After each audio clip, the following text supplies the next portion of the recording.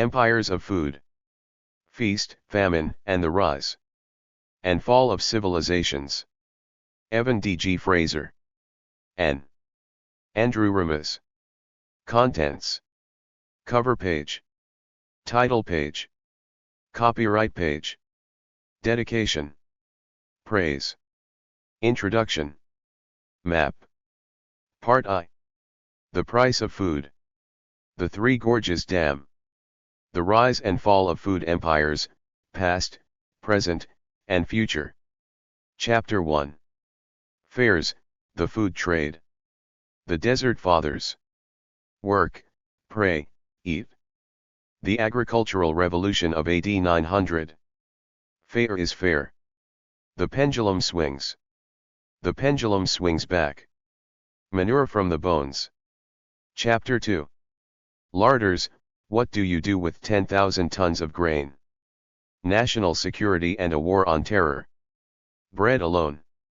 Not by bread alone, oil and fish. Hannibal lectured. A question of logistics. Grounds for exhaustion. How to feed an empire, cheap. The larder is empty. Chapter 3. Farms, growing food for profit and environmental rapine. The grapes of wrath. God in the cup. The weak heart of today's food empire. Part 2. The price rises. An experiment in survival. Chicken Little or a lot of chicken. Chapter 4. Water, irrigation's questionable cure. Mesopotamia's fix. In praise of grain. Oriental despotism. Retreat of the elephants. The yellowing river. Water, water everywhere? Chapter 5. Dirt, the chemistry of life. The story of N. In praise of phytoplankton. Fecal politics. War empires. The birds of Peru. Chapter 6. Ice, preserve us. How food rots and how to slow it down. It's a jungle. The industrial garden state. Triumph of the tomato. California scheming. The orange juice quandary. Part 3. Empty pockets. Storm clouds. Chapter 7. Blood, the conquest of food. Rebellion in the Spice Islands. Chiapas. The moral economy of food. The climate trigger. Chapter 8. Money, tea and famine. A foundation in pirates. Victorian Haiti. Her Majesty's drug cartel. In America, there could be no famine. The Great Hunger. The food empires ahead. Chapter 9. Time, fair, organic, and slow. The meaning of fairness. Greener pastures. The snail triumphant. Conclusion, the new gluttony and tomorrow's menu. Acknowledgements. Notes. Index. About the authors. To Gabrielle and Paloma. Empires. Of. Food. Praise for empires of food.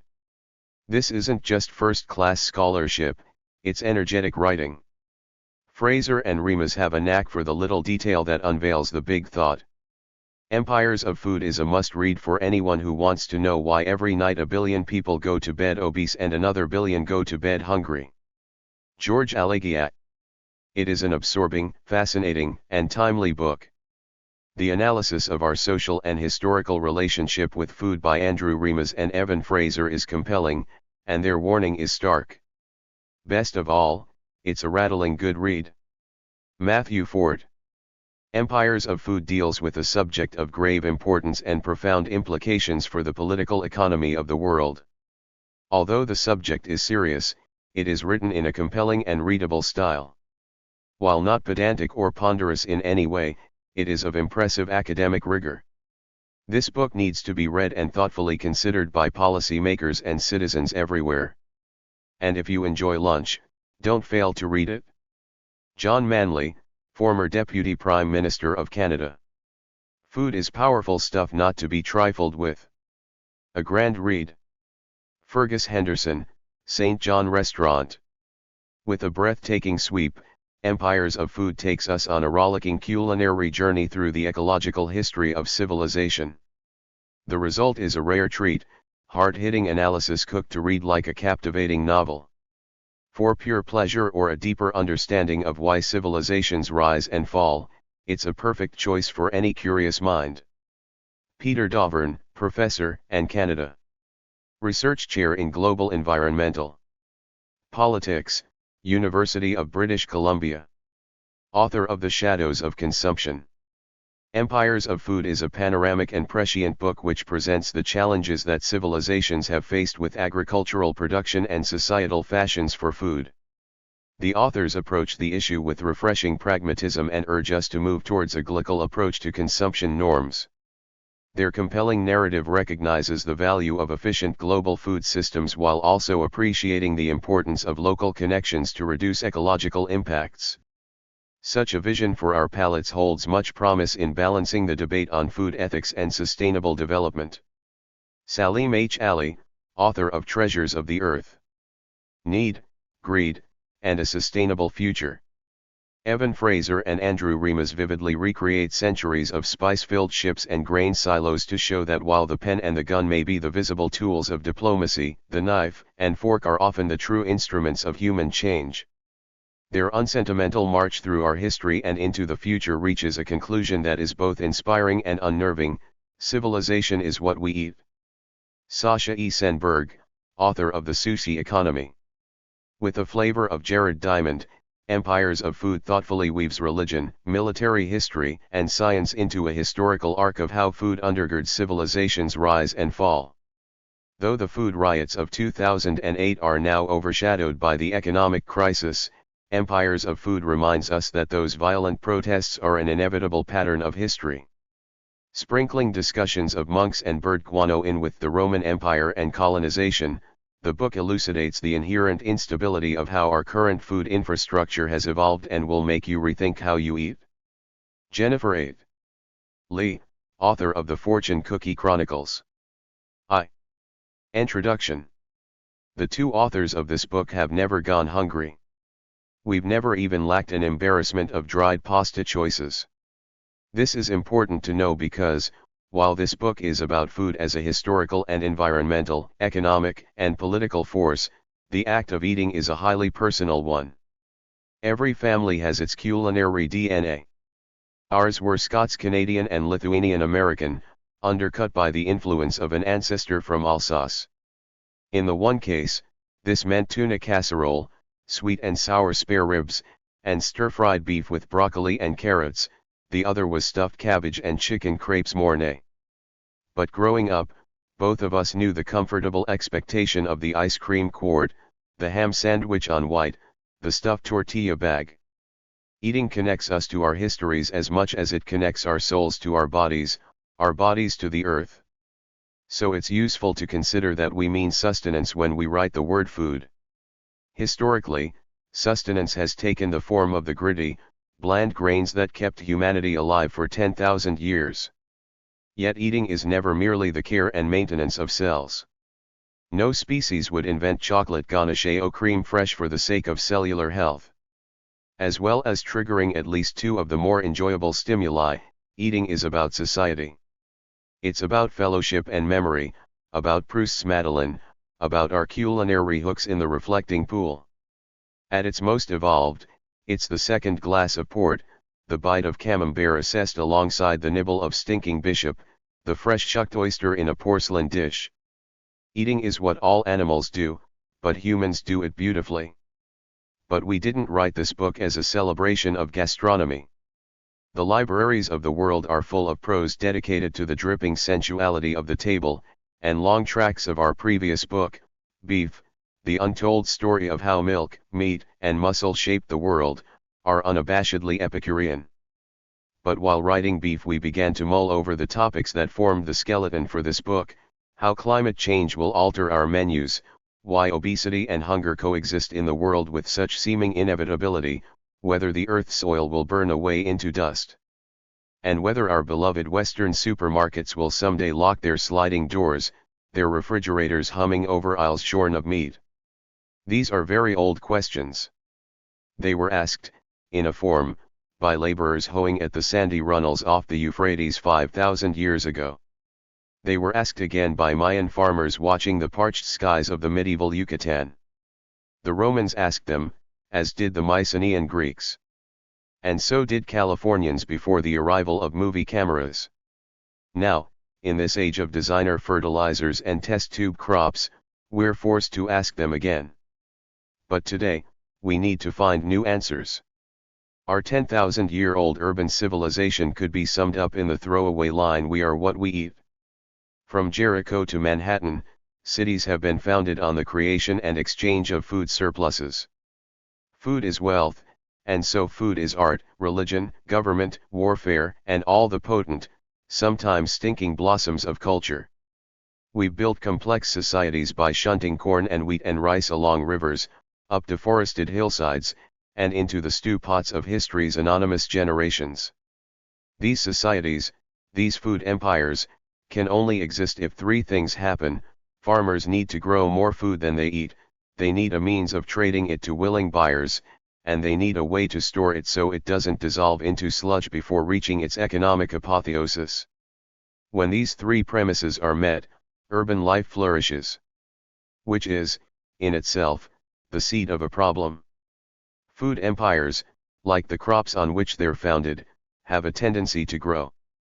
Unlike wheat stalks, though, they have a tendency to swell past sustainable boundaries until they implode. For instance, a food empire might stretch out during a period of mild sun and soft rainfall, but when the weather turns foul a few centuries down the line, it hastily shrinks on account of the cold. Or it may throw its economic heft behind a particular crop, using specialist producers to feed its hungry cities. But this makes the food empire vulnerable to droughts, floods, and pests, leading it to topple when the crop fails.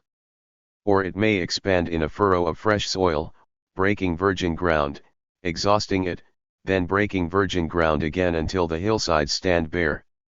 Or all of the above. When a food empire fails, mobs tear apart the marketplaces, angry over the cost of bread. Governments raise armies to conquer greener, more fertile valleys. People uproot. Forest creeps back over the old fences. Arable land falls into disuse, and society contracts. It happens again and again. And it's happening now. This book is about how food, economics, agriculture, and human empires are all strands of the same narrative. In following these strands, we've traced two journeys. The first took place at the turn of the 17th century, at the dawn of the global marketplace. This was the first time that a merchant could make a circuit of the earth, jumping on and off ships, buying and selling merchandise in the hope of getting fabulously rich. Using the journal of one of the first people to ever attempt such a journey, we trace the beginnings of the modern food empire, the mesh of human arrangements, technology, and land that binds farmers in Indonesia to banks in Holland, Peruvian fishermen to bureaucrats in Europe. The second journey takes place 400 years later, in 2008. It's a trip down the Yangtze River in central China, through the heart of an industrial food empire. Many of the themes from the first journey, erosion and transport, the price of fish in one place and of chickens in another, repeat in the second. Large and complex civilizations expand and contract, breathing out and pulling back in a sequence that's been repeating itself since the agricultural revolution. Today, the fertilizers are better, but that's just going to make the contraction all the more abrupt. The shape of the pattern, a gradual rise in comestible wealth, ending in an unpleasant plunge, hasn't changed since the Fertile Crescent turned into a misnomer.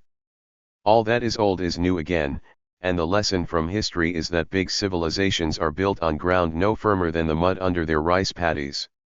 They, and we, are slaves to food. Part I. The price of food. T. He. T. Hree. G. Arges. D. A.M. A brown dusk hangs above the Yangtze River as it drifts, hazy as stale tea, through the concrete warrens of Middle China. A few miles upstream, the water still laps against fantastical crags and bamboo forest, but in downtown Yuchang, it seeps along a molded channel, as grey and unyielding as the skyscrapers that roost on the paved edge of the stream. A few years ago, Yuchang was the Chinese equivalent of a puddle duck hamlet, a forgotten river city like dozens of others in the valley. Today, it's one of the new cities of the East, a rusting bunker of 4 million people living under a whirl of ozone and carbon dioxide. You don't see the sun much in Yuchang. But you do see traffic. Lane after lane of chrome and plastic and gusting diesel clang past the fluorescent restaurants and brothels, the silent blue television glow from the windows of the apartments, the sad potted trees. If Yuchang were an American or European city, it would rank, in terms of size, in the second tier. In China, it barely registers on the human landscape. But it does register on the economic one. The city stands 600 miles west of Shanghai, midpoint along the river between the industrial coast and China's vast inland metropolis of Chongqing. That wouldn't matter much if it weren't for a particular trick of geography that would make Yuchang the site of humanity's single greatest material act, the construction of the Three Gorges Dam. The physical reality of the dam squashes the brain's capacity for hyperbole.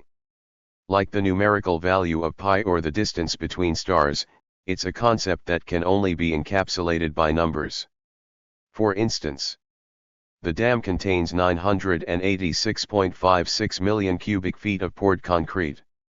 It flooded 244 square miles of land. It's propped up by 256,500 tons of metal supports. Building it displaced 1.13 million people. In short, it's a piece of civilization that can only really be thought of in terms of a spreadsheet. Passing through the shipping locks on the upper section of the dam is like sailing through a steel gate into Brobdingnag. The 5 lock chambers are each big enough to float 20 large cargo vessels. Their 130-foot-high doors are tall enough for cruise ships to putter through like tugboats. Once inside the chambers, the water drains away at a rate of a meter every couple of seconds, leaving passengers craning their necks to see the sky. It takes a boat 3 hours to pass through the dam, but doing so makes travelers feel like they're crossing a threshold into a changed world, one that's out of scale with everything downstream. A broken flow, leaving behind everything that's ever gone before. The travelers are right. The Three Gorges Dam unveils a new world that stretches far beyond the cinder block maze of Yuchang. On the outskirts of the city, the river swells to a width of about 1.5 miles. Before the Chinese started to tinker with the river's flow, the water churned with sediment from as far away as the Himalayas, rolling with it down into the flat, squelching miles of the Yangtze Delta to Shanghai. Now much of the grit settles against the concrete filter of the Three Gorges. One local hydrologist says that since the river ceased replenishing the delta's mud, Shanghai has actually begun to sink. The Yangtze River cuts the nation in half, both physically and gastronomically. On the northern bank is the beginning of wheat country. To the south lie rice paddies. So long as the river remains navigable, merchant fleets keep the western hinterland connected to Shanghai's markets, and hence to the world. But when the river floods, as it once did with regularity, the catastrophe can be mythic. A Yangtze flood in 1931 killed more than 100,000 people, although this was a mere fraction of the 4 million deaths inflicted by China's rivers in a grisly season that still holds the world record for murderous natural disasters. Point 2. China's history is the history of its rivers, and the dam is meant to change that. Official proclamations declare that the Three Gorges is a giant battery of clean, renewable energy, ridding a sorely gassed nation of 100 million tons of carbon dioxide and 2 million tons of sulfur dioxide emissions per year. It's meant to bestow dependable irrigation on millions of peasant farmers. Most importantly, it promises to lessen flooding from once per decade to once per century, shielding 1.5 million hectares and 15 million people from the deadly wash. Point 3. On the other hand, critics are worried that the dam's reservoir will silt up like a clogged drain, making the whole project not only wasteful but dangerous. Point 4. Earthquakes, too, are dangled as an apocalyptic possibility, as is terrorism. And then there's the question of obsolescence. With a brave, new climate burning down on our ice caps and glaciers, the 21st century is going to be awash in floodwaters. The dam, in short, may prove to be useless or even downright catastrophic, potentially unleashing a gigantic wave of muddy, rolling death on the river valley. 5 U-chain would be its first victim. In the meantime, the Three Gorges Dam has risen to an unusual pantheon of human achievement, that of epical engineering, stuff that sums up the human condition of the time. Stonehenge, for instance, reflected the relationship between Neolithic people and the cosmos. The pyramids proclaimed the divine nature of the pharaohs. Now the Three Gorges Dam declares to the world, in the most ostentatious manner possible, that China is modern. No longer is it a nation of bent peasants eking out a living among the rice plants. It's now a nation of 6-lane highways and lab coats, of hydroelectricity powering the laptops, where something as primitive as a bursting riverbank belongs to the muddy past. And it's especially a nation where no one goes hungry, where even the poor can stock the refrigerated aisle for a bag of frozen dumplings. In the 21st century, the China of the Three Gorges Dam need never fear starvation. It's part of the safe, clean, modern world. Part of the global food empire. Or so it seems on first glance. In the late 1990s, some Western researchers worried themselves into a tizzy about the effect that a global China would have on the world's food markets. They suggested that a country so populous couldn't possibly feed itself, particularly since its land area under cultivation was shrinking. They thought that China's appetite for imported rice, in particular, would drain the international markets by the year 2030, driving up prices and making trouble for everyone from commodities brokers in Chicago to slum dwellers in Rio. 6 This hasn't happened. China remains almost entirely self-sufficient, consuming only homegrown rice and mostly homegrown wheat. This would be good news for everyone if it had any chance of lasting. It doesn't. The Chinese Academy of Sciences recently stated that, due to climate and population change, cereal production fall significantly as the century progresses. 7 This is bad news for everyone, because the Chinese food empire, with its tangle of farms, warehouses, refrigeration cars, corn exchanges, cash registers, and frying pans, is hopelessly intertwined with the rest of the world. Recall the cliché of the butterfly flapping its wings in the Amazon and causing a hurricane. Today, we have a shrimp boat hauling up an empty net in the Mekong Delta and sparking a riot in Haiti. To feed itself, China is resorting to the deus ex machina of genetically modified grain super rice varieties that are twice as productive as natural ones. 8 What biotechnology giveth, it also taketh away in the form of weird, genetically mutating pests. Super rice needs super pesticides, and super amounts of water and chemicals. When the Chinese planted their first strains of these laboratorial wonders, they bathed them in a wash of fertilizers. And these products cost oil. Lots of oil. So they yoked their agriculture, as Westerners did long ago, to the energy market. It's a devil's bargain at best. At worst, perhaps in some future, fateful year when the price of oil floats to record highs along with the annual temperatures, it's going to be hell. Genetically modified crops may not even promise technological salvation anymore. 9 One of China's current experiments is with a strain of rice that produces its own insecticide, a poison tagged for a prowling plant killer called the stem borer. But the stem borer is already yesterday's villain. Even as this new rice is unleashed on the stem borer, a fresh pest, the brown leafhopper, is replacing the ailing vandal, proving again that ecology is impossible to squash into an engineer's blueprint. 10 Something unexpected always happens to mess up the profits. The rise and fall of food empires. Past, present, and future. The Three Gorges Dam exists because of the way China gets its food. And China, like all developed countries, is part of the global food empire.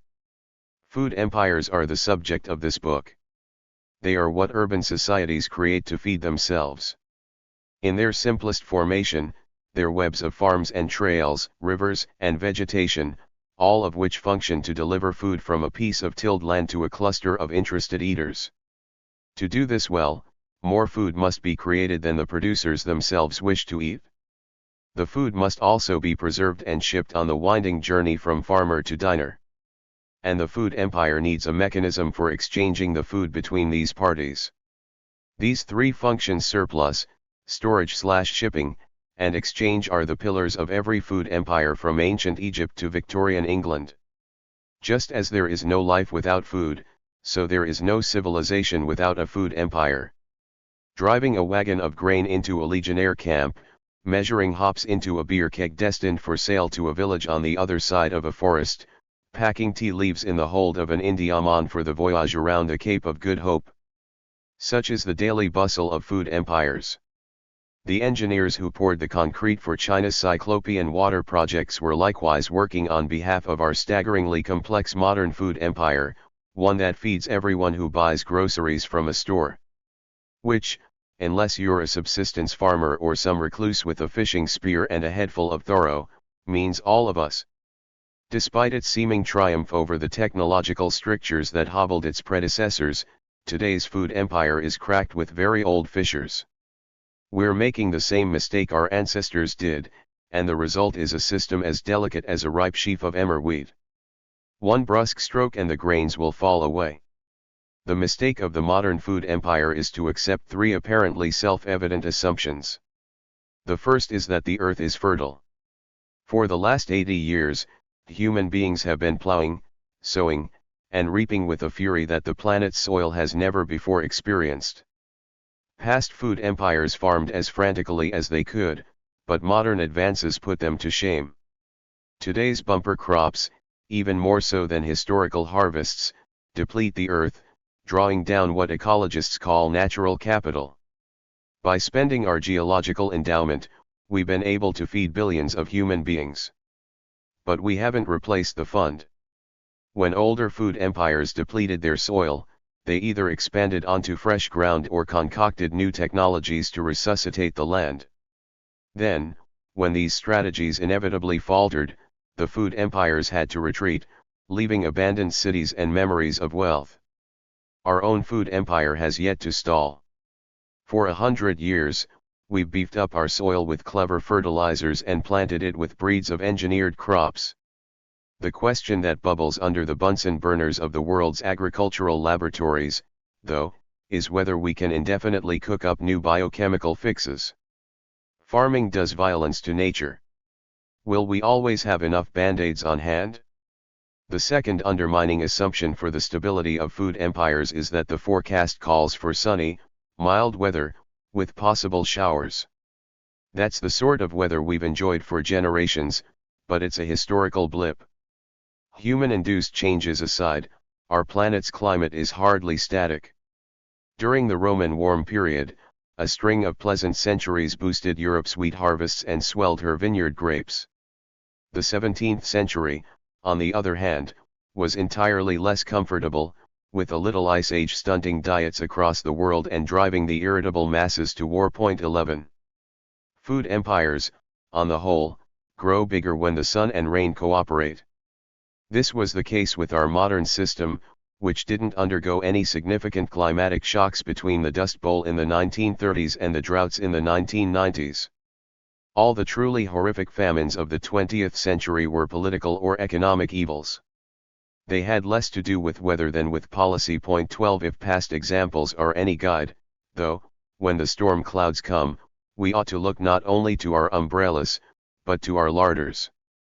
Cities have a tendency to shrink with the grain yields. Our third mistake is to assume that it's good business to do one thing well. The modern food empire is a patchwork of specialized regions producing large amounts of a very few commodities. This is sound economics but terrible ecology. A specialized agricultural region is fragile in the face of a particular insect or spore or an untimely spell of dry skies. Nature is most resilient when it's diverse. And since all our specialty patches depend on one another to constitute our food empire, none of them can exist alone. None are self-reliant. Remove one and the whole system unravels. There's a fourth assumption that affects the first three, but since it's unique to our modern food empire, we have no historical lesson to glean. Just logical ones. Our food supply, like everything else in our civilization, takes cheap fossil fuels for granted. We use oil to power everything from water pumps to meat freezers. The factories that synthesize fertilizer in chemical vats use natural gas. Without a predictable, affordable flow, we can't grow and refrigerate the dizzying quantities of food eaten by our metropolises. Bargain-priced energy is the reason we've been free to breed and feed our population past the 6 billion tally. Remove the energy, and those billions, too, will be taken away. Of course, these are a lot of assumptions on which to base something as important as the feeding of our species. They assume no pendulum swings in the price of energy. No global warming. They place existential faith in the scientists trying to mask chronic soil degradation by inventing new seeds and fertilizers. And they assume no political reneging on trade agreements like, for instance, when India banned the export of non-basmati rice in 2008 in a panicked attempt to smother its domestic prices. 1314. To be mistaken in one colossal assumption about our food empire may be a misfortune. To be mistaken in all four seems like something worse than carelessness. It seems like willful disregard for the truth. When we finally shed these assumptions, we'll realize the genuine price of the way we produce, distribute, and consume food. Our food empire began to totter alarmingly in the spring of 2008. Initial stories quietly noted a drought in Australia and a swing in the value of the UN. Then the headlines grew excited. Violence in Burkina Faso. Rice quotas at US Walmarts. 15 Biofuel stealing the corn from our mouths. Violence in India. The World Bank declaring an international crisis. Violence in Mexico. 16. Panic wasn't really an unreasonable reaction. Worldwide food prices, which were already up by 25% compared with the first half of the decade, spiraled out of daily affordability and into the realm of luxury. Robert B. Zoellick, president of the World Bank, proclaimed in April 2008, since 2005, the prices of staples have jumped 80%. Last month, the real price of rice hit a 19-year high. The real price of wheat rose to a 28-year high and almost twice the average price of the last 25 years. 17. That spring another 75 million people slipped off the statistical precipice into the wretched classification of hungry. 18. In the hysteria, not many people noticed that 2008 was the single most bountiful year in the history of agriculture. Never before had farmers coaxed such plenty from the earth, never had harvests been so lush. The weight of the global bread basket was 2.24 billion tons, a robust 5% increase over the previous year. Yet food prices utterly detached themselves from the fact that we had reaped the best harvest in the entirety of human existence. That's because our assumptions had finally started to wear thin. History has a talent for ruining comfortable ideas. In the 19th century, at the height of Victorian industry and the flowering of mechanization, 45 million people died when well-reasoned, generally well-intentioned British colonial policies blended, murderously, with the weather of El Niño. 19 If a true environmental catastrophe had struck the world in 2008, a drought in the American Midwest or a bad case of European corn borer in the Ukraine, it would have been an awful lesson in history. That's the negative side of the food empire. The bonds that link our pantry shelves to the wages of tractor drivers on the North China Plain are real, for both good and bad. So even though malnutrition and hunger are inconceivable to many of the world's inhabitants, the only difference between a bond and a shackle is perspective. The US Congress passes a law on biofuel subsidies, and Bangladeshis can't buy rice. A dry summer sends an Australian cattleman into bankruptcy, and Senegalese storefronts are smashed. It's no different from the way that toxic mortgages in the United States caused economies to topple in Europe. But while a financial crisis ruins lives, a food crisis ends them.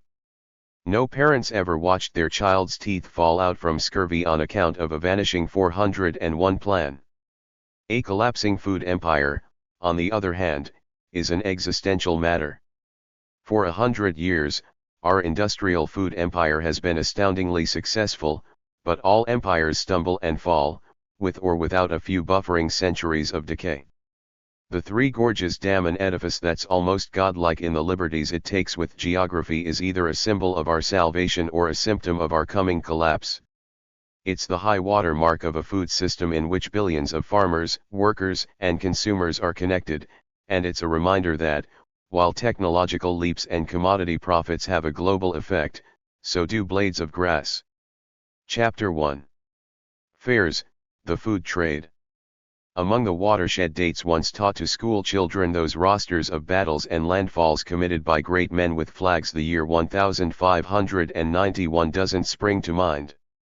It was a perfectly decent year, perhaps, but it was clearly number 1453 or 1588.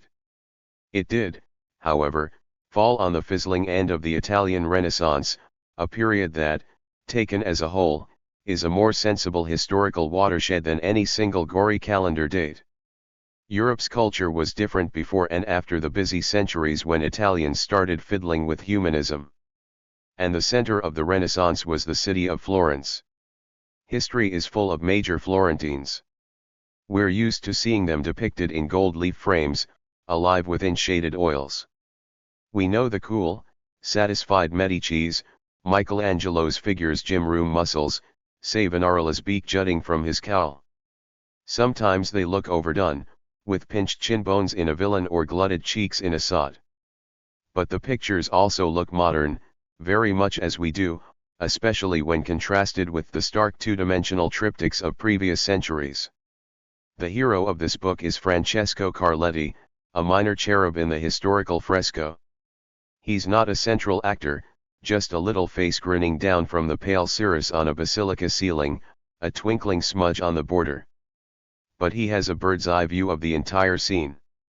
Born a contemporary of greater men in the year 1573, Francesco Carletti was no prince or painter, no condottiere lord, black-skirted reformer, or vessel of holy outrage. He was merely a trader, a man who bought and sold things, often foodstuffs, in the hope of a profit. His thoughts were unsullied by poetry, and they never moved in currents deeper than his belly, his wallet, and his libido. In short, he floated through the turn of the 17th century like a dinghy borne on a swell. But he was honest, in his way. Carletti was one of the first Europeans to record a worldwide trading journey, and his memoir, written at the beginning of modernity, is a unique record of the origins of the food empire we enjoy today. A natural observer, Carletti was an amiable, open-minded man with a keen memory for details, particularly when they involved money, sex, and food. 1 The son of Antonio Carletti, a middling merchant with interests in Spain, the teenaged Carletti left his home on the 20th of May of the fateful year 1591 on what would become one of history's most inept business trips. It would last 15 years and drag him, sometimes unwillingly, across the entire circuit of the globe. During his travels he accumulated and lost a fortune, partook of fleshly pleasures from Cape Verde to India, and ate an astounding variety of dinners. So while food production, its storage, and its exchange is the subject of this book, Carletti is its hero. Food was Carletti's chief endeavor, as it is for all of humanity. Our stomachs, more than our hearts or genitals, force us to act. When Carletti left Florence, he traveled in the company of a friend of his family, a merchant named Niccolo Parenti, who had taken him into his care and given him an apprenticeship. They boarded a galleon at Livorno and made a pleasant cruise to the sun-kissed port of Alicante, an ancient Spanish city that would 400 years later be rebuilt as a discount Sodom for English vacationers. From there, master and apprentice saddled up for the overland trip across the south of Spain to Seville, a journey of some 300 miles as the crow flies. In 1591, Spain was the center of Europe's commercial world, the heart of a global empire under the rigorously Catholic Philip II. Its kings were the emperors of Austria, Holland, generous cuts of Italy, and the weird, rich alien universe beyond the Atlantic. It was Spanish adventurers who, a mere generation earlier, had sailed into nothingness and returned, addled and raving, but with their ships creaking with bullion. It was Spanish merchants who were now weighing fist-sized ingots at Potosi and flooding the European markets with doubloons. Seville, when Francesco Carletti arrived there, was the empire's financial nexus.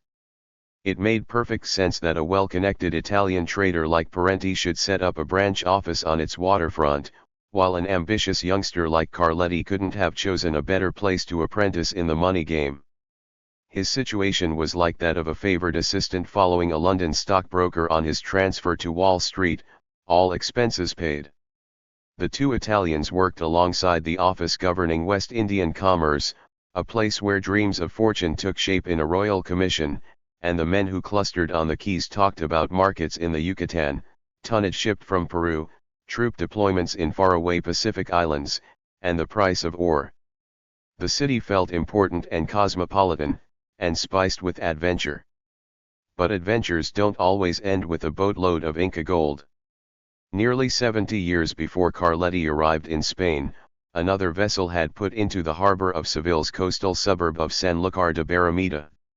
This was the Victoria, captained by the Basque adventurer Juan Sebastián Elcano.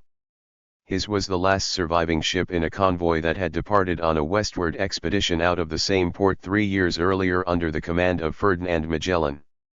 And while Magellan's expedition was the first to circumnavigate the globe, even 70 years later in Carletti's day, commercial travel between Spain and Asia was hardly painless.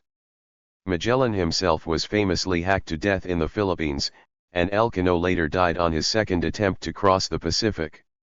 Conditions hadn't changed much in the 3 generations since. A European setting out for the East Indies in the 1590s could still reasonably expect to die horribly by means of shipwreck, starvation, or hostile foreigner. But the adventurers weren't fools. Land degradation and population growth had made their home countries crowded, and expensive inflation in the price of food and fuel was rampant in Europe during the 16th century. The Reformation and Counter-Reformation had whipped up a brisk business in civil war and atrocity. European economies faced less a period of uncertainty than of dread. 3. It made sense to take one's chances with the Aztecs.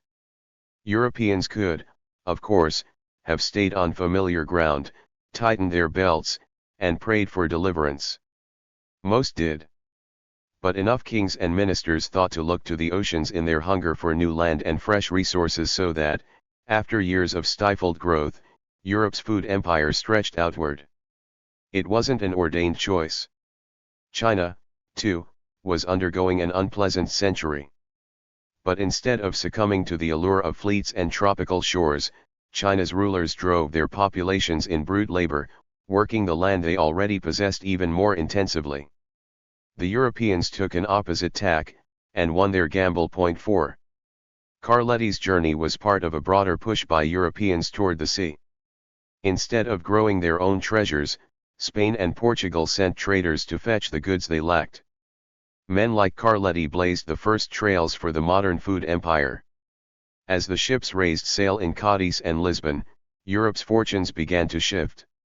A very long degeneracy was at last coming to an end. It had lasted 1,000 years. The Desert Fathers. Blame for ejecting the Romans and plunging Europe into the so-called Dark Ages usually falls to a ménage of Goths, willful illiteracy, and Christian impotence. While barbarian invasions did sterling work at dismantling Roman civilization, it was the problems caused by the food trade that doomed Europe to its long, unprofitable slumber. And it would be food that hauled Europe back out of its slump. When the western half of the Roman Empire sank from decay into outright graveyard decomposition, Europe went hungry. For centuries, an imperial network of farms, warehouses, shipping lanes, paved roads, and soldiery had filled the cooking pots of millions of city dwellers, particularly in Italy. That vanished with the Roman legions. Especially on the edges of the empire, the infrastructure dissolved to the point where a farmer couldn't safely carry produce to an urban market. The roads were too broken, the journey too dangerous. With the loss of transportation, merchants had nothing to offer their customers. A complex food trading system disappeared in favor of a cautious, tinkering trade in pocket luxuries like spices and ornaments. For the mass of Europeans, subsistence farming was the only means of survival. Cities ebbed away from the fields and orchards, merchants pried their ships apart for lumber, and the old trading routes fell into disuse. In accord with the times, Europe's population shrank by half between AD 200 and 600. The city of Rome itself fell from a peak of about 1 million residents in AD 300 to 400,000 a mere century later. 5. Urban life fell apart in the 4th century because agriculture and trade, as much as the Roman armies, had failed. Given widespread hunger, rapine, pillage, and pessimism, some people chose to drop out. If society had given up on them, they would give up on society. Among the earliest of these recluses were devout Egyptian Christians, later called the Desert Fathers, the foremost of whom was the 4th century ascetic Saint Anthony. In an act that bears a striking resemblance to the hippie movement of recent generations, Anthony spurned the decadence and wars of society, gave up all his worldly goods, and opened an organic farm. 6. Went over the ground about the mountain, and finding a small patch that was suitable, and with a generous supply of water available from the spring, he tilled and sowed it. This he did every year, and it furnished him his bread. He was happy that he should not have to trouble anyone for this, and that in all things he kept himself from being a burden. 7. His approach caught the imagination of a disgruntled, fearful world, and people flocked to follow his example. 8. 100 years later, John Cassian, a rising star in the church hierarchy, joined these imitators. Cassian had embarked on a tour of the crumbling corners of the empire, keeping a sort of spiritual itinerary with stops in the Holy Land followed by a long, mortifying detour in the Egyptian desert. After a few years of contemplating the evils of the flesh, he returned to the noisy ring of church politics and doctrinal controversy before settling in the south of France. Inspired by his memories of the African desert, he founded a monastery to replicate the gang of ascetics he had joined on his tour, picking Marseille as a headquarters. 9. There, he spent much of the rest of his life writing instructional books on how to build a monastic community, how-to guides for budding abbots. 10. By the standards of the Dark Ages, Marseille was something of a resort community. Steep hills to the north isolated it from the endless wars between the Merovingian potentates, and while geography meant that its hinterland couldn't grow much food, the inhabitants could look to the water of the city's deep harbor for sustenance. Marseille sits near the mouth of the Rhône, commanding the best waterway into the French interior. It was one of the few urban centers to prosper during the Dark Ages, and it did so by trading wine, fish, and grain between France and the wider world of the Mediterranean. Trade allowed Marseille to expand just as other towns were dissolving into goat pasture, and it grew rich enough to build suburbs when most other cities were only growing their cemeteries. Marseille even constructed a lavish baptistery, the grandest in Europe at the time, and siege-proof battlements. 11. It seems ironic that Cassian, who insisted that his monks take vows of poverty, chose to plant them in the middle of one of the few vibrant economies on the map. Perhaps he wanted to test their commitment by exposing them to luxury. More likely, he was a pragmatic enough manager to understand that, while an individual monk may deny his biology, a monastery needs kitchens and markets. There was also an element of chicken and egg to Cassian's settlement. A monastery is an economic gift. In a continent where trade and agriculture were busily decomposing, Cassian's monastery gave Marseille a jolt of industry, because his monks didn't merely pray for the next world. They worked very hard to improve this one by producing food. Work, pray, eat. Stark spirituality and communal living proved to be a popular mix. 12. A few decades after Cassian's death, another monk, Saint Benedict of Nursia, tweaked the rules that governed Marseille's monastery into something standardized and replaceable, a Model T of group asceticism. These Benedictine monasteries spread, and by the end of the 8th century, chapter houses studded the landscape, each of them forming a nucleus of industry and food production within an otherwise shiftless continent. 13. By growing and storing food surpluses, the monasteries became business, cultural, and financial centers, as well as dietary hubs. Monks were such noted businessmen that one medieval writer observed that, around one monastery, the river Seine was a channel for vessels that trade in many goods. 14 abbots signed trade agreements with other abbots. The monks at Saint Denis, for example, had a long-term arrangement to buy salt, wine, and oil from their colleagues in Marseille. Benedict had invented a successful business model. And he'd done it on the principle that it shouldn't feel horrible to be a monk. For example, instead of eating the 2 or 3 meals per week recommended by Cassian, Benedict advised his monks to keep up their strength for hard agricultural work. This meant regular dinners.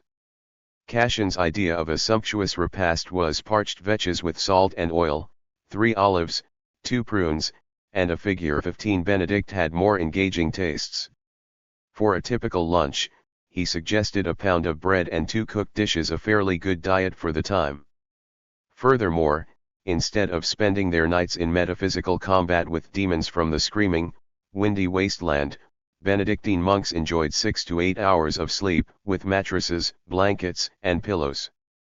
Had the Benedictines followed a truly ascetic rule, they would have been too frail for useful farming, an activity that, to Benedict, was as vital as prayer. Benedict's easing of Cassian's strictures broadened monasticism's appeal beyond a circle of zealots.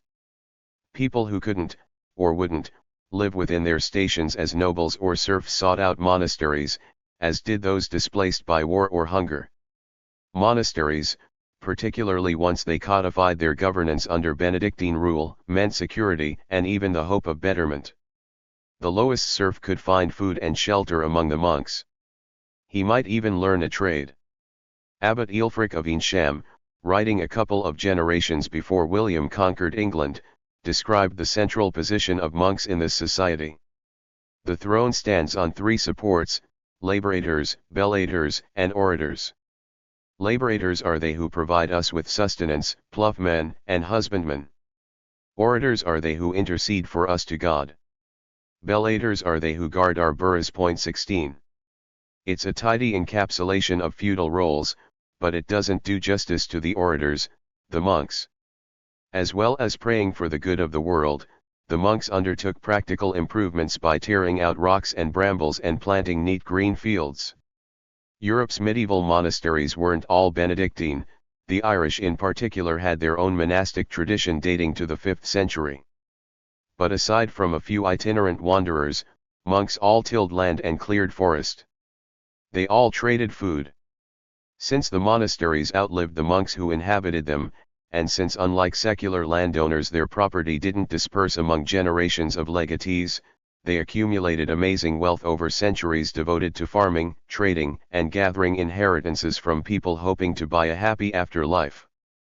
They became financial hubs. 17 And they expanded outward to the frontiers, pushed by the monks' consecrated work ethic, by royal decree, and by allied merchants. 18 Combining their agricultural learning with holy rigor, monks hiked into the woods of Central Europe and changed the wilderness into tilled earth. 19.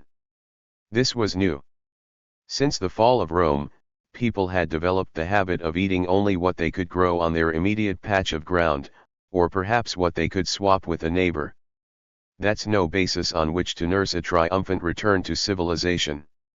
To hoist itself out of poverty, Europe needed to grow more food than the farmers themselves could eat, and it needed a mechanism to trade the surplus. The monasteries supplied both the means and the mechanism. The agricultural revolution of AD 900. Typically, a monastery took root when its founders, often funded by a royal patron, cleared a section of forest inhabited only by wildlife or by undesirables. At first, the fledgling monastery sent for necessities like flour and meat from its brother houses, establishing trade routes into the shadowy neighborhoods of the continent. Then, after the new monastery's fields had started to flower and its herds had started to multiply, its self-sufficiency encouraged people to settle in the semi-tamed locale, making the monastery into an economic center of a rapidly gentrifying environment. By the 10th century, the process had brought millions of acres of fallow moorland, forest, and swamp into cultivation. 20. In England, for example, Deforestation was practically a form of penance. After the conquest, King William, worrying about the moral stain of killing so many people during his invasion, tried to find a way to whitewash his soul.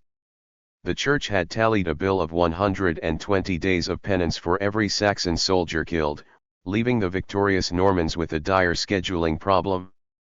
How would a busy baron, or indeed a king burdened with the task of subjugating a hostile population, have time to pray?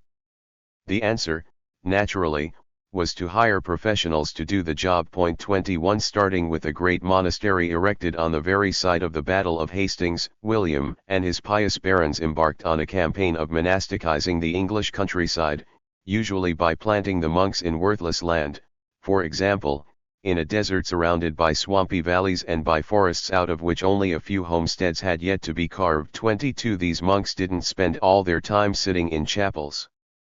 Within a few hundred years, they had hacked and churned hundreds of thousands of acres into arable soil. 23 The monks applied themselves to farming as zealously as they applied themselves to praying for the souls of their patrons. They became professionals. They studied crop rotation and tinkered with metallurgy, striving to make their brief time in the temporal world more productive. For example, until the age of monasteries, Europeans worked their fields with simple scratch plows, essentially a form of weighted knife that cut a shallow furrow in the surface of the ground. Since these didn't dig deep, they could be hauled by a single donkey, but they also couldn't reach the inner nutrients of the soil. Scratch plows required 2 perpendicular passes to properly churn a piece of ground, so fields looked like little patchworks of squares. The monks changed this by introducing the moldboard plow, a heavy instrument constructed in 3 parts. 24 A primary blade cut downward, deep into the earth, while a second, horizontal blade severed roots under the surface, making an incision like an upside-down T. A sloping section followed the horizontal blade and churned the newly cut soil up along the side of the machine. These improvements were, in terms of plows, astonishing. The moldboard could slice through wet northern soils, dredging up nutrients and organic matter to nourish the crops and increase yields. A single pass was now sufficient for any job, so farmers could farm longer tracts. Since they weren't limited to squares, they could follow the natural contours of the land, which prevented erosion. Also, the action of flipping up the dirt to one side of the furrow helped trap moisture, again increasing fertility. The moldboard plow, in other words, might have been a boon to human progress on the same level as steam power and the invention of the wheel. But because the wretched contraption required an entire team of animals to pull it, pricing it out of the reach of the average peasant, it's likely that, as late as 1066, most farmers still picked at their fields with scratch plows. 25 The technology was for those who could afford it, like monks. Monasteries were quick to adapt other technologies as well, primarily in food processing. Water mills had vanished from the European landscape with the Romans, leaving generations of people to grind their grain with querns, or hand mills. The monks rebuilt the water mills, and when a monastery was first chartered, the new abbot or prior usually made a point of securing a monopoly on milling rights from the king. 26 This freed labor from the daily toil of grinding grain and channeled it into more useful pursuits, like building cities. Fair is fair. Despite any residual Christian leanings toward poverty, a monastery had a commercial relationship with its tenants, one that would have looked familiar to modern farmers yoked to 21st-century agribusiness firms. The abbots were legal bullies with an arsenal of contracts and lawyers. They wanted nothing to encroach on their fertile turf.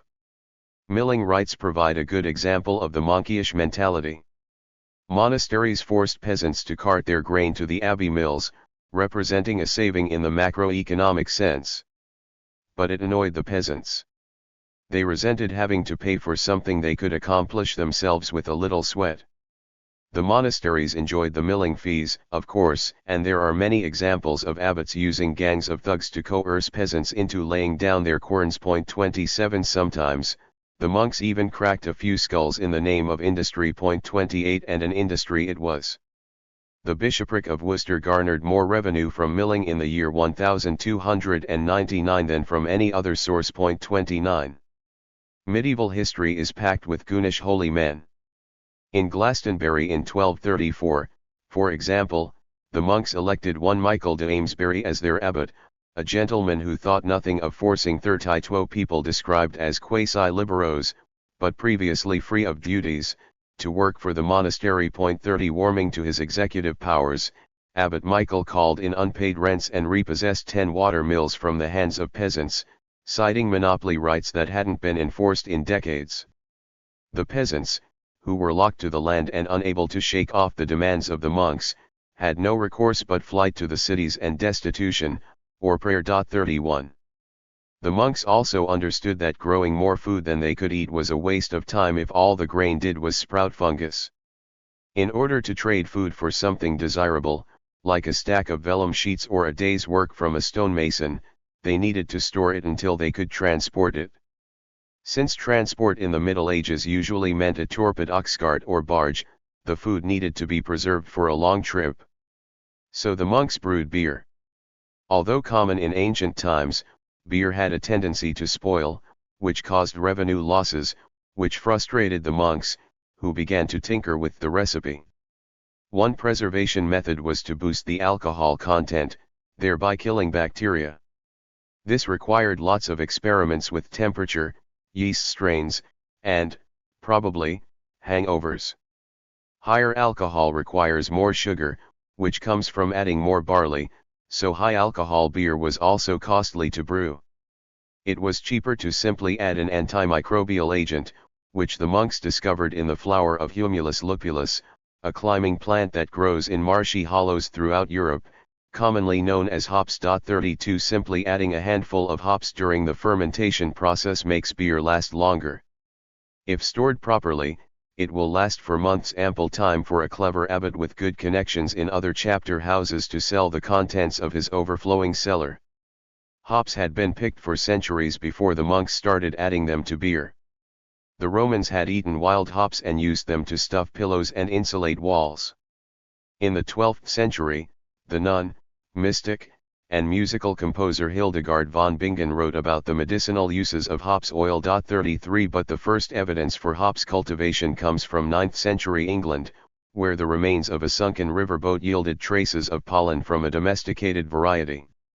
The timing of hops domestication coincides with the period when it was first used as a beer preservative.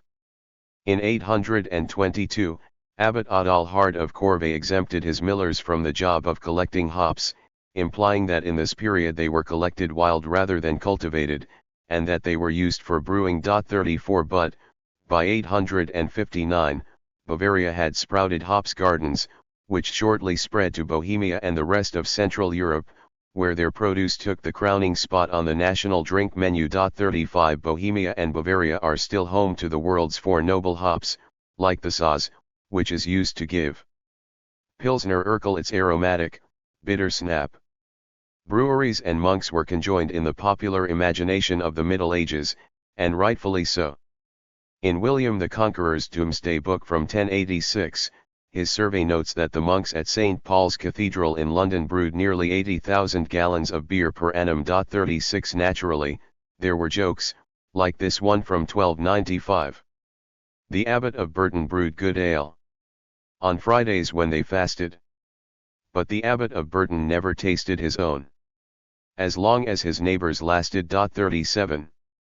Thanks to their innovations with hops, monks could store their surplus grain in the form of beer, squirrel away harvests, and sell them, even over distances.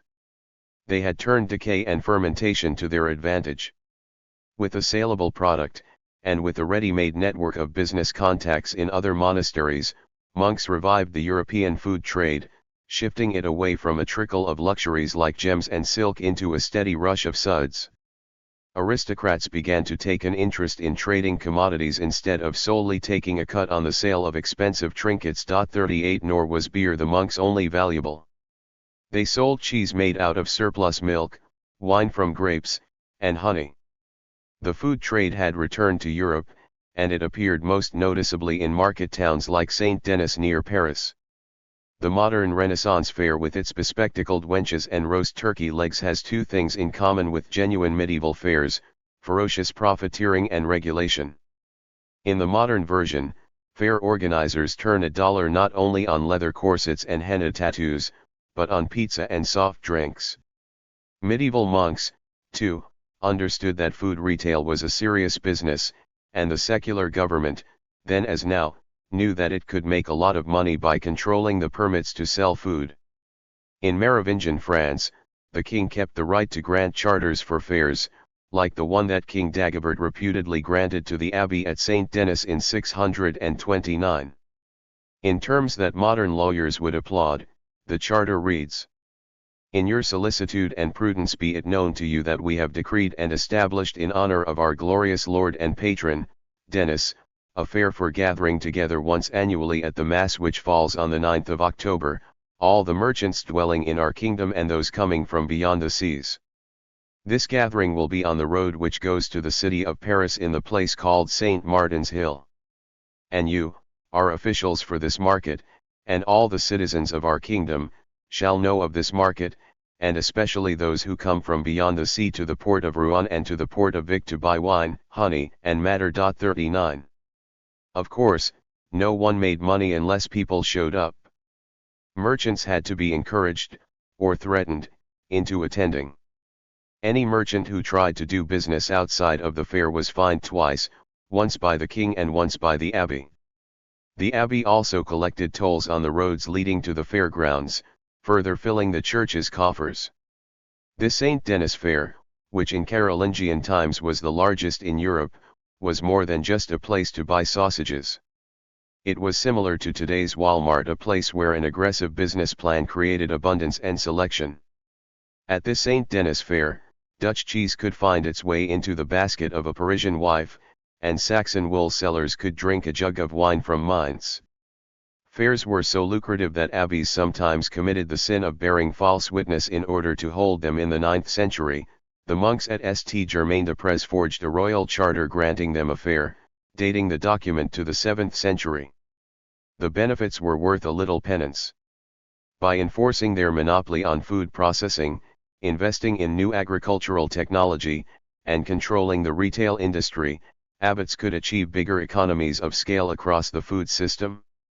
There was now a potential for larger and more efficient plantations than had existed since the fall of Rome. The abbots also realized that specialization could be lucrative. Regions developed reputations for particular products whose sale made everyone richer. 40 And so the cycle repeated itself. Farms expanded, forests shrank, cities grew, and people found the time and resources to build cathedrals and breed more babies. And to feed them, of course. Today, the lordly agro-industrial corporations fulfill much the same role as the monasteries, minus spiritual services. They control the inputs used by farmers, the methods of tillage, and the destination of the produce. It's an ancient idea. Like the monasteries, they've made a lot of money from food processing. They determine the way people eat, with most of the food on Western dining tables produced by a tiny number of firms.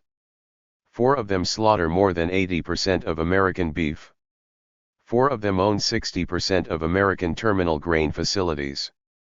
3 export 81% of the nation's corn, as well as 65% of the soybeans. Moreover, the agribusiness companies are metastasizing. Between 1989 and 2002, the top 4 American pork-producing firms increased their domestic market share from 34% to 59%. 41 Seed companies usually work under the same corporate roof as the labs that brew the fertilizer. A single corporation will now feed an animal, slaughter it, and pulp its carcass into frankfurters. Statistics such as this make modern academics liken agribusiness to an hourglass, where food grown by thousands of farmers is processed by less than a dozen companies that in turn sell it to millions of consumers. It's the same model used by the abbots who once looked out from the windows of their chapter houses and saw nothing but wheat, workers, and windmills.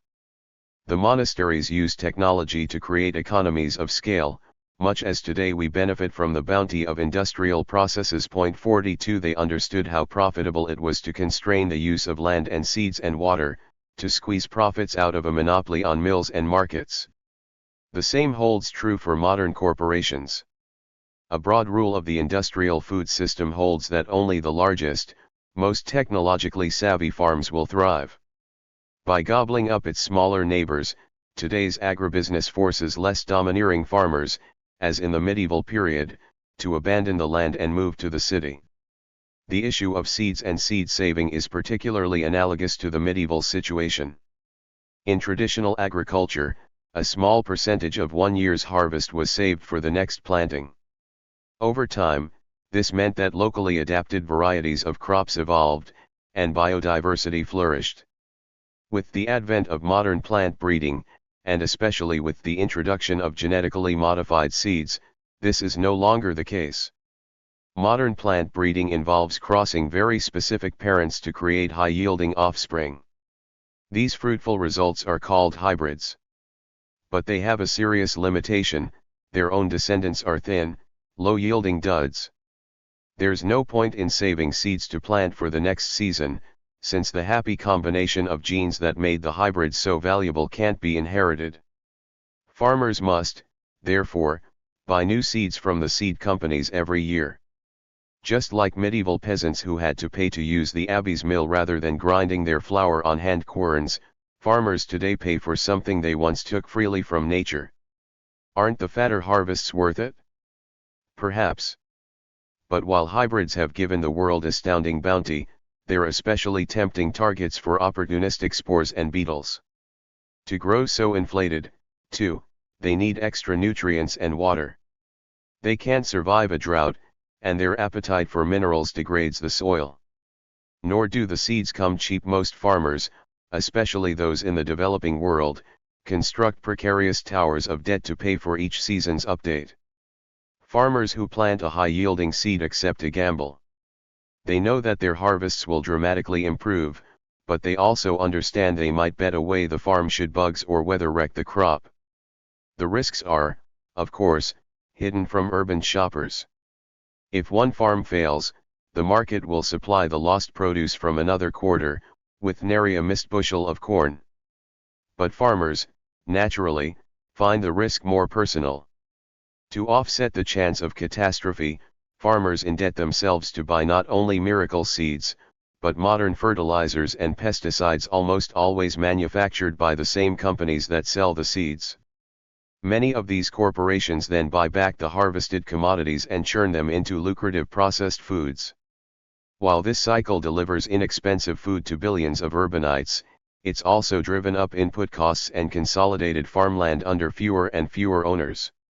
Small-scale farmers find themselves on a treadmill, so it's not surprising that many of them want to step off. 43. In the 14th century, these ex-farmers might have apprenticed as stonemasons. Today, they may find work in call centers or shopping malls. Or they may drop out of life entirely. In India, thousands of farmers have killed themselves after borrowing money to purchase miracle seeds, fertilizers, and pesticides from agricultural corporations. When harvests fail, these farmers are left with no prospects to pay the loans back. Some of them have drunk the very pesticide they indebted themselves to acquire. 44. Is a class of financially bullied, despairing farmers an acceptable price for a food supply deep and rich enough to support a civilization? Certainly, on the condition that it works. It didn't for the monks. The pendulum swings. By the 10th century, the monks' windmills, fairs, and breweries had created a landscape where many Europeans no longer had to scratch out a subsistence crop. Forced or paid to abandon the land to agricultural specialists, people had moved to the cities. Commercial towns, which a few centuries earlier had disappeared from all but the old heartlands of the Roman Empire, sprouted in places like Dorestad in the Netherlands, or York in northern England. 45 There were ensuing hiccups, like the Vikings, but in general, society walked a steady line toward stability and wealth. Toward progress. By then, the Dark Ages had lightened into the High Middle Ages, yielding monasteries by the hundred, universities in market towns like Oxford, Paris, Bologna, and Salerno, and splendid architecture. Christian faith and money from the food trade coalesced into their consummate jewel at the Cathedral of Chartres, famous as the perfection of medieval art. People started to have more babies.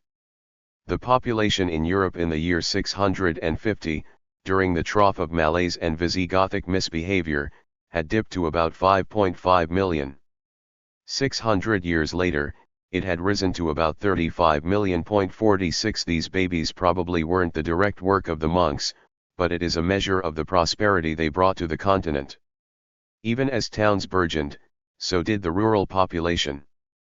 Farmers pushed into the hills, clear-cutting unused land and turning it over to crops. In this, geology helped. The rich soils of northern Europe had never been cultivated, even by the Romans. Scratch plows were too feeble to cut through millennia of roots, so the first generation of monastic farmers using their teams of oxen and heavy plows produced astounding harvests. Even many fields that had been cultivated by the Romans had lain fallow for centuries, soaking up organic matter and fertility. The bigger harvests from these energized plots of ground were the fuel for Europe's population boom. But it couldn't last. A food supply that's based on a temporary bump, in this case, tapping into centuries of accumulated soil fertility, will eventually settle to more sustainable levels. For a while, innovation, crop rotation, moldboard plows, specialization maintained the bump. But as the medieval period reached its apogee, the new farmlands started to run out of nutrients. The soil degraded in fields that had, a generation earlier, produced record crops. 47 Harvests thinned, and a population that had swelled with the cornucopia faced a very dire future. Climate, too, took a hand in the medieval food empire. Just as in the case of the Roman food empire that had expanded during a period of meteorological goodwill, the climate in Europe warmed gently throughout the Middle Ages. During this time, the Vikings colonized Greenland, and other Europeans, led by the example of monks, found that they could cultivate ground that, a generation or two earlier, had been too dry and frigid to yield crops. 48. By the 1220s, however, there were hints of a pending fall, long before Chartres Cathedral had even been formally dedicated. The charcoal sellers who hawked their fuel at the southern end of the newly built nave began to boost their prices, as did the timber sellers. There simply wasn't as much wood as there used to be. Winemakers, who poured drinks for the idle stonemasons and laborers in the northern stretch of the building, had to ask a few more sous for a cup. Their vines were less generous than in the past. Deforestation, and its ever-present twin, erosion, were at work in the most fertile region of France at the pinnacle of a civilization's confidence. It wasn't a catastrophe yet, but the first cracks had begun to appear in the monks' carefully wrought vision of earthly order. The blame for this falls on the most industrious monks of all, the Cistercians. In the 12th century, Saint Bernard of Clairvaux built a new order on a foundation of righteous outrage. Very personally, he loathed the rich, federated Benedictine monasteries that were centered on the lavish chapter house of Cluny, and he singled out their meal times for particular denunciation. Course after course is brought in. Only meat is lacking, and to compensate for this 2 huge servings of fish are given. You might have thought that the first was sufficient, but even the recollection of it vanishes once you have set to on the second. The cooks prepare everything with such skill and cunning that the 4 or 5 dishes already consumed are no hindrance to what is to follow, and the appetite is not checked by satiety. The selection of dishes is so exciting that the stomach does not realize that it is being overtaxed. 49. Bernard, and many of his contemporaries, had no patience for gourmands. They thought the Benedictine order was corrupt, that it had forgotten its roots in the Egyptian desert. Like religious reformers before and since, they wanted to steer the church back to a straight and narrow ideal of poverty and prayer. So in 1115, Bernard and his followers institutionalized their ideas at Clairvaux Abbey. The Cistercians, as they were called, lived like ascetics, journeying into the wilds to escape the temptations offered by towns and cities and working the land themselves instead of renting it to sharecroppers. A contemporary critic marvels at Cistercian vigor but doesn't think much of their sincerity. Obtain from a rich man a valueless and despised plot in the heart of a great wood, by much feigning of innocence and long import unity, putting in God at every other word. The wood is cut down, stubbed up and levelled into a plain, bushes give place to barley, willows to wheat, withies to vines, and it may be that to give them full time for these operations, their prayers have to be somewhat shortened. 50. Cistercians had a reputation not unlike that of the American pioneer, taming the wilderness through a steady drip of sweat. The truth is more nuanced.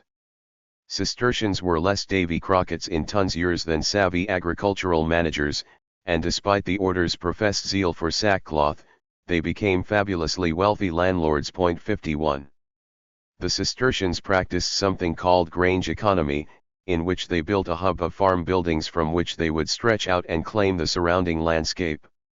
They accrued tremendous wealth from these land grabs, from the produce they cultivated on the new farmland, and from the fact that, as churchmen, they didn't actually have to pay any tithes to the church. 52. Within a generation or two, their riches eclipsed those of the Benedictines, leading, in turn, to a fresh crop of reformers accusing them of corruption, worldliness, and stumbling from the narrow path of Matthew 19:21.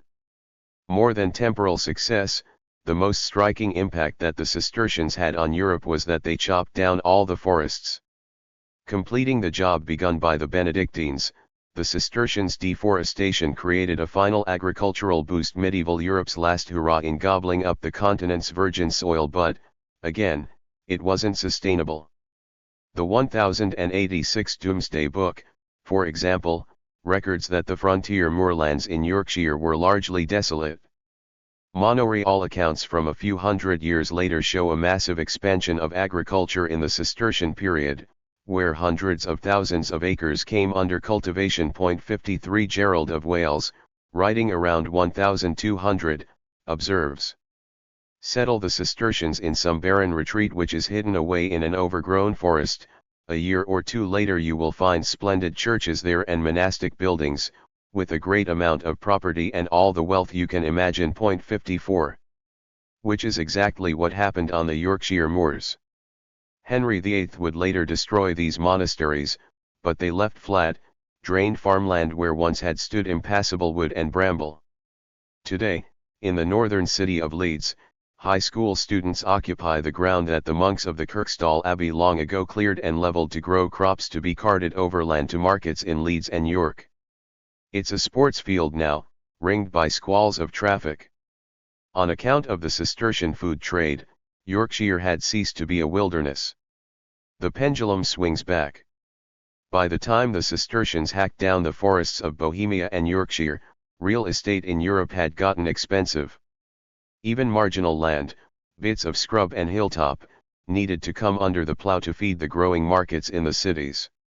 Since chopping trees and tilling hilly ground is a sure means of exhausting and eroding soil, over time, the harvests worsened.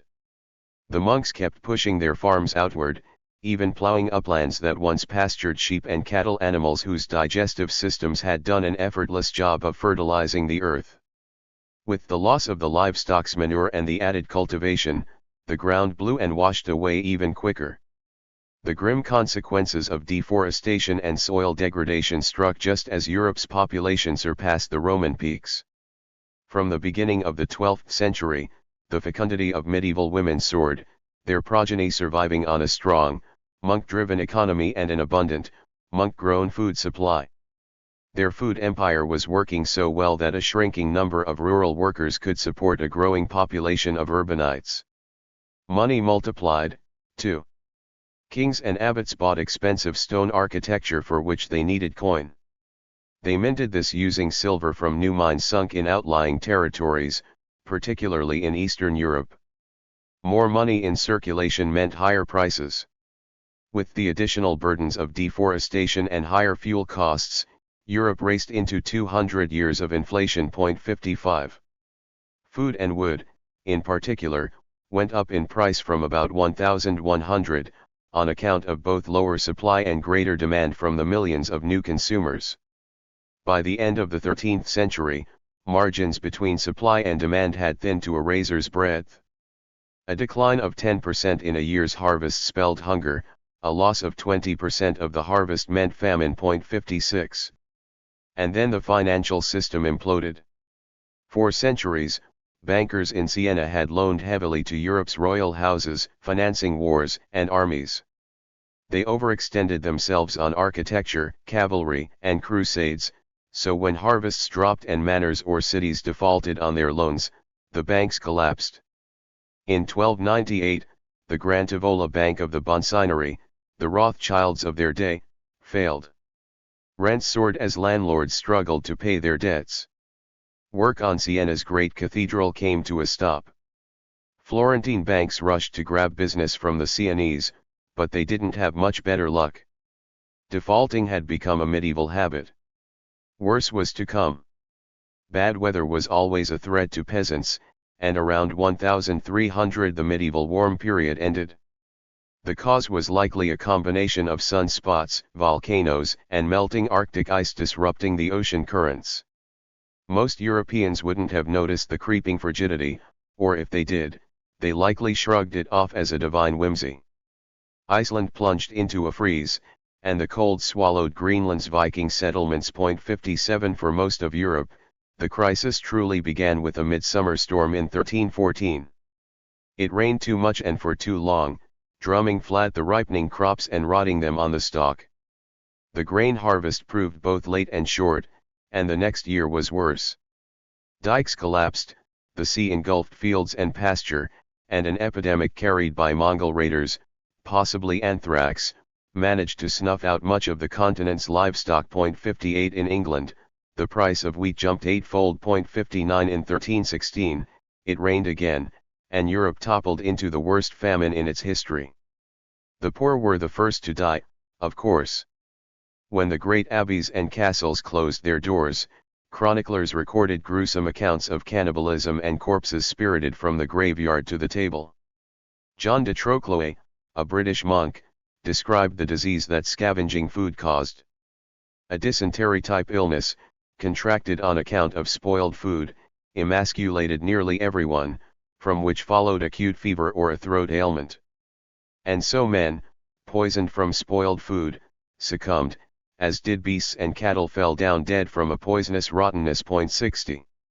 In the town of Ypres, which had a population of about 25,000, there were 2,794 burials at public expense between May and October 1316.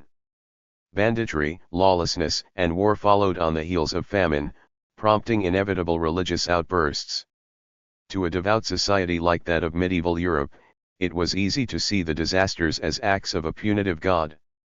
An English rhymer put it this way: when God saw that the world was overproud, he sent a dearth on earth, and made it full hard. A bushel of wheat was at 4 shillings or more, of which men might have had a quarter before. And then they turned pale who had laughed so loud. And they became all docile who before were so proud. A man's heart might bleed for to hear the cry of poor men who called out, alas, for hunger I die. 61. One of the more spectacular reactions to the famine happened in France. An army of furious peasants invoked the ghosts of the Pastereaux rebels who had, 70 years earlier, ostensibly avenged King Louis IX's defeats at the hands of the Muslims by burning down a lot of French towns and churches. The second Pastereaux rising was much more destructive, with about 40,000 rebel fighters driven by hunger as well as Christian activism. Blaming King Philip V for the famine and marching under the leadership of defrocked priests, they rampaged through the countryside, heading for Paris. On the way, they made a particular point of massacring Jews and lepers. In Verdun-sur-Garonne, 500 Jews committed suicide to avoid capture by the insurgents. 62 Eventually, loyal men at arms destroyed the Pastereaux, hanging hundreds of them on trees throughout the south of France. But the rebels were symptomatic of something bigger than a spontaneous bout of apocalyptic psychosis. They were as much an outcome of the famine as the blackened winter fields and the empty farmhouses. Their animating spirit was hunger. It's likely that 10% of Europeans starved to death around the year 1316.63. Worse carnage lay ahead. In October 1347, a mere generation after the famine, the bubonic plague hatched in Sicily. Within the year it had filtered upward along the peninsula, and from Italy it spread across the Alps and the Pyrenees, devastating France in June of 1348, England in December, and reaching as far as Scandinavia by early 1349. Famine, bad weather, and the faltering economy all blazed trails for the epidemic. 64 But it was actual roads, the very same ones that the monks used to trade foodstuffs, that funneled the disease into every doomed valley and hamlet. 65 When the bacteria Yersinia pestis first appeared in fleas, which appeared on rats, which appeared in human communities, those communities no longer existed in the quiet isolation of past generations. By the 14th century, European towns were linked by the thrumming trade that the monks had nurtured with such devotion. Plague carriers, perhaps the very monks who trundled their beer to market, infected monasteries and villages from Sicily to Scotland. Along with beer and cheese, the food trade spread contagion. What's more, the plague's arrival in Italy and its subsequent killing of 20 to 45% of Europeans was really a consequence of inadequate customs controls. The infamous Genos vessels that first carried the plague into Sicily had arrived from the Crimea, where they had been trading slaves from Eastern Europe and spices from the Silk Road. The food trade, in the form of Europe's taste for Eastern spices, had imported Black Death along with the peppercorns. Weakened by years of hunger and an imploding economy, Europeans died by the million. 66 Food prices had already been exorbitant since the famine, and during the plague many fields lay fallow, which further reduced supply. But after the blight had subsided and the bodies had been cleared away, the food trade started to find an equilibrium again. So many millions of people had perished that there was no longer as much competition over the few cartloads of bread that found their way to market. Prices dropped. And since a large portion of the workforce had suddenly died, wages for laborers went up. With more money to spend, the survivors found that they could both eat and afford to buy things, so the demand for manufactured goods began to recover. Full purses and full bellies meant that there was no longer an economic need to toil at plowing the hilltops and gullies that had been under cultivation for the past century. People's diets changed. Instead of grain, which requires hands to plow, seed, cut, thresh, and otherwise work for long hours, farmers found an appeal in less laborious foods. They returned to stock ranching, which had been on the decline since the monks' agricultural revolution had popularized a more intensive use for real estate.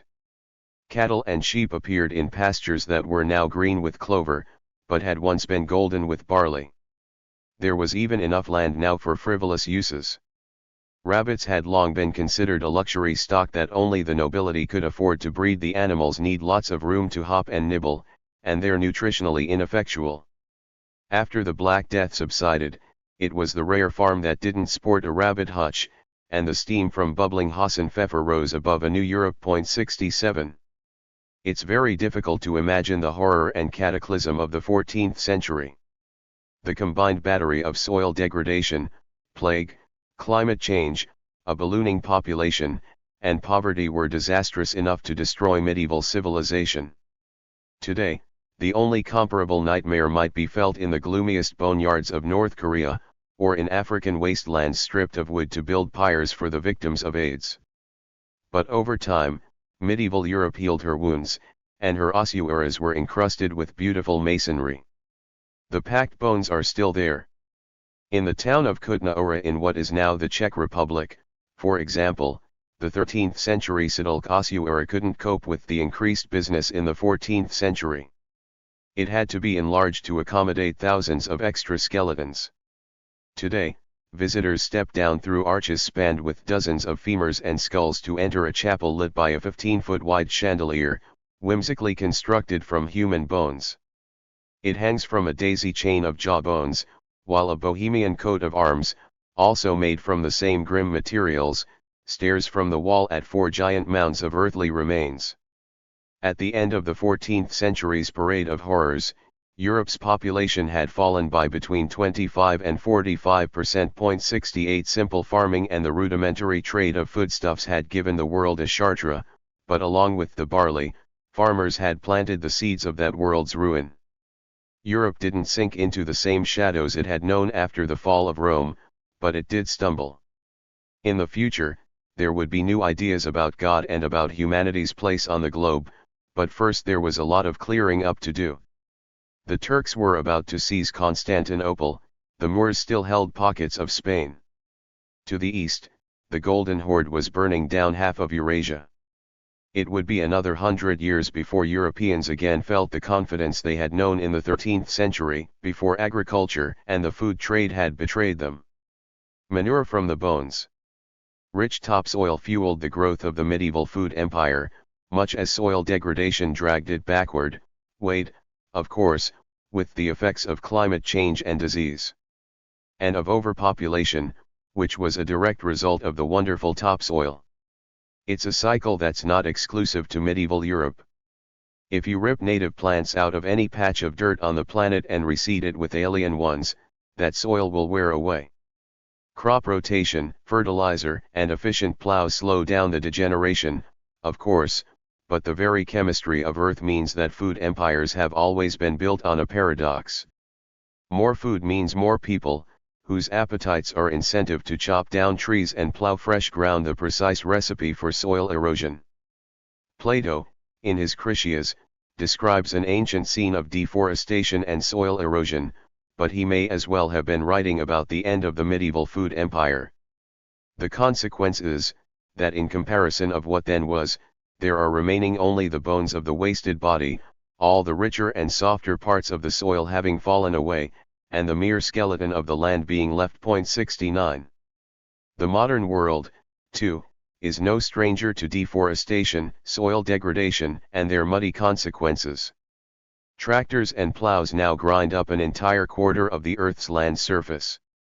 In the Amazon, an average of 17,500 square kilometers is converted to agriculture each year, mostly to provide pasture for cattle and soy used for both oil and livestock feed. 70 The soy market is particularly greedy, and harvests of it doubled in Brazil between 1994 and 2004, so that the crop now accounts for 10% of the country's agricultural exports, most of which is shipped to China and the EU. 71. The simple fact is, when you cut a tree, you loosen the earth beneath it. Nothing will fix that, except perhaps another tree. A study called the Millennium Ecosystem Assessment estimates that by 1950, development had cleared as much as 40% of the world's tropical and coniferous forest. About 70% is expected to be gone by 2050.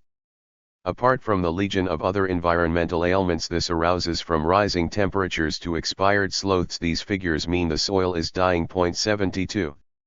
The UN's Food and Agriculture Organization says that by the mid-1990s, 5.8 million square kilometers of forests had been cleared, 6.8 million square kilometers had been overgrazed, and 5.5 million square kilometers had been degraded by bad agricultural management. In the inimitable prose of a UN agricultural report. In 1950, some 115 million square kilometers of the Earth's surface were undegraded, vegetated land. Just 40 years later, almost 9 million km2, an area as large as China, were classified as moderately degraded, with greatly reduced agricultural productivity. A further 3 million km2 were severely degraded, having lost almost completely their original biotic functions. Almost 100,000 square kilometers are beyond restoration. 73. Which is to say, we have a problem. Michael Stocking, an emeritus professor in natural resource management from the University of East Anglia in the UK, is an expert on the links between food security, deforestation, and soil erosion. He's spent a lifetime sounding the alarm in the pages of fusty academic journals, warning of worldwide hunger unless we stop destroying the Earth's topsoil. He cautions that generalizing about something as complex as soil quality is impossible, since different earth types respond to overcultivation and deforestation differently. But, he says, crop yields always plummet when the soil erodes, even if the land is smothered in fertilizer. 74 This is especially true for thin, tropical earth in places like Africa, which can least afford a stingy harvest. 75 Even geochemically blessed nations are worried about erosion. According to the journal Science, 75 billion tons of topsoil wash into the sea each year. Asia and Africa are the most denuded continents, but even in the best managed landscapes of America and Europe, soil disappears about 17 times faster than it's replaced. In 1995, this cost the United States an estimated $44 billion. 76. The cost is certainly high, but it's nothing compared to the misery suffered by the medieval Europeans when the ground washed away from under them. That hasn't happened in American and European grain fields yet, but two facts are indisputable: the world population is rising, and we're losing the topsoil that supports it. Stepping aside from the language of science, Henry David Thoreau, who thought a lot about society's relationship with the natural world, summed it up best. "Alas for human culture," he wrote.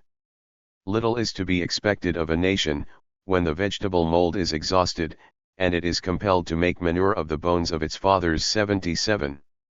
Chapter 2.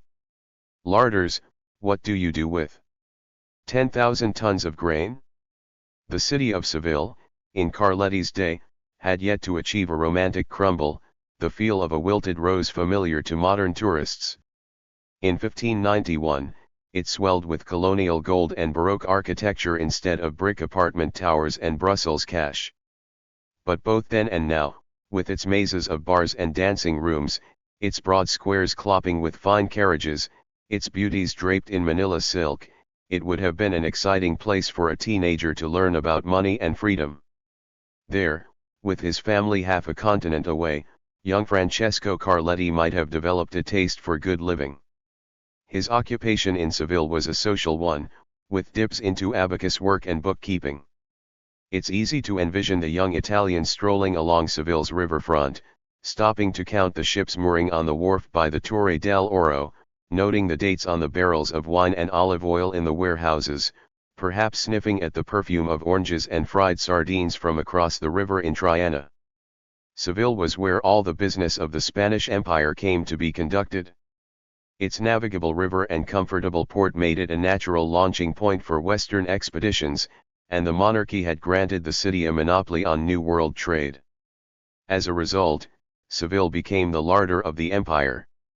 Gold, people, and food moved through it in colossal quantities, sometimes only pausing to collect a few official stamps, sometimes lingering for much longer. Gold and people tend not to spoil in the Andalusian sun, however. Food does. So Seville became a city of warehouses. The mid-16th century painter Alonso Sánchez Coelho imagined a scene from a generation earlier, in the late 1490s. His painting shows a convoy of anchored ships streaming with sailors, behind which workmen and mounds of lumber crowd the quayside of a market town. Above them rises the skyline of Seville, still a row of unfinished splinters. But industry was changing that. Food bound for the East Indies or Peru needed to be stored in Seville before loading onto ships like the ones in Sánchez Coelho's painting. This was easier said than done, since Andalusian summers commonly simmer around the body heat mark of 98.6 degrees Fahrenheit. Shelf lives were short, a pungent reality well known to a clan of Sevillan merchants called the de la Fuentes, who, in the generation before Carletti arrived, rose literally from rags to riches. The de la Fuentes were rag traders. People with carts and sticks and piles of buzzing linens. But when Spain conquered the Americas, it set the commercial life of Seville alight with slaving, ranching, mining, and government graft. To a tired ragman on the Calle Sierpes, the opportunities must have beckoned like a line of white, laundered sheets. The de la Fuentes decided to stake their fortunes on the New World, specifically on olive oil and wine. In the fall of 1548, 1 Gomez de la Fuente spent 7,337 ducats on a cargo of clothing, household items, tools, iron, conserves, wine, and olive oil. 11 Spot, the goods must have waited for weeks in a family storehouse, biding time until the Atlantic ships were ready to take up their cargoes in November. After being transferred and loaded, the goods endured a 2-month ocean voyage, arriving in Panama around Christmas. Gomez unpacked everything onto a train of 100 mule loads, which arrived in faraway Limas sometime in early 1549. There, in the ruins of the Inca Empire, on the edge of an unknown sea, the former rag trader opened a shop selling Spanish wine and oil. His gamble worked. Enough expatriates were hungry for the flavors of home that Gomez more than doubled his investment. Profits on ventures like this commonly recouped between 200 and 250% of the initial outlay, even after counting for losses on the 6,000-mile journey. The De La Fuente's account books are filled with references to olive oil spillage, broken vinegar casks, and wine souring in the muggy thrash of a transatlantic voyage. A generation later, when Carletti embarked on a similar journey, the risks hadn't changed. Nor had the lure of profits, which were still tempting enough for a young Italian to dream of matching the Grand De La Fuente score. This sort of confidence was a new development. Carletti was one of the first Italians in centuries to look outside of Europe and think the world a playground. He lived in a time of expansion, of spending and making money, of swagger. But it had happened before, of course, when Italians had spun an empire out of legions, highways, and a mesh of farms, warehouses, merchants, and consumers. Then, all roads, especially the ones traveled by merchants with their wares, led to the warehouses of Rome. National security and a war on terror. Rome wasn't fed in a day. Even at its peak, in the brief, golden decades under the Antonines, the imperial city was perennially at risk of starvation. It simply had too many people for local farms to feed. To survive, Roman city dwellers depended on warehouses that stored the daily bread for hundreds of thousands of people, and on a precarious shipping network that hauled grain across the length of the empire. Apart from the obvious problems of logistics and weather, the long distances meant that ancient Roman bureaucrats had to contend with pirates. High seas robbery has a venerable tradition in the Mediterranean. Homer's heroes seem to consider it, if not polite behavior, at least unsurprising. Bragging to his host King Alcinous, the shipwrecked, helpless Odysseus says, "The wind drove me out of Ilium onto Ismarus, the Sicanyes' stronghold. There I sacked the city, killed the men." To not, perhaps, the most ingratiating thing to tell his host, but to these ancient heroes, pillage was their right. Pirates once caught Julius Caesar himself and held him for ransom. In the Hellenistic period, abduction by pirates was a trope in popular plays and books, culminating in the novel Calurha, a classical sex and swordplay potboiler in which not one, but two pivotal plot twists involve chance enslavement during a sea crossing. Piracy, like bad lighting and tuberculosis, was one of the ancient world's accepted misfortunes. The Great Pirate Raid on Ostia in 68 BC changed that. Rome, though still a republic in name, was an empire in every other sense. As well as being the only military bully left in the Mediterranean basin, Rome was the sole commercial power. From the port of Ostia, 15 miles away from the city, hundreds of thousands of tons of commodities, grain, olive oil, fish sauce wound up the Tiber River to an expectant, and opinionated, populace. A troublesome sandbar just off the coast kept the biggest ships from mooring inside the actual harbor, so they unloaded their cargo onto little boats that scuttled back and forth from the quays like tipsy beetles. The longshoremen had a grueling job of it. Rome's Senate understood that hungry citizens have a habit of lynching their government representatives and burning down public buildings. So, from 123 BC until the day the Goths grazed their horses in the Forum, each Roman citizen was entitled to a welfare payment, a daily allotment of state-funded food.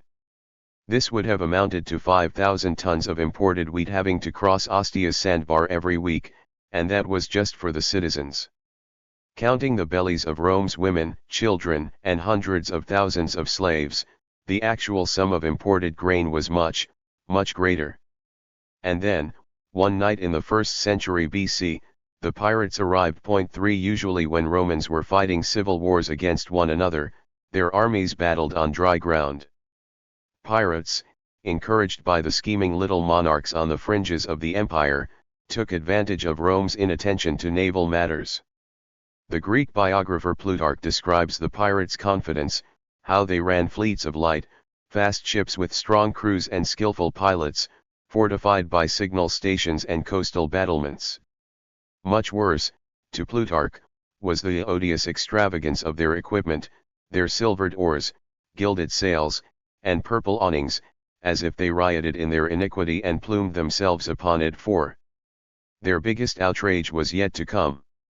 No contemporary accounts of the Ostia raid exist, but we can imagine the pirate cutters darting fast between the hulking grain ships anchored at the sandbar, the quick hooks and torches, the burning sails and plunging bodies. They sank an entire consular fleet moored in the harbor, then landed to loot the warehouses and shops. As the raiders subjected Ostia's citizens to the club and rope, one enterprising gang struck out along the Appian Way and grabbed 2 high-ranking praetors. Another group snatched a nobleman's daughter for ransom. Then they burned down the town. Within days, the price of wheat in Rome had skyrocketed to 10 times the cost in the markets of wheat-growing Sicily. 5 Panic struck the city population as people realized that, trapped in an urban net of brick and marble, they might starve. A quick-thinking tribune named Gabinius drew up a piece of emergency legislation, the Lex Gabiniae, which authorized military force for a war against piracy, an unusual step at a time when formal wars tended to be launched against enemy states, not against a commonplace activity. The law granted unprecedented power to the Roman military commander, complete dominion over the Mediterranean waters and of lands within 400 furlongs of the coast. This effectively meant command of everything in the empire, as well as considerable territories outside of it.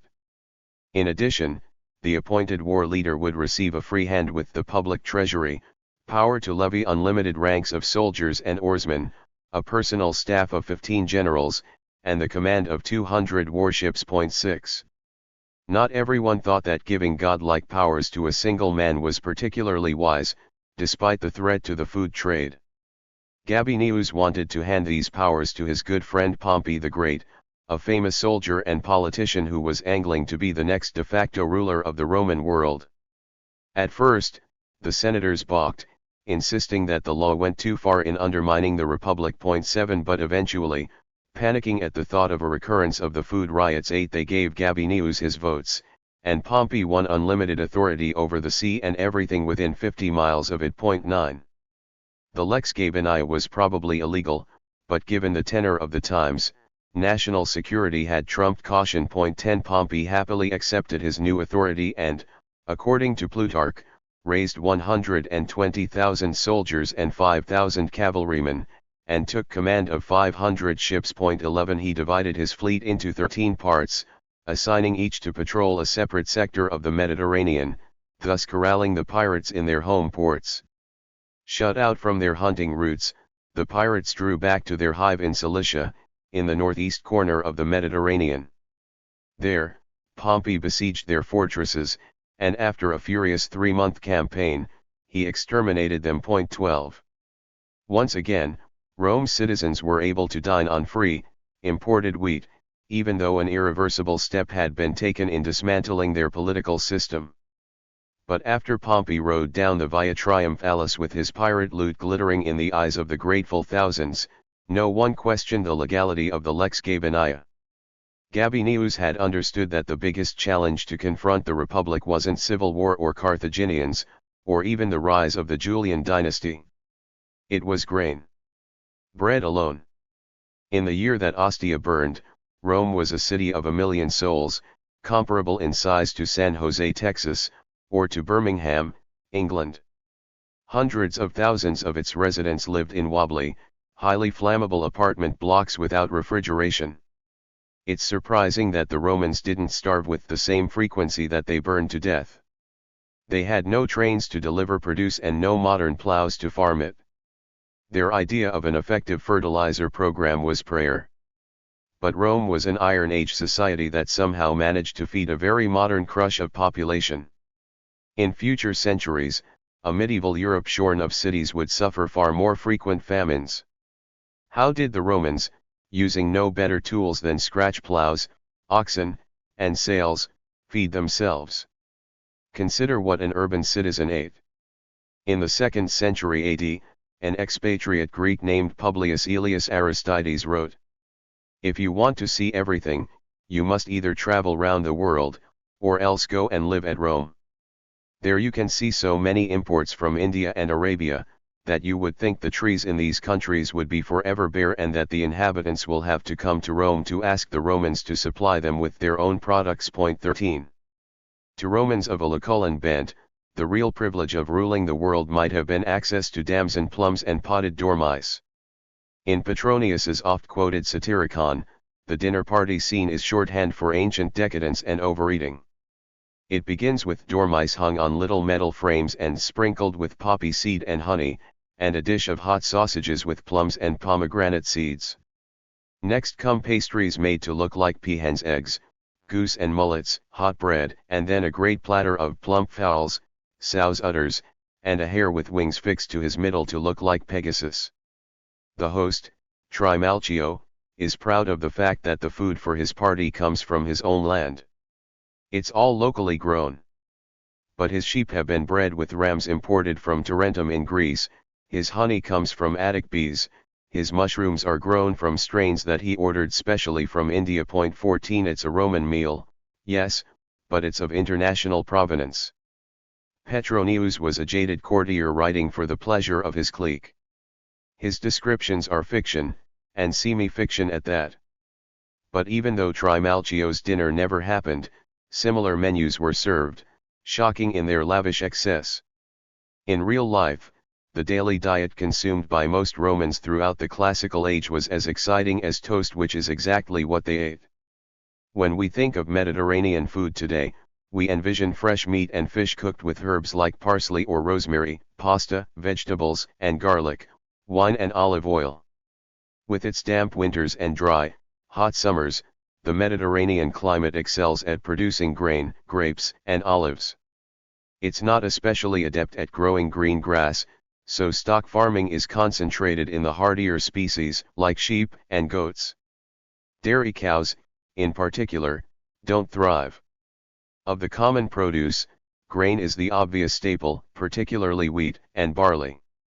The Romans were enthusiastic barley eaters.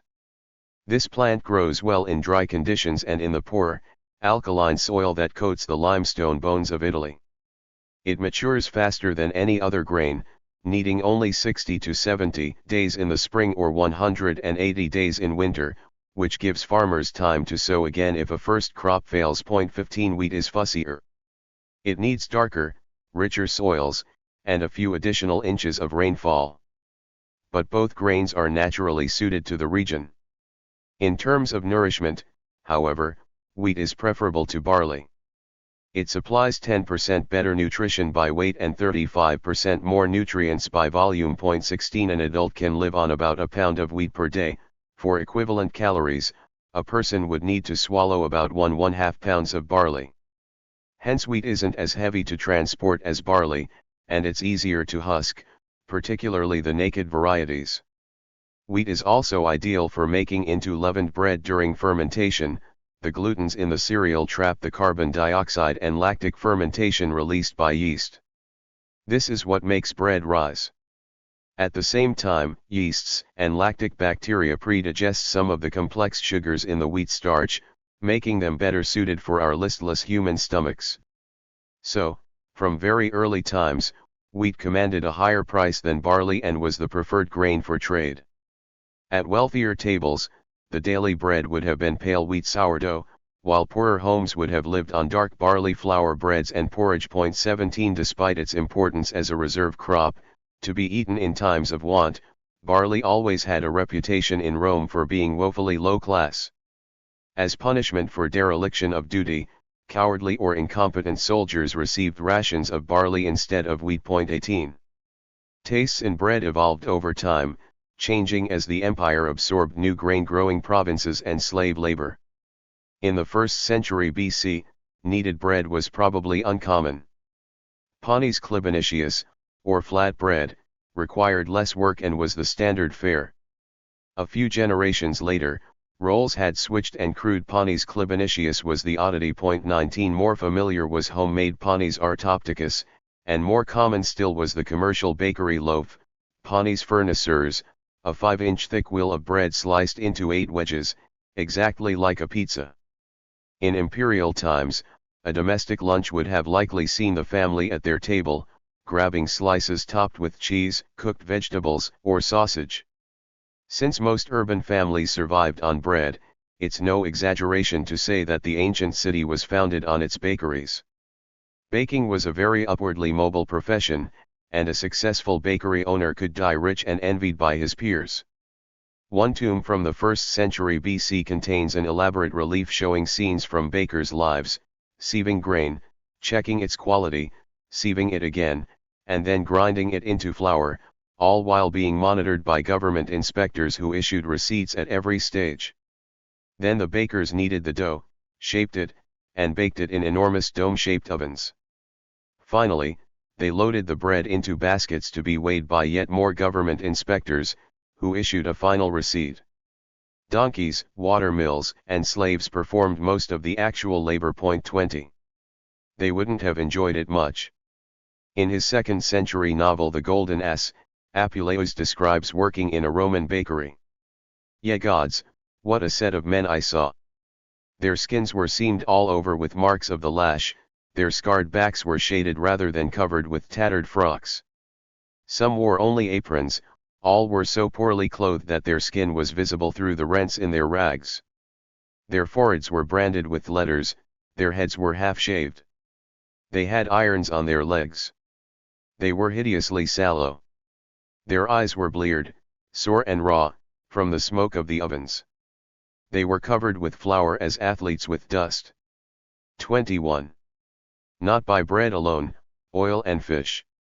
While the urban lower classes survived on bread, they didn't thrive.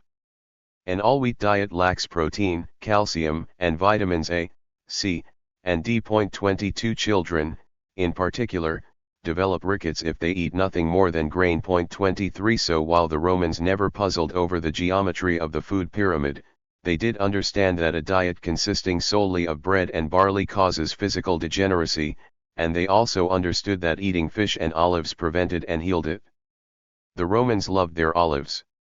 Per capita consumption of olive oil in antiquity is estimated at about 5 to 6 gallons per year. 24. A mere 3.4 ounces will fuel a person with 1,000 calories, as well as essential fats, fatty acids, and vitamins A and E. Lower class Romans probably consumed 1/3 of their daily calories in olive oil. Being indispensable, olive oil was an enormous business. By the 1st century BC, most of Italy's olives grew on enormous plantations owned by wealthy senators.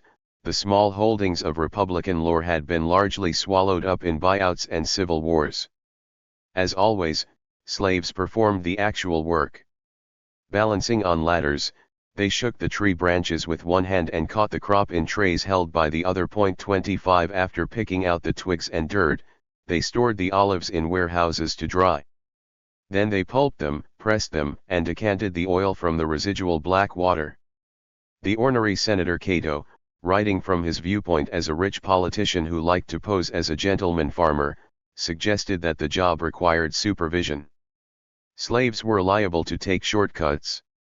The gatherers want to have as many windfalls as possible, that there may be more of them to gather, and the pressers want them to lie on the floor a long time, so that they will soften and be easier to mill. Do not believe that the oil will be of greater quantity if they lie on the floor. The more quickly you work them up, the better the results will be, and you will get more and better oil from a given quantity. Olives which have been long on the ground or the floor will yield less oil and of a poorer quality. If possible, draw off the oil twice a day, for the longer it remains on the emerca and the dregs, the worse the quality will be. 26. Still, bread and olive oil alone make for a dismal diet. To enliven their sandwiches, the Romans liked to add fish. But while the shores of the peninsula are awash in delicious species, the daily catch in ancient times was by necessity eaten on the spot. Even more so than meat, fish rots extremely quickly after death. Enzymes in the liver and intestine break down the muscle tissue, making the proteins water-soluble. Although this doesn't actually spoil the flesh, it does set up a hatching ground for dangerous bacteria. Yet fish products flooded the markets of inland cities. Most Romans ate fish on a daily basis, but they didn't eat it fresh. They bought it as processed food. An ancient method of preventing a fish from glomming with bacteria is to gut it, clean it, and smoke it. Even better is to salt it. After the headless, eviscerated creature is soaked in fresh water to remove the blood, the flesh can be drained and pressed in salt equal to 10 to 20% of its weight. A fish thus treated is edible for about 3 weeks. Add salt up to 30% of the fish's weight and it turns into a stiff, crusty object that never goes rotten. 27. Salting was a useful trick, but the Romans preferred to dunk their fish in brine, their favorite preservative. They particularly liked to dissolve the fish in the liquid over a period of months, so that the bones and tissues melted into a gooey precipitate. The result was a clear, caramel-colored juice called garum, and the Romans poured it on most of their culinary repertoire. It tasted fierce and salty, but it was rich in protein, as was the nutritional paste left over from the dissolved animals. Both garum and its paste are still common in southern Asia, where eating them is said to be good for the teeth. Indeed, Roman skeletons from Herculaneum had surprisingly robust dentition, given their bread diet. 28. Garum wasn't as big an industry as olive oil, which straddled much of the Roman Empire, but it was still widespread and repellent. The fish salting installations, called caterii, ranged in size from a single terracotta vat stuck on a beach to industrial operations employing hundreds of workers. A typical garum factory was a seafront building with a floor sloping toward the water, the better to swab out the drippings. A series of partially buried vats filled the fermentation room, a furnace helped dry the carcasses, and outdoor tanks or ponds thrashed with live fish. The smell can only be imagined, as can the mobs of squalling gulls that haunted the sites. Rome's poorer social classes were addicted to garum, soaking it up by the bucket. 29. But anything made of fish guts left in the hot sun is bound to have its detractors. The philosopher Seneca rather shrilly writes, "What? Do you not think that the so-called sauce from the provinces, the costly extract of poisonous fish, burns up the stomach with its salted putrefaction?"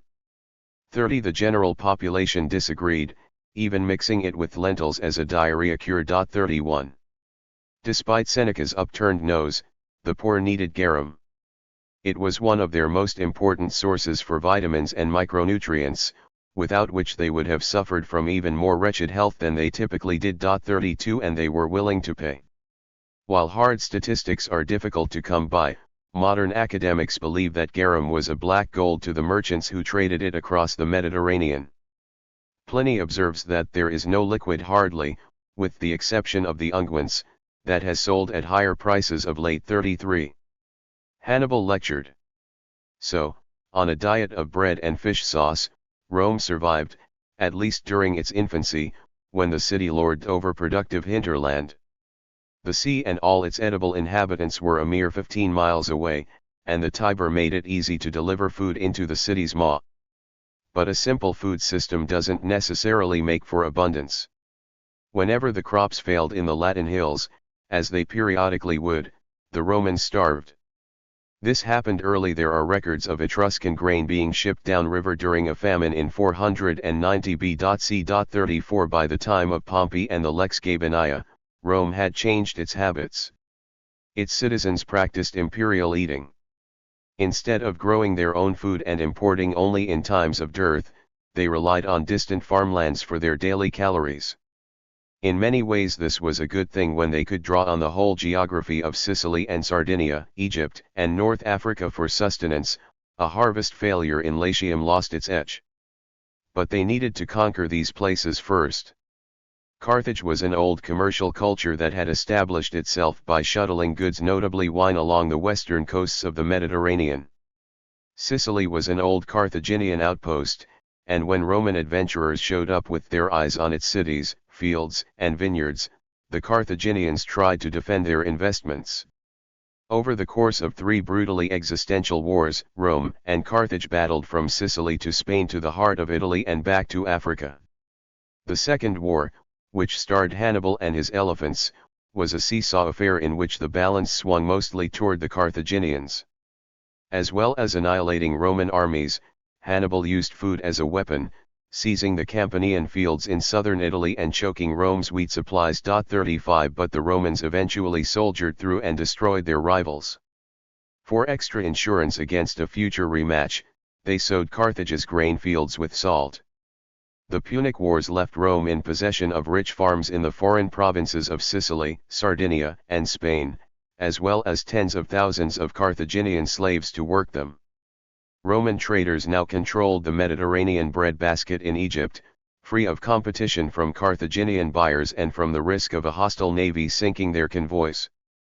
While generally fertile, Italian soil couldn't compete with Egyptian mud, which soaked up fresh nutrients every year in the Nile flood.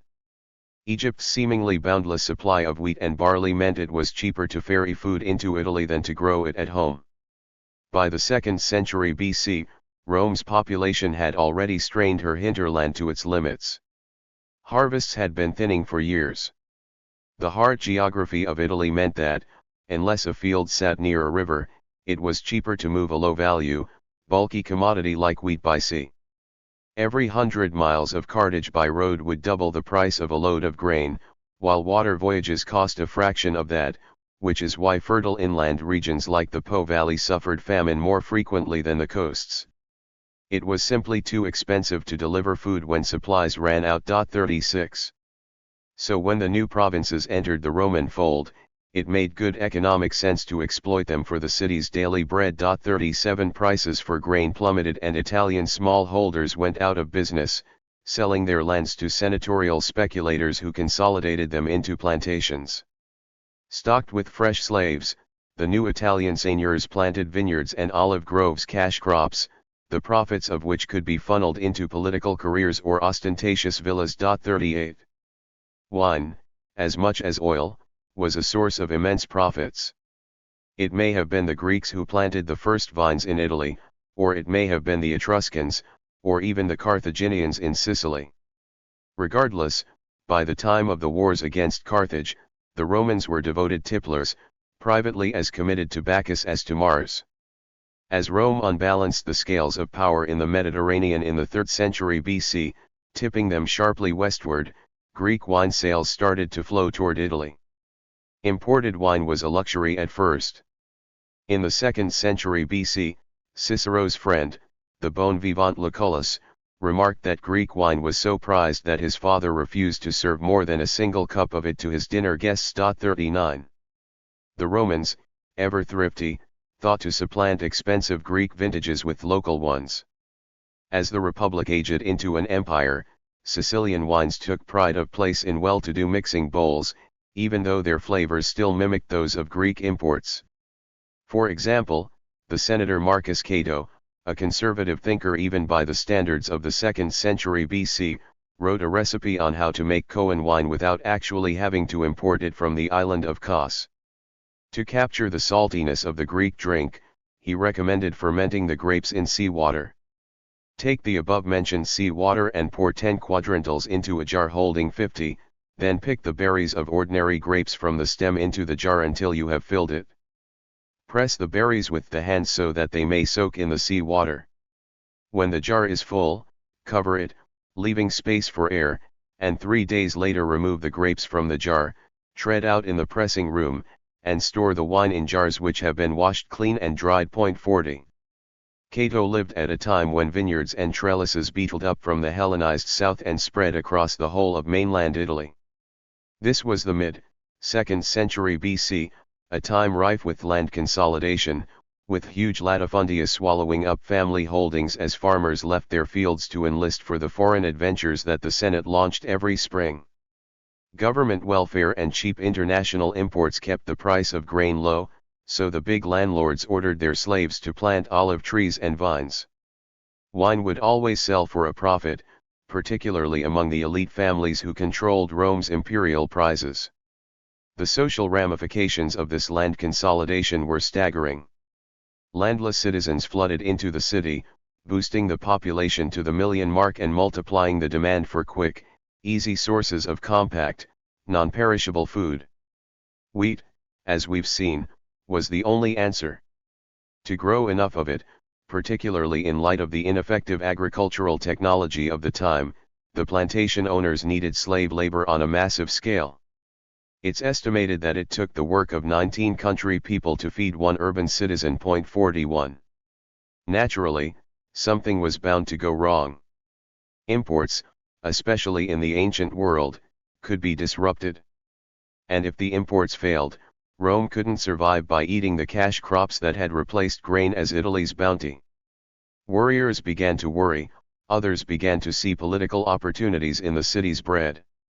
In 133 BC, a senator named Tiberius Gracchus proposed a series of land reforms that would, in theory, have jointly solved the problems of urban hunger and urban poverty.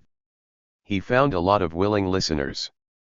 After 2 centuries of near-constant warfare against Carthaginians, Iberians, Greeks, Celts, and more or less every other group of people they had ever met, the Roman plebs had begun to wonder when they would start enjoying the profits of bloodshed. A soldier by trade, Gracchus was riding home from the Spanish campaigns when he noticed that all of the long stretches of conquered Iberia, the pale, sun-washed highlands, the wine-red soil of Aragon, the salty green hills of Asturias were owned by a few fantastically wealthy men. Gracchus had served alongside the underpaid soldiers who had sweated and bled to conquer these lands for the state, for the common good. Instead, absentee landlords were filling these territories with miles of vines and olive groves, the profits of which passed directly into the purses of senators. To Gracchus, something had gone awry. In theory, the unfair distribution of the land shouldn't have happened. The Senate had decreed that a portion of all conquered land be reserved for public use, to be rented out cheaply to the poor, many of whom were the very veterans who had fought to rid the land of its original owners. Apart from the city food dole, Rome lacked a functioning social security system, so these veterans often found that the end of their enlistment meant an end to their income, shelter, and sustenance. Cheap rents were the only security they had. Plutarch describes how this system worked in reality. But when the wealthy men began to offer larger rents, and drive the poorer people out, it was enacted by law, that no person whatever should enjoy more than 500 acres of ground. This act for some time checked the avarice of the richer, and was of great assistance to the poorer people, who retained under it their respective proportions of ground, as they had been formerly rented by them. Afterwards the rich men of the neighborhood contrived to get these lands again into their possession, under other people's names, and at last would not stick to claim most of them publicly in their own. The poor were thus deprived of their farms. 42. Flushed with righteous zeal, Tiberius Gracchus ran for the office of tribune on a platform of redistributing land to the poor so they could feed themselves. The idea, though riotously popular with the plebs, horrified the plantation owners and their moneyed allies. Gracchus won the election, but a savage political battle broke out between his populist supporters and the patricians. The plebeians accused the corrupt senators of growing fat on the suffering of the masses, while the patricians cried that Gracchus was exploiting those same masses to seize power and to declare himself king. In Rome, there was no accusation more stinging, nor more liable to result in a dagger in the sternum. Despite their endless flirtation with despotism, Romans hated the name of monarchy, if not the practice of it. On the day that Gracchus's reforms were due for debate in the Curia Julia, the honorable gentlemen of the Senate arrived in a state of eagerness bordering on cannibal savagery. The shouting began at once, and within moments persons of the greatest authority in the city tumbled over one another in haste to attack Gracchus. The rich men grabbed stools and chairs and began to beat his supporters to death. Again, Plutarch describes the scene. Tiberius tried to save himself by flight. As he was running, he was stopped by one who caught hold of him by the gown, but he threw it off, and fled in his undergarments only. And stumbling over those who before had been knocked down, as he was endeavoring to get up again, Publius Saturius, a tribune, one of his colleagues, was observed to give him the first fatal stroke, by hitting him upon the head with the foot of a stool. The second blow was claimed, as though it had been a deed to be proud of, by Lucius Rufus. And of the rest there fell above 300, killed by clubs and staves only, none by an iron weapon. 43. Italian party politics were never the same again. But the slaughter was more than just a shift in civil mores. It was a symptom of a wider change spreading through the Roman world, a change in its food system. A question of logistics. By the time Tiberius Gracchus lay in pieces on the Forum pavement, Rome's auxiliary farmlands included more or less the whole of the Mediterranean basin. With so much land under cultivation, the main challenge wasn't in growing enough food, but in delivering and storing it. In this, Rome suffered all the pre-industrial handicaps. At best, food moved at the pace of a determined ox or a lucky wind.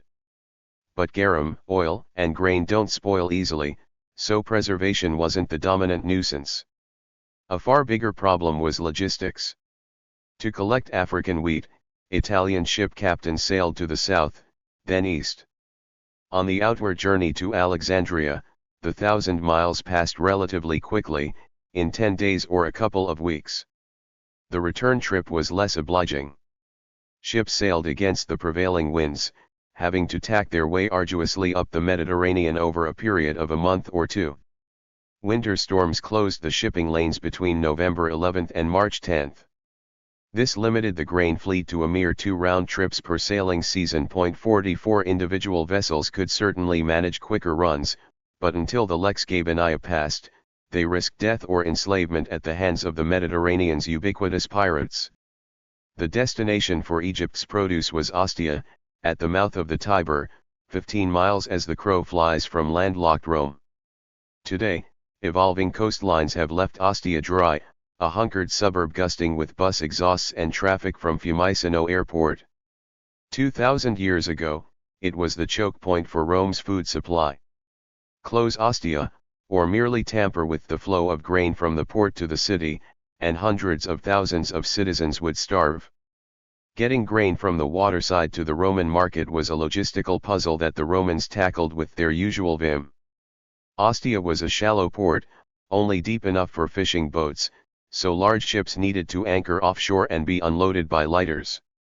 The cavernous grain ships that made the Egyptian run didn't even bother approaching the town but unloaded at the deep water port of Puteoli near Naples, with the grain then shuttling north in smaller vessels. From the docks, longshoremen loaded the grain onto single-mast 65-ton barges for the winding 22-mile journey up the Tiber.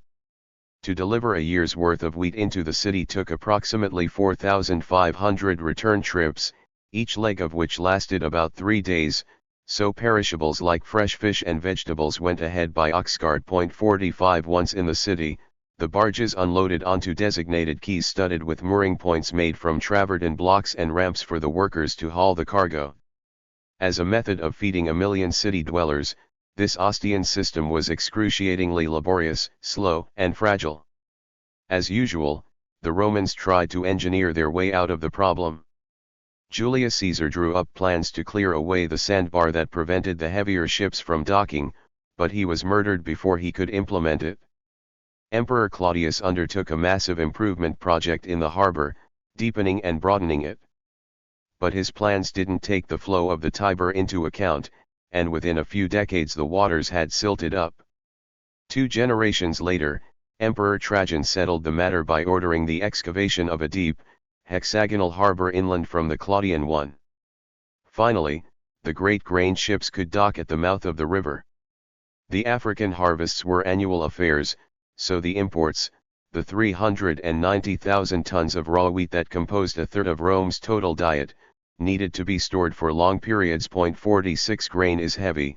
If piled to a height of 2 meters, it exerts about 12,000 kilograms of pressure per square meter. 2/3 of this force is lateral, so the wheat needs a stout wall upon which to lean. It spoils if exposed to humidity of more than about 10 to 15%, so an effective granary also has to be dry and well ventilated. And it has to be sealed against the incursions of mice, and cool so bugs don't breed. Finally, it needs to be guarded from human thieves. 47. The Romans invented a standardized model for their storage buildings, exactly as they had invented standardized models of army camps, roads, and town squares. Built out of brick faced with concrete, the storage houses had small windows and raised floors to allow the free movement of air. The largest example in Ostia, called the Grandi Horia, boasted scores of rooms around a central courtyard and corridor, with walls a meter thick. 48 The ground floor storage rooms alone held enough wheat to feed about 15,000 people. 49 An even larger storehouse in Rome held an astonishing 225,000 square feet of granary space. 50. Grounds for exhaustion. The Horia system allowed the Roman food empire a measure of complexity unknown to any previous civilization. These vast storehouses, integrated with Egyptian convoys and the mathematically frenzied schedules of grain barges, meant that imperial citizens ate bread from Africa and fish sauce brewed in Britain or on the shores of the Black Sea. 51 The denizens of countless urban neighborhoods throughout the imperial world, as well as Romans, enjoyed these foods. For instance, we have records of a 10 denarius tax levied on each camel bringing salted fish into inland Palmyra, in modern Syria. The historian Livy, who lived in Rome, was an enthusiast of mackerel from New Carthage. An Egyptian named Theophanes toured the Levant in the 4th century AD and frequently bought salted fish products, even when he traveled deep into the interior. 52. Cosmopolitan shoppers, exotic foodstuffs. Rome's diet had taken a tremendous leap forward with the empire. But sustainability was a problem. Its soil, for instance, was in sharp decline. Land in the Mediterranean, even more than land in North America, is fragile once its natural quilt of trees has been ripped away. Rainfall in Italy comes in heavy, seasonal bursts, which washes away the topsoil on a treeless landscape. Pliny the Elder in the 1st century AD remarked, "Often indeed devastating torrents unite when from hills has been cut away the wood that used to hold the rains and absorb them." 53 Earlier, the Augustan engineer Vitruvius observed the trickle-down effects of mountain streams, noting that, while forests trapped water in the soil, when axes stripped the forests away, rain washed the soil into the rivers. 54 But even by then, most of the damage had been done. To build the great navies of the Punic Wars, the Romans clear-cut the Apennine forests nearest to the city. Within a few seasons, the clear-running Tiber turned yellow with mountain mud. Flooding made a stew of Latin farmlands, and the vital harbor in Ostia began to silt up. 55. Under the empire, arable land suffocated. It was farmed too greedily, and the loss of nutrients turned it barren. 56 Soil exhaustion was, however, less an imperial invention than a spur to imperial expansion. Even in early republican times, the Great Plain of Latium had become waterlogged, a sure sign of overworked soil, excessive irrigation, and a concurrent lack of interest in building drains. The Val di Chiana in Etruria and the Campanian Plain were the only parts of Italy that really remained fertile into the imperial period, but by then it didn't matter. Romans compensated for the loss of their native land's fertility by eating bread from Egyptian wheat. 57. To stem further deforestation and soil exhaustion, the ruthless Emperor Domitian declared, in AD 92, that all vineyard expansions be halted in Italy and that half of existing provincial vineyards be destroyed. This desperate measure was intended to boost grain production and prevent land from being devoted to useless luxuries.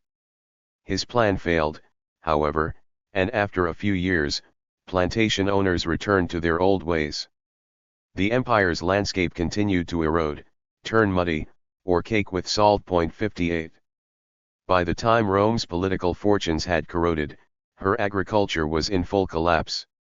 In AD 375, A politician named Symmachus wrote, "For in our time it has become customary that the farmland that used to feed us all now must be fed. 59 lands that had once grown rich bushels of wheat now produced a few flimsy stalks." The government offered tax incentives to farmers, but countless families abandoned their properties. In Constantinople's eastern territories, the urban markets survived much longer, until the 6th century. They were insulated by safe trade routes and relative political stability. 60 A government postal system, for instance, helped farmers in deep Anatolia sell their food in markets on the Ionian Sea. Public treasuries continued to subsidize irrigated olive groves in Syria and Palestine, while olive groves in Europe sank into wilderness. Bolstered by tax revenues and a working marketplace, people in the eastern Mediterranean continued selling, minting coins, breeding children, feeding slaves, and building churches and bathhouses. The landscape continued to provide, and the food trade continued its civilizing work. But even in the East, the food empire didn't last. The breadbasket for the Byzantines was, as it had been for every other empire in the region, the Nile Valley. Wanting to exploit it even more than usual, the emperors in Constantinople yoked Egyptian farmers under a ruinous tax burden. 61 These taxes streamed into the coffers of the imperial court and bureaucracy, which swallowed approximately 1/3 of the empire's wealth and food, more or less the sum of all the Egyptian production. 62 By the 5th century, farmers who could no longer pay the Byzantine taxes started abandoning their fields to the desert. They went to the cities and joined the massed urban poor, or wandered into the rocks to starve and find God. 63 Emperor Theodosius II issued a law in AD 438 attempting to bind the peasants to the land. This was a desperate act to stem food riots in Constantinople and was an early manifestation of medieval serfdom. Within a century, emperors Anastasius and Justinian would embark on huge public works projects to protect Anatolian towns from flash floods, a sure sign that the mountains had been stripped of trees and the lowland fields were swamped. Overworking the land for the sake of the food trade had, again, wreaked its inevitable damage. How to feed an empire, cheap. Problems with the soil were not the only factors that undermined the Roman food empire. In its historical summer, Roman civilization had enjoyed a warm and productive climate, not unlike that of the 20th century, or the years when the medieval monasteries grew and prospered. Warm weather kept grain yields high and pushed vineyards and olive groves north into lands that had only known woods and pasture. Then, at about the same time as the empire's decline turned into a screeching plunge, this Roman warm period ended. We know this from analyzing sediment and pollen extracted from lake bottoms, as well as from picking at the cores of ancient trees and lumber and from slicing into stalagmites. By measuring the changes in growth rings from the wood, or testing lake sludge for different species of pollen at different depths, or by boiling down stone into its chemical parts, scientists can construct a sort of weather recast for, say, AD 300. Apparently, it got a lot colder. 64 Colder weather not only shortened the growing season, it reduced rainfall and shrank the boundaries of arable soil back from the edges of civilization, yielding ground to wilderness. 65 The effects of climate alone probably didn't cause a massive loss in productivity, but when combined with exhausted soil, economic and political problems, and the Roman dependence on transportation networks, they created a disaster. The death of the Roman food empire, like the death of its political body, was a case of a million pinpricks, of slow attrition, one farm or garum factory at a time. The story of the Spanish garum industry is the story of the Roman food trade writ small, and on broken pottery. In Gades, the Romans spent centuries working a large-scale fish salting operation, probably inheriting the tradition from the Carthaginians. Evidence from salt fish amphorae shows that, starting around AD 100, tremendous quantities of Spanish sauce poured from Spain into Ostia. Then the supply vanished. For a while, modest shipments of African garum filled the gap, but then that, too, declined. The food trade, like rioting barbarians, is partly guilty for the collapse of the Roman Empire. Inflation in the 3rd century led to lowered wages, debased currency, and a failed stab at price controls. Food supplies in the cities stretched thin, and families drifted back to the countryside. Imperial edicts tried to stop the exodus, but no one paid attention. When Diocletian broke the empire into two halves in the late 3rd century, Constantinople hoarded the Egyptian grain shipments, and Rome went hungry. 66 In 364, Emperors Valentiniani and Valens further undermined confidence in the ruling institutions by demanding that taxes be paid in grain. Money, in the West, had become obsolete. By the 4th century AD, Ostia had degenerated into a near ruin. Pontus, a town 4 kilometers to the north, had sucked away much of its shipping, but Ostia's decline mirrored the problems that struck the empire's food trade as a whole. For example, by the 4th century AD, Ostia's grain storehouses and Rome's apartment buildings, the Horia and the Insuli, had all physically shrunk. They dwindled along with the population. 67 Ostia's great milling plant and bakery burned down and were never rebuilt, garbage piled up against the walls, old marbles were smashed to shore up the decaying houses. 68 Visiting the town in 387, Saint Augustine mulled his faith as a friend lay dying of a fever. Standing at her deathbed, he held back his tears and tried to argue himself into joyfulness. His friend was, after all, with God now. 69 But he couldn't really convince himself, and he felt doubly wretched for feeling wretched. He may have been touched by his environs. Ostia, like much of Europe at this time, was a depressing place. After the burial service, Augustine withdrew to the bath, but the bitterness of my grief was not sweated from my mind. It finally took tears to do that. As the Western Empire slowly deflated, like a moldy pumpkin collapsing into itself and humming with invading flies, the tax system was one of the first pieces to rot. Without taxes, the army disappeared. Without the army repairing the roads and crucifying robbers and pirates, the food trade stopped. No taxes meant no one to protect surplus foodstuffs, much less guard the farmers who carted them to town or the merchants who bought them in bulk.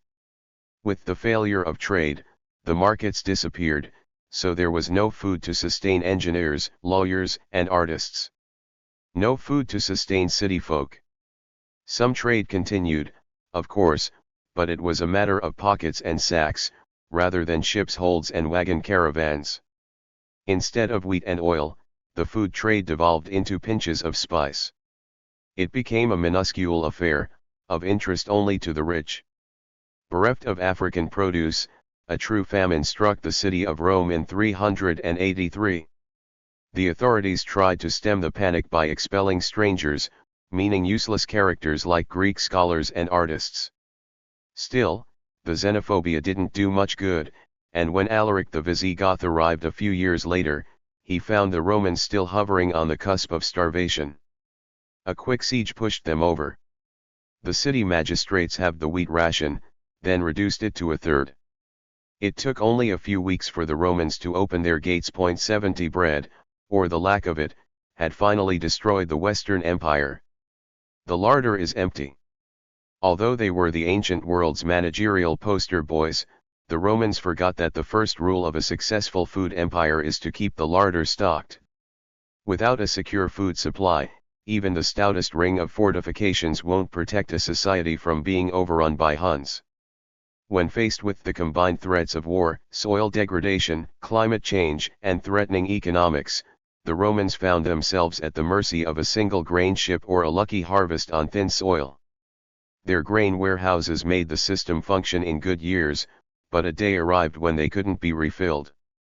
The Romans weren't proficient meteorologists, so they can't be blamed for not noticing another rule that governs food empires: climate change happens. In good times, it's natural to expand and come to rely on food supplies from distant, marginal areas, but that doesn't mean they'll last. That's a lesson worth remembering today. Obviously, the massive urbanization of the 20th century is inseparable from a massive growth in the global food network.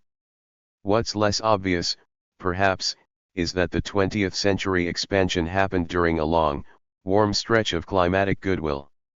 Very few droughts occurred between the Dust Bowl and the 1990s. Average temperatures during most of the last century were similar to those during the peaks of the medieval and Roman food empires, and both these civilizations declined as the weather turned foul.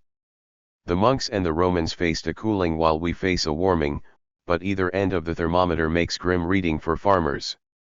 Today, many scientists think that if climate change causes global temperatures to rise about 2 degrees Celsius, crops in temperate zones will actually benefit from a longer growing season and from the fertilizing effect of the blanket of carbon dioxide that's causing so much trouble. 71 Even in this optimistic scenario, harvests in tropical and semi-arid regions will thin.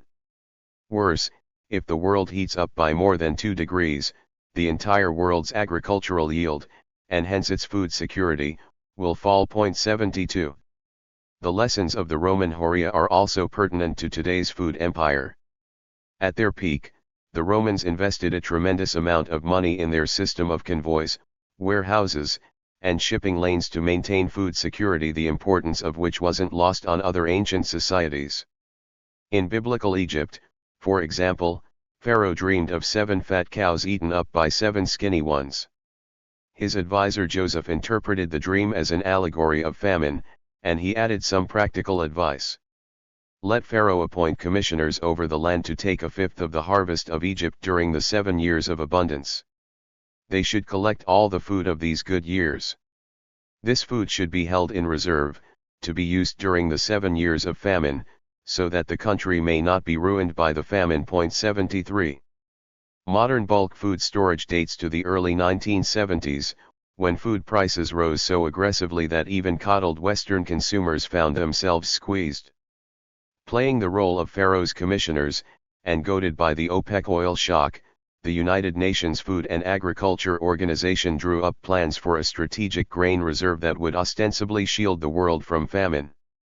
The crux of the idea was for the UN's World Food Programme to stump up funds to maintain a giant mountain of grain that would be released into the market at strategic times, thereby tamping down prices. It wasn't much different from Joseph's plan, except that Joseph never dealt with modern bureaucrats. Silos around the world, and in Africa in particular, filled up with UN grain. The seemingly limitless hoard was too tempting for local officials to ignore, and the program was plagued by politicking, mismanagement, and corruption. By the end of the 1980s, all that was left was the ink on a ledger sheet. As the UN itself dryly admits, for many countries the strategic grain reserve tended to exist in theory rather than in practice. 74. Corruption killed the strategic grain reserve, and after the Soviet Union collapsed, such top-heavy, state-funded interventions fell from political grace. The Washington Consensus came into fashion. Organizations like the International Monetary Fund and the World Bank waved the banner of open economies as a surer means to achieve food security. But the dogma of the marketplace is the opposite of Joseph's advice to Pharaoh. Food storage, the free marketers insist, is wasteful and ineffective. They argue that the cost of storing foodstuffs in imperial bulk is too expensive. Since stored food doesn't earn any interest, it's considered an opportunity cost. The prevailing economic logic claims that it's wiser to sell your food and invest in a T-bill, knowing that the market will let you exchange your T-bill for bread if you really need it. Since the 1990s were years of record harvests, everyone assumed that world food supplies would continue to expand forever. Regional shortfalls could be most efficiently met by the market. The idea of saving even on the household scale of pickling, drying, and preserving the fruits from a home garden lost its allure since the hungry years of the 1940s. In the place of a well-stocked larder, the modern food empire's motto became just enough, just in time.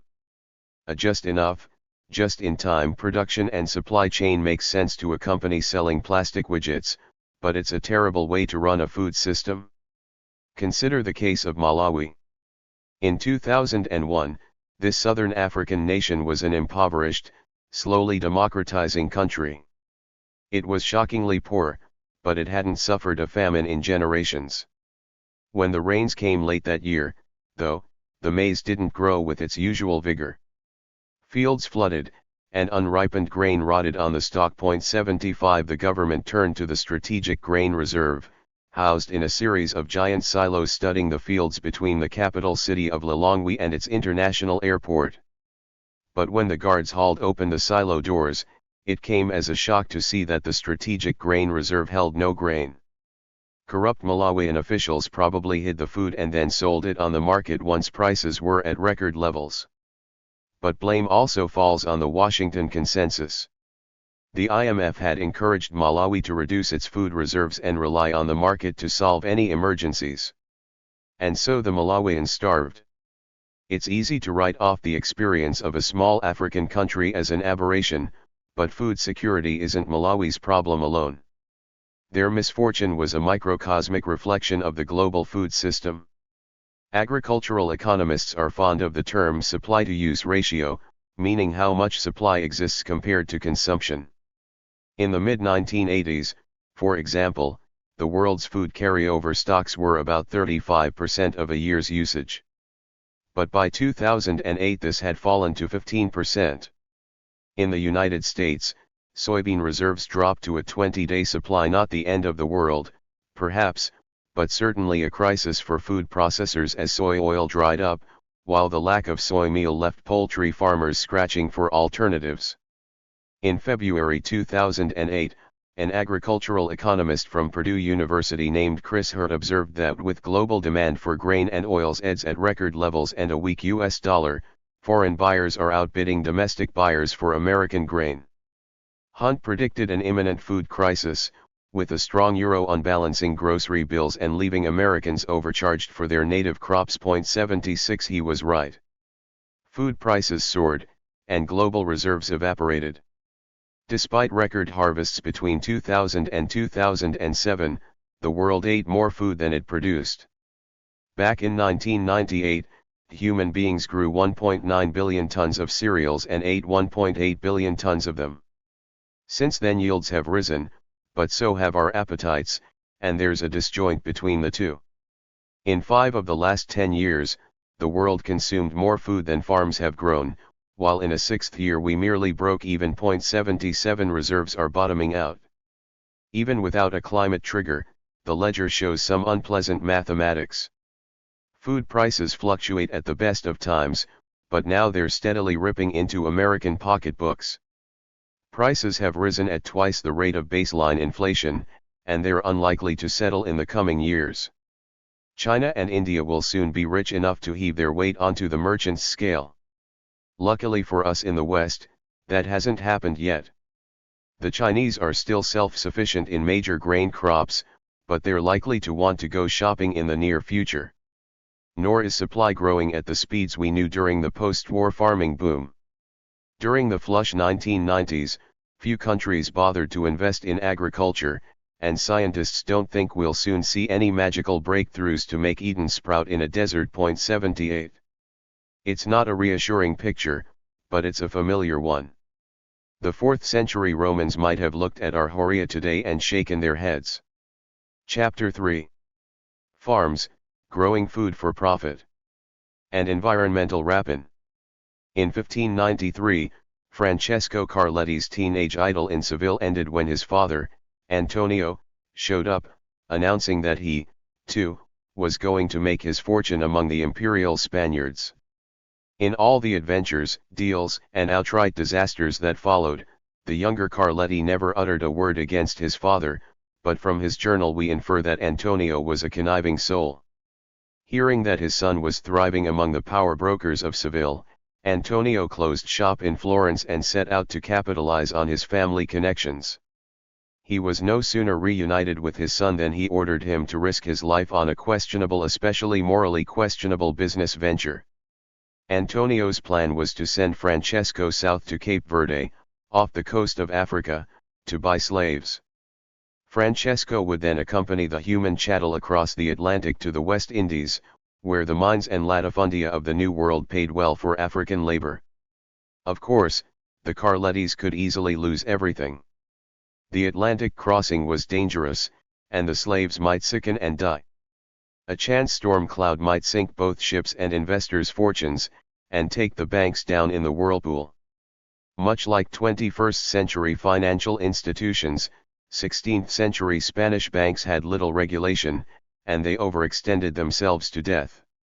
Since no one stopped them, they didn't hesitate to fund half-cocked expeditions to India, bankroll adventurers who had more bravery than navigational sense, and bet on convoys bound for the ocean bottom.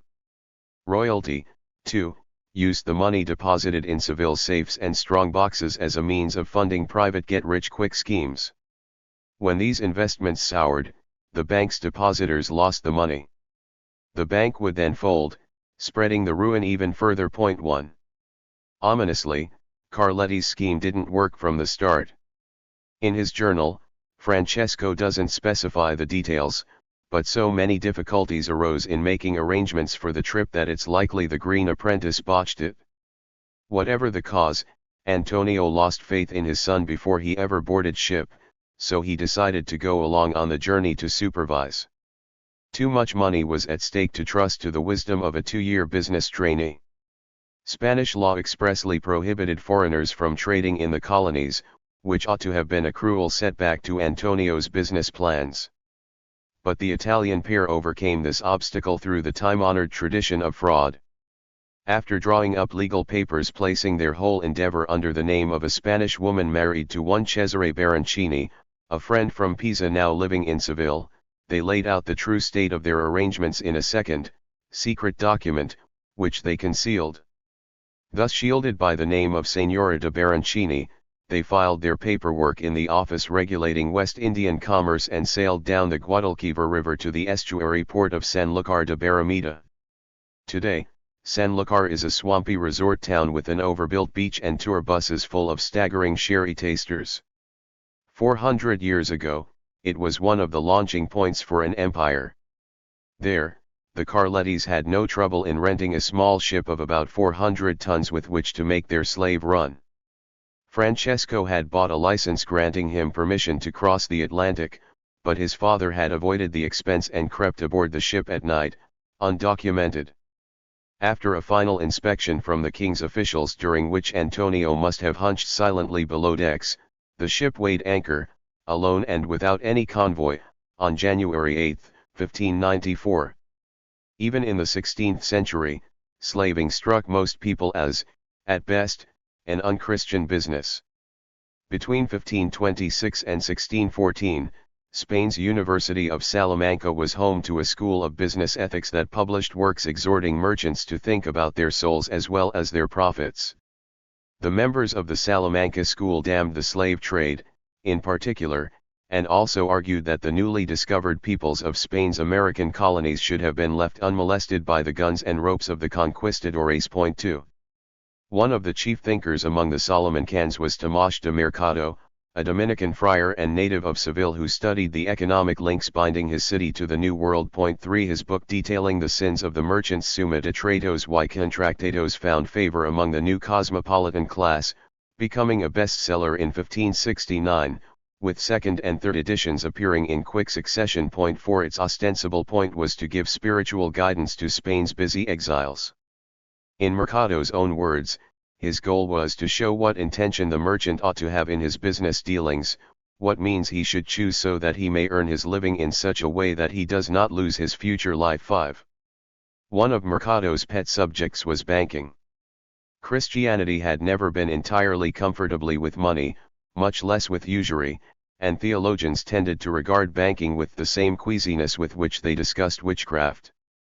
Mercado, however, was less bothered by the morality of interest than with the temptation for bankers to act irresponsibly with other people's cash. To this end, he advocated the notion that banks ought to be regulated so that they didn't risk more than a percentage of their funds. A stricter adherence to the 16th century idea might have been helpful to 21st century economists, but it's Mercado's thoughts on food trading, not banking, that are in hindsight the most prescient. Grain, argued the friar, isn't like spices or bolts of silk, because people require grain to live. Due to the nature of markets, however, grain merchants have an incentive to hoard during times of want, keeping food in reserve as prices rise and then selling it at the moment of greatest profit. Knowing that the neighbors cannot stop themselves from purchasing, no matter how modest one's life might be, writes Mercado, the salesman, with pain, increases the cost. This opportunism in the face of hunger would unquestionably tar the merchants' souls, but the true sinner was the system that rewarded the sin, the unregulated food empire. 6. Although Mercado feared for the afterlives of businessmen, his worries took a worldly bent on the topics of grain supply, enslavement, and loss of investment. As a 16th-century clergyman, he can be forgiven for failing to notice the greatest danger caused by the 16th-century Spanish food empire, the physical destruction of the land. Mercado never knew the first rule of ecology, which is that diversity equals strength. The plantations and latifundia spread by the Spanish adventurers were, by the exclusive nature of their flora, both specialized and fragile. These ecosystems were weak, easily pushed into waste by a dry spell or a plague of nibbling insects. Although the Salamanca school didn't realize it, the true legacy of unfettered trade wasn't merely hunger and damnation, but a system of producing and distributing food that was bound to collapse. The grapes of wrath. As they walked away from Eden, Adam and Eve looked back westward, over their shoulders toward paradise. A western isle is where the dying sun finds its rest, where the Irish looked for Tir en Anog, where the Greeks sought the Hesperides. In one of the most romantic passages in Romantic English poetry, Tennyson's Ulysses rouses his old comrades with their free hearts and free foreheads to sail on a last, desperate voyage to the west, hunting for Elysium before the dusk of old age. Poetry aside, a lot of people took these directions literally. Romanera adventurers sailed to the islands of the Blessed, their name for any of the green strings of land including Madeira and the Canaries, the Azores, and Cape Verde. Plutarch quotes a pair of sailors who survived a reckless voyage in the Atlantic and describe landfall at islands, which, they say, enjoy moderate rains at long intervals, and winds which for the most part are soft and precipitate dews, so that the islands not only have a rich soil which is excellent for plowing and planting, but also produce a natural fruit that is plentiful and wholesome enough to feed, without toil or trouble, a leisured folk. Moreover, an air that is salubrious, owing to the climate and the moderate changes in the seasons, prevails on the islands. Therefore a firm belief has made its way, even to the barbarians, that here is the Elysian field and the abode of the blessed, of which Homer sang. 7. When the Roman Empire passed, so did memory of the fortunate islands.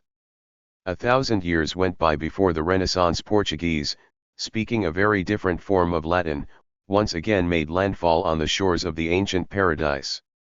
Charmed by the rich soil, salubrious air, and the wholesome fruit, the Portuguese turned the islands into a big slaving fortress. By the time Francesco and Antonio Carletti arrived in the 16th century, Cape Verde was a rowdy naval station where European ships collected supplies and human chattel before nosing into the windward isles of the archipelago, a final glimpse of Earth before the weeks of unbroken blue that led to the great plantations of the West Indies. It was a launching point for Europe's colonial expansion, and for the countless Africans being kidnapped and forcibly funneled into the New World. 8. Francesco Carletti and his father hoped to join the stream of grim caravels, but rather than noting the verdant, lush environment, Carletti noticed something else when he arrived in Cape Verde, the smell of goat, which the locals hung and salted in the tropical air. In return for cargoes of semolina wheat, vegetables, and dried fruit, European ships took on tons of the island's salted goat meat, to be eaten by the sailors of the colonial fleets. The animals thrived on the steep deforested and eroded heights of the islands, and their meat was a good source of protein for the crews. The transformation from the lush islands of Roman times to the eroded rocks of Carletti's is the fault of Europe's expanding food empire. That and planetary mechanics. In 1291, a pair of Genoese explorers named the Vivaldi brothers discovered that the winds in the Atlantic Ocean operate like giant pinwheels, rotating clockwise north of the equator and counterclockwise to the south. These trade winds sweep down from the North Atlantic before veering west off the coast of Africa. So when the Vivaldi brothers sailed from Europe into unknown waters, they were most likely swept first southward past Senegal, then thrust out to sea. 9. it's a good bet that the Vivaldi brothers arrived at the Fortunate Islands, where they might have admired the scenery, bartered with the natives for fruit and fish, and taken on fresh water. Then they would have waited for a favorable wind. And waited. Eventually, they would have noticed that the wind never changed direction. It always blew west, in the opposite direction of home. The Vivaldis had failed to grasp that, to return to Europe from the Fortunate Islands, a sailor needs to take a mad, illogical leap and sail into the terrifying infinity of the Atlantic. He needs to point the prow of his vessel west and trust to planetary mechanics. If the sailors were still alive when they neared the Americas, they would have had to steer north along the coast to about 40 degrees latitude where, if the season were right and the vessel still seaworthy, they would catch the westerlies and a pure, fast blow back to home and glory. The Vivaldis couldn't pull it off. They were never heard from again.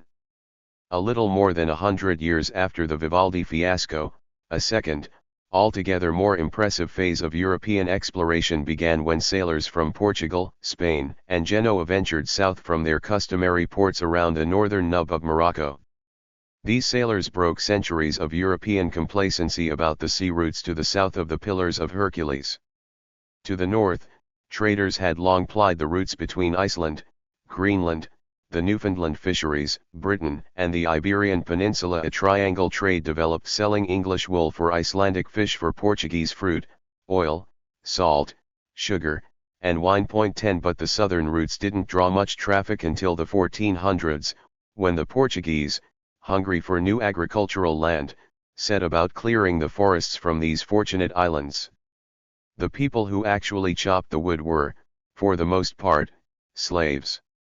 African slavery on the industrial scale known by Carletti was a relatively late development, emerging well after the Portuguese colonists arrived in the 1440s. The first slaves on Madeira were either European, most likely New Christians, Jewish or Moorish converts whose faith had come under suspicion, or Guanches, the native Canary Islanders. The Guanches had, at first, fought guerrilla battles to keep the Portuguese from establishing a foothold on their territory, but firearms and disease snuffed out the resistance. Soon Ferdinand and Isabella of Spain, following the Portuguese lead, subjugated the main island of Gran Canaria by landing hundreds of soldiers equipped with horses and modern cannon. The campaign took 5 years to exterminate the natives, wiping clean the island of Tenerife took another 3. With the possible exception of the West Indian Arawaks, the Guanches were the first people to be driven to extinction by European colonialism. 11. At first, the new slaves worked mostly in clear-cutting the very forests that had given them shelter from the invaders during their guerrilla war. As well as timber, the trees yielded resin. After sawing up pine logs, the slaves shoveled them into 3-chambered ovens, which, over a slow, 24-hour burn, reduced them to the gleaming black pitch used to caulk European ships and seal wooden aqueducts. 12 But it was a more lucrative treasure that drew the attentions of the island's new masters. One of humanity's shared characteristics, a biological whip, if you will, is the sweet tooth. We love sugar. The received evolutionary wisdom holds that this is because of its rush of calories and its jolt to the bloodstream. Eons of scarcity drove us to favor the most efficient means of delivering energy into our bodies. Nothing is quite as useful as sugar for getting through the rougher parts of an ice age. Until the medieval period, Europeans, like bears, ate most of their sugar in the form of honey or fruit. When the Arabs smashed across the Mediterranean in the 8th century, they brought with them sweet-smelling, fibrous sugarcane, which they had learned to grow and process from the Indians, who also exported the crop to China. For many centuries the Middle East was awash in sugarcane juice. So when Europeans wondered what to do with their new conquests in the Fortunate Islands, they decided on sugarcane plantations. Sweets were a cash crop for which there was always a market. By 1452, the first mill on the islands had opened, and soon dozens of sugar processing houses were smoking day and night, burning up the woods. The islands were transformed. Madeira means wooded, and sources described Cape Verde before its colonization as a dry, well-wooded land that also possessed streamlets of water and a great quantity of grass. 13 No longer. As the immigrants and their slaves sharpened their axes and invested heavily in goats, the forests vanished. The settlers also lit fires to clear farmland, some of which burned continually for as long as 7 years. A Venetian named Alvise de Cadamosto, writing in the latter half of the 15th century, observed of one fire that a group of settlers was forced, with all the men, women, and children, to flee its fury and to take refuge in the sea, where they remained up to their necks in the water, and without food or drink for 2 days and 2 nights. 14. To compound the damage, one Bartolomeu Peristrello had the idea of releasing a family of rabbits on the island of Porto Santo. In short order, the bunnies had overspread the land, so that our men could sow nothing that was not destroyed by them. 15. The attentions of the rabbits were so terrible that this first European colony on the Madeira archipelago had to be abandoned, unable to feed itself. Subsequent colonists tried to exterminate the pests, but as late as 1455, the island was a Lapin stronghold. By gobbling up most of the native vegetation, the rabbits caused a massive ecological collapse from which the Porto Santo never recovered. By the 1560s, a mere century after the first colonists arrived, an English traveller noted the striking absence of trees on the islands, stating, "Wood is the thing that is most wanted." 16. With the forests gone, wind and rain took their toll on the island soil. Streams baked dry in their beds. Native species vanished, replaced by opportunistic migrants like Peristrello's rabbits. There were less obvious plagues, too. Miles above the dust, rainfall patterns shifted.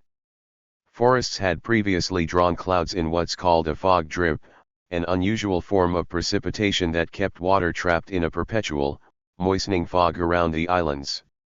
On one of the Canary Islands, for example, a particular rain tree attracted enough condensation to form 2 permanent pools of water that flowed from its base. 17. Sir Richard Hawkins, writing in the 16th century, describes the effect of such trees.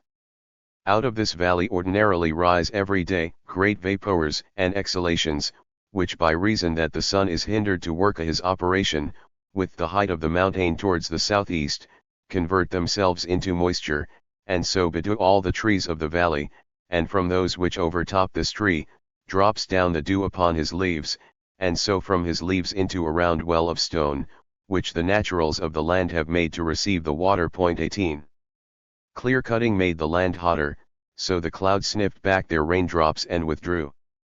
Even if no one chopped them down, the rain trees died from the lack of moisture, and the islands began to heat and crack.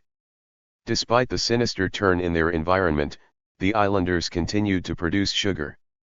They were making money, and they would continue to do so until climate change and economic globalization forced their hand.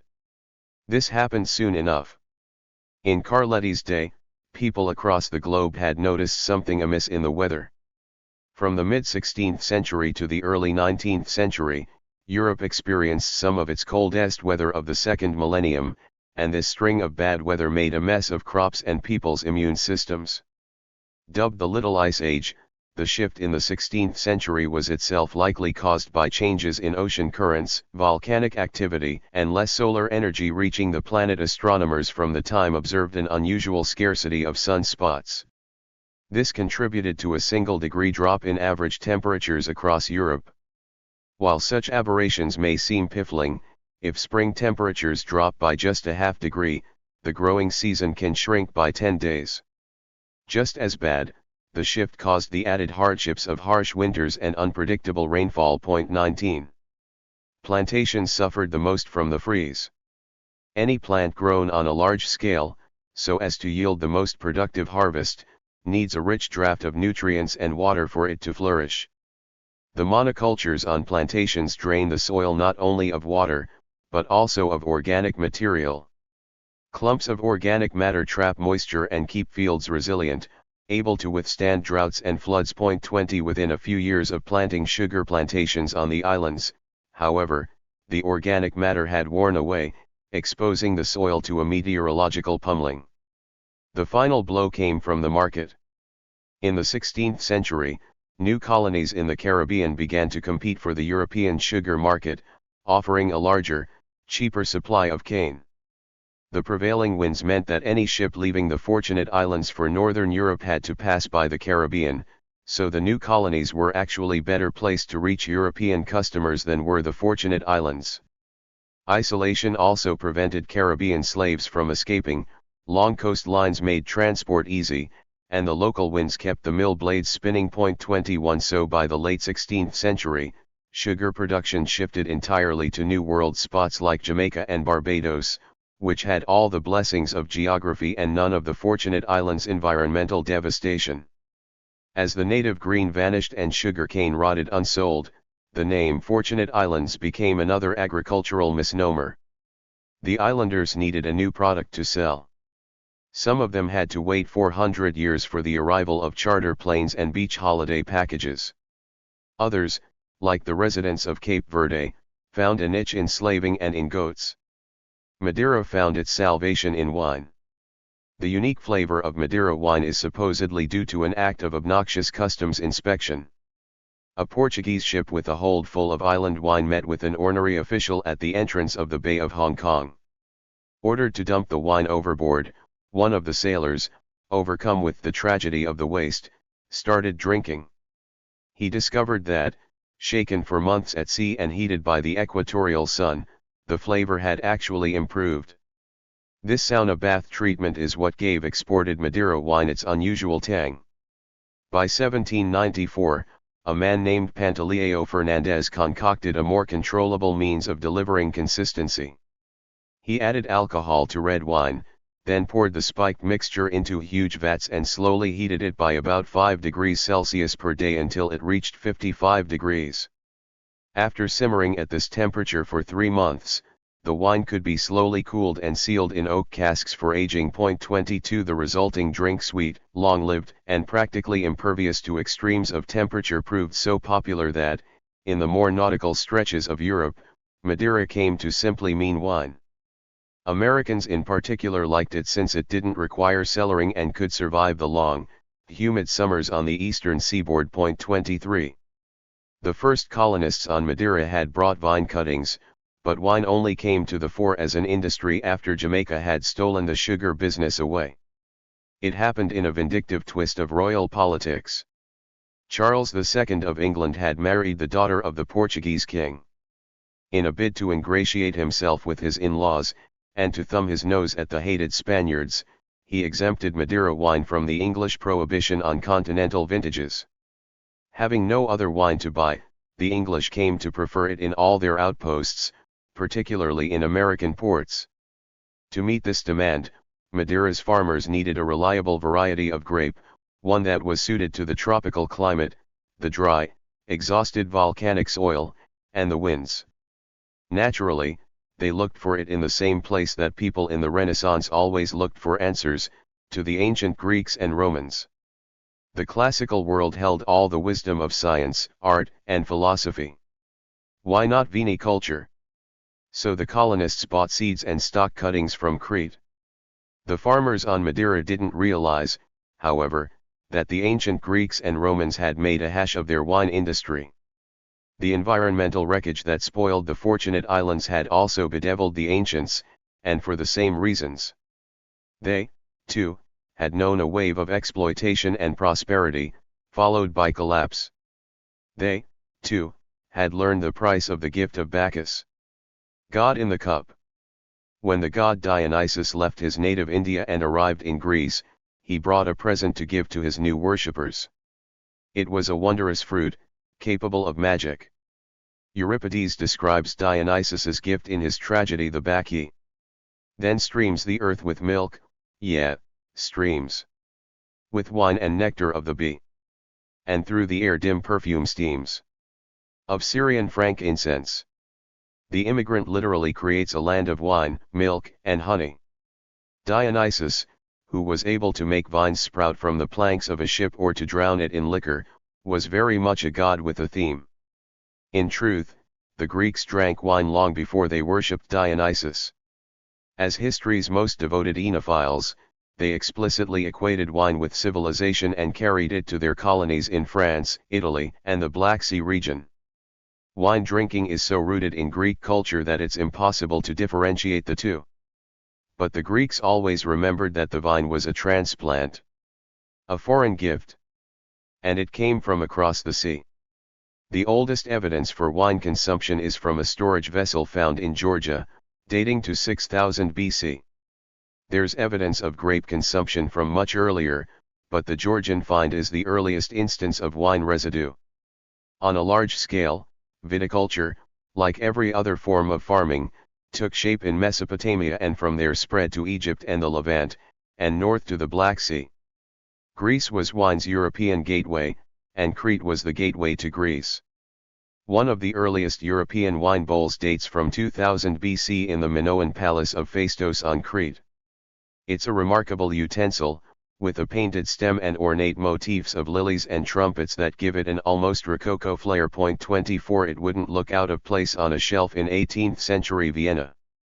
The Minoans who made it were probably the first Europeans to practice the wine trade. Along with bull jumping, an apparent matriarchy, and a taste for expressive frescoes, the Minoans are remembered as a seafaring people who built a trading empire around the Aegean. They imported vines from Anatolia or Palestine and then paid back the favor by selling wine to the coastal cities of the Levant and Egypt. Archaeologists have found Cretan wine vases in Lebanon. While other islanders from Lemnos and the Cyclades tramped goods around the region without ever building trading posts, the Minoans kept a permanent base in the Levantine city of Ugarit. They also sold drinks to the pharaoh. One Minoan palace, Zakros, grew as a hub solely to serve this Egyptian trade. 25. Even the myths paint the Cretans as natural vintners. After Theseus killed the Minotaur and eloped with the Minoan princess Ariadne, he jilted her on the island of Naxos, preferring to return to Athens as a bachelor. At once, the girl rebounded into the arms of Dionysus himself, who swept her into the company of immortal spouses. Wine and Crete, in the bluntest terms, were bedfellows. The product that the Minoan ships shuttled around the eastern Mediterranean can still be drunk today. On the southern Cretan side of Myrtos Pyrgios, not far from the hotels and snack bars of present-day Europetra, archaeologists unearthed a warehouse that would have stored as much as 4,000 liters of Minoan wine. Laboratory analysis showed that the drink contained traces of tree resin, which was presumably used by the ancients to line their amphorae and keep them airtight, thus reducing the chance of spoilage during long, sweltering trading missions. So Minoan wine must have tasted something like modern retsina, the dry, slightly bitter drink familiar to diners in Greek restaurants. Today, retsina takes its distinctive flavor from pine resin added in the last stages of fermentation. The quantity of wine in the Myrtos warehouse was far too great to be consumed by the inhabitants of a small Bronze Age farming town, even one made up of prodigious alcoholics. It was marked for trade. Additional finds on site: a funnel, vats for treading grapes, impressions of grape leaves on pottery prove that the town hosted a thriving wine industry. Other Minoan sites yield evidence of pressing floors and collecting basins. 26 Wine was big business in the early Bronze Age. By the 19th century BC, the Minoans had pieced together a very profitable trade network, a mercantile empire of sorts. This trade required organization. To function, trade needs reliable roads, safe sea lanes, and warehouses. 27 So Crete built palaces. The Knossos archaeological site's palace is still impressive, even though it's been reduced by 3,000 years of weather, earthquakes, and the tinkerings of foreign adventurers such as Sir Arthur Evans. Knossos had 1,000 rooms. All of the Minoan palaces had broad, paved yards ringed with ochre columns, tiers of airy houses and sweeping stairwells, bull motifs, and buoyant pictures of dolphins. The Minoans lorded over fleets and roads, controlling the movement of wine and other goods around their trading routes. They owned storehouses, creameries, and breweries. They engaged in big business, and likely big government too. While a single Minoan entrepreneur could conceivably have hammered together a warehouse and hired a guard, No private individual could have floated enough square-rigged galleys to police the Cyclades. For the goods that benefited Cretans as a whole, roads, clear mountain passes, a navy, they needed the authority of the group. 28. But in creating authority and developing trade, Crete's society changed. In the early Bronze Age, about 3000 BC, Minoans lived on small farms, growing what grain they needed to feed themselves.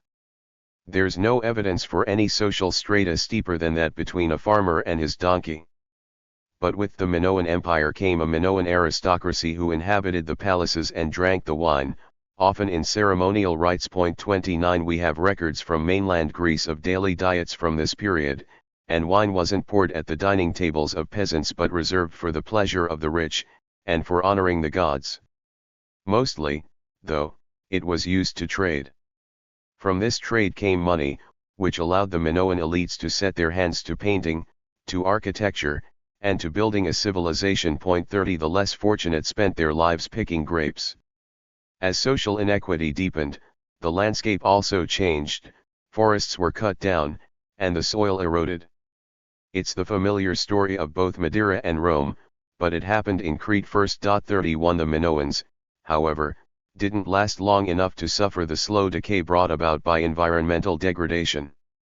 Around 1500 BC the entire culture disappeared into a cloudy mix of natural disasters, including a spectacular volcanic blast and tidal wave. Tottering and wounded, the Minoans received the final helpful push into the grave from their Mycenaean neighbors on the Greek mainland. The Mycenaeans are a murky bunch. They flourished from about 1800 BC to 1100 BC, fought the Trojan War long before Homer spun their legends into the foundation of Western literature, and built the brawny architecture that survives in magnificent blocks of stone at Tiryns and Mycenae near the Argolid coast. And then they vanished. No one really knows why. Unlike the Minoans, who collapsed at the peak of their strength and vibrancy, the Mycenaeans came to a more complex, altogether less exciting end. This is odd. The Minoans were, as far as we can tell, a quiet, peaceable culture. They liked to paint pictures of pretty undressed youths with wavy hair, they had no interest in warrior tombs. By contrast, the Mycenaeans were a flexing, macho civilization, fond of heraldic lions, chariots, and funerary arts. They loved to bury gold and weaponry with their valiant dead. If any culture should have gone out with a bang, it was the Mycenaeans, but they simply disappeared. Among the possible culprits are the Dorians, invaders or migrants from the north who broke a lot of pottery near the Mycenaean palaces around the time they were abandoned. Other suspects are pirates, the so-called sea peoples, an anonymous group of miscreants who vandalized the Levantine and Cypriot trading towns around this time and then vanished from the already blotchy historical record. 32 Equally likely is that Mycenaean agriculture declined when a shift in climate ushered in a long stretch of bad weather. 33 All these factors almost certainly played a role in undermining a society where problems had been planted centuries earlier. When the ancient Greeks were still subsistence farmers, long before the days of palaces, ornamental wine bowls, or trade routes, they worked small, diversified farms. Every family tried to grow its own wheat for bread and barley for beer, and it kept a few goats or sheep for milk. Farms clustered near sources of fresh water, while the rest of the landscape stood thick with native forest. Bronze Age Greece was a patchwork of grain surrounded by dark forests of Mediterranean pines.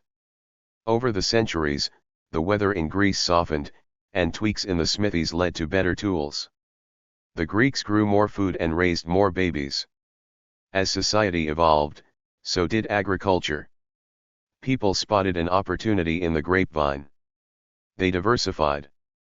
They started breeding sheep in large numbers for cloth and meat, and oxen that could be yoked to the new plows.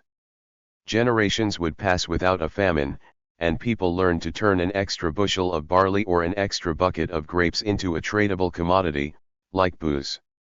Along with cheese, alcohol had a long shelf life and could survive an uncomfortable sea journey to a faraway market. It began to make good economic sense to stop growing foodstuffs for the family table and put them on the merchant's scale. 34 When a Greek farming family's only ambition was to feed itself, farmers would grow a mixed parcel of food, perhaps enlivened by the odd pig. But over time, as the entire culture grew wealthier, some farmers would have discovered that their land had an exceptional terroir for grapes. Their neighbors would have wanted to buy their wines, and the region would earn a reputation for good vineyards. Another valley, not so blessed in grapes, might have boasted rich grass and tender mutton. The farmers in this region, logically, would have given up on wines and devoted their land to pasture. Both regions would have traded and, with the profits, some of their descendants would have built towns and created a new economic class. The farmers were using what's called comparative advantage, and it happens when people realize that they can barter wine for greater quantities of bread, mutton, and vegetables than they could grow for themselves. So farms specialize. The story of agricultural development in Greece is a story of comparative advantage. Surplus food and drink generated by trade then become the fuel of urban life. Over the centuries, as the islands and peninsulas started to become crowded, farmers ventured up into hills that had once been dismissed as too thorny a prospect for the axe and plow. Innovations in metallurgy and the breeding of draft animals helped them open the forests, break new ground, and fertilize the soil. Water, of course, is scarce in hilly country, and by clear-cutting the primeval woodlands, these pioneers inadvertently damaged the ecosystem, weakening it in the event of drought or thunderstorm. The aristocrats pressed hilly common land into vine cultivation for the sake of the wine trade, and the soil never recovered. 35 Toward the end, the Mycenaeans tried building terraces to stop the erosion, but this cost an awful amount of effort, and it didn't work. The Mycenaean giant didn't have feet of rich, fertile clay, but of bare stone. 36 When the climate dried up, successive droughts racked the delicate earth, making each cloudless summer cumulatively worse than the last. 37 Aristotle, who lived centuries later, leaves us an account of what it might have been like. Places that formerly enjoyed a good climate deteriorate and grow dry. This has happened in Greece to the land about Argos and Mycenae. In the time of the Trojan War, Argos was marshy and able to support few inhabitants only, while Mycenae was good land and therefore the more famous. Now the opposite is the case, for Mycenae has become unproductive and completely dry. What has happened in this small district may therefore be supposed to happen to large districts and whole countries. 38 Although Aristotle was from a different age, he understood that food empires are only as robust as their weakest link. When connected by a mutually dependent network of imports and exports, a farm's failure becomes a city's riots. An early frost in the provinces can unseat a king just as it will damn a peasant to hunger. The environment and the social world are part of the same brittle system. While the details of the Mycenaean fall are lost, the pattern is consistent with collapses in Carletti's Europe, the Roman Empire, and the medieval monastery economy. Each of these societies initially accomplished the three tasks necessary for urban dwellers to put bread on their tables. They grew surpluses, they built larders and breweries and roads, and they established fairs, markets, and a merchant class. In doing so, however, these societies expanded past a sustainable size. There are three reasons for their overreach. First, in each case, pre-modern cities grew on the food surplus grown by tilling virgin soil. Second, these cities depended on climatic good luck, on long bouts of mild weather that helped crops flourish.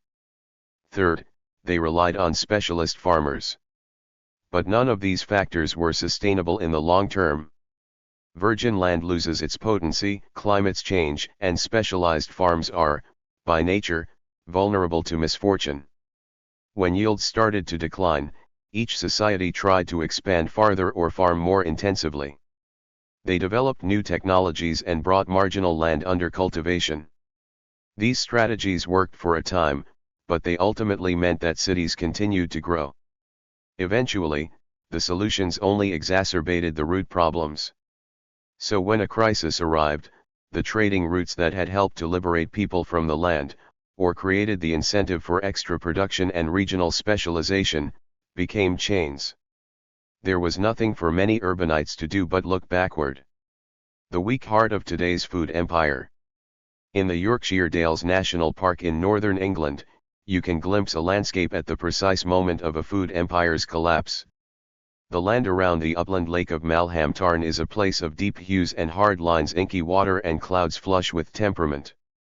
Cobbled villages on the hillsides meld into limestone crags, and pastures are streaked with crowberry and dark willow. The sweep of the land is almost too dramatic, too flawless in its tourist board aesthetic. Here is England at its wind-blown height, the rough country of the Brontes' woolly swordsmen and midnight-eyed heroines, a counterpoint to the thatch and rosebushes of the south. It's where England is closest to the wild. But in the 13th century, Malham shimmered with pale, civilizing wheat. You can still imagine how it once looked if you walk, just before dusk, along the edge of the Tarn's curving cliff, once the lip of a giant Ice Age waterfall. From the top, if you squint into the lowering gloom, you can see a very different shadow of history laid out in the grass and stones, small rectangles, faded outlines of tiny medieval farm plots. Their owners had worked them increasingly hard until the 14th century, when they suddenly stopped. Today, government subsidies pay for sheep and rough cattle to crop the moorland grass. The medieval farmers who worked around the Malham Tarn sold their grain in the grey market squares of towns like Skipton, 9 miles away. The urbanites who bought it practiced stonemasonry, or choir singing, or any of the other trades that built the medieval world. So when the farms disappeared, leaving only traces on the hillsides, so did the civilization. The countryside in the north of England has never regained the crowds it knew 700 years ago. Modern ecologists, the scientists who try to understand why forests burn down or why pests gobble up particular crops, would have had stern words for the medieval Malhamites. Deforested uplands, intensive grain cultivation, soil exhaustion, lengthy trading routes, and a dependent urban population are the sorts of things that keep ecologists awake at night. Malham Tarn, Mycenae, the Fortunate Islands, and ancient Rome are ideal case studies in landscape vulnerability, poster children for the type of ecosystem that flips at the first misfortune. 39 ecologists could point to a host of analogous systems in the natural world. They could use graphs and scatter plots to show that these food empires were dependent on landscapes just so productive of food, and just so homogeneous in species, and just so bound into corridors of trade that they were accidents waiting to happen. 40 And then they'd coolly note that when the climate chilled, and the rains became unpredictable, and the land withheld its generosity, millions of people died. Our own food empire has a lot in common with these historic examples. 41 Urbanites around the world rely on just a handful of crops: wheat, corn, rice, and soy to provide the majority of our nutrition. These crops are usually grown as a continuous monoculture, or as a part of a relatively simple crop rotation, in just a few primary areas like the Ukraine, the Great Plains, and China's river valleys. From the perspective of the ecologists, we depend on a highly vulnerable system, an accident waiting to happen. 42.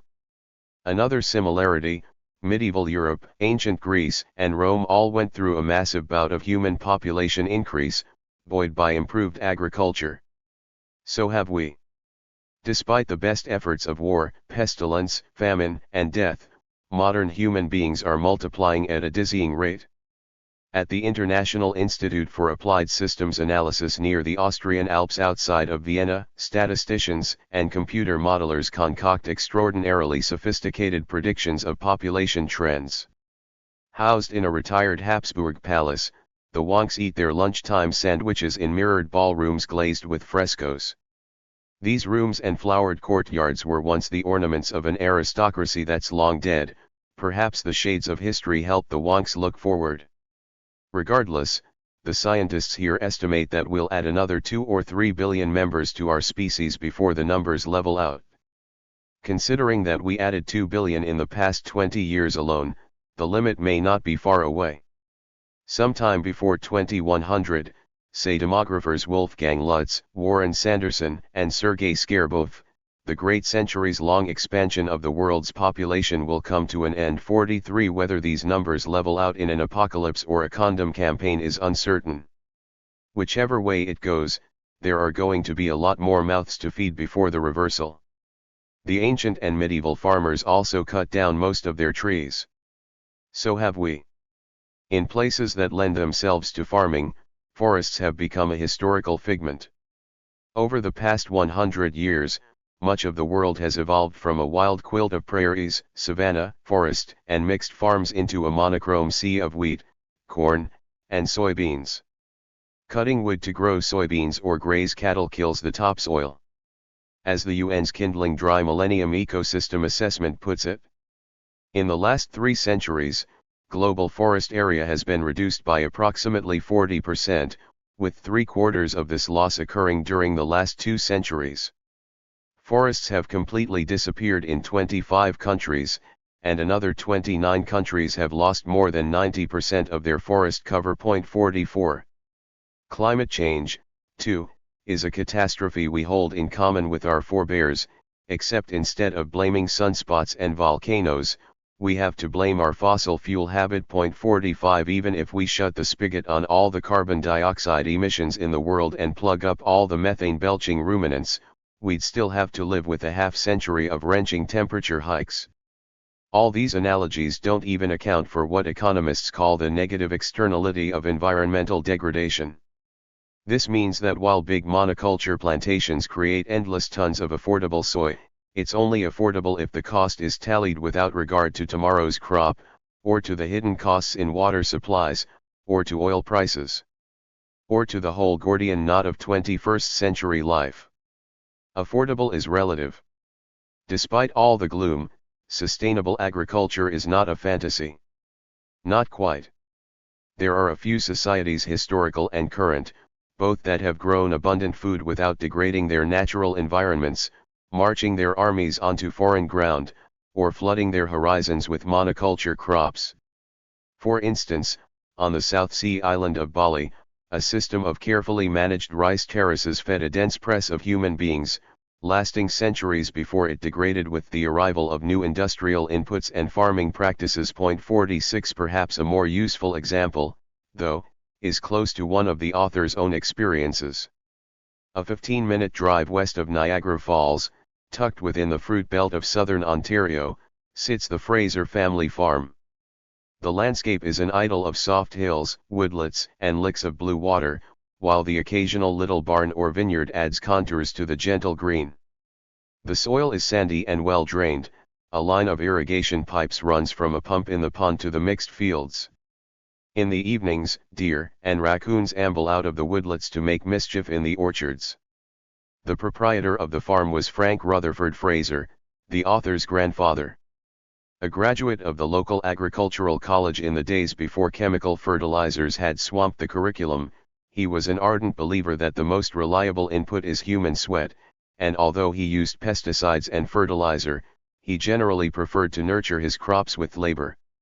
If organic would have struck him as a childish, left-wing catchword, he generally farmed in a manner that would have struck both his 19th-century forebears and today's upscale food markets as natural. The lesson of the Fraser farm, of sustainable farming everywhere, is that farms should mimic nature. Too many nutrients in the soil cause water pollution, and too few mean degradation, so the sustainable farmer balances them by rotating crops, planting diverse flora, and slicing up the land with hedgerows and studding it with trees. Such a farmer plants perennials that keep roots in the soil throughout the year, and he pastures livestock on fallow ground. Second, sustainable farms largely use muscle instead of machines. Virtually all of the energy on the planet comes from solar heat stored in vegetation. For a farm to be truly sustainable, it can't depend on the finite generosity of oil wells, so it must remove combustion engines as a major input. Hence a step back to muscle power. To follow both of these two rules, farmers have to accept the third, sell local. By cutting their reliance on engines, sustainable farmers cut access to faraway buyers. A sustainable food empire would be one wherein most farms support their local populations, rather than selling their wares on the global commodities markets. Not for all products, of course, but we would need to reduce the percentage of globe-trotting produce in our shopping baskets. Our needs are no different from those of our ancestors, but we depend on the bounty of intensive, specialized farms, and we're reliant on trucks, ships, and planes to keep us from going hungry.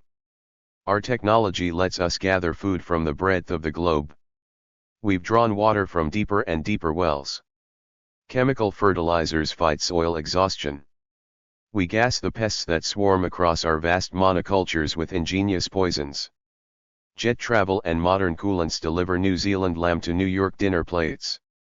Of course, if we obeyed the lessons of history, we'd shuffle our crops, clip the lengths of our trade routes, store more food, and politely ask people to move away from our metropolises in the name of sustainability. A historical reading of our food empire would mean a social revolution. While such a revolution might seem impossible, we may want to ask, is it avoidable? Will our technological brilliance save our food empire, or is it like the medieval agricultural boom? Is it a temporary fix, a boost for a few generations, before an inevitable reckoning? Part 2. The price rises. A. N. E. Experiment. I. N. S. Revival. It's hard to be lyrical about autumn light when it's poured out of a factory. In the Yangtze Valley, the November air filters through a cottony wrap of carbon dioxide. Low-grade petroleum dribbles out of pipes, pools in black rainbows on the tarmac, and catches in the sharp edges of coughs, which are everywhere. Human coughing, as much as truck gears and scooter farts, is the soundtrack of today's China. 1. Downstream from the Three Gorges Dam, the valley unspools in knots of rust and bleached greens. Every few hundred meters, a plot of furled bok choy tapers into an apartment complex, which abuts a clanging gasworks, which rattles and whooshes alongside the beached hulk of a red container ship long since hauled out of the river and dumped. And in between them all jut little fingers of ripening rice. There's no distinction between town and industry, countryside and junkyard. China has embraced the concrete mixer school of planning. Chinese smog isn't the woolly, gray blanket that smothered western cities when they awoke, hungover, from decades of too much coal and diesel. Nor is it the greasy haze that sticks to summer asphalt. Rather, it sinks, gray-toothed, into crannies of leaf and human skin, dusting people's lungs and hanging on the backs of buildings like mold. It's smog not as a choking cocoon, but as a totality of air and land and water, as muddy sky and gassy earth. Less than a half-mile from the road, between the weeds and cinder blocks, a carnival ground drips with neglect, but even from this little distance the top of the Ferris wheel is lost in an inky swaddle. Buried in the smog is one of the most important scientific laboratories on Earth. Even though this is a premier research facility, it's no sterile bunker sealed with airlocks and bathed in disinfectant, and while it's engaged in one of the most vital biological experiments of the 21st century, there are no high-voltage fences. In fact, it looks like a plain clump of rice paddies surrounded by miles of identical rice paddies. The lone hint that it's something more is a flaking metal tank draped with scaffolds and painted with the Roman letters FACE, Free Air Concentration Enrichment. The scientists here are growing rice, and they're careful to mimic the precise methods and tools used by millions of other Chinese rice farmers. The difference is what's locked inside the giant tank. Through a tangle of pipes and dials, the scientists are slowly choking their crop with a steady ooze of carbon dioxide and ozone. Their intention is to simulate the exact atmospheric conditions that computer models predict will smother the Earth within the next 50 years, and they want to know if food can grow in it. They're going to see whether our future skies will ruin our daily bread. Other researchers have conducted similar tests in laboratories, blasting single plants with poisons and ticking off their degrees of wilt. But isolated samples are little use for predicting the future of a whole planet. Crops don't grow under hermetic lock and germ-free bubble. They're shaken by rain and chewed by larvae, burned by heat waves and shadowed by untimely clouds. So the petri dishes are largely irrelevant, leaving the FACE experiment as the world's most educated guess at how our food will grow in coming generations. 2. The FACE conclusions aren't necessarily self-evident. Carbon dioxide, while galling for animals and a major cause of climate change, has a bracing effect on plant growth. Plants like it, and they grow bigger when they're gassed. So while heat and drought will hurt the green things of the earth, the clogged, muggy air of the 21st century will actually help them bloom in a process called carbon dioxide fertilization. What the results will be of the interaction between climate change and carbon dioxide fertilization is one of the great unanswered questions of the 21st century. Point 3. Less encouraging for rice farmers is the ground-level ozone resulting from motor vehicles, a gas that stunts and smothers vegetation. Since there aren't yet any major projections of global food production that estimate the damage inflicted by ozone pollution, despite ozone's threat to about a quarter of the Earth's land surface, we can't calculate the planet's future bounty with any real confidence. But we've already felt a small measure of what's to come. In 2008, the Royal Society calculated that ozone pollution destroys between $2 billion and $4 billion of arable crops each year in the United States alone. Point 4. The Chinese face experiment will take years of tallying poisons and jotting up comparative growth models before its scientists utter any conclusive words of doom. But the Yangtze Valley Rice Station is only one of many face stations throughout the world, some of which have already published due reports. Current projections of global food security are over-optimistic, is a typical conclusion. Point 5. They also say that ozone is more dangerous than was once thought. And vegetable life is more precarious. The farms of the lower Yangtze Valley, in the delta that ultimately broadens out to encompass Shanghai, look nothing like the tilled infinity of the American Midwest, let alone the clipped softness of England or the green geometry of the Ile de France. Though cultivated by human hands for longer than any other place on earth, they're a rumpled carpet of green and tan, of tufted rice sprouting on every conceivable stretch of soil between the dirt tracks and the freeways. Rice is everywhere. November is the late harvest, and the paddies have been drained, leaving the plants to brown in the gray autumn air. Knives in hand, villagers lope into the fields to cut the stalks and pile them in handfuls, which they flog against the tops of wooden tubs or on the rungs of ladders. This shakes loose the seeds, which the farmers pour into handcarts and wheel to the nearest road. Mindful of traffic, the farmers rake the rice across the pavement, spreading it to dry as cars and buses slowly crunch through the kernels, casting them up in mounds and spinning wheels in ruts jammed with long grains. It's not just the roads that are used to dry rice. A UN report says that sports game and open-air courts are also commonly used for this sort of impromptu food processing. Point 6. In the world's most populated country, no flat surface can go to waste. Besides, the tires loosen the seeds from the bran. After the road rice dries, the villagers rake it into bags to be carted to an unlit dirt-floored barn where, under rafters simmering with spiders, they thresh it with a diesel engine attached to a drum. This job takes time and a tolerance for gas fumes as the machine puffs rice dust into the cobwebs, which drape low with chaff. Dogs nose at the door, not daring to venture near the din. Compared to the industrial farms of America with their satellite imaging and robotic tractors, Chinese rice farms are ineffective, even quaint. The effect is compounded by demographics. Nearly position moves away from the villages, so the farmers are uniformly old troops of elderly women and men on bicycles, armed with sickles. Despite its inefficiencies, this system's accomplishments are remarkable. The 2007 rice harvest yielded 187 million tons, significantly ahead of China's needs. 7. Obesity is rising in the cities and diabetes wards are becoming more crowded. In particular, the Chinese are eating more meat.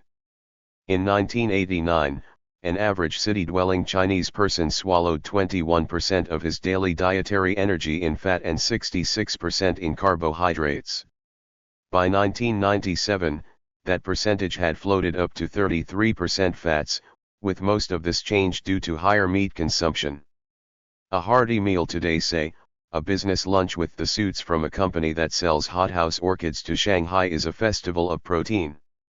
10 meat dishes are the norm: duck's tongues wrapped around slender forked toothpicks, whitefish simmered at the tableside in a sauce of Szechuan peppercorns, bulging, slick dumplings, sizzled in lard, a ground pork turnover quick fried in a nest of garlic shoots, slices of top round thickly sauced, shrimp, pork, chicken, beef. Only after the meat courses do noodles and rice appear, settling like mortar into the remaining nanometers of the stomach cavity. It's a banquet worthy of an Allosaurus. Compare this, then, with the Chinese wedding feast that appears in Pearl S. Buck's 1931 novel The Good Earth. In that different age, a cook stretches the capabilities of 2 pounds of pork, bought with the savings from months of labor. She combines sugar and vinegar and a little wine and soy sauce to bring forth all the force of the meat itself. Aggressive saucing remains a hallmark of Chinese cuisine, but today, affluent Chinese no longer follow the old rule of eating a mouthful of rice with every bite of meat. It's hard to imagine a Chinese mother today making her daughter clean her plate by threatening the curse in Maxine Hong Kingston's The Woman Warrior. Each leftover grain would be a pockmark on the face of her future husband. In China, as in the West, gluttony is no longer a source for shame. Chicken little or a lot of chicken. The Chinese own some impressive technology, namely the same miraculous seeds that farmers from Maine to Mumbai have adopted in recent years, seeds specially bred by agro-industrial firms. These high-yielding incarnations of wheat, rice, and maize, while wonderfully bountiful, don't work unless they're smothered in fertilizer, water, and pesticides. The same goes for the next generation of seeds, the infamous genetically modified crops that are starting to appear on farms worldwide. In its frenzy to grow, China embraced these seeds and doused its earth in enough chemical nitrogen to eclipse every other country for the title of most fertilized nation. 9. Engineering, too, has worked marvels in concrete.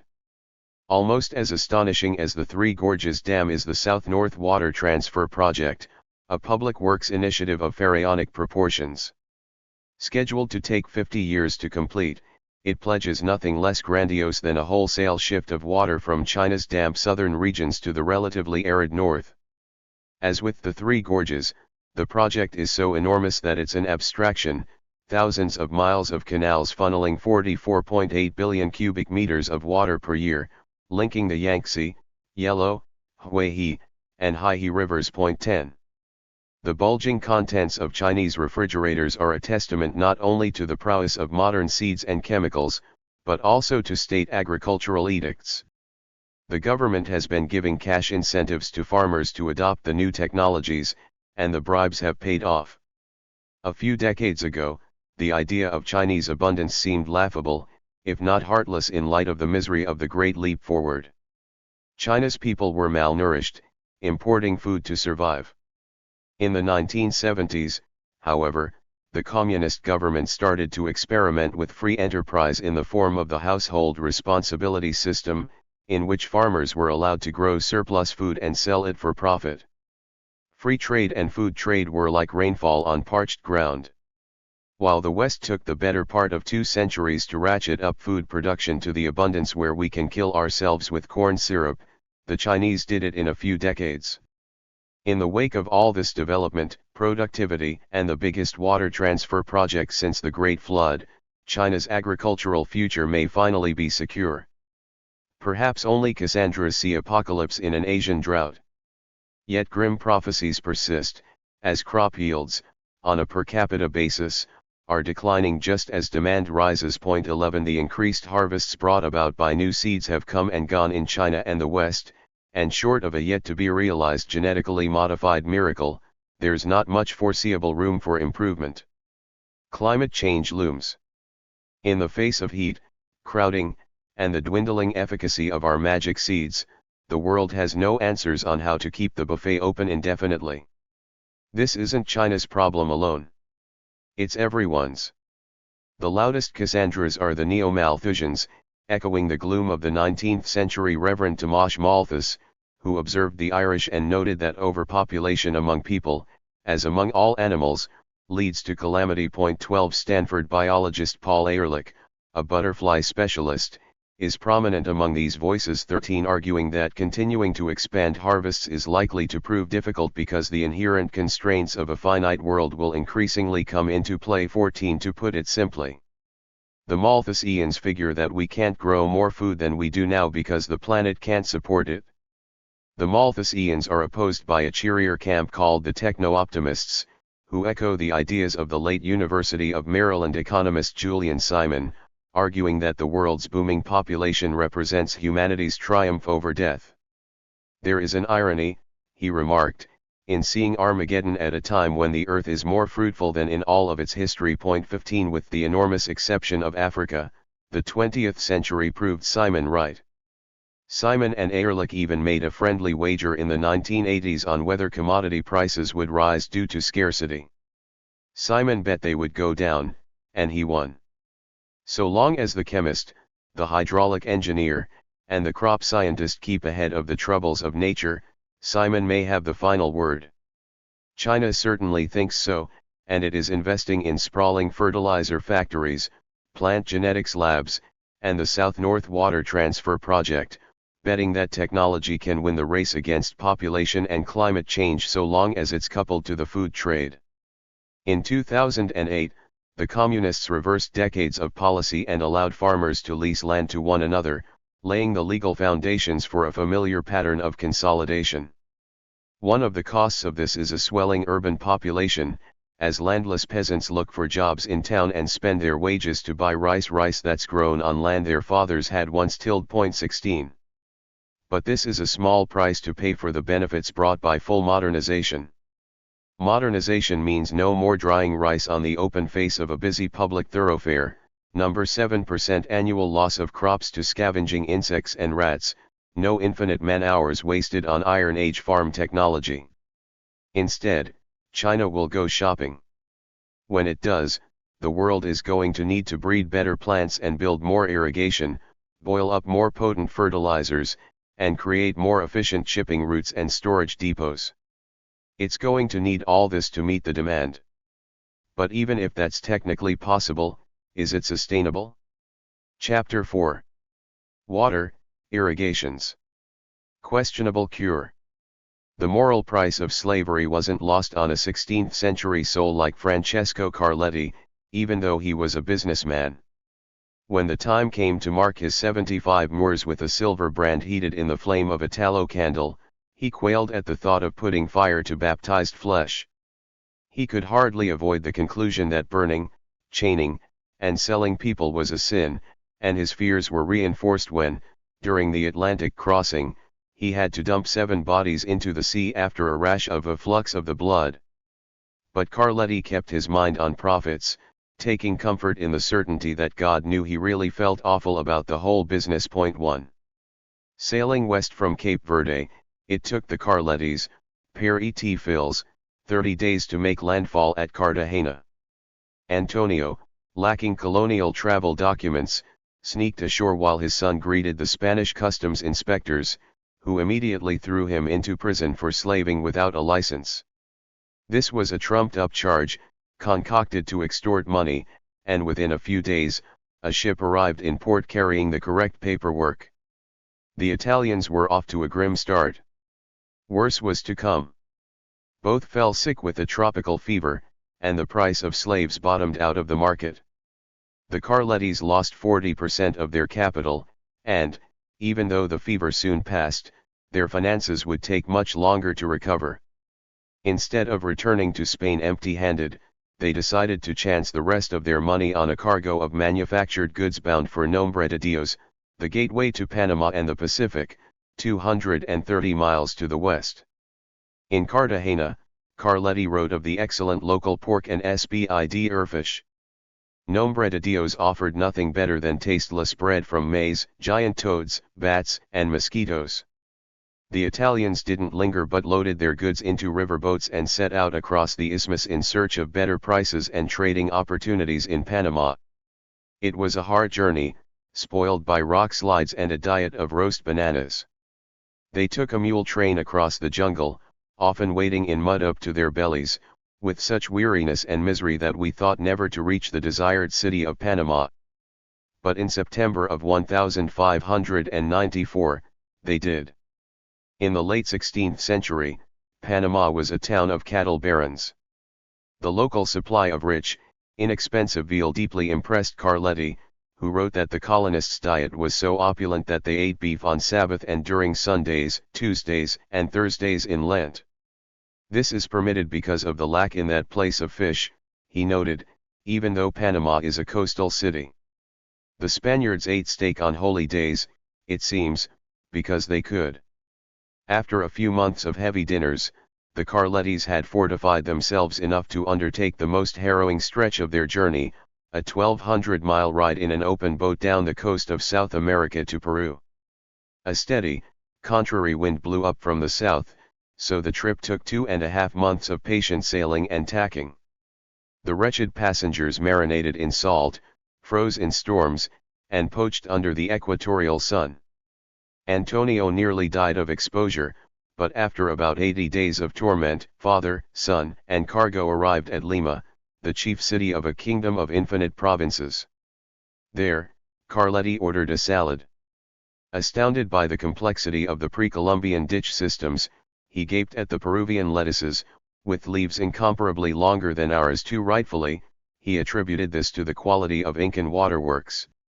I think, from its never raining in that region and from the strength of the sun, which nonetheless is tempered by the water that they bring from the rivers, irrigating with it the fields and whatever land they want to use for the sowing and other cultivation. The crops, again, become fattened by those waters, which come from the mountains, most often turbulently because up there it rains a lot. And in that way they bring all their crops to perfection, and in such abundance that in many places they reap wheat twice each year. 3. Carletti was equally impressed by another example of New World irrigation. After selling their goods in Lima, they returned north and stopped in Mexico, where they marveled at the Aztec floating gardens, fields that had been constructed on the surfaces of shallow canals. There are many canals of water which flow by diverse routes. Above these canals they make fields on branches woven together. They move these fields from one place to another, now into the shade, now into the sun, as they please or have need to do. And there they cultivate diverse things with much artfulness. 4. What Carletti describes is almost certainly a form of agriculture known today as chinampa farming, a hydrological feat that provided the material basis for Aztec civilization.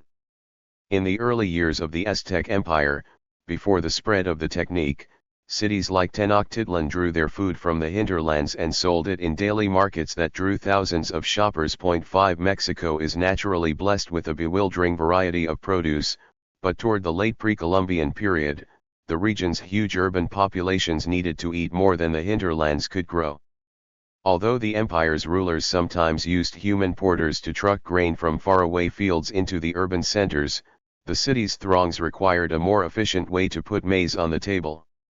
Chinampa farming was the answer. 6. A 16th-century source describes the process. Using canoes, workers ferried squares of sod into the middle of shallow, swampy lakes. For seed beds, they laid the sod onto floating reed mats, forming blocks of arable ground separated by narrow canals. These islands could be moved around to capture the sun and allowing for early germination. Larger, more permanent islands were built in a similar way and supported everything from groves of fruit trees to fields of maize. 7.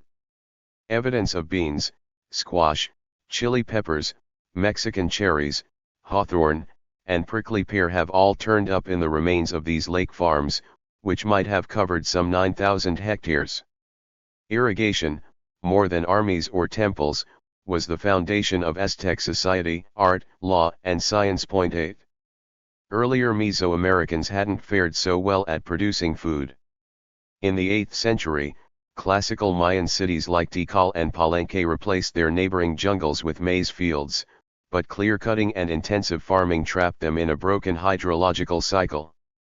So when the rain stopped falling on the Yucatan around the year 800, the fields dried up. Drought may not have been the only reason the Mayans abandoned their monumental stone cities, but it wouldn't have encouraged anyone to stay. Over time, the populations filtered into the wetter highlands, where they remained. 9. Today, quiet pyramids still lord over the archaeology in these classical Mayan ruins, and if the security guards permit, a tourist can risk a broken ankle and climb the steps to look out across an unending haze of green. The jungle washes up against the parking lots and souvenir stalls at places like Tikal, where howler monkeys perch above the tourist buses. But the land here was once cut with farms and furrows. It was once a tame country, until the rains failed and the maize vanished with it. And then so did the cities, the people likely flowing back into the countryside to rummage for a less urbane diet. Drought has been an existential problem for agricultural societies ever since they first appeared. Rain clouds, even today, are a fickle basis for a civilization, and so it's fitting that one of history's earliest civilizations defined itself by how it adapted to the whims of atmospheric pressure. Mesopotamia's fix.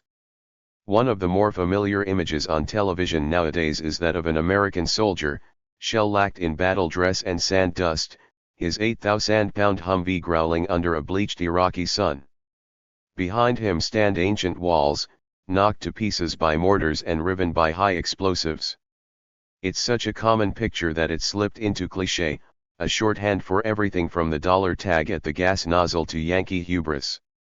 Even as army helicopters set down in Babylon, their rotor blades shaking the old bricks into powder, the story of those old bricks is forgotten among the headlines of bombs and body counts. 6,000 years ago, Iraq was the superpower sending expeditionary forces to seize natural resources and coerce other countries into lopsided trading pacts. Its power was agricultural, and this depended on control of a vital strategic asset, the water in the Tigris and Euphrates rivers. Around 3500 BC, the Sumerians carved through the muddy flats around these rivers, constructing a dense mesh of dikes and ditches that converted swamps into arable fields and gave the Sumerians one of the world's first stable agricultural surpluses.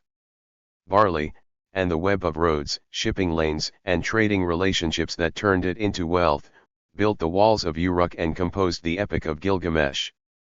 The Sumerians eventually ruined their environment, alienated their workers, overheated their economy, and spread their army too thin for it to prop up the flailing body of the state, but they started well, making the Fertile Crescent fertile.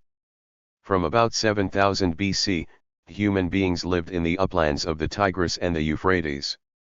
Agriculture slowly took root, starting as a rain-fed system that likely emerged when the climate in the region dried out and made foraging more arduous. 10 The farmers spread southward, into the nutrient-rich alluvial floodplain between the two rivers, where, perhaps inspired by the runnels spreading outward from the riverbanks, they concocted the novel idea of digging irrigation canals.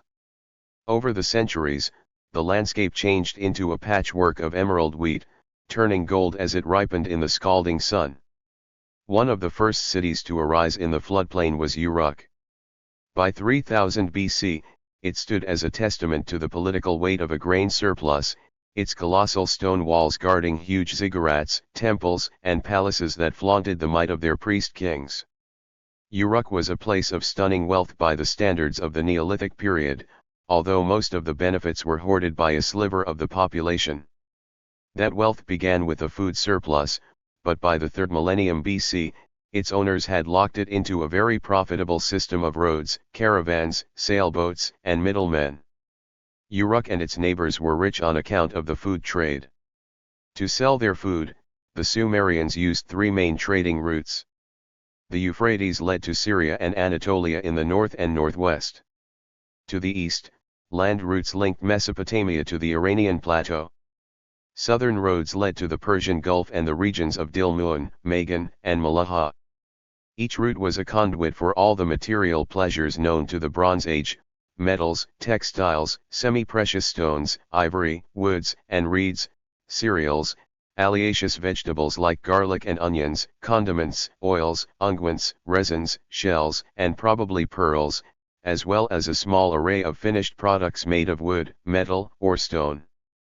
Of the three trading routes that the Mesopotamian aristocracy used to feed their appetite for luxuries, the most important was the southern, which led to the Persian Gulf and its Indian ports.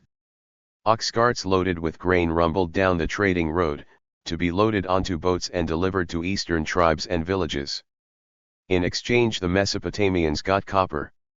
Around the dawn of the 2nd millennium BC, once the city of Akkad had squashed its competitors for dominance of the region, The Akkadians replaced their old stone sickles and tools with copper and paid for their copper with food. The scale of the grain trade at this time is astonishing. Records from about 2100 BC document a 21,000-liter grain shipment, 714,000 liters are mentioned in another. Considering that the daily barley ration in Uruk at this time was 1 to 2 liters per person, such a cargo could have fed the largest known Bronze Age community on the Persian Gulf for nearly half a year. So we can guess that the coastal people lived on a diet of Mesopotamian cereals, paying for their daily bread with copper, or that they shunted out of inland mines.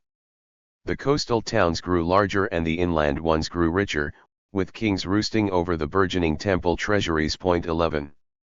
To keep this system working, the Mesopotamians had to be attentive to their fields.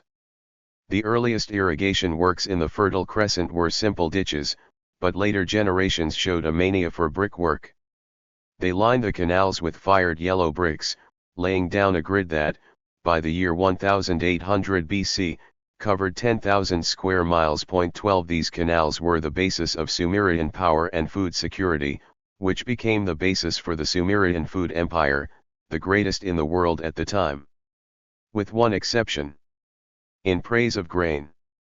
A long time ago in China, a woman named Zhang Yuan went for a walk in the countryside. As she strolled under the pines and through green, quiet hollows, she came upon a curious indentation in the ground. It was shaped like a man's foot, but it was far too big to have been made by one of the peasants from her village. It looked like the mark of a giant. Not knowing that it had been made by the foot of the Jade Emperor himself, Zhang Yuan stepped into the impression and, to her understandable surprise, conceived a child. When she gave birth to the boy, her neighbors suggested that she leave the infant to die in the forest as he was bound to be unlucky. Zhang Yuan sorrowfully agreed. She took her son out into the woods and left him there, hoping at least that his end would be quick. It wasn't. Wild creatures protected the child, who was called Chi, the castaway. A flock of birds fluttered above him, sheltering him from the elements with their wings, then lifted him in their talons to fly him back to his mother. Seeing her son borne home in such an unorthodox fashion, Zhang Yuan realized that she had made a terrible mistake, embraced the boy, and raised him as a mother should. His early exposure to nature created a lifelong bond, and from a tender age, Chi was always picking at the ground, tugging at leaves and roots and sniffing the juices from herbs. He had a particular knack with wild grains, which he coaxed to grow tall and full. People called him Hoji, the Prince of Millet. This story comes from a volume called the Shijing, parts of which date to about 1000 BC. One of these poems describes Hoji's flair with beanstalks, hemp, rice, and wheat, and how he taught the Chinese the secret of agriculture. Having cleared away the thick grass, he sowed the ground with the yellow cereals. He managed the living grain, till it was ready to burst. Then he used it as seed, and it sprang up. It grew and came into ear. It became strong and good. It hung down, every grain complete. And thus he was appointed Lord of Tai. He gave his people the beautiful grains, the black millet, and the double-kernelled, the tall red, and the white. They planted extensively the black and the double-kernelled, which were reaped and stacked on the ground. They planted extensively the tall red and the white, which were carried on their shoulders and backs. 13. The legends say that Hoji became the ancestor of the Zhou dynasty, which ruled China for nearly 1,000 years. As an agricultural deity, he lacks the dramatics of Persephone or the weirdness of Cybe, he's more of a Promethean instructor without gigantism or thunderbolts. Mythical Chinese agricultural heroes generally come across less like celestial powers than technicians. Stories connected with the Yellow Emperor, for instance, tell of the floods on the Yellow River being controlled not by divine command, but by the digging of canals. Another hero called Sheneng, the Emperor of the Five Grains, undertook the gargantuan task of tasting every plant in the world, cataloguing which were good to eat, which were useful for planting, and which were poisonous. Like Hoji, Sheneng is credited with teaching farming to the Chinese, along with the art of tea drinking. Myth isn't history, but the legends do reflect what a godlike job it was to learn to recognize the edible parts of the natural world. Invariably, the societies that took the first, doddering steps towards civilization discovered Hoji's beautiful grains, all of them grass seeds. High in vital carbohydrates, grass seeds contain lots of proteins, fats, and vitamins, but to flourish, these cereals must be planted and harvested during precise seasons. Conversely, root crops like potatoes can be planted several times a season, so long as there's a mild climate. To cultivate cereals well, a farmer has to be stable and disciplined, realizing that profit is proportionate to sweat. Excepting the vagaries of weather and insects, the most meticulous farmer or the one who invents the cleverest plow collects the biggest pile of grain. Hoji's disciples learned that millet seeds, when buried in wet earth, sprouted into green shoots, yielding healthful kernels of grain that were easy to separate from the chaff. Other grasses, wheat, barley, rice proved to be just as convenient in other places. With the exception of some of South America's Andean cultures, every agricultural civilization in the world formed around the cousins of the grass family. South America was alone in its adherence to tubers, but while potatoes are more nourishing than grain and grow in a denser mass per hectare, they spoil quicker. 15 Grain sits well in clay pots and is durable enough to survive a long river journey or winter storage, transforming it into standing wealth and property.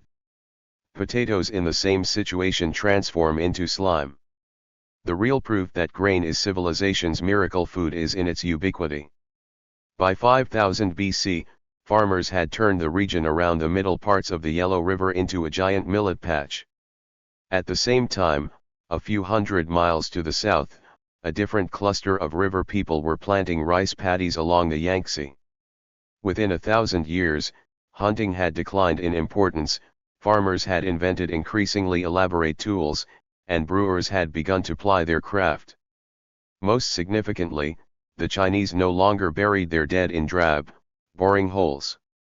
Tombs, an indicator of settled life, had come into vogue. 16.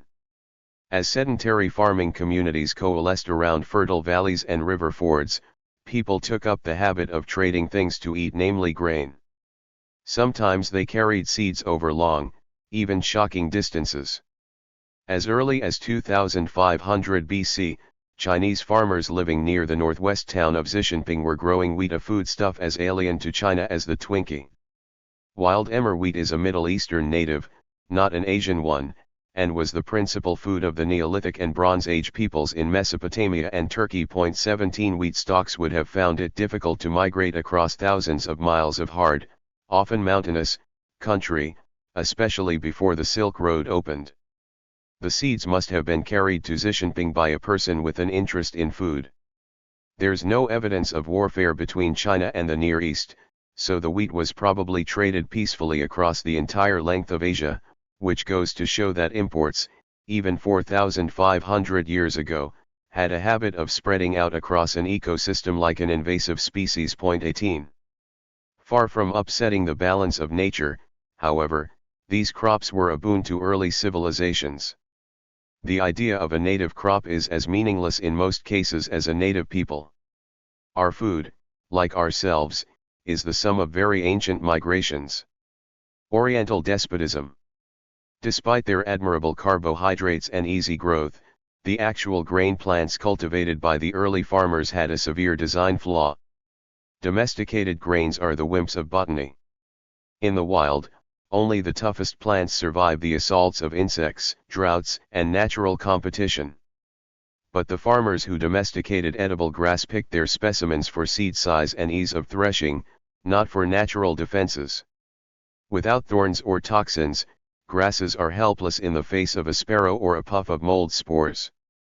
So farmers had to work hard at driving away antelope, frightening birds, yanking up weeds, and watering the roots of their delicate, overweight crops. Especially at watering. To survive, domesticated grains need a veritable deluge. Water, more than a capable scarecrow or an active hand with the weeding, makes the difference between a reliable food supply and a field of barren straw. Water determines whether a surplus of grain will spur a farm to grow into a village into a city. Plows and draft animals would have helped, too, but early farmers were utterly dependent on rain. Praying for lucky weather isn't a solid foundation for a civilization, of course, so the first food empires learned to irrigate. A single shovel might dig a ditch, but an irrigation network across hundreds of hectares requires a society of shovels, of workers, and hence of bosses. The Sumerians knew that agriculture breeds aristocrats, of course. Hoji wasn't called the digger of millet or even the expert on millet. He was the prince of millet. As China emerged from its misty prehistory, the mythical Xia dynasty and the early Shangs gave way to the Zhou, who wrote China's first historical record. They left written letters, not simply shards and bones. The Zhou homeland was between the Yellow and Yangtze rivers, directly in the center of the agricultural revolution, and they tilled the sodden ground for nearly 1,000 years. 19 As well as rich soil, useful plants, and navigable waterways, the Zhou possessed an abundance of buffalo, which they domesticated. They yoked plows on the shoulders of these animals and hauled earth from the irrigation ditches they laid across the floodplains. Controlling the water supply to a field allowed the Zhou to grow more grain, which they traded by loading it onto riverboats that threaded up a chain of toll stations to countless settlements along the banks. 20. The revenues padded the pockets of an urban elite who fought wars against one another but who also wrote and painted and thought about the meaning of the blossoming human world around them, a world that could not have flourished without the twin pillars of trade and irrigation. There's an unsavory fact, however, at the heart of the Zhou flowering, which echoes what was taking place in the Fertile Crescent. Irrigation canals are horribly difficult to dig and maintain, particularly when they extend for hundreds of miles in a coordinated network. As in Mesopotamia, they required a legion of diggers and an authority to give the project cohesion. But the diggers didn't share in the profits made possible by their incessant shoveling. The aristocrats had to force them to do their jobs. After all, human beings are not badgers. We aren't molded to stoop. The misery of digging is a theme in the Atrahasis, the longest of the Mesopotamian flood poems. The poem begins with a scene of the gods digging the original irrigation ditches, the Tigris and the Euphrates. The gods had to dig out the canals. Had to clear channels, the lifelines of the land. The gods dug out the Tigris river bed. And then they dug out the Euphrates. 21. Even for divine beings, digging is a grueling business. So the lesser gods, sick of sweating over their shovels, decided to go on strike, and only resolved their labor dispute by subcontracting the job. The gods created human beings, the poem tells us, for the sole purpose of doing their dirty work for them. 22. This myth makes an important point about the nature of agriculture. It's no fun. The invention of farming and urban civilization didn't improve the daily lives of most human beings. Actually, it shortened lifespans, inflicted chronic malnutrition, caused disease to fester, and condemned nearly the entire population to Adam's infamous curse. Farming a light subsistence crop in the highlands, picking mushrooms, and hunting the odd gazelle would have surely been more attractive.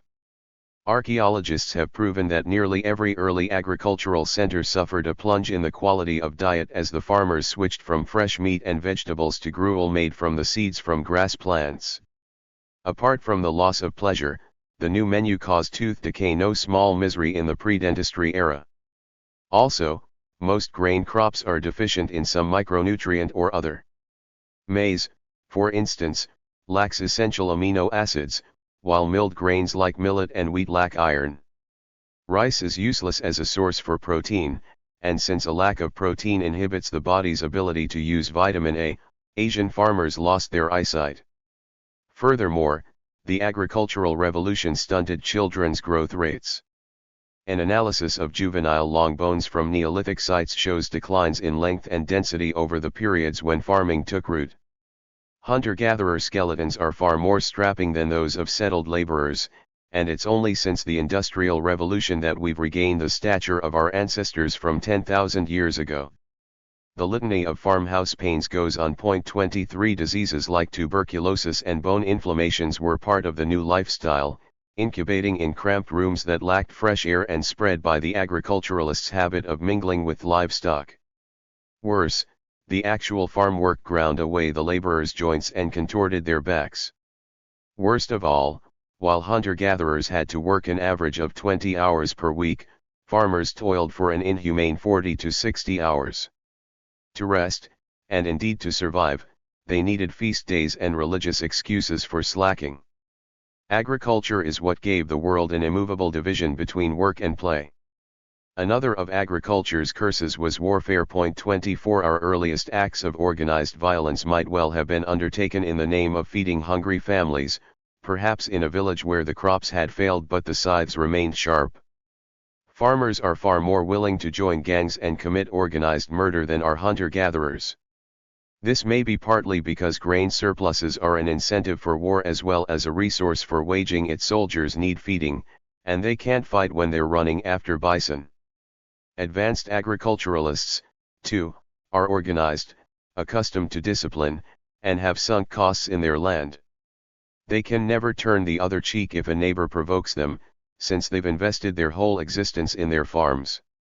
Faced with the threat of homicide, hunter-gatherers have the option of walking to a distant, more peaceable place to scrounge for berries. Agriculturalists must fight to the death. The elite of the ancient world, therefore, protected their magnificent jade statuary and bronze axes by hiring standing armies and keeping their treasures under lock, key, and savage legal edict. 25. Finally, while agriculturalists may not have invented sexism, they did institutionalize it. 26 Historian Elise Boulding claims that in most hunter-gatherer societies, food was gathered rather than hunted, meaning that it was collected by the womenfolk. Women's role as breadwinners gave them status, and since no one owned much more than a few strips of leather or flint, strong-armed men weren't needed much to fight over property. Not that there was anyone to fight, since hunter-gatherer groups likely kept their numbers down through infanticide and long years of breastfeeding. Academics debate details, but pre-agriculturalists probably lived in small egalitarian groups that had little temptation to kill and oppress one another. 27. Around 10,000 BC, the big, edible animals began to disappear from the human menu, and women's work became even more important for survival. Boulding suggests that when early agro-villages grew to contain more than a few hundred people, they became trading centers where the men now underemployed due to a lack of mammoth learned to trade commodities rather than produce them. Women farmed, men traded, which gave men an avenue to make their economic mark in society, while women remained entrenched in their ancient role. Agriculture may well have been an early step in the millennial tradition of male chauvinism. 28. So why did our ancestors commit themselves to eons of drudgery, just for the sake of cereals? They probably had no choice. The Neolithic tribes that learned a knack for gardening were able to feed more babies. Over a few generations, their offspring outnumbered the children of their neighbors who were still chasing antelope. As the gardeners plucked weeds and killed or domesticated the local wildlife, the ecosystem changed. It became softer, more receptive to farming. This Neolithic revolution altered both the nature of humanity and of the earth. Another reason people took up farming is because the weather made them do it. Until 8000 BC, the Fertile Crescent was too cold to yield much green, but then a few centuries of clammy rainfall made the land sprout. Populations grew. But when the clouds moved away again and the land turned brown, the wandering tribes all converged on the same damp patches, looking to stake a claim. Since the easy resources weren't enough to feed all the rovers, some of them must have adapted by hunkering down on riverbanks and settling there. They became sedentary. Others adapted by killing the people in their way. Whatever happened, the foundations for law, aristocracy, and government had been set. Human beings had learned to sit still. There was no going back. If a wistful youth in a farming clan had looked at the open prairie and thrown down his spade to wander the hills like his ancestors, he would have starved. Agriculture changed the ecosystem through coevolutionary adaptation, which means that domesticated plants, which lacked thorns and toxins to defend themselves, had replaced the wild species. 29 Without the help of human hands, the edible plants couldn't survive. Bad diets and painful farm work were better than no food and death on the range. Once the farms bloomed into cities, a bruising social inequity was created. In China and Sumer, a permanent majority underclass tilled the fields and repaired canals and dikes, supporting a tiny group of oligarchs. It wasn't so different from the sweatshop economies of today's developing world. Whereas hunter-gatherers had strolled under the Paleolithic stars in a state of rough egalitarianism, the sedentary farmers had kings. Oppression didn't happen immediately. The earliest known city in the world was Çatalhöyük in Anatolia, whose people lived in a cluster of homes that were more or less identical in size and austerity. If they had political leaders, they didn't have social betters. The same is true for the earliest Sumerian towns. But that changed with agricultural surpluses. Mesopotamia at its height was a land of palaces and slums, where some people were born as living gods, but most were slaves. 30 The same thing happened in China, Egypt, India, and the Americas. Like worms hatching in an apple, agricultural surpluses stable wealth invariably had the effect of breeding absolute monarchs. Historian Karl Wittfogel uses these examples to argue that the Chinese and Sumerian ditches are history's first example of a coercive government, and that coercion is one of the pillars of civilization. Dictatorships are needed, like a well-placed coffee table, for civilization to lean on as it takes its baby steps. Wittfogel called this Oriental despotism, and while his theory today is sloughed off as too simplistic, the Zhou dynasty and Mesopotamian Empire were both undeniably strong, successful governments. 31. Retreat of the elephants. As agriculture debased the human body and drove wedges into society, it took a similar toll on the planet. The most obvious environmental casualty of these unfurling tracts of grain was wildlife. In China, for example, elephants had roamed freely until the rise of the Zhou when, in the flurry of tillage, the animals became an antisocial pest. Farmers viewed them as enormous, leaden-footed thieves, nosing at their crops, so they speared them. The trespassing elephants died in such numbers that trunk meat entered the Zhou menu, and gourmets learned to prize it for its similarity in taste to piglet. A later writer noted that villagers competed to eat their trunks, the taste of which is said to be fatty and crisp, and to be particularly well suited to being roasted. 32. But the worst damage was to forests. Deforestation bedeviled the ancients even before the Greeks and Romans. The Zhou, for instance, swept away woodlands in massive bouts of logging, clearing space for fields, piling the cut wood to build ships and towns and to burn it in the cook fires of the swelling Chinese populace. In Mesopotamia, upstream woodcutting loosened the hilly topsoil, and rain washed the dirt into the Sumerians' beloved canals. Work gangs spent incalculable hours damming the clogged waterways, digging out the silt, hauling it away, and then releasing the waters again. A myth about the incessant Mesopotamian battle against water tells of a primordial sea goddess named Tiamat, who, furious at the death of her freshwater lover Apsu, engendered a brood of monsters to take revenge on the gods. When the gods eventually defeated her, they split her body in two to form the heavens and the earth. The Sumerians, being preoccupied with harnessing rivers, viewed water as both an ancient enemy and the basis of human life. 33. While slave labor can build a pyramid or dredge a nation of canals, Mesopotamia's problem of soil chemistry had no obvious fix. When water moves through soil, it collects sodium.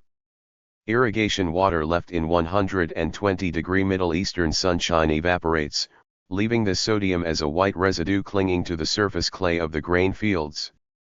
Salt starves the earth by blocking vital minerals, like nitrogen, from latching onto soil particles, leaving them to wash out to sea with the next rainfall. When the Romans wanted to truly obliterate Carthage, they sowed salt on its grain fields. To an acre of wheat, salt is murder. Over the centuries, This annual salting destroyed Sumerian agriculture. 34 Between 3000 BC and 2350 BC, fields had yielded about 2,000 liters per hectare, but by 2000 BC this had dropped to 1,134 liters.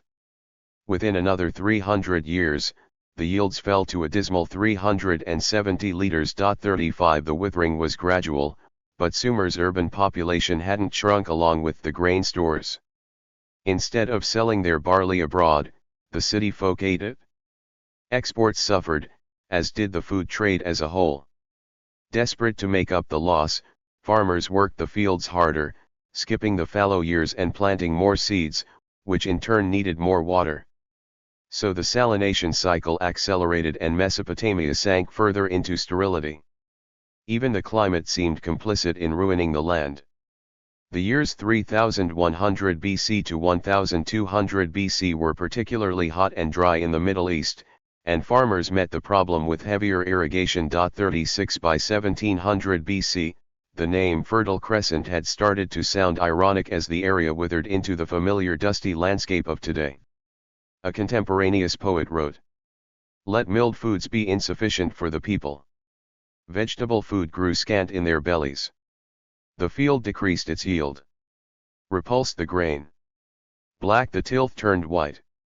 The broad plain gave birth to wet salt. The womb of the earth revolted. No plants came up." 37. The Sumerian aristocracy was still ardent about its privileges, and as exports vanished, so did their supply of treats. Wheat was the first crop to disappear, unable to withstand the salinity. Barley, friendlier to salt, lasted longer, it's a favorite winter feed of sheep, herds of which the Sumerians bred for the wool exports that preserved the influx of foreign baubles. But the landscape, particularly in the south, couldn't be repaired. The exhausted, saline soil was dead. Another dry spell in the 11th century BC pummeled the current masters of the Fertile Crescent, the Babylonians and Assyrians. Driven by famine, nomads from the north invaded and, after centuries of growth and expansion, the Fertile Crescent was plunged into a state of weakness from which it was not to recover until a century and a half later. 38. The Yellowing River. The Chinese, too, had troubles with water. After the Zhou came the Qin dynasty, then the Han. Instead of mere spots of territory around the great rivers, the Qin and the Han ruled a solid mass of Asia that, thousands of years later, still constitutes the bulk of China. By the birth of Christ, the population of China had reached perhaps 55 million. 39 Around the same time, Rome and its territories were home to about 45 million. To have gotten so crowded, the earth had to be fruitful. And for the most part, it was. Millet fields and rice paddies had spread across the breadth of China, taming a landscape that thrummed with pre-industrial business. The Han dynasty in particular made a vigorous trade in foodstuffs. A quote from a 200 BC manuscript reads, "Rich traders and great merchants roved around the empire. No commodity was not in circulation." Another, from the same time, tells us, "Now the region west of the mountain is rich in timber, bamboo. The region east, has plenty of fish, salt, and cosmetics. The region south of the Yangtze River produces cinnabar, ginger. These are the things the Chinese like." 40. But something happened to change this vibrant market culture. We don't know what spurred the reversal: famine, the greed of kings, but the state decided to choke the free movement of goods. New policies restricted the peasantry from travel and forbade them from hunting in the mountains or fishing in the marshes. They also raised taxes to keep the peasants yoked to their plows. The official intent was nothing less than the imposition of serfdom, of binding laborers to the land and forcing them to grow grain. Farmers began to flee to the swamps and highlands, which filled with common people, who, in the words of one contemporary observer, detest farming, are lazy. 41. The Han emperors didn't impose serfdom out of malice, but to maintain the status quo and keep themselves rich and empowered. 42. In the 20th century, academics named this sort of agricultural policy command and control, but regardless of the moniker, It caused dreadful hardship. As the peasants chafed in semi-slavery, philosophers puzzled over how to explain, and in some cases assuage, their misery. One of them was Mencius, who pined for a more equitable past in which people could profit from their own labor. 43 Westerners might be surprised to learn that this ancient Confucian argued, too, for the natural right of subjects to overthrow a tyrant, no matter how blessed his lineage. Tom Paine had antecedents in Beijing. But even then, the hand of government wasn't always heavy. In 119 BC, a terrible flood on the Yellow River caused widespread famine and, for the next several years, the imperial authorities supplied 725,000 people with food and clothing until they could be relocated to drier ground. Admittedly, the government ended up using the refugees as a human bulwark against the nomadic hordes of northern barbarians, but it was still an impressive social relief program for the 2nd century BC. One result of the Han repression of trade was the emergence of a casual, illicit market in foodstuffs. For hundreds of years, the authorities had seized merchants' assets, imposing monopolies on products like salt and policing everything from grain warehouses to the stalls that ladled rice into the shopping baskets of housewives. But despite the harsh strictures, they couldn't stop farmers from turning a personal profit. In the 2nd century AD, an educated gentleman farmer named Tzu wrote a book called Ordinances for the Four Peoples. A sort of ancient Mandarin farmer's almanac, it recounts the agricultural cycle and annual rituals. 44 Along with tips on when to harvest grass growing in sandy soil, it tells the reader how to get a good price for soybeans and the best strategies for negotiating a wheat purchase. The Han authorities, it seems, either turned a blind eye to the market, or simply had no means to shut it down. The ordinances also list suggestions on what to do with these traded foodstuffs. A recipe to make pickling sauce, for example, states: in the first 10 days of the month, the soybean is fried, in the second 10 days, the soybean is boiled.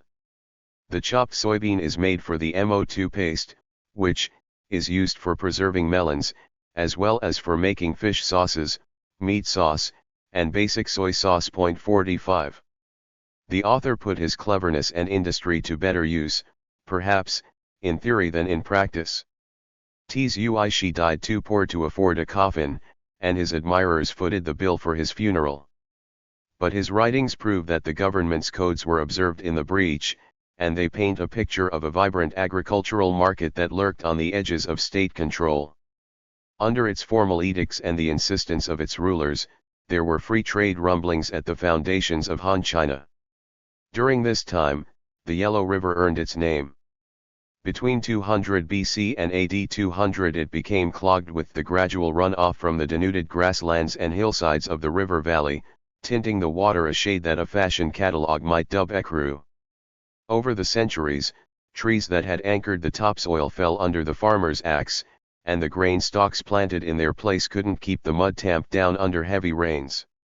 So much soil washed into the river that its bed filled until the bottom was practically level with the once dry banks.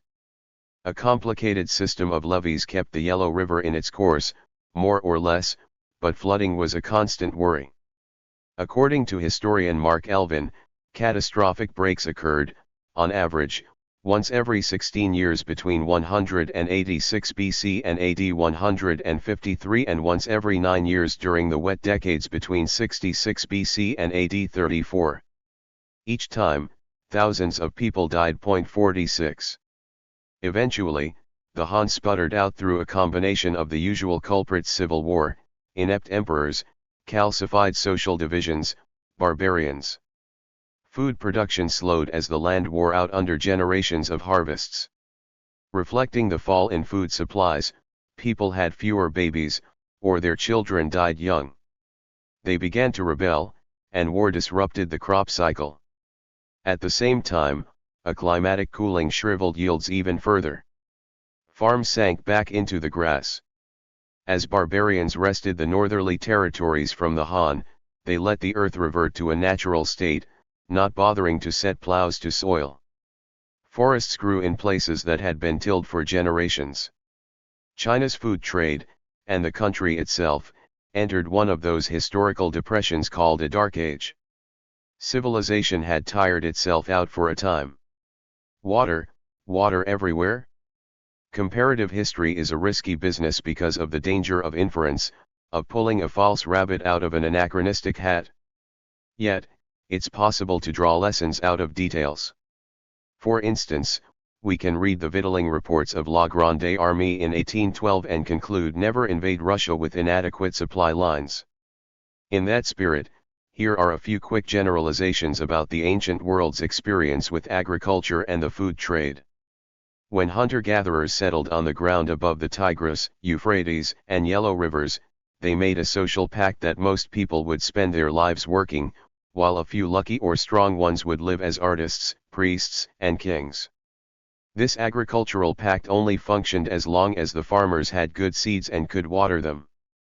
Water either too much or too little is the obsession of every food empire. Over time, none of the strategies farmers have used to control water have worked. Stability has been a glimmering illusion. It pours through our fingers. We, in the 21st century, are not the ancient Chinese or Mesopotamians. Our food empire is founded on technological grounds far beyond the horizons of Uruk or Akkad, with their trowels and mud bricks. But our water supply today is also uncertain.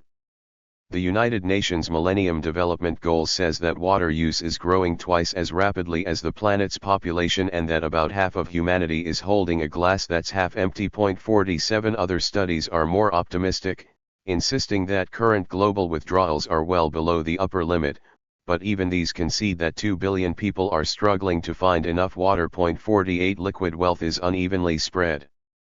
The Water Poverty Index measures not only the availability of water to populations in different parts of the world, but how much it costs to get it, whether it's piped out of treatment stations or dug out of slime holes, and whether it's spiked with cholera. Dry but developed countries like Israel, for example, score well on the index because good infrastructure means their citizens enjoy a dependable supply. Nearby Jordan, which has the same resources but worse infrastructure, is much thirstier. 49. Human use isn't entirely responsible for the shortage.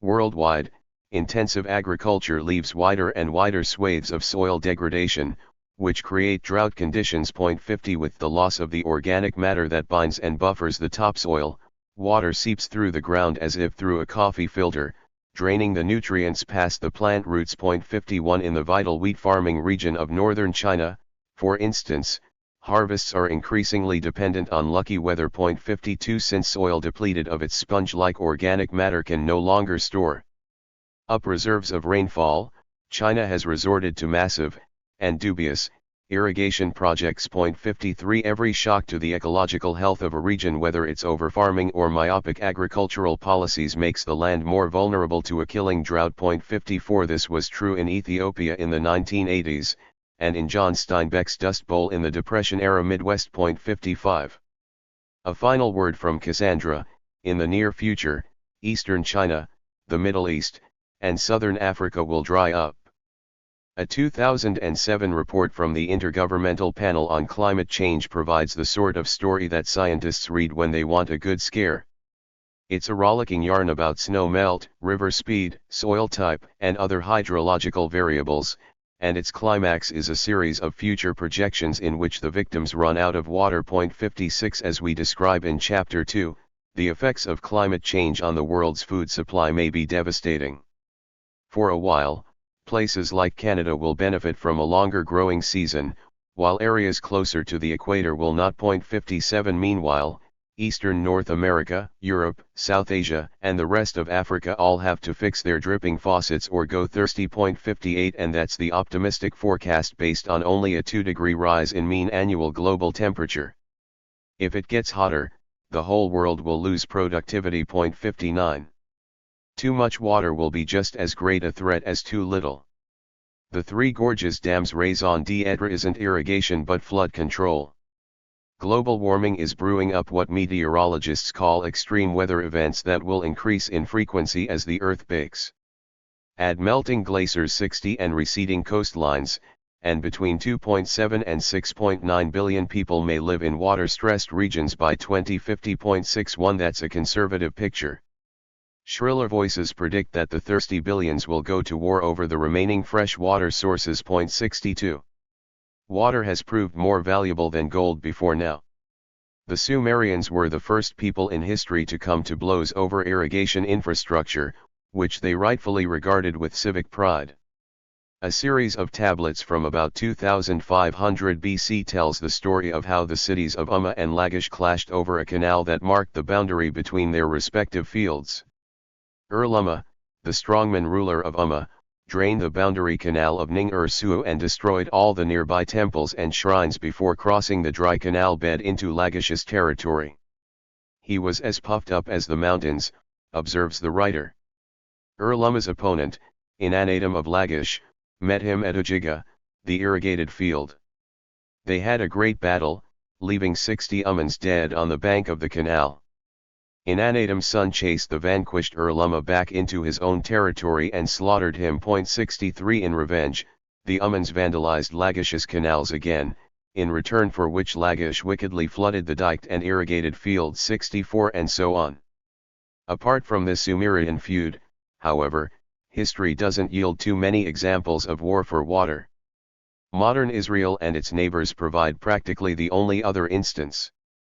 Sandra Postel, director of the Global Water Policy Project, analyzed 1,831 water-related events from the last half of the 20th century and determined that most of them were friendly.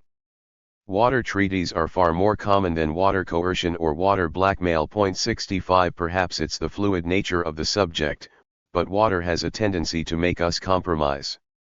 Even the Sumerians, ferociously as they behaved when sacking their neighbors' sacred buildings and draining their canals, were on the whole accustomed to sharing the flow of the Tigris and Euphrates.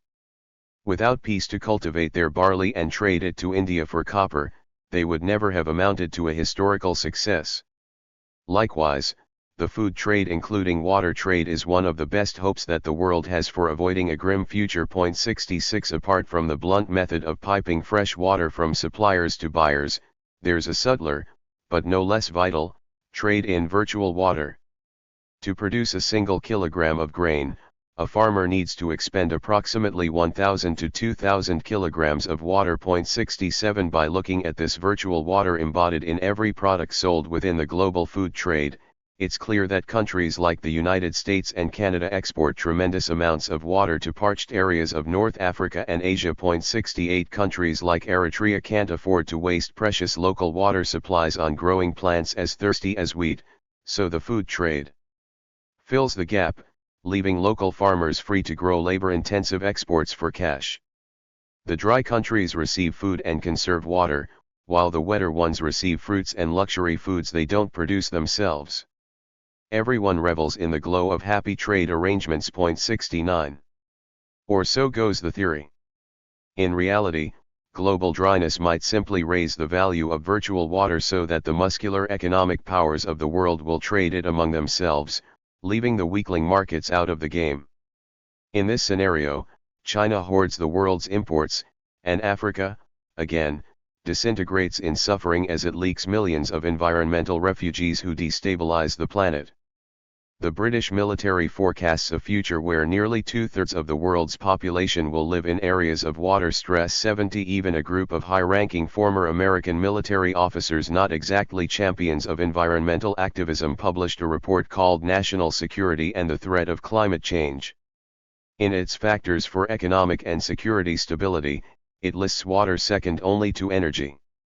The report also observes that two-thirds of the Arab world depends on water sources that are external to their national borders. 71. Water, as much as oil, is shaping the future of our global food empire. Chapter 5. Dirt, the chemistry of life. It's unusual to remember your first potato. Frog's legs, yes. Caviar, maybe. But the potato is a staple, a boring vehicle for salt. In the 16th century, however, potatoes were exotic enough to the European palate that Francesco Carletti took particular note of them. On his way to Lima, he found roots called potatoes, white in color. These, when boiled or roasted under embers, have a better, more delicate and agreeable flavor than our chestnuts, and can be served in place of bread. 1. In 2005, the average human being ate 31.3 kilograms of potatoes per year. Carletti's descendants in Europe were the most indulgent, deep frying, baking, roasting, and scalloping 87.8 kilograms of potatoes per capita. In contrast, the descendants of the original Latin American potato farmers ate a mere 20.7 kilograms, perhaps having shifted their cultural tastes to maize, rice, and wheat under the influence of 500 years of Spanish cooking. 2. As with most 21st century foodstuffs, China is the runaway leader in spud production. It accounted for 72 million tons of tubers in 2007, double the quantity plucked from the soil of Russia, the runner-up. The concept of potatoes sharing the same plate as Peking duck seems jarring, but China and India together produce 1 in 3 potatoes on Earth. 3. The spud is, in all senses, an international dish.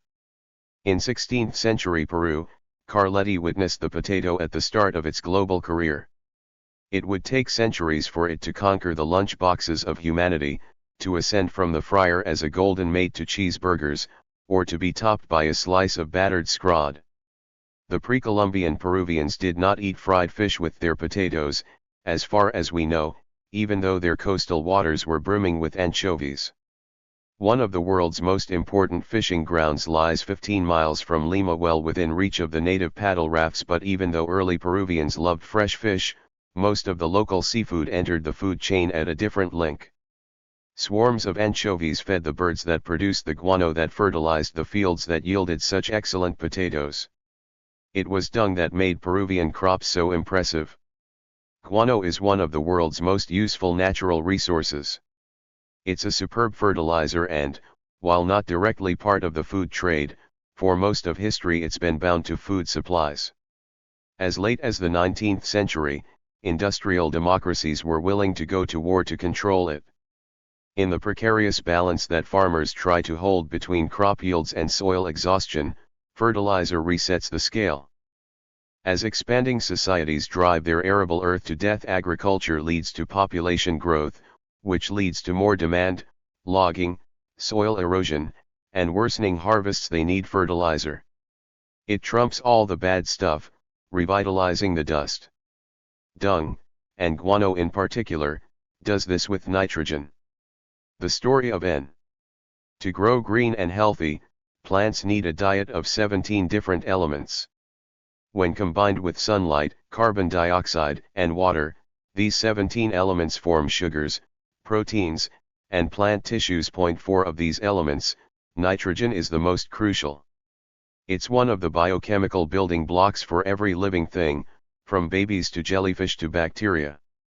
It's also one of the main components of the DNA molecule, the foundation for the existence of all life. Nitrogen is the basis of amino acids, which are the basis for proteins, which, as anyone with a cursory knowledge of grocery labels knows, are required for animals like us to live and grow. The problem with nitrogen is that there isn't much to go around. Certainly, there's plenty in the atmosphere. 78% of the gassy broth around our planet's crust is nitrogen. But this comes in the unfortunately shaped N2 molecule, consisting of 2 nitrogen atoms bound tightly together in what's called a triple bond. Plants can't react with this molecule, and so they can't absorb the gas and produce protein from it. It's inert. Nor can animals use nitrogen by breathing it. To get it into our bodies, we need to eat it, which is historically rather difficult, since only a limited amount is trapped in the Earth's soil. Nitrogen, more than any other factor except for water, puts a cap on how much food a place can grow. 5 One of the founders of chemistry, Justus von Liebig, phrased it in a dry but pithy statement: agriculture principal object consists in the production of nitrogen under any form capable of assimilation. 6. Of course, our bodies need to eat other elements, too, like carbon in the form of carbohydrates. A field of sugarcane can produce a massive load of carbohydrate calories, but since those crops don't put much of a dent in our hunger for protein, they can't sustain healthy life. It's the nitrogen levels in a patch of ground, and hence in its crops, that determine its carrying capacity. How many people can survive in the region? 7 Nitrogen creates a bottleneck for food surpluses, trade, and population growth. Societies like ancient Rome tried to overcome nitrogen caps by expanding and continually opening more land to the plow. But the expansion was always wide instead of deep, stretching tillage instead of replenishing it, and it resulted in the eventual collapse of Roman agriculture. In 1920, a German named Fritz Haber noted this while accepting the Nobel Prize for Chemistry. It has become known that a supply of nitrogen is a basic necessity for the development of food crops. It was also recognized, however, that plants cannot absorb the elementary nitrogen that is the main constituent of the atmosphere. To achieve their potential and feed the world, the two atoms in the N2 molecule need to divorce each other and bond with something else. Oxygen is their usual rebound partner, forming nitrogen oxides. Another potential mate is hydrogen, which creates ammonium or ammonia.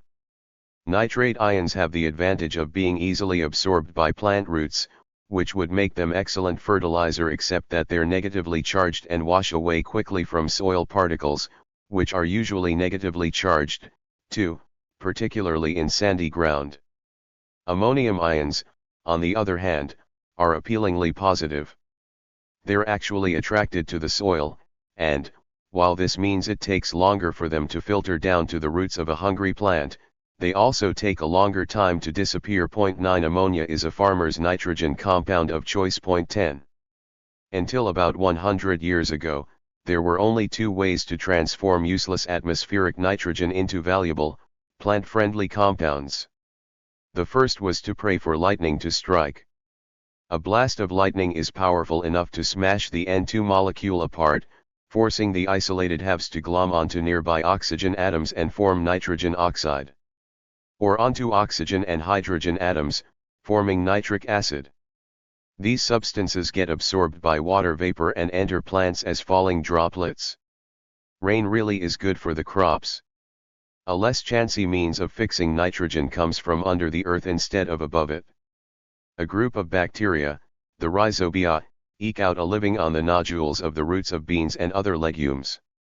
Rhizobia contain an enzyme that catalyzes a rupture in the N2 molecule, the halves of which then bond with neighborly hydrogen atoms to form ammonia.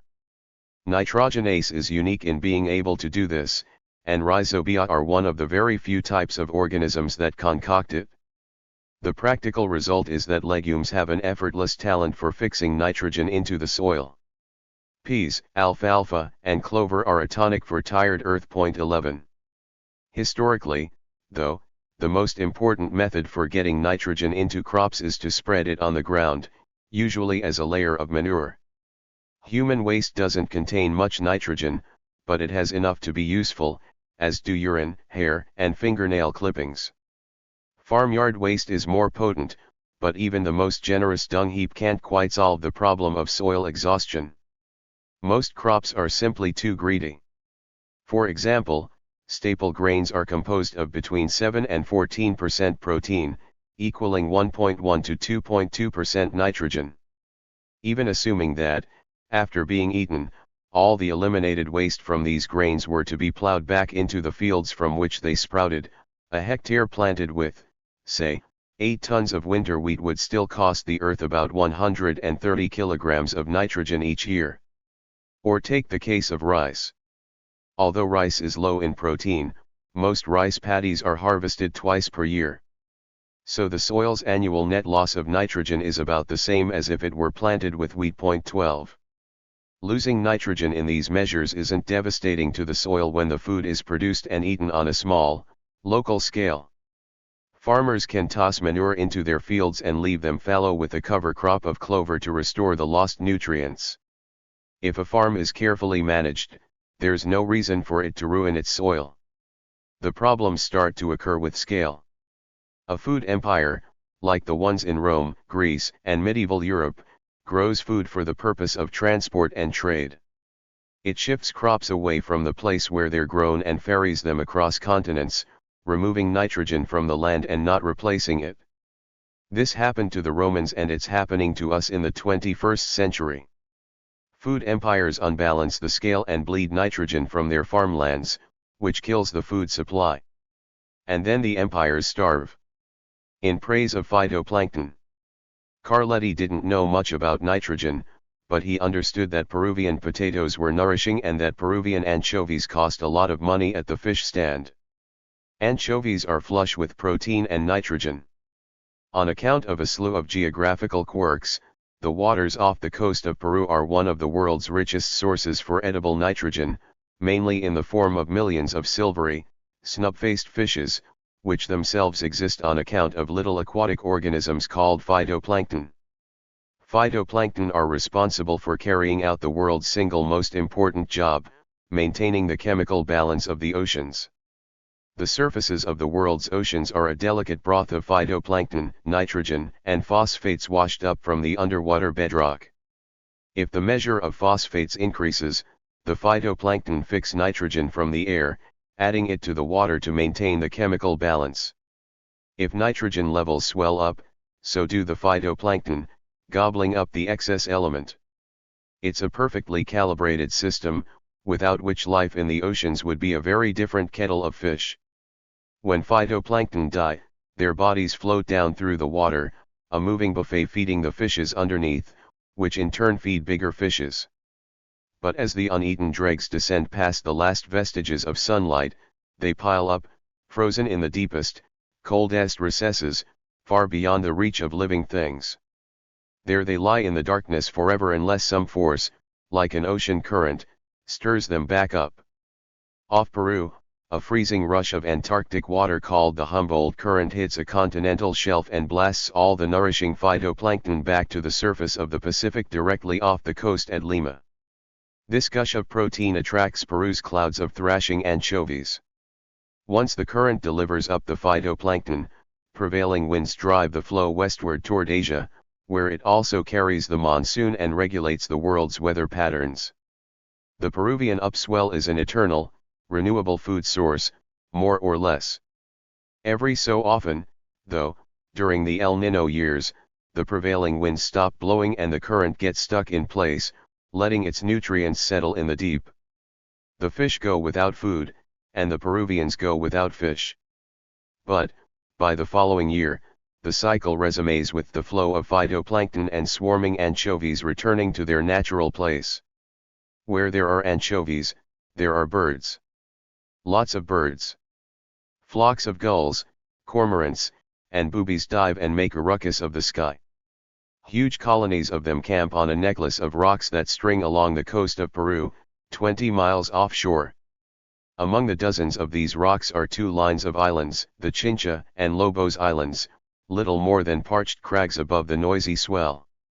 There, the birds nest, breed, eat, and defecate with deafening activity. Over thousands of years, their feces, feathers, and corpses have compacted in the region's dry air, forming a thick crust of brittle detritus guano. An observer from the 1830s noted that guano has an ammoniacal odor which uric, phosphoric and oxalic acids and potash, its color more or less reddish according to its exposure to the atmosphere. The writer can't quite bring himself to believe that the substance is actually dung. It seems incredible that these guanos could be deposited by the assemblage of birds that rest together during the night. 13 Not the most glamorous of earthly treasures, perhaps, but it's one of the most useful. It's packed with compressed, plant-nourishing nitrogen. The natural history of guano follows a veritable nail horseshoe rider kingdom sequence of consequence. It's also the story of how food empires try to feed their terminal hunger for nitrogen. Fecal politics. In 1852, an American entrepreneur named James Jewett, master of the merchantman Philomela, wrote a letter to Secretary of State Daniel Webster. In it, he asked if American citizens could legally harvest guano on the Lobos Islands, to be sold as fertilizer to the opening farmlands of the Midwest.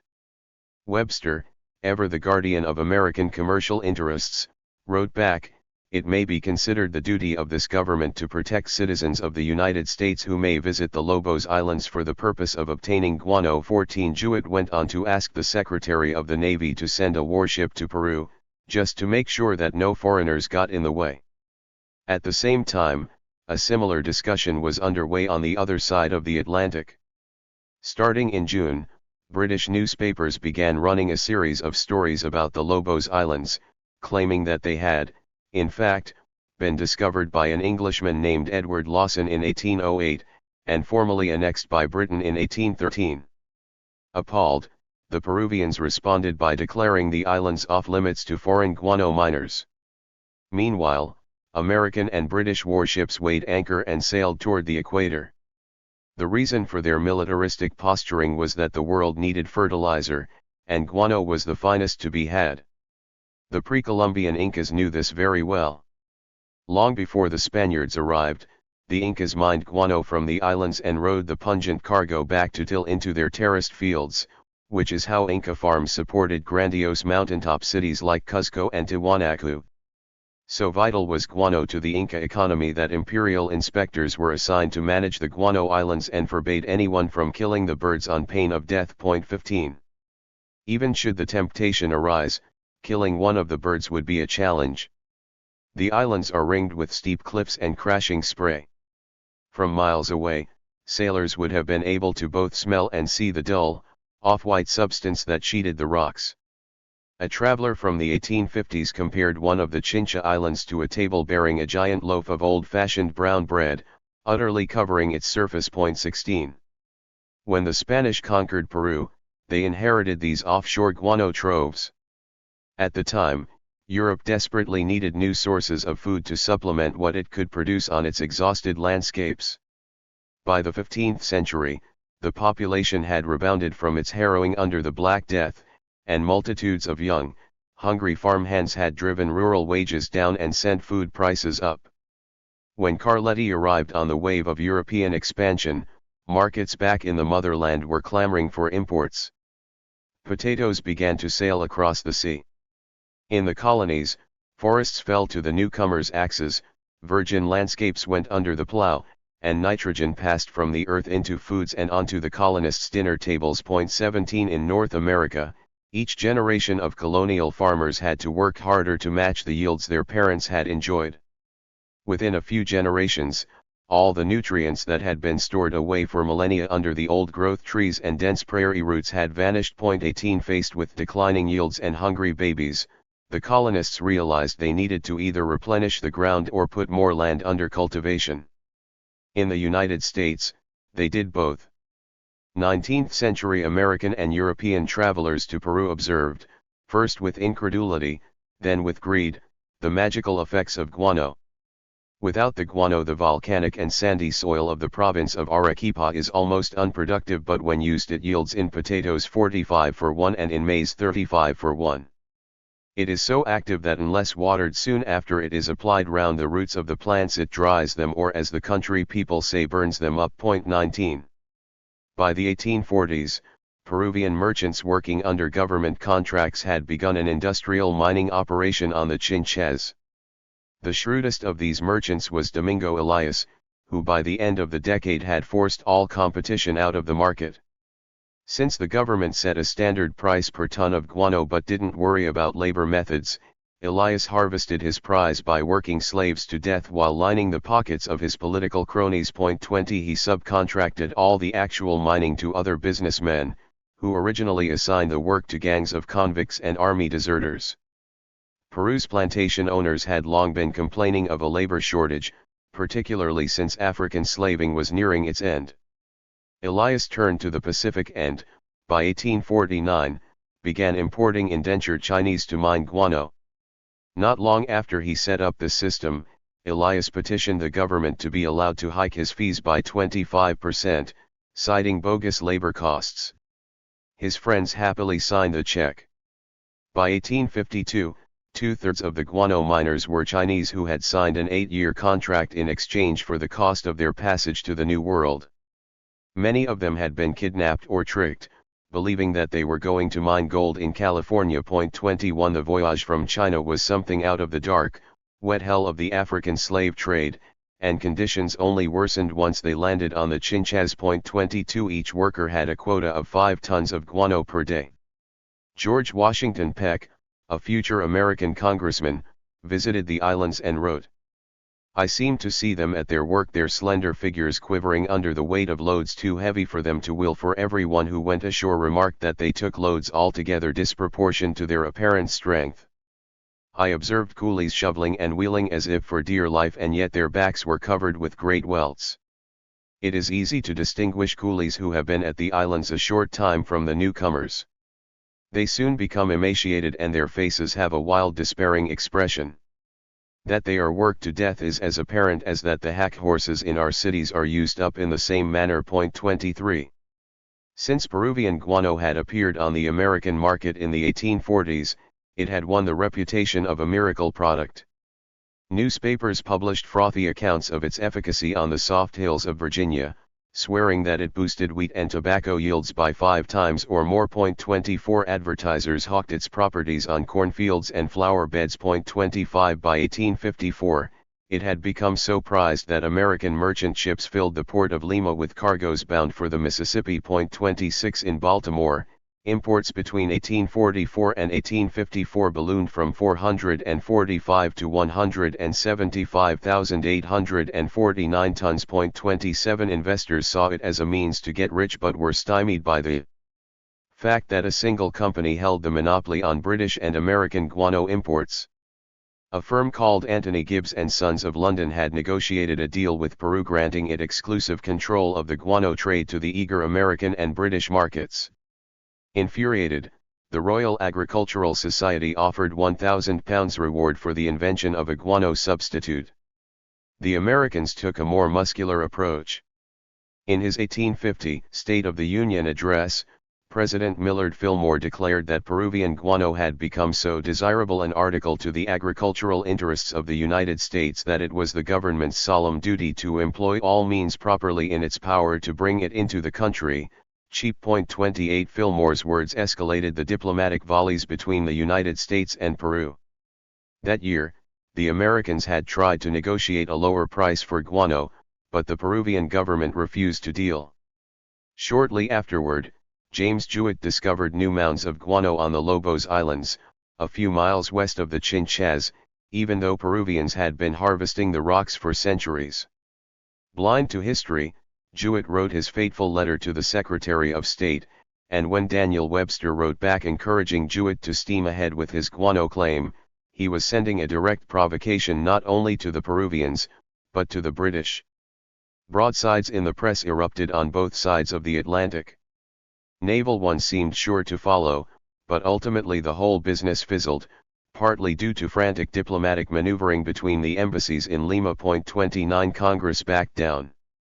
So did Webster, a rare defeat for the man whose indomitable rhetoric inspired the popular 20th century story The Devil and Daniel Webster, a Faustian tale in which the Secretary of State outdebates Lucifer himself. The idea that America could exert its might to safeguard strategic resources like guano led to the Guano Islands Act, which Congress passed in 1856, explicitly granting itself the right to use military force to secure bird droppings.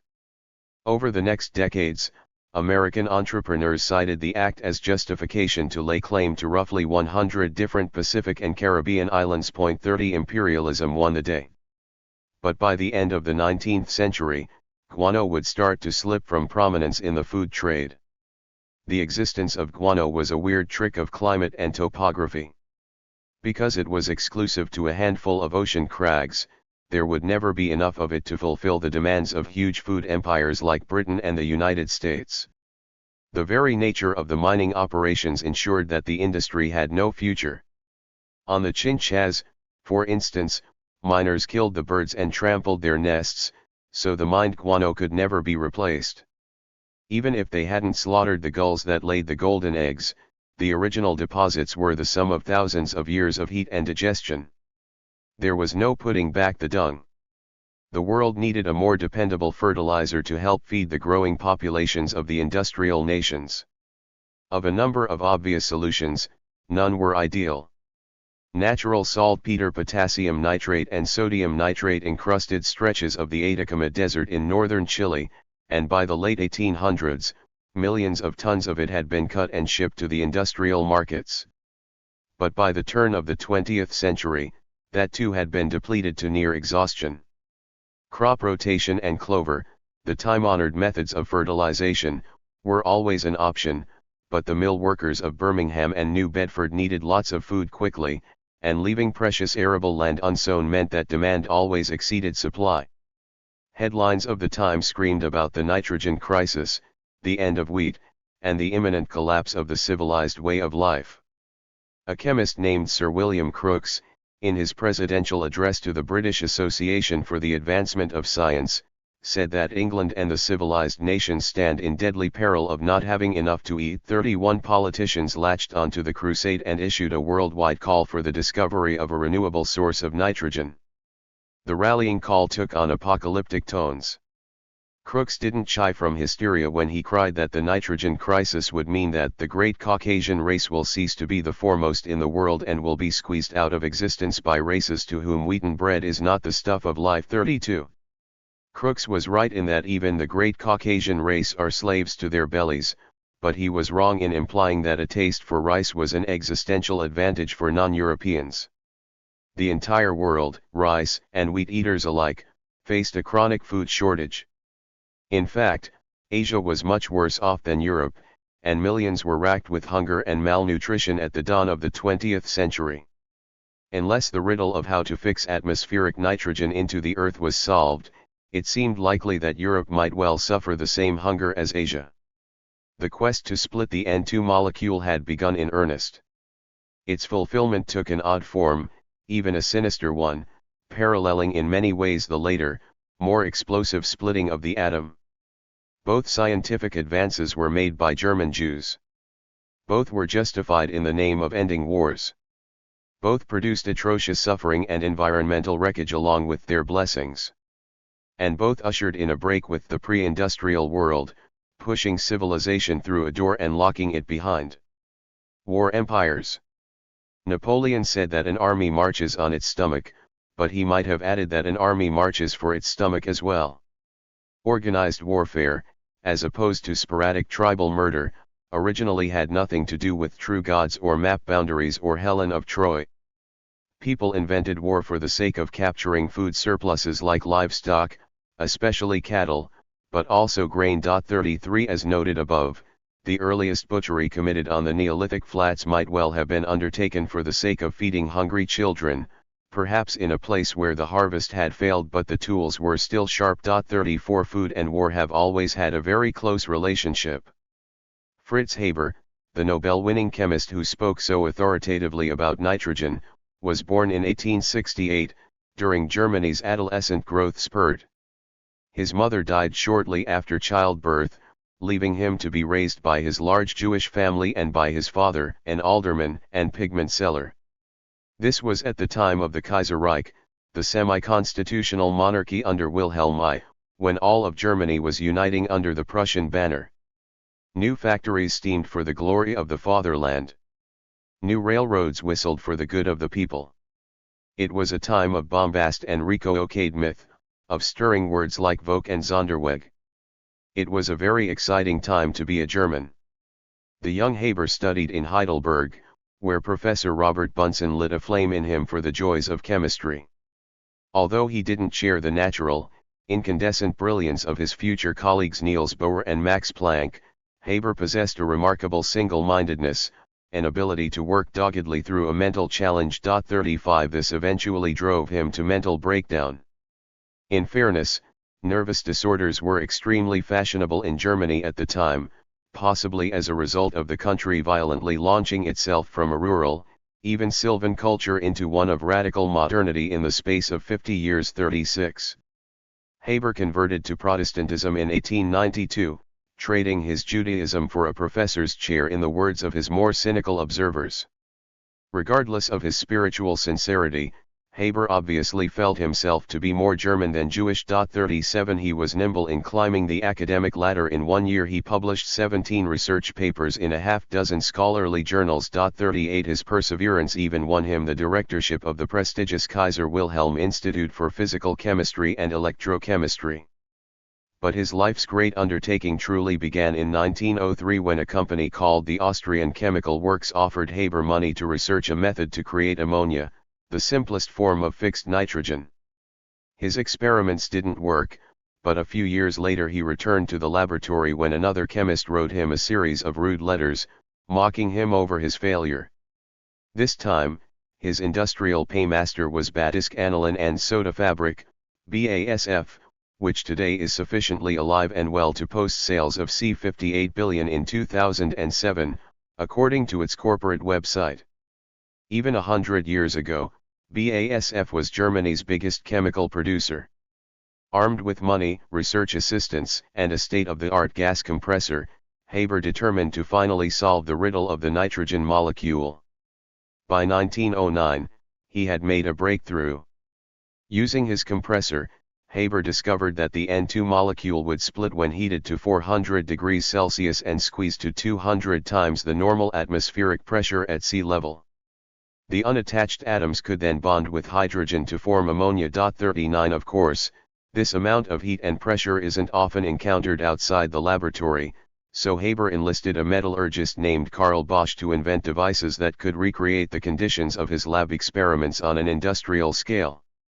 Together, the chemist and the engineer developed the Haber-Bosch process, involving a giant system of machines that could brew unlimited quantities of ammonia. The first factory opened in Oppau in 1913. The next year, war broke out across Europe. From the beginning of hostilities, the Germans puzzled over how to apply the Haber-Bosch process to the new battlegrounds crackling across France, Flanders, and Russia. Haber, ever the patriot, lent his talents to the question. In 1914, Germany faced a dire shortage of high explosives. Nitroglycerin, TNT, and indeed all varieties of conventional explosive can only be manufactured with plentiful nitrates, while the sole source on the market at the time was saltpeter from Chilean mines. With the British Navy blockading the Atlantic routes, Germany had only 6 months of ammunition in reserve. And so the managers of the Haber-Bosch factories, instead of manufacturing fertilizer, tweaked a few levers and began to churn out bombs. Thanks to Haber, Germany now possessed the capacity to build a limitless supply of ammunition, but it had no method of delivering a decisive stroke to its enemies. Directing his mental energy to the quest for a quick battlefield fix, Haber realized that his know-how could, instead of being used to blast men into small pieces, be used to scorch out their innards with corrosive gas. Even in 1916, this was a sensitive topic. The Hague Conventions of 1899 and 1907 had barred poison from warfare, but Haber believed such treaties were small-minded. 40 After all, poison gas was merely a scientific advance, no more or less moral than a crossbow that could knock an armored knight from his saddle. As far back as catapults and chariots, technology had always trumped tradition in warfare. Besides, his invention promised to clear the trenches of enemy combatants and end the ongoing death and mutilation of Germany's young men. Haber himself oversaw the inaugural uncorking of the cylinders at the Second Battle of Ypres. Thousands of French and Allied soldiers perished in ghastly agony, and the Germans pushed forward an entire mile. Shortly thereafter, Haber's wife, herself a brilliant but frustrated scientist, fell into an argument with him over his role in the gas campaign. The conversation ended when she walked out of the family garden, picked up her husband's army pistol, and shot herself in the heart. 41. Haber survived the war and the loss of his wife, and the year of the armistice saw his name burnished by a prize from Stockholm. In an otherwise prideful acceptance speech in which he waxed eloquent about the role of scientists in molding the whole human arrangement, Haber ended on a note of uncharacteristic modesty, saying that, despite the higher calling of knowledge for the sake of knowledge, his work was a small thing and primarily useful for the common good. Let it suffice that in the meantime improved nitrogen fertilization of the soil brings new nutritive riches to mankind, he said. And that the chemical industry comes to the aid of the farmer who, in the good earth, changes stones into bread. 42 Despite the toxic uses to which he had directed his research during the war, Haber never lost sight of his original goal, which was the betterment of the world's food supply. In the years that followed, Haber remained focused on humanity's sustenance, not its choking death, but he didn't abandon his work with gas. Tackling the perennial problem of parasites destroying hard-won crops, he applied himself to insecticides. In the 1920s, he oversaw the concoction of a lethal spray named Zyklon, and then its successor, Zyklon B. But by then, Germany was changing. Although Haber was responsible more than anyone for his country's long endurance during the 4 years of total war, he died in 1934, homeless and stripped of his precious research positions, a victim of Nazi race laws. It's a mercy that he never lived to see the next, perverted consequence of his genius. But his legacy didn't end in Treblinka. Today, the Haber-Bosch process is still the choice method of cooking synthesized ammonia, the main ingredient of liquid nitrogen fertilizer, and urea, a fertilizer that's also fed to livestock as a protein supplement and appears in everything from plastics to explosives. Factories now brew more fixed nitrogen than exists in all natural sources combined, breaking the ancient threshold of how much protein the earth can produce. China, which uses about a third of the world's nitrogen fertilizer, dumped 31 million tons of it onto its fields in 2006, wheat being the principal beneficiary, while Americans plow 12 million tons of it into the ground each year. 43 In granting us the talent to create food out of nothing but dry ground and a sack of chemicals, the Haber-Bosch process has undone all the old models of sustainability and soil degradation. It's broken our constraints on the natural limits of land and water, on the natural limits of the plants we eat. Today, 40% of the Earth's population lives on protein created by the Haber-Bosch process. 3 billion people exist on the chemical basis of artificially fixed nitrogen. Our very cells are the products, not of the green earth, but of factories boiling ammonia in the gray, industrial deeps of Houston, Yinchuan, and Chennai.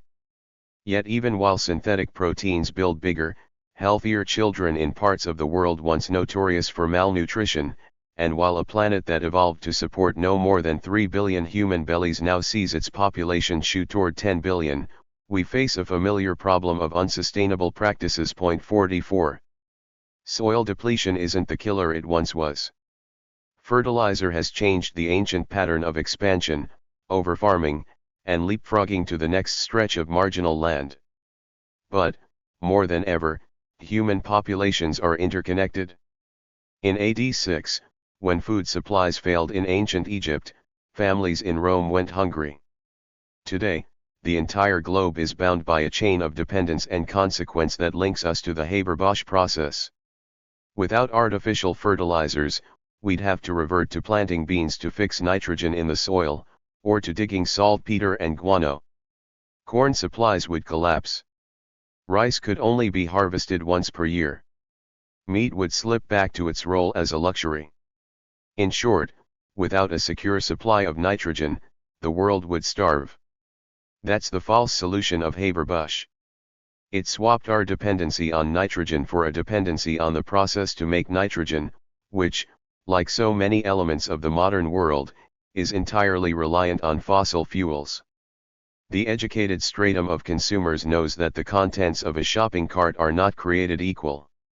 Meat, for example, is profligate with fossil fuels. It costs less oil to grow a field of corn than it does to grow it and feed it to a cow over a period of months, then ship the fattened carcass to market.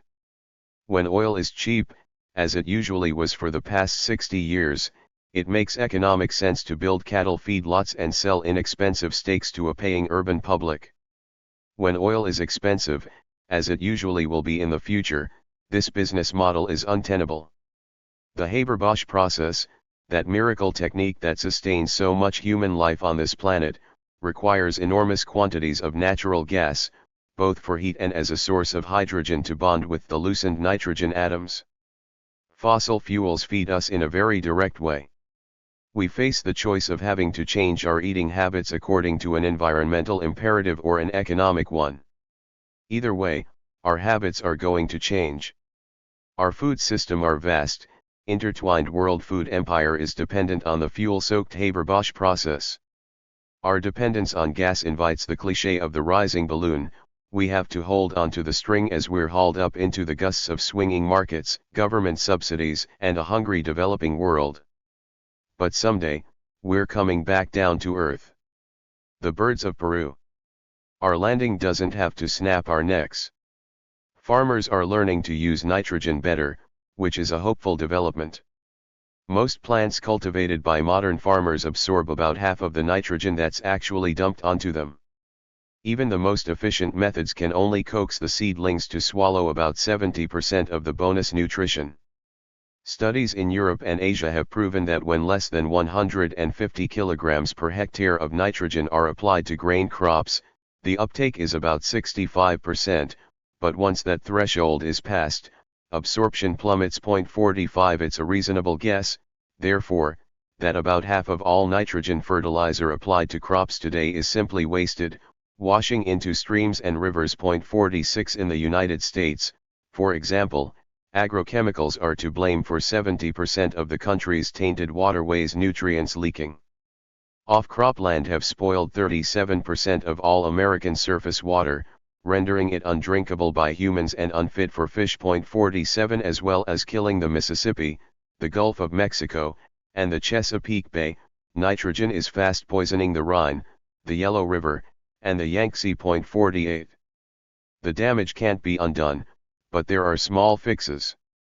Farmers can increase nitrogen absorption, for instance, by spreading fertilizers at the times when plants are actually growing and can lap them up. They can link tractors to GPS systems to tailor applications to the needs of small areas. Consumers can help by buying grass-fed beef, which cuts corn out of the meat cycle and lowers the demand for fertilizer. Governments in well-fed countries can tax fertilizer used on their own farms and subsidize it in hungry parts of the world where the soils are poor. Everyone needs to spread the nitrogen around in a safer, more sustainable way. In a strange twist of history, the Peruvian guano deposits are now being mined again.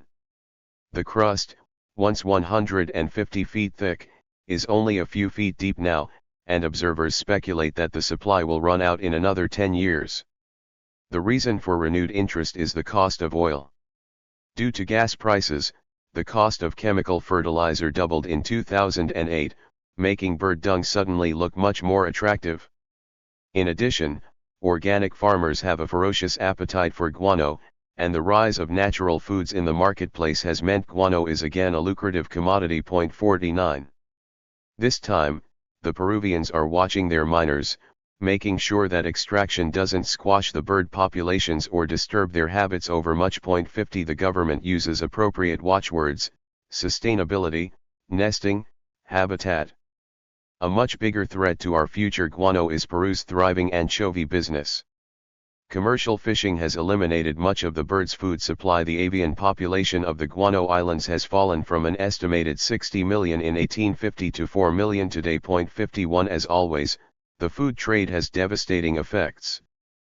But even if the guano of Peru were a mile deep, it wouldn't feed the world's population. 52. As the Canadian scientist Václav Smil writes, neither nuclear reactors nor space shuttles are critical to human well-being.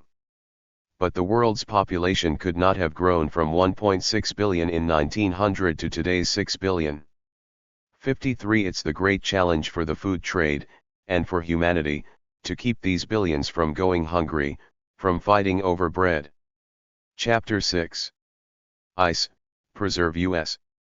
Lima, for all its pleasures in fruits and greens, didn't hold Carletti's interest for more than a few months. He and his father sold their merchandise and reloaded their coffers with silver, then boarded a ship north, for New Spain. The first 1,600 miles passed without inspiring much comment, but when the pair arrived in Sonsonate, in modern El Salvador, Carletti observed that people in the town plaza used an unusual fruit as currency to spend for buying small things. This fruit could be crushed into a certain drink, which the Indians call chocolate. Carletti immediately formed an addiction to it. Once one is accustomed to it, he writes, it becomes a habit. And it is hard to give up drinking it every morning or, in fact, in the evening after supper when the weather is warm and particularly when one is traveling. 1. Apart from its stimulating properties, chocolate interested Carletti because the natives had developed ways to package it and preserve it from the effects of time and weather.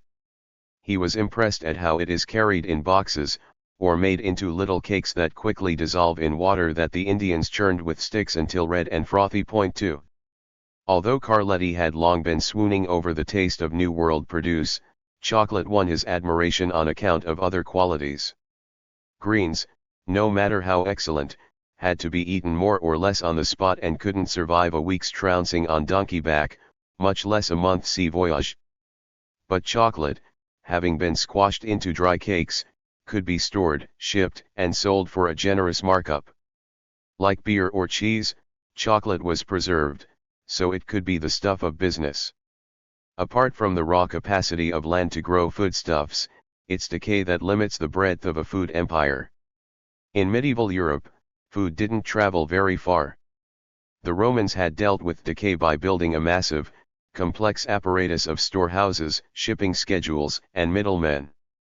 They were lucky that the Mediterranean is a smallish sea, letting them avoid the cargo-rotting lengths of the Atlantic. The Sumerians, too, by charting the exact timing of the monsoon, could precisely schedule their trading voyages to the Indus. But without some means of lengthening the shelf life of produce, a food empire's reach will always be constrained to the traveling range of a kernel of wheat ensconced in a dry pot. Then the 20th century arrived, and, as in everything from pregnancy to pop culture, we buried all the old assumptions under a pile of industrial patents. How food rots and how to slow it down. Bacteria brew in damp organic matter, so the goal of food preservation has always been to reduce the water in food, robbing the bacteria of a home. Drying, say by hanging a piece of gutted herring in the cold sun, is probably the original way people did this. Another method is to expose food to withering amounts of smoke, which dries it and plugs the molecular structure full of hydrocarbons. Smothering it in salt, too, pulls out the moisture. Fruit responds very well to the addition of sugar, which is chemically similar to the process of jellying, encasing food in a blanket of protective gelatin, as when meat is jugged. Pickling works through the agencies of weak acids like vinegar, brine, alcohol, or vegetable oil. An alternative to getting rid of the water is to perform a sort of molecular jujitsu with fermentation, using the bacteria for good. It's not the path of least resistance in food processing, since it requires work, but it's historically the most enjoyable. Grain and fruit are the usual foundations for liquor, but herding cultures like the Mongols have also made booze out of milk. The strangest pre-industrial preservative was probably saltpeter. Scratched out of the ground and smelling like hellfire, it's been used as a fertilizer and as an ingredient for gunpowder. The ancient Indians and the Chinese experimented with its dietary effects, while the Romans noted how it lent a reddish quality to meats. Today, fabricated nitrates are injected directly into hams, sausages, and bacon, bypassing the need for pickaxes. 3. All of this was useful as far as it went, but human beings cannot live on beer, bacon, pickles, and salt cod alone. Bar snacks do not a modern food empire make. Only ice, which was either a seasonal nuisance or a summertime luxury, could make it possible to supply urbanites with fresh meat and greens. So in the 19th century, in the United States, ice itself became part of the increasingly complex food trade. As Americans left their farmhouses and moved to cities, their diets were no longer rooted in their own gardens. They bought food at city markets, and that food needed to travel. In places like New England, which possessed a wealth of frozen pond water for much of the year, ice could be cut, packed in straw, and used to preserve food from rotting on its way from the field to the street. By August, winter ice was worth hundreds of dollars per ton. 4. In 1806, a young man named Frederick Tudor looked at the winter ice coating the Massachusetts ponds and saw money. The third son of a Boston lawyer, he had quit Harvard for the excitement of the traditional New England path to wealth, a get-rich-quick scheme involving sea travel. Somehow convincing his investors to buy a brig, the Favorite, his idea was to sail a cargo of pond ice 2,000 miles to Martinique and sell it to the sweating natives. Skeptics including the press mocked both Tudor's presumption and his grasp of elementary chemistry. "No joke," sneered the Boston Gazette, "a cargo of 80 tons of ice has cleared out from this port for Martinique. We hope this does not prove to be a slippery speculation." Most people thought the melting ice would sink the Favorite before she ever saw the Caribbean. Tudor didn't drown, but his voyage was a fiasco nonetheless. Nearly all of the ice melted en route, and the remainder went unsold since no one in Martinique had any idea what to do with the weird, evaporating substance. He lost $4,300, landed in a pile of lawsuits, and was obliged to enjoy the hospitalities of debtor's prison for much of 1812 and 1813. But he didn't give up. From his cell, Tudor wrote, "He who gives back at the first repulse and without striking the second blow, despairs of success, has never been, is not, and never will be a hero in war, love, or business." 6. Upon release, Tudor sailed to Havana, where he built a new, technologically advanced warehouse, insulated with sawdust. He also invested in a contraption called an ice plow that could be strapped to horses to cut uniform 2-foot blocks, which, Tudor argued to the bemused Boston sea captains, could replace rocks as ballast on board ships. Enough of them liked the idea, however, and Tudor began selling his ice across the hemisphere, opening offices in Charleston and New Orleans. Discontented with mere success, he then decided to export ice to India. This was a plan of magnificent foolhardiness. The journey from Boston to Calcutta was 15,000 miles and, barring bad weather, took 4 or 5 months. Tudor's ships would have to cross the tropics and the equator twice. And when they reached port, they would dock at wharves that broiled at 90 degrees Fahrenheit. Tudor addressed these problems by cutting his ice during the cold snaps of January, then loading the blocks onto rail cars that shunted them to the Boston waterfront, packed in sawdust like stones in mortar. The longshoremen topped the ice with a layer of straw and apples, which would defray the shipping costs, leaving the ice as solid profit. The first Calcutta run lost a third of its cargo. But this was still enough to make the journey worthwhile since, thrilled at having cold drinks at last, the expatriate British colonists bought everything Tudor could sell and even helped him build an insulated warehouse. In return, he kept prices low, turning a profit of a mere 3 cents per pound, so that even the humblest colonial servant could afford a lump of ice in an afternoon cocktail. 7 Ice was now cheaper to buy in India than in London or Paris. One observer noted. It was long before the natives could be induced to handle the crystal blocks. Tradition reports that they ran away affrighted, thinking the ice was something bewitched and fraught with danger. But now they come on board in a long line, and each of them takes a huge block of ice upon his head and conveys it to the adjacent ice house, moving with such rapidity that the blocks are exposed to the air only a few seconds.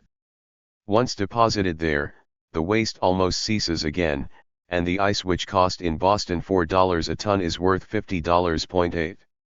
International trade had triumphed, despite a few setbacks. Tudor's story is illustrative of the changes that occurred to the food trade in the 19th century, echoes of which affect our economies to this day. The most notable is that people no longer thought it impossible to deliver fresh apples from Massachusetts to Calcutta. It was a result of a truly global food trade. Tudor's experiments with ice, while innovative, still relied on the old presumption that ice was a gift of the winter, something seasonal and fleeting. The real shift in food preservation occurred in the late 1860s with the ambitions of another New Englander, a butcher named Gustavus Franklin Swift. Before the mid-19th century, the only way to move fresh meat between pasture and plate was to walk it. European cultures like the Spanish and the Celts had a tradition of long-distance transhumance, and the descendants of these cattle herders brought the cowboy way of life to the United States, culminating in the Longhorn Drives of Texas. The time during which thousands of cattle marched from the Rio Grande to the markets of Abilene or Oklahoma City was, however, short-lived, no more than a cultural hiccup after the Civil War. Railways soon mechanized the long drives. By the 1880s, cattlemen were marching their animals up to depots and loading them on the hoof onto cars destined for city pens. Urban wholesalers then bought the cows, slaughtered them, and sold them to local butchers. The arrangement saved a lot of money, but astute butchers realized that centralizing meat processing would save even more. The challenge was how to kill a lot of cows in a central facility, dress them, and deliver the parts around the country before they spoiled.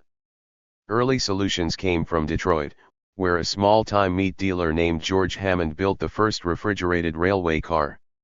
It was primitive, based more or less on the same principles that Tudor employed on his ships: stacked ice and sawdust. One of the big players in Chicago's meatpacking industry, Nelson Morris, used Hammond's cars to ship beef from the Union stockyards to markets in faraway cities. But the real innovation came after the 14-year-old Gustavus Franklin Swift got a job at his brother's butcher shop in Sagamore, Massachusetts. Eventually establishing a shop of his own, the young Swift wasn't content with merely selling T-bones to the denizens of Cape Cod. He wanted a food empire of his own. So he moved to the heart of America's butchery scene, the stockyards of Chicago, where he studied the latest ideas in refrigeration. In 1879, Swift unveiled a radical new type of railway car, the Swift Chase car, which held 4 vented overhead containers loaded with ice and salt. The design worked beautifully, despite several early marketing setbacks, such as when Massachusetts customers refused to buy a cargo of Swift's Chicago beef when they learned it had been slaughtered a week previously. 19th-century shoppers had yet to abandon eons of received carnivorous wisdom. But technology soon pushed Americans to overcome their prejudices against cold meat. The development of mechanical refrigeration helped, of course, and by the 1890s, mechanical refrigeration was coming into vogue. 9 However, the real shift happened thanks to Swift's railway cars. It was through the union of pond ice and the railways that Americans finally accepted that meat was no longer something you ate right after the kill. It was now, like 16th-century chocolate briquettes, something you could collect and trade, a commodity. By 1884, Chicago's meatpacking industry needed 1.5 million tons of ice per year. 10. It's a jungle. In 1905, a journalist named Charles Edward Russell wrote a book about the meatpacking industry called The Greatest Trust in the World. Although it's far less remembered today than Upton Sinclair's grisly novel The Jungle, it deals with the same infernal world of steam, meat hooks, and demonic boilers, although Russell writes from a wider perspective. His concern isn't workers being pulped into spam, but the consolidation of America's food supply. In it, he notes that Chicago's meatpacking industry had slaughtered 21,712 cows in 1874, but that this number had risen to 2,206,185 cows in 1890. According to Russell, the sheer scale of the operation led to gentlemanly agreements between the partners that amounted to price fixing, economic jobbery, and the undermining of the Republic. 11. To Russell, the Swift Chase refrigerated railway car was a symbol of a cruel and grinding monopoly, forcing clean, unspoiled foodstuffs down the throats of the unwitting public. With the advent of refrigeration, northern towns wanted to buy exotic produce. It was now possible for Minnesotans, say, to develop a taste for fresh fruit and the expectation that they should have it. Russell comments that where peculiarities of soil or climate gave a region especial advantages for growing any product, that product became there the staple throughout. 12 regions now had even more motivation to specialize, since the refrigerator car could deliver their peaches and pork chops anywhere in the country. And the meat packers controlled the refrigerator cars. In 1919, a 2-year investigation by the Federal Trade Commission concluded that the meatpacking companies Armour, Cudahy, Morris, Swift, and Wilson were indeed dangerously poised to monopolize the nation's food supply. Between them, they controlled America's stockyards, and they had used this to ruin all the other competition while agreeing not to fight one another. They owned the retailers, too, the inner-city butcher shops that inflated the price of their products by borrowing substitute foods from their shelves. 13. Henry Ford, himself no stranger to aggressive business methods, was appalled by the collusion between the meat packers and the railways. In his memoirs, he complained bitterly about how the railways snuffed out America's budding canal system so they could institute a system of Byzantine inefficiency and corruption, unnecessarily hauling commercial goods in anything but a direct line between 2 points. 14 But his worst scorn was for the meat packers. If you look at the maps which the packing houses put out, and see where the cattle are drawn from, and then if you consider that the cattle, when converted into food, are hauled again by the same railways right back to the place where they came from, you will get some sidelight on the transportation problem and the price of meat. 15. But the appeal to men like Swift wasn't that this was a tidy economic arrangement. It was that they owned significant aspects of meat processing and railways. By colluding and centralizing, the industrial giants transformed cows into measurable commodities that they could shunt around the country, charging a fee at each step. Aside from the impact on the consumer, the impact on the environment was terrible. Cows are part of ecosystems, which are more complex and mutable than anything that's sprung from the mind of a financier or, indeed, from the mind of an inventor of refrigerated railway cars. Ecosystems function by recycling the variegated nutrients and elements in a small plot of ground. A leaf drops from the tree and becomes the substance of the next leaf. Refrigeration and transport broke those cycles in the ecosystem, causing the same problems that confounded the Romans and Sumerians. How do you maintain soil fertility when the fruits of that soil, in this case cows as well as fruits, move 1,000 miles away? Industrial meatpacking created other great evils in sewage, animal abuse, worker abuse, and air and water pollution. The Chicago River outside the stockyards earned the moniker Bubbly Creek for its noxious brew of effluent, and the horrors of the cutting rooms would one day inspire the formation of unions. But the great meatpacking houses got rich. The industrial garden stayed. All the drawbacks of centralization couldn't trump the overwhelming benefit of perennial, perishable foods on the kitchen tables of the nation. Seasonal and regional differences didn't mean anything by the 1920s. Families in Maine could drink orange juice at breakfast and eat salad in winter. Consumers and producers were now linked by steam power, refrigeration, and machine processing by industrialization. Industrialization, of course, costs money. Refrigerated rail cars, centralized sorting houses, marketing campaigns, none of these could be bought by individual farmers. Capital, in the form of bank leases on industrial machinery, triumphed over the old veneration of sweat. An ancient Sumerian visiting a wheat farm in Illinois might have seen a vestige of the agriculture he knew, but it would have been soon drowned out by the whir of threshers. Unable to compete with their larger or better connected neighbors, many farmers sold their land, migrated to the cities, and survived by buying the very same industrialized products that had driven them off the land. Capital replaced labor, workers specialized, and the whole system leaped up another notch in complexity, connectivity, and dislocation from the agriculture of past ages. 16. Modern agriculture reached its apogee in California. Although that state possesses a mere 8% of American irrigated cropland, it produces 50% of the country's fruits, nuts, and vegetables. 17. It's also a mecca of food processing. California tomatoes, tomato paste, and tomato sauce are the second largest processed vegetable business in North America. About half of American canned vegetables are Californian, and its frozen fruit business, too, is gigantic. 18. Californians also lead the country in demand-oriented processing, meaning products like potato chips that are fragile and need to be produced close to the point of retail, and supply-oriented industries like lettuce, wherein the cost is mostly in obtaining the raw product. 19. Oddly, California wasn't always America's fruit basket. Until the late 19th century, most California farmers grew wheat, which despite the state's fruit-friendly climate, was a sensible crop for the first generation of settlers. 20 Like the Romans, early Californians found wheat to be durable, movable, and easy to grow in the sunshine.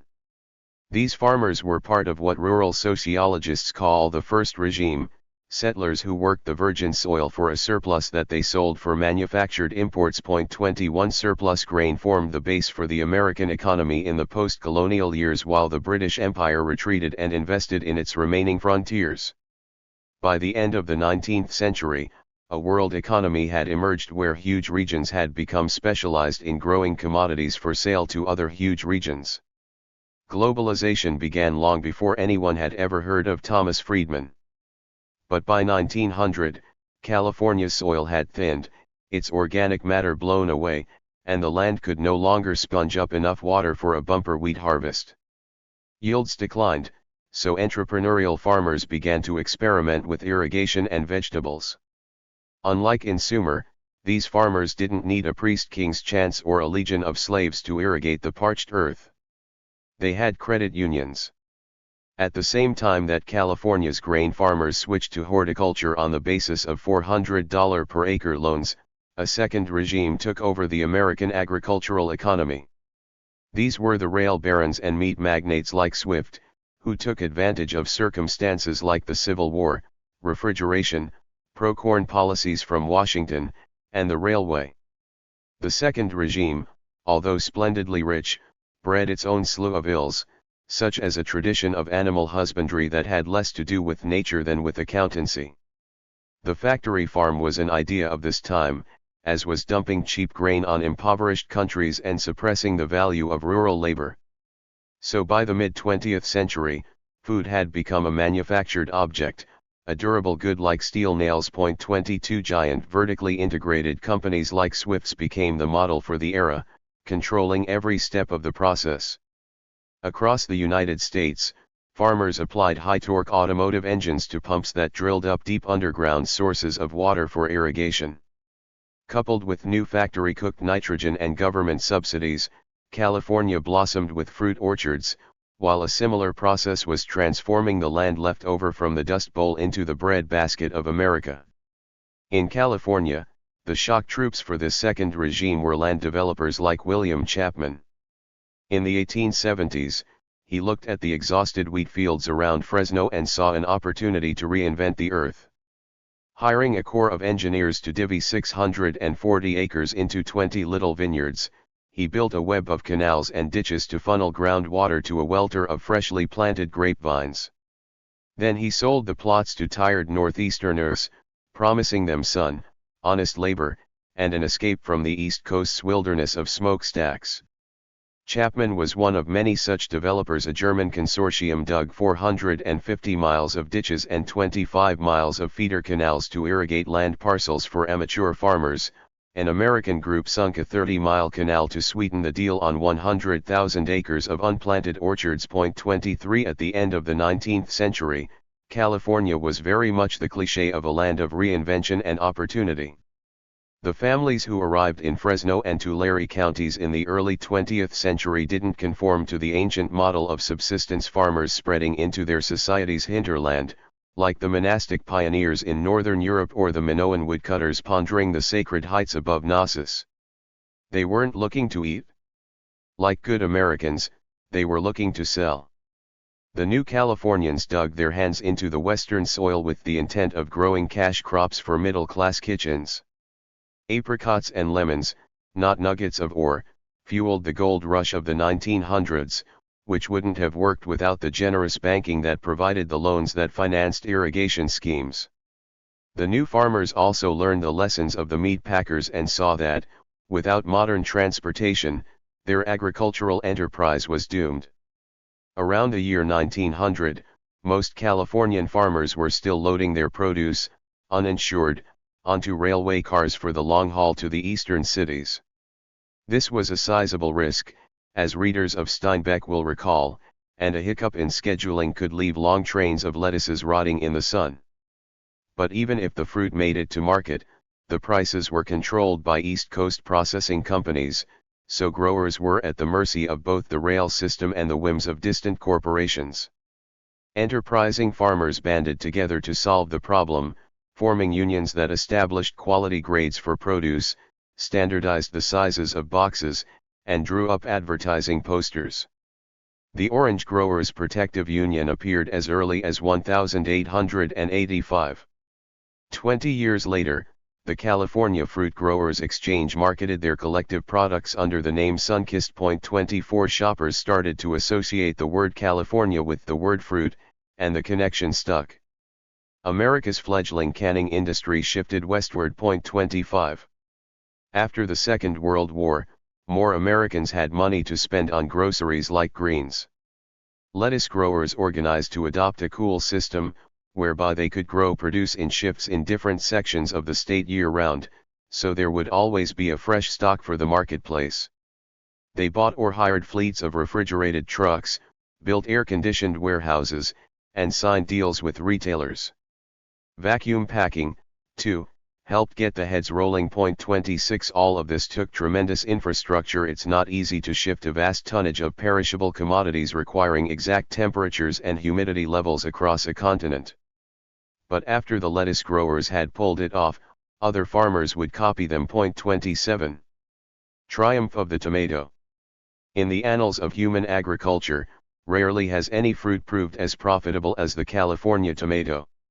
Nothing makes a tomato more inherently valuable than, say, an artichoke, but the tomato has been the happy recipient of a flood of public funds, poured into the pockets of growers under the guise of public policy.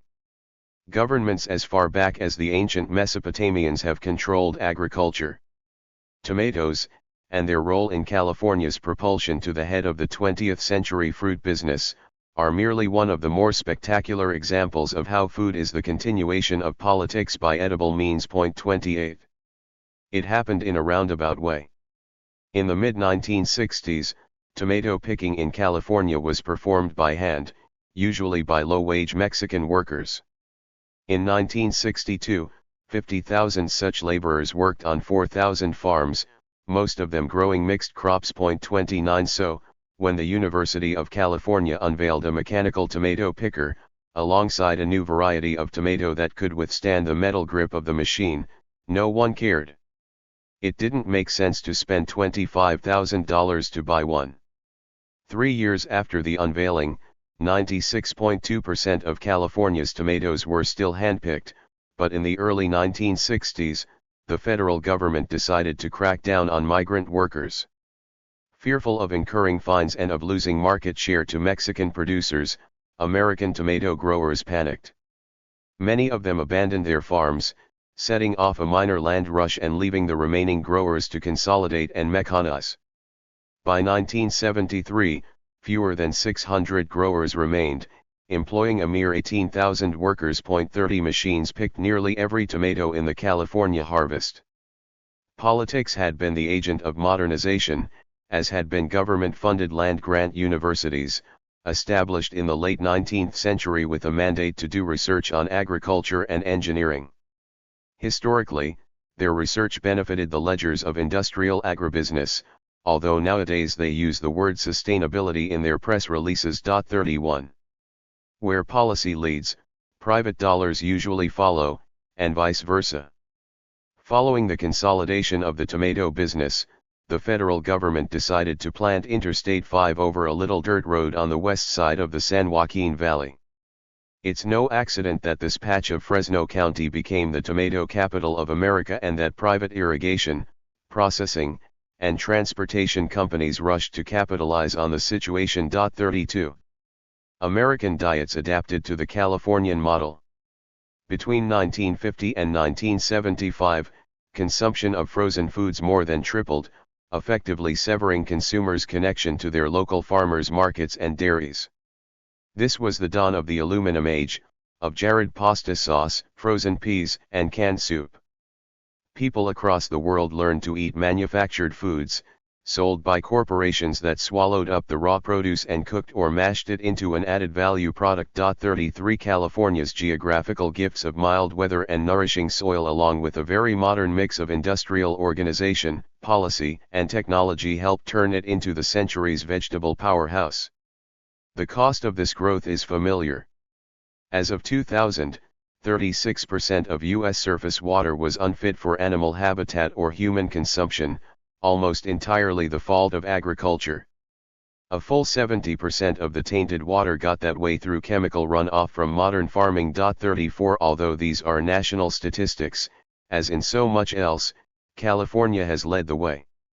Over the past century, agriculture destroyed 89% of California's riparian woodlands. Coastal wetlands dried up like sponges in the sun. In 1994, for example, farms in the Pajaro River watershed doused their fields with 5.7 million kilograms of pesticides. Scientists who have monitored the impact of this contamination by collecting water samples observe that this has caused toxicity in 78% of agricultural ditch samples, 25% of tributary slough samples, and 11% of river and estuary samples. 35. Everywhere throughout the state, farmers blasted their crops from above with pesticides and from below with chemical fertilizer. 36 It was agriculture practiced at the peak of scientific efficiency, which meant that everyone ignored the fact that the water was turning into poison.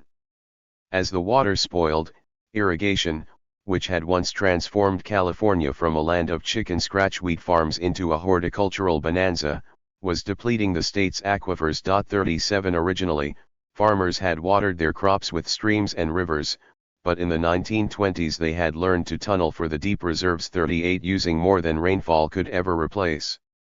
Estimates from the 1980s guessed at an average annual decline in California's water table of between 15 centimeters and 1 meter. 39 In recent years, pumps have sucked so much liquid from the ground that the actual surface of the earth caved inward.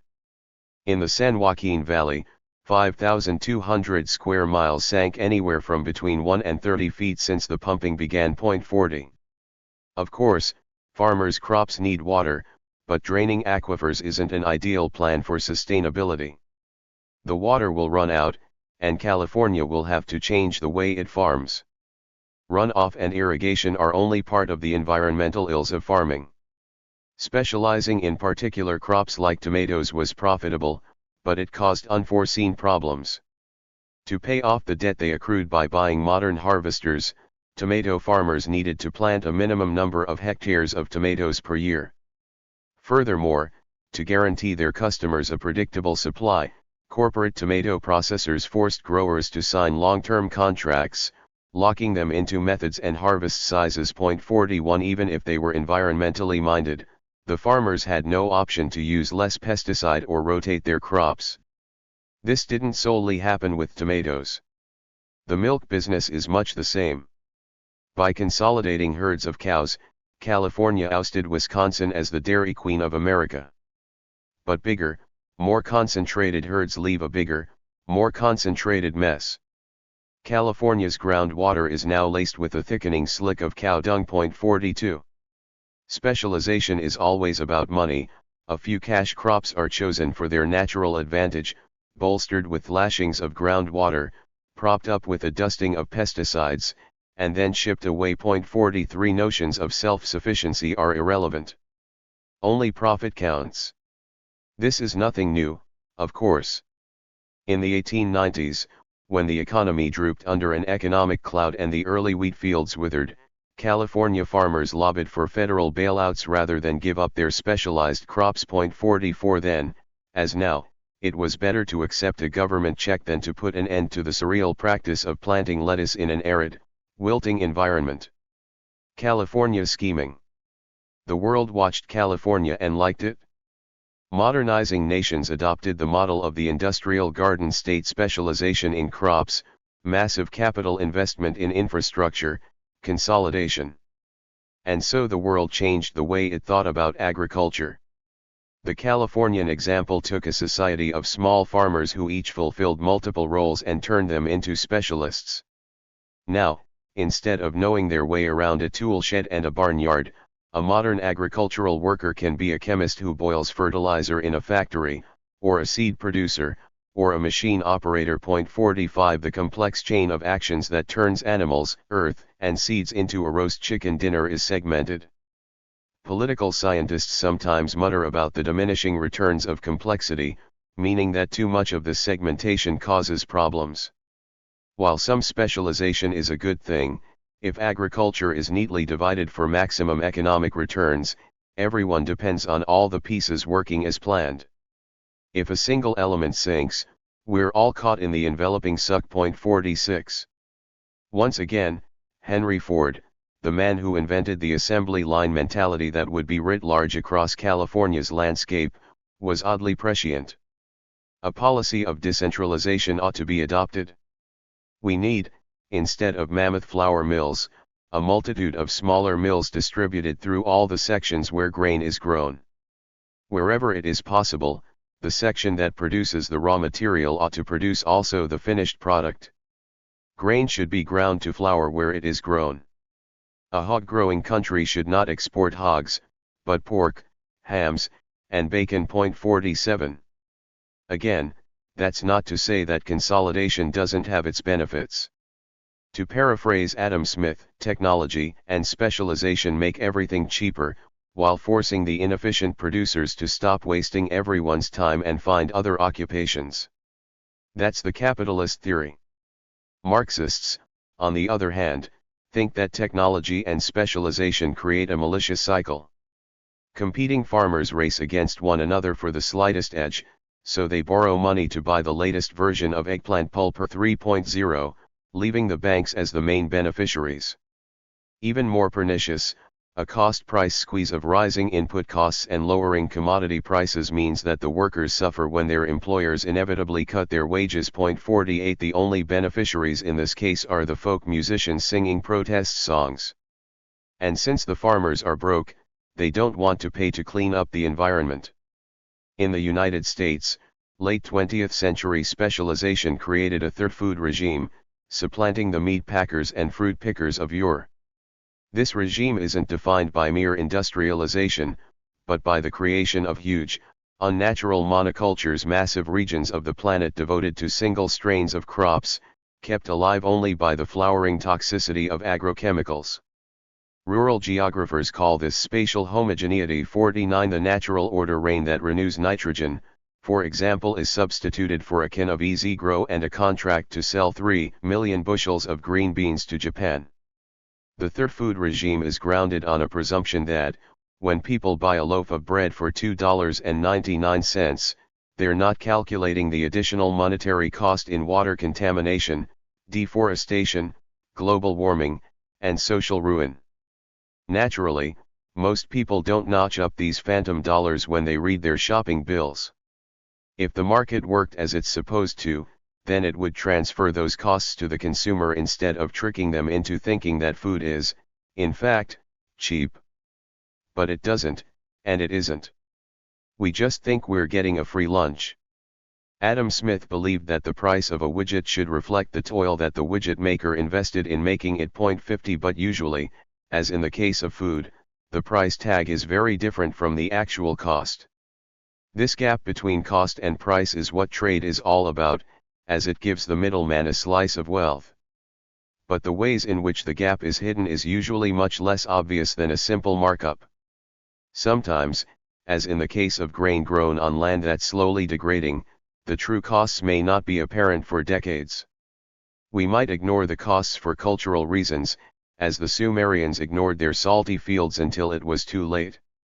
Government subsidies to farmers lower the end price of food at the cash register, but the bill has to be paid on tax day. The price of most of the food we buy bears only an imaginative relation to its actual cost. In the modern economy, there's a complex string of minuscule transactions between the moment that a farmer grows a lentil and the moment a consumer eats it. It's very hard to account for all the buried charges in fuel, labor, processing, packaging, advertising, and distribution. It's far harder to account for these costs today than it would have been in Bronze Age China, Imperial Rome, or 19th century Chicago. The outlandishly large gap between price and actual cost is due to our newfound ability to store food for unlimited periods and move it unlimited distances with refrigeration, rail, and motor power. Instead of changing the nature of food empires, however, modern adaptations have only changed their scale. The problems that beset Rome and medieval Europe are still with us. The orange juice quandary. Orange trees are Asian, with a migratory trail through the Middle East and North Africa, entering Europe through the gardens of the medieval Spanish Moors. As of the early 1990s, oranges were the most produced fruit in the world, grown primarily to be smashed into frozen concentrated juice. 51 Orange juice is one of the world's truly globalized foods. Why orange juice, not apple or guava, came to dominate humanity's breakfasts is a modern food story. In the 1940s, Florida grew more oranges than it could sell. Native sunshine, friendly federal policies, and decades of expansion had created more orange plantations than were practically useful, even in a country stacked with refrigerators. Looking for new ways to move their product, Florida orange farmers hit on the idea of pulping, reducing, and freezing the perishable fruit into something lasting, durable, and easily delivered to faraway shoppers. Concentrated frozen orange juice was hugely popular with American consumers, and within a few years it became a staple in kitchens throughout the world. But some years, Florida couldn't keep up with demand. In the 1970s, for example, a series of unseasonable frosts ruined the crop. Seeing an opportunity, Brazil stepped into the marketplace, and while Florida remains an orange state, the nexus of citrus shifted south. The American downstream manufacturers like Coca-Cola and PepsiCo followed, bringing with them their machines, chemists, ships, and marketing consultants. 52. To make frozen concentrated orange juice, you suck or boil out most of the water from the fruit, leaving slurry that's then frozen, packed into trucks, and driven to ports where it's pumped into the holds of waiting orange juice freighters. These ship the slurry to buyers throughout the world who simply add water. 53 This universal reconstituted breakfast drink has been marketed with terrific success. Brazil, which produces 40% of the planet's orange juice and commands 80% of the trade, earns $4 billion per year on the business. 54. Orange juice is a very impressive piece of the world food empire. About 15% of beverages consumed by human beings are juices. Poorer populations have a tendency to drink fresh orange juice, since they can't afford the store-bought packaged stuff. As incomes rise, people in Malaysia or Zimbabwe will inevitably drink more concentrate. This is very good news for the orange juice industry, so it's very good news for the economies of countries as disparate as Italy, Mexico, China, and, of course, the United States and Brazil. In Brazil alone there are 800,000 hectares of orange trees, particularly around São Paulo, mostly the property of 4 dominant companies, the biggest of which also own large percentages of Florida plantations. Consolidation on this scale tends to tickle the antennae of antitrust officials. 55 In 2006, paralleling the tale of California's tomatoes, Brazil's small growers complained that the behemoths were squashing prices in an effort to drive the little players out of the game. 56 A lot of fruit is still grown by family farms, but they usually sign long-term contracts with the international corporations that control distribution and processing corporations that own the length of the commodity chain. And again, as with the historical tomato, consolidation among growers seems inexorable. In Brazil, the number of plantations dropped from 28,000 to 10,000 in the past 20 years, while less than half of 1% of them own a quarter of the trees. 57. Concentration, whether in juice or industries, has drawbacks. Frozen concentrated orange juice doesn't taste as good as fresh, nor is it as nutritious. And centralizing production among a few, specialized firms in a few, specialized corners of the world means that pests can devastate the world's supply if they crack the barrier of chemicals that shield the orange trees. Citrus greening, otherwise known as huanglongbing, is a bacterial disease spread by an Asian bug named Diaphoranus citri. About 4 mm long, with a mottled brown body and light brown head, it lays its eggs on the tips of orange shoots and between unfurling leaves, spreading the bacteria that give the oranges wasting disease. The insects also drink the tree sap, killing the plant. HLB entered Florida in 1998, spreading up Highway 1 until, By September 2000, it had attacked 31 counties. Today, the bug roosts in trees throughout the nation. Because of HLB, orange farmers douse their crops with a heavy wash of pesticide. They spray when the trees flower, they spray when the trees bear fruit, and they top off the chemical cocktail with a fungicide to keep mold from spoiling the leaves. 58 As in the areas where California grows tomatoes, these pesticides threaten to turn the environment into a poisonous morass. Bacterial rot aside, the orange juice business faces a more pressing threat. As worldwide consumption grows, plantations spread and push production into the margins of the landscape. The hillsides of Belize are the latest conquest for the orange groves. Slopes, of course, make for poor agricultural ground, and they erode. More of them will be put under cultivation in the coming years as developing countries adopt a Western taste for breakfast drinks. In 2004, orange groves covered 3.6 million hectares. If every country in the world drank as much orange juice as, say, Germany, we'd need 32 million hectares. The entire American orange industry would likely teeter and collapse like a tree full of Diaphorina citri if it weren't for government protections. A U.S. Department of Agriculture report stated that, in 2001, Brazil's production costs ran to 42 cents per gallon of juice. Floridian producers spent 75 cents per gallon for theirs. 59 The reason Brazil hasn't completely crushed Florida's industry is that the difference in production costs is made up by tariffs and something called the Florida equalization tax.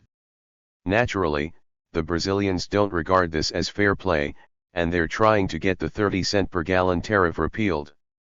If this happened, not an impossible scenario, by any means Brazil would increase production, likely put additional virgin land to the axe for orange groves, and continue its long tumble down the rabbit hole of specialization. 60 Add thin profit margins and loud, embarrassing allegations about child labor. 61 And you've got an industry that looks, if not outwardly ailing, then inwardly cancerous.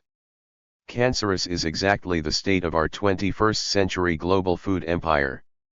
Whither concentrated orange juice, thither the vast, unmeasured apparatus of commodities markets, shipping fleets, wholesale buyers, and shopping carts. The disparity between cost and price continues to inch apart as the food trade tangles ever longer threads of capital. It's like a clumping knot into which we're twisting ever longer spools of string. Part 3. Empty Pockets. STORM. C. Louds. Shanghai's October drizzle doesn't blur the streets so much as melt them into a sideways wash of colorless, oily light. Even in clear weather, there's no vantage point from which to actually look at East Asia's greatest city. No mountaintop roost or penthouse cocktail bar from which the eyeballs can absorb the whole of the squared, black and yellow web cast by urban human life. It's simply too gigantic. The World Bank guesses that the population of the Yangtze Delta megalopolis numbers 75 million souls, many times the mass of Tokyo or Bangkok. 1. Human numbers have pushed Shanghai out of all possible conceptions of urban planning and into the realm of geology. This is the city as continent, its strata of life piled 88 stories deep. A groundling's view from the center doesn't lend much perspective. The Huangpu River inches through downtown Shanghai, a channel of earthy soup abutted by the Bund district, a 19th-century city hammered together by Europeans after the Opium Wars. Along with the smell of car exhausts, these streets preserve a whiff of London in the brick and cobble thoroughfares laid down by long-dead colonial officials. 10 miles downriver, the Huangpu merges with the Greater Yangtze, just before it filters into a buzzing, 50-mile-long delta that ends in the East China Sea. Across the water from the Bund is Pudong, an ultra-modern district studded with 21st-century trophies. As always in the autumn, a grainy mist washes away the visible contours of the city. It erases the 468-meter-tall, weirdly organic Oriental Pearl Tower with its elephant's legs and piled, bulbous carbuncles, and the twin super skyscrapers of the Jinmao Tower and Shanghai World Financial Center. Shanghai, like much of China, is emerging from a regrettable 100 years. In the early 20th century, the city could challenge any grand European capital for bragging rights on sewage systems or electrical matrices. But the Cultural Revolution dragged the metropolis into enforced decay. Mao's anti-urban bias meant that while Shanghai generated 25% of China's government income in the 1970s, nearly 700,000 homes in a single district lacked working flush toilets. By the 1990s, when the political straitjacket had loosened, migrants and state investment filled the streets with new life and fresh money. Concrete slathered the land. Earth movers, cranes, and steel works gusted and shuddered. They still do. The road to the airport, for instance, is part 8-lane overpass and part rattling dirt track. A common punchline is China's going to be really nice when it's finished too.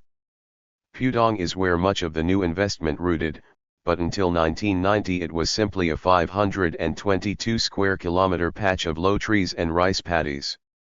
Then, the government marked it on the maps as the Pudong New Area, giving it the status of one of the country's special economic zones that cut away the mass of entangling taxes and regulations.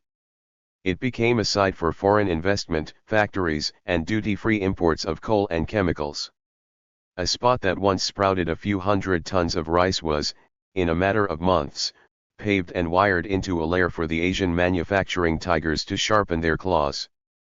Here, in fast-drying cement, was the soul of modern China.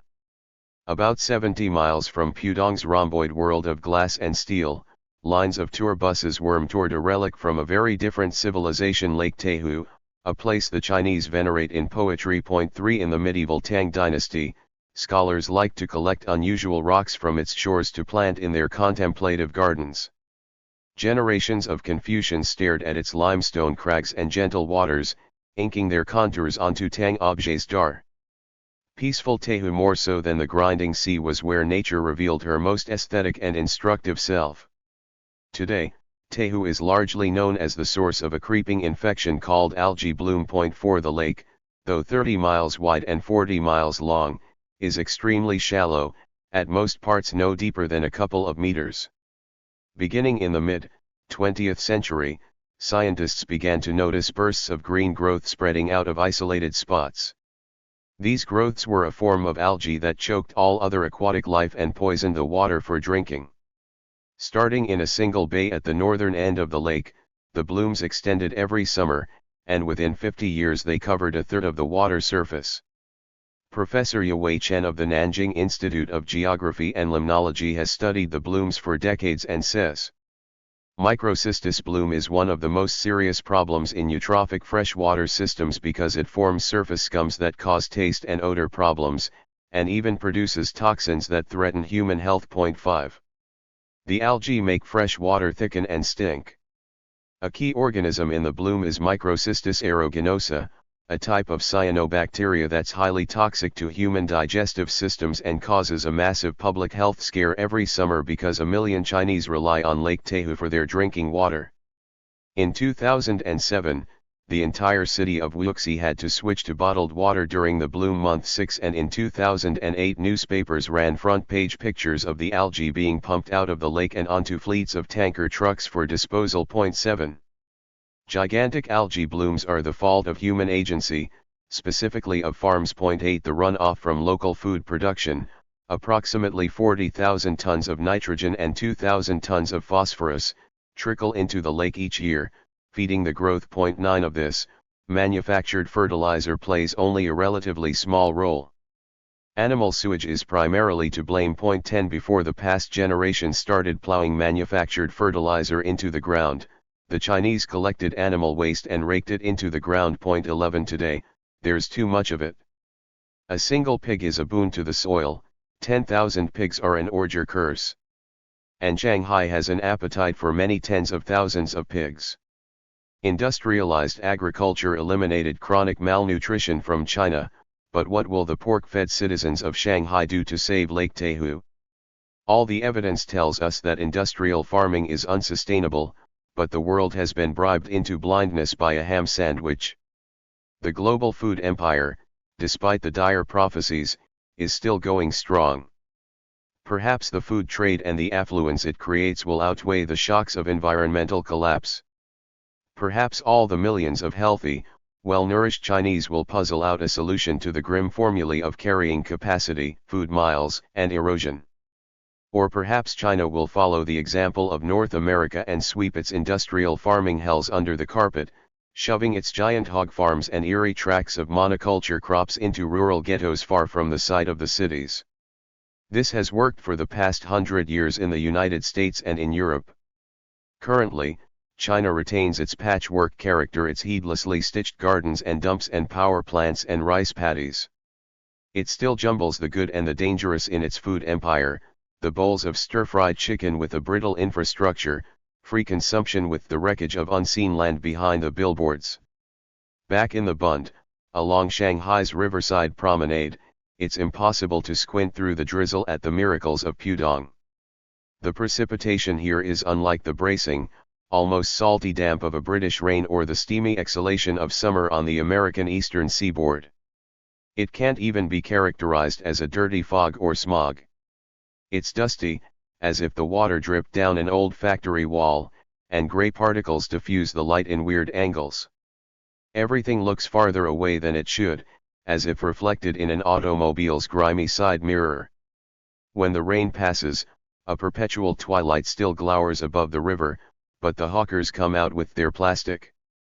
One popular item is a toy pig that stretches and splatters and then pops back into its original, cheery form, unmutilated.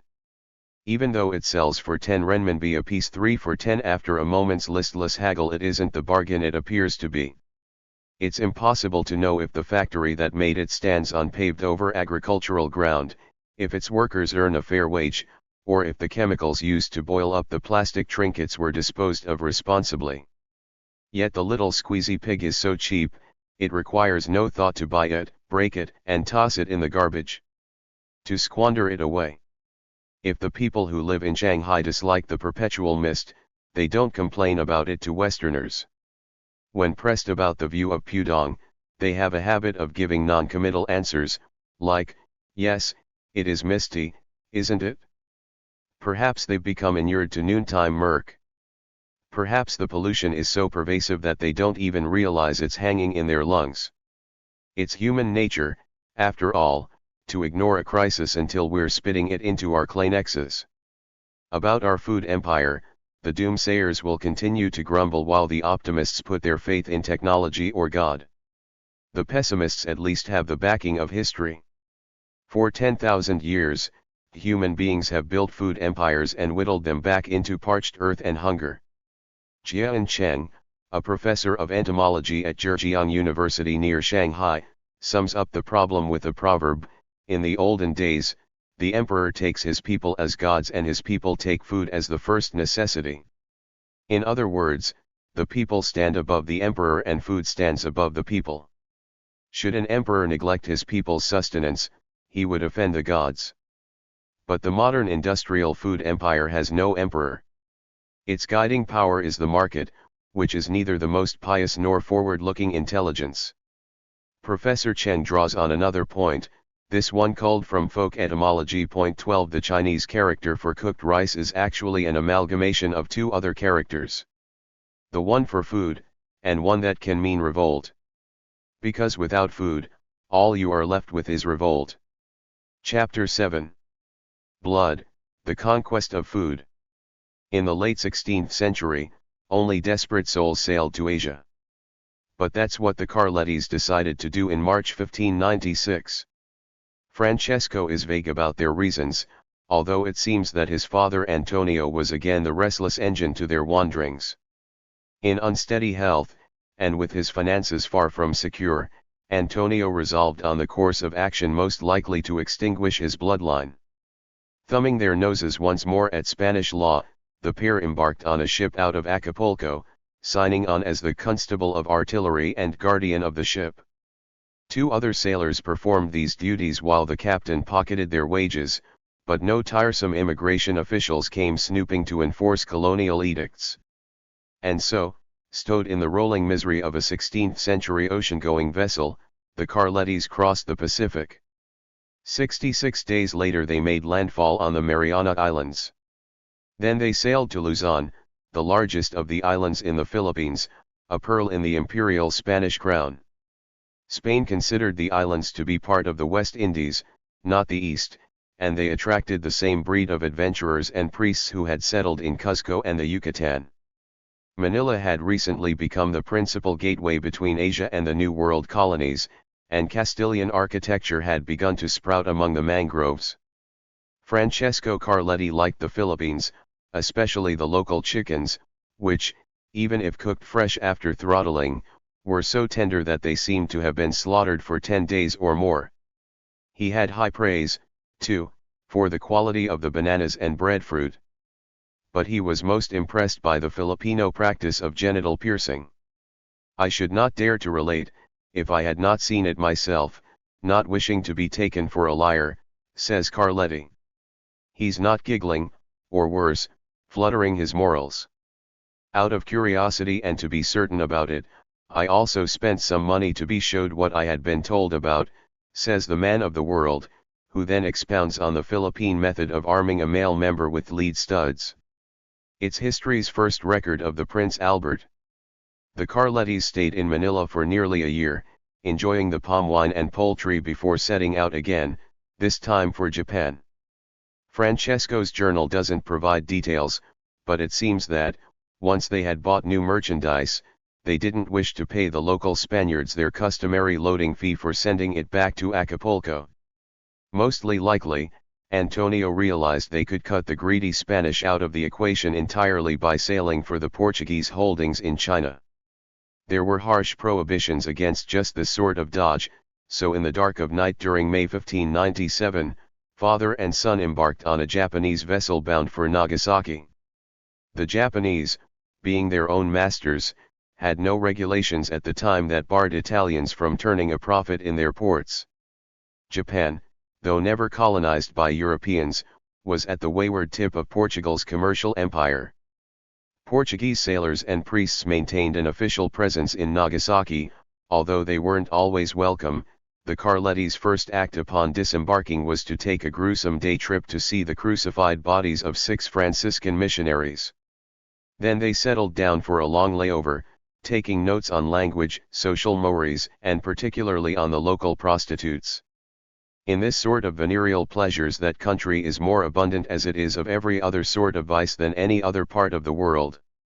Francesco wasn't particularly impressed with Japanese cuisine, which he found lacking in wine and olives, and he disliked the local practice of eating unripe fruit. But they stayed nearly a year anyway before eventually hopping a Japanese smuggling boat bound for Macau, an island outside the city of Canton on the Chinese mainland. A Portuguese enclave on the island ran a profitable business in raw silk, cloth, lead, and quicksilver, as well as in porcelain, precious metals, and dry groceries. The Carlettis wanted a piece of the action, but having no licenses for travel or trade, they sneaked ashore at midnight and took refuge in the Jesuit house in the colony. By morning, word had spread among the locals that a pair of fabulously wealthy Italian investors had arrived in town with the intent of making a fortune on the China-Japan trading route. Smelling money, the authorities threw the Carlettis in jail. Francesco writes, "We said we were of the Italian nations and came from a country that was independent, like Japan, and not subject to either one or another Spanish nation, and that moving about the world was a thing allowed to all the nations." But his appeal to the principles of free trade didn't work. The judge fined them 2,000 scudi and commanded them to present themselves to the viceroy in India for disposal. This unhappy loss of cash, combined with the stress of the sea voyage, imprisonment, and a case of the stone sickness, proved too much for old Antonio's health, and he died in Macau that July, having first received all the sacraments of the church. The loss of Antonio nearly broke his son's spirit. His father had been a schemer and a scofflaw, always willing to risk both fortune and progeny on an insanely dangerous whim to, say, ride in an open boat across several thousand miles of storm-racked ocean. But he had been Francesco's guide in life and his only relation. Broken-hearted, the 24-year-old Francesco buried his father in Macau's church. Then, left alone and in so remote a region, opposite to our hemisphere, I gave myself over to considering the unimaginable affliction in which I found myself. Nonetheless, before long, Carletti's natural cheer bubbled back. Despite the 2,000 scudi fine, he still had a good deal of money left, and he felt no particular compunction about disobeying the judge's command to go to India.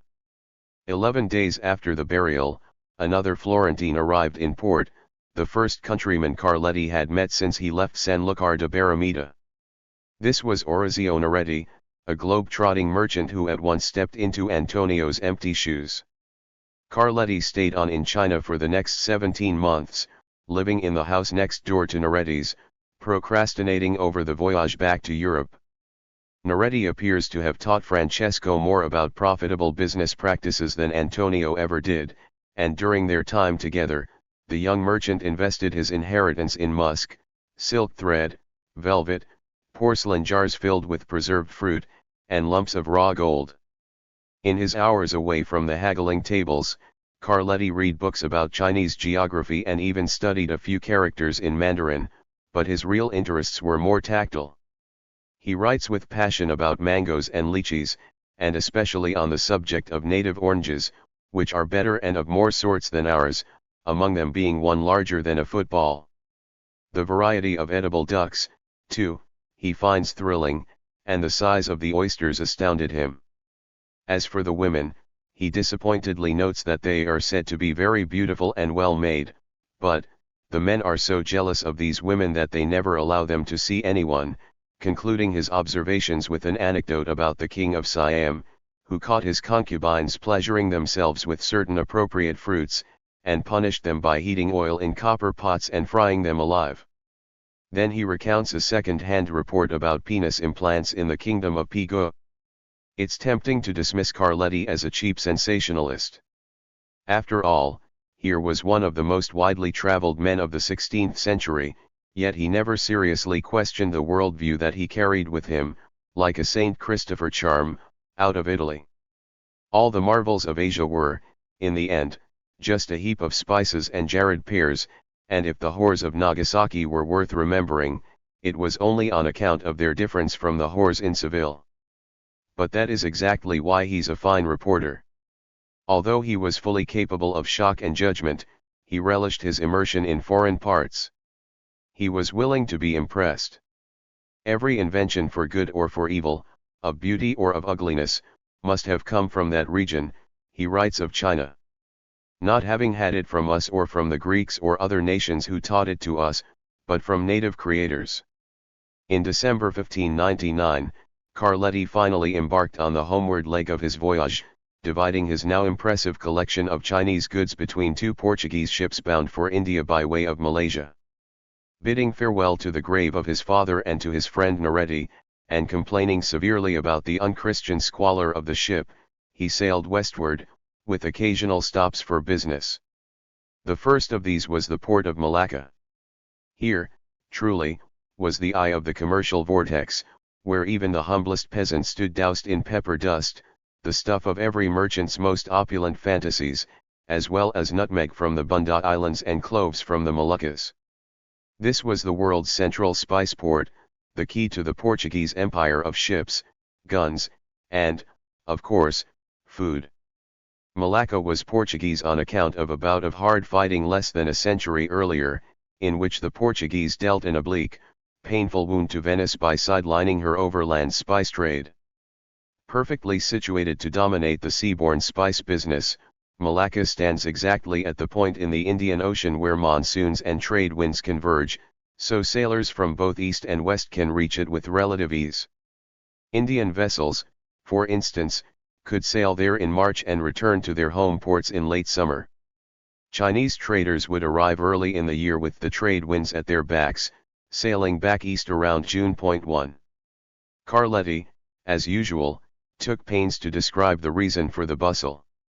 Grows near a tree, to which the plant clings as peas do, though these grow much larger and have leaves very like those of our beans, but more round. The grains of pepper grow attached to the stalk, like bunches of small grapes, in 2 rows of grains, and they remain green until they are fully ripe, which they become in the month of January. Then they turn black, though another sort always stays white, and that is the variety most prized by those Indians. While still green, both kinds are fixed in vinegar with salt and eaten as we eat capers, to whet the appetite. And they also have an admirable effect in comforting and warming the stomach. Point 2. In 1511, nearly a century before Carletti's visit, a Portuguese fleet of 15 ships landed near the port and unloaded a siege crew of 1,500 men, among them the young Fernão de Magalhães, known to Anglophones as Ferdinand Magellan. They had come to avenge a defeat inflicted on them 2 years earlier by the Sultan of the city, Mahmud Shah. Even though they were outnumbered 20-1, the Europeans had allies in the local Chinese and Indian traders, and in the Moluccans who had turned against their sultan after he had executed a popular politician on false charges. So when the invaders stormed the city, native resistance was less stalwart than the sultan expected. But the Portuguese didn't care about Malaysian politics, nor about the Sixth Commandment. They raked the avenues with cannon fire and spared only the lives and property of the locals who had actively sided with them, butchering or enslaving the rest. Then they set to building a fortress with which to lord over their latest imperial subjects. Appalled at the brutality of their new overlords, the Moluccans plotted a rebellion, which was promptly quashed in a season of beheadings. Point 3. When Carletti visited the volatile port, he noted that the Portuguese forbade native spice gatherers, who were young and Muslim, from entering the city out of fear that they might incite violence. Carletti called them courageous and bellicose, and by nature treacherous and scornful of death, to which they pay small heed, for under the shadow of European guns, the gatherers dumped their wares outside the city walls, took their pay, and walked back into the countryside. After cementing the last brick of their fortress, the Portuguese imposed a grossly unfair trade arrangement on the Moluccans. Carletti, being a professional trader himself, explains how the imperial governor bought the spice in exchange for cloth that he obtained from visiting merchants, then sold the pepper to these same merchants, generating a 70 to 80% profit without any capital and without any risk whatever, putting into this deal nothing but words. 5. Through the centuries-old text, you can practically hear the whistle of admiration from the observer. This was exploitation at its gilded, shameless best. Of course, the Moluccans hated that their profits disappeared into Portuguese account books, but with colonialism and food empires the people in power got rich. The producers got calluses and a festering grievance. Although Carletti and his Portuguese hosts didn't suffer a bloody redistribution of wealth at the hands of the spice sellers outside the walls, the revolt inevitably did occur. Rebellion in the Spice Islands. As well as conquering Malacca, the Portuguese had the good fortune to discover the Banda Islands, which lie south of the Moluccas at the eastern end of the Indonesian archipelago, just north of what is today East Timor. In the 16th century, the Banda Islands were the only spot on the globe to produce nutmeg. Starting in the 15th century, European recipes required handfuls of the stuff. For example, The Sensible Cook, a Dutch cookbook published in 1667, includes a recipe for a chicken pasty that's a violent salad of clashing flavors: boiled chicken, cinnamon, cloves, ginger, damson prunes, candied pears and cherries, pine nuts, and heaping spoonfuls of nutmeg. 6. Carletti describes the nutmeg fruit as similar to a walnut but delicious when mixed with sugar and potted into a conserve. Another spice, mace, comes from grating the rind. 7.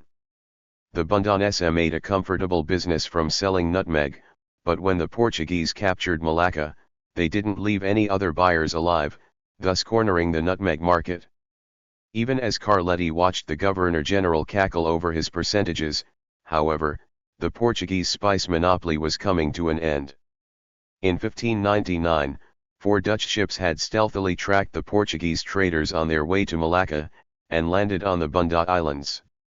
At once, the Dutch tried to make friends with the local sultans and copied the native practice of buying spice from the gatherers, then steeping it in salt and vinegar for a few days before boiling, sweetening, and preserving it for the voyage to Europe. 8. They also bought whole nutmegs and coated them in lime. Relations between the Dutch and Bundanese started off so pleasantly that the Dutch got the impression that they had charmed their way into monopolizing the nutmeg business.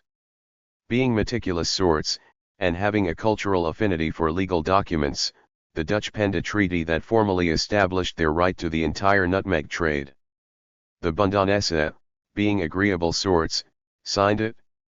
But the Bundanesse had no intention of ruining their profits for the sake of ink and paper. They continued selling spice to their Dutch friends, but also to the Portuguese and now to the English, who complicated matters by sending one Captain James Lancaster, of the British East India Company, to raise a flag on the islands. Incensed by what they viewed as the betrayal of a legal contract, the governing Lords 17 of the Dutch East India Company sat down to debate their revenge. The more aggressive among them argued that guns were the only means to defend their commercial rights, force the Bundanesse to accept low prices, and drive away competitive buyers. Muskets would keep input costs low, profits high, and safeguard the future value of the company. The more peaceable lords couldn't come up with a good alternative to this. Muskets carried the argument.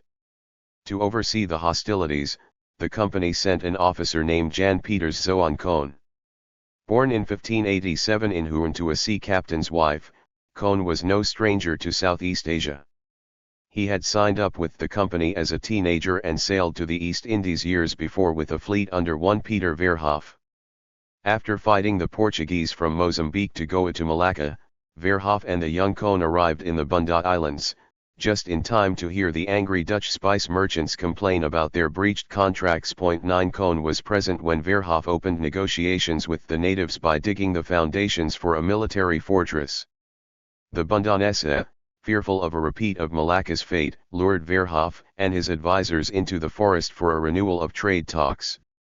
The Dutch followed their guides into an ambush, where Verhoef and most his men died under a hail of arrows. 10 One of the few to escape the massacre was Koon. When he reappeared in Amsterdam in 1610, Koon, now a decorated officer, told the lords that the nutmeg cause was not lost. Instead of approaching the Bundanesse cap in hand and buying the spice on their terms, Koon argued that the Dutch East India Company should return to the islands as a conquering army. 11 Coercion, said Koon, was the only way to safeguard a monopoly that, despite its unfairness to the actual owners of the nutmeg, was Dutch by right. Besides, honor called for vengeance against the traitors. So the lords gave him a fleet. In 1619, under his new title, Governor-General of the Dutch East Indies, Koon broke ground for a fortress on the island of Java. This was Batavia, soon to be headquarters for the Dutch spice trade. At about this time, he also wrote a brazen but very honest account of his colonial business plan. Its tone is reminiscent of an in-house corporate memo. Piece goods from Gujarat we can barter for pepper and gold on the coast of Sumatra, reals and cottons from the coast for pepper in Bantam, piece goods from the Coromandel coast in exchange for spices, from China, one thing leads to another. And all of it can be done without any money from the Netherlands and with ships alone. We have the most important spices already. What is missing then? Nothing else but ships and a little water to prime the pump. Hence, gentlemen and good administrators, there is nothing to prevent the company from acquiring the richest trade in the world. 12. Koon's portrait, which today hangs in the Westfries Museum in his hometown of Hoorn, is different from many of the formal portraits of his contemporaries. While other prosperous Dutchmen downplayed their riches by appearing in clothes drab enough to shame a Calvinist church mouse, Koon blooms with gold embroidery. 13 In the portrait, he leans back, his prow-shaped beak cocked upward from an ordered brush of facial hair. His hand rests on a golden sword hilt. He looks rich and mighty, a man who enjoys bossing fleets. But despite all the trimmings on his outfit, one of his superiors once described him as very modest in his living, chaste, no drunkard. 14. Koon's first act as Governor-General was to discourage competing spice traders, beginning by sinking Chinese pepper junks and enslaving their crews. He sacked trading towns on the island of Java and blockaded the fort at Bantam. After demolishing an English spice factory and executing a band of Gujarati traders, he finally turned his attentions to the root of Dutch rage, the treacherous Bundanesse nutmeg pickers themselves. There would be no quarter for these murderers, these breakers of legal procedure. In 1620, the last English garrison on the island surrendered to Cone, but the natives proved more resistant. It took a second wave of soldiers, but eventually the islanders succumbed to Dutch musketry. Scholars estimate that out of an original population of about 15,000, no more than a few hundred survived the attacks. Most of the survivors went to Batavia in chains, with a handful kept back to teach the conquerors how to grow nutmeg. The islands became plantations, clean of crops, villages, and people. 16 The spice trade had extinguished native life. Having secured the nutmeg, Cone determined to apply the same techniques to the clove business. Europeans liked these little berries almost as much as they liked nutmeg, and the Portuguese had made an enviable profit on shipping them from their colonies in the Moluccas. Having learned his lesson in the Bandas, Cone needed no excuse for destruction, and he steeled himself to wipe the Moluccas clean in 1621. But the end of the campaigning season forced his fleet to return to Batavia, slaughter undone. By then, word had reached Amsterdam of Cone's excesses. Perhaps fearing for their Christian souls, the leaders of the company wrote, "We would have wished for matters to be taken care of with more moderate measures," and they relieved him of his post. 17 Amazingly, this only made matters worse. In Cone's absence, the colonists lost any remaining glimmer of restraint. Anyone suspected of compromising the Dutch monopoly on spice was imprisoned and tortured, usually by having water forced down his gullet until his tissues swelled up. After one particularly gruesome spate of executions, the Dutch East India Company panicked and sent Cone back to restore mildness and order. The next decades were hard ones for the Spice Islanders. The Dutch and the English continued their global gamesmanship, with the natives suffering forcible relocation, imprisonment, or execution. The islanders rebelled unsuccessfully, but within a few decades, neat plantations of spice trees had entirely replaced the original hardwood forests. Spice prices in Europe, which were determined by rough-collared men in Amsterdam, remained inflated, while prices in the islands remained under company directive.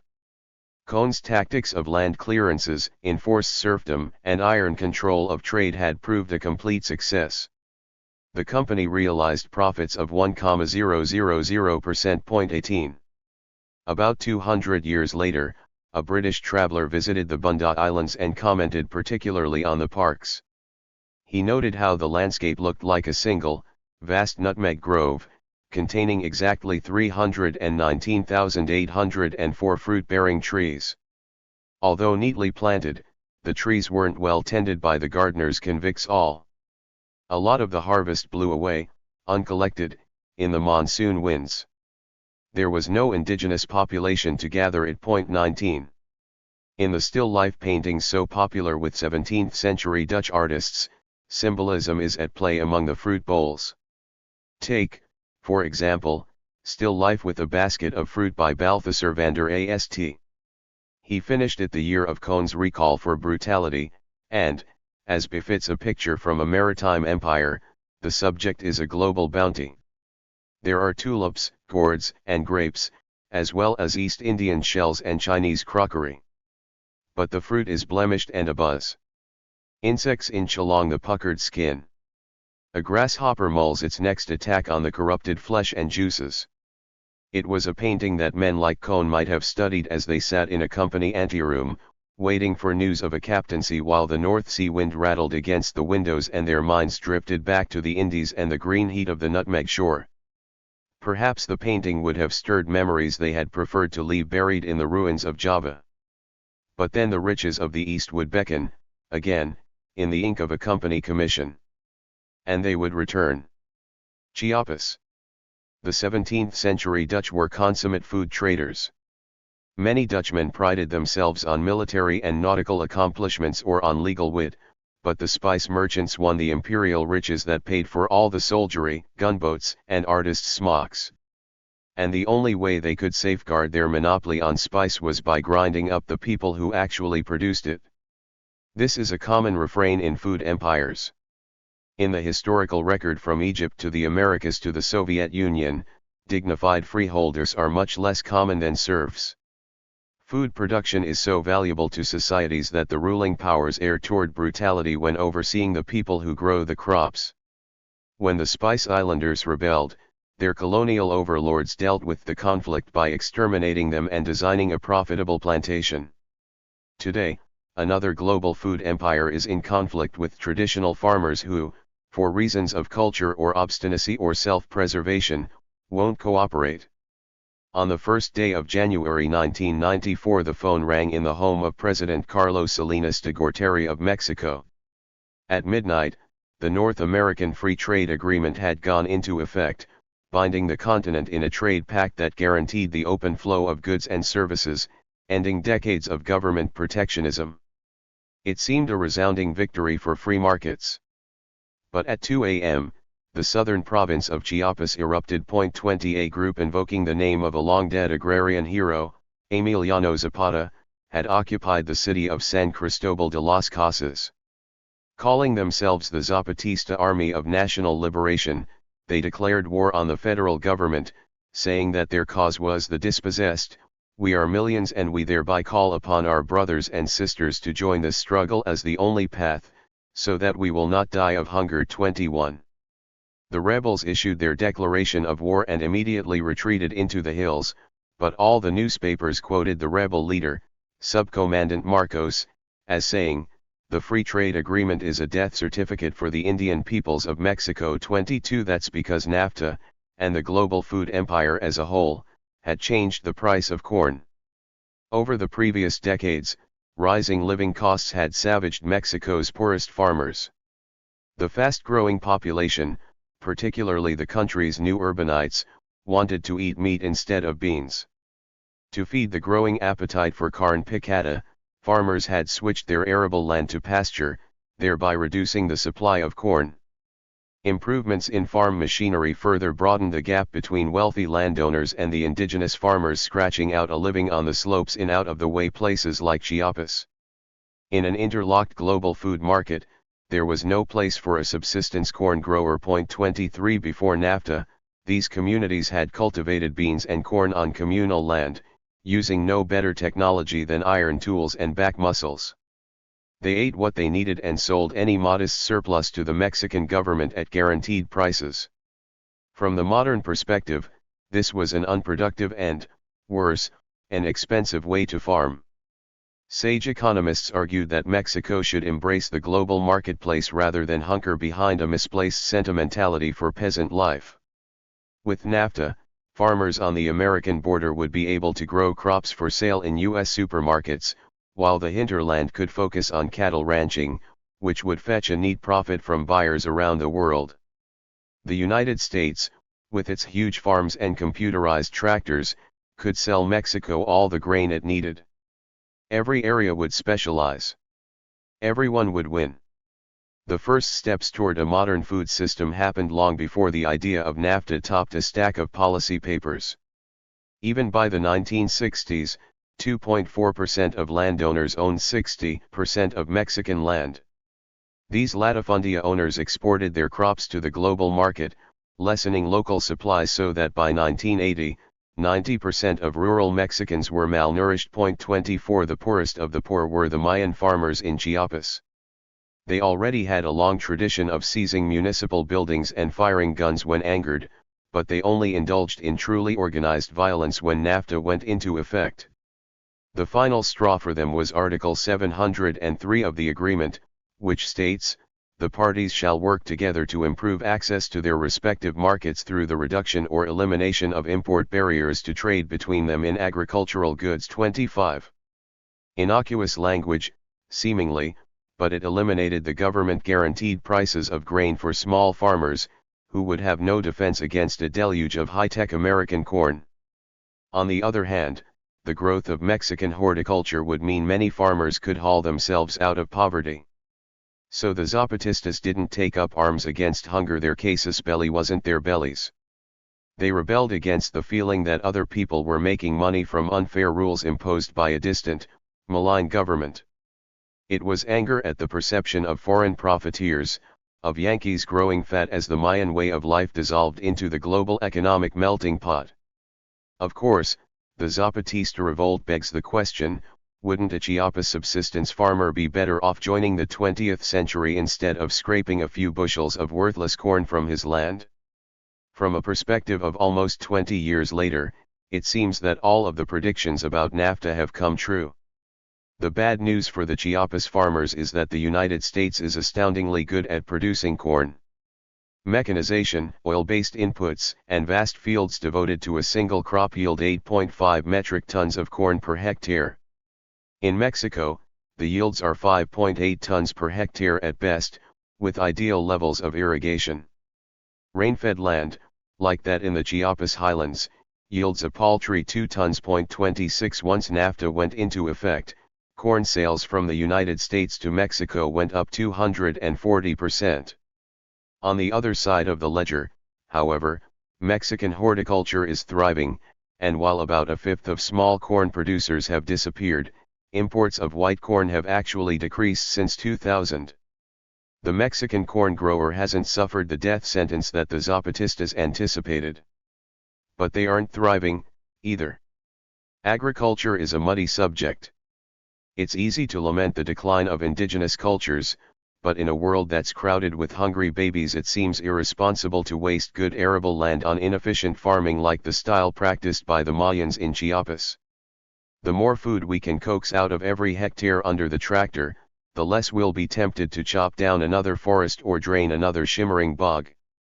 Efficiency should be good for biodiversity and the planet, except for the unfortunate truth that food from big, modern farms is practically watered with fossil fuels, which is undoubtedly very bad for the planet. One of the central questions of the 21st century is whether we can feed the urban world from small farms using traditional farming methods, supplying our cities and our civilization in a sustainable way. The answer will determine the nature of our cities, our economies, our diets, our health, and our very conception of what it means to live and eat. In 1997, during field research about agroforestry on the Belize-Guatemala border, one of the authors of this book drove along a cracked dirt road, deep into the Mayan highlands. Unlike in wooded country, the sky here was big, as open as the sea. Absent was the high bush of popular imagination. There were no jungle flowers, no huge unfurling crocuses dripping with nectar, no jaguars, no monkey tribes. Occasional patches of pottery poked from the dirt, remnants of the last food empire to grow grain on these hills, more than 1,000 years ago. This agricultural land had been worked by the ancient Mayans. After the road disappeared into grass, we walked for hours through empty fields, flesh poaching in the tropical heat until we heard the click of machetes and the swish of leaves. A cluster of indigenous farmers were hand-stripping a field for a late planting. The men bent into the waist-high scrub, their tools swinging like jagged clockworks, tearing out the roots.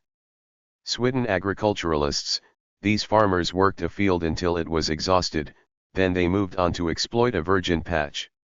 In areas of low population density, where the forest is allowed to recover in the years between plantings, this is a sensible, sustainable way of growing food. 27 But once populations swell, the revolving gangs of swidden farmers overplant a diminishing acreage. Fallow land cannot recover. It turns into scrub, land that's neither nutrient-rich nor ecologically varied. 20 years ago, the fields on the Guatemalan border were old-growth forest, a piping kettle of biological diversity. By 10 years ago, they had been slashed into ineffective cornfields. Today, they're useless for growing much except thorns. This is the way most people have fed themselves for the past 10,000 years, slash and burn, plant and uproot. While natural farming like this doesn't infect the land with man-made corrosions, it doesn't manage to keep many people alive, either. Swidden farming is an unrealistic way to grow food in a world of 9 billion mouths. The moral economy of food. When the 17th century Spice Islanders or the Zapatista rebels picked up their weapons to bring down a food empire, their failure was a foregone conclusion. They were attacking a system that, despite social and environmental rapine, delivers pepper to middle-class European stew pots and fresh vegetables to middle-class American grocery bags. The spice gatherer or native farmer can't sway the unshakable weight of urban shoppers.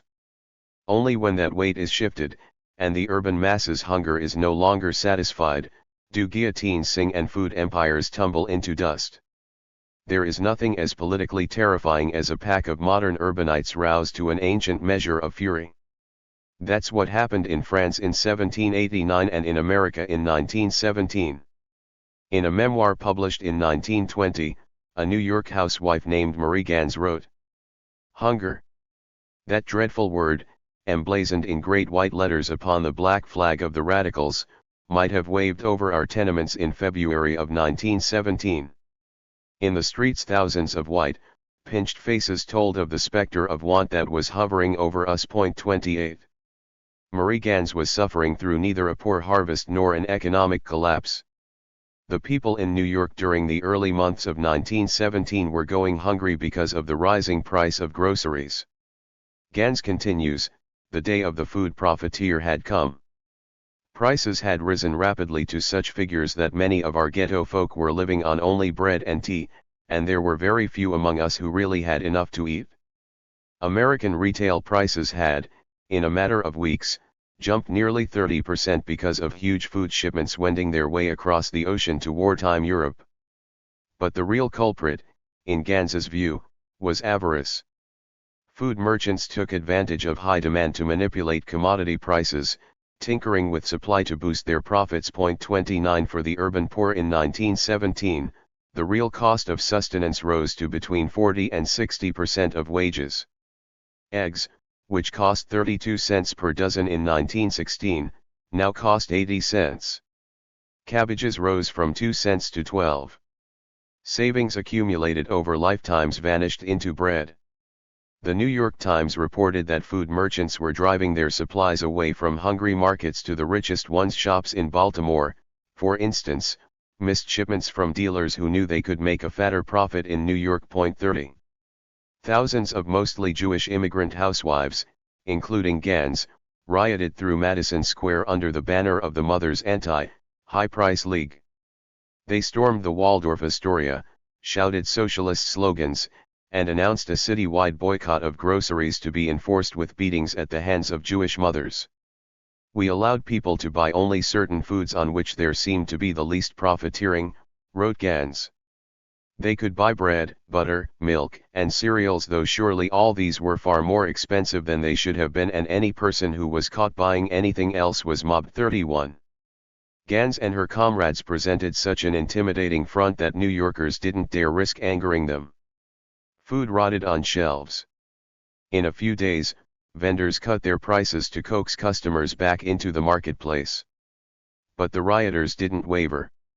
Cart after cart was overturned, and the pavements were covered with trampled goods.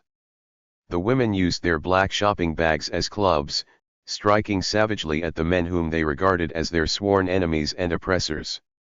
Onions, potatoes, cabbages flew through the air, and in each instance the target was a ducking, wailing peddler, whose stock had been ruined beyond hope of recovery.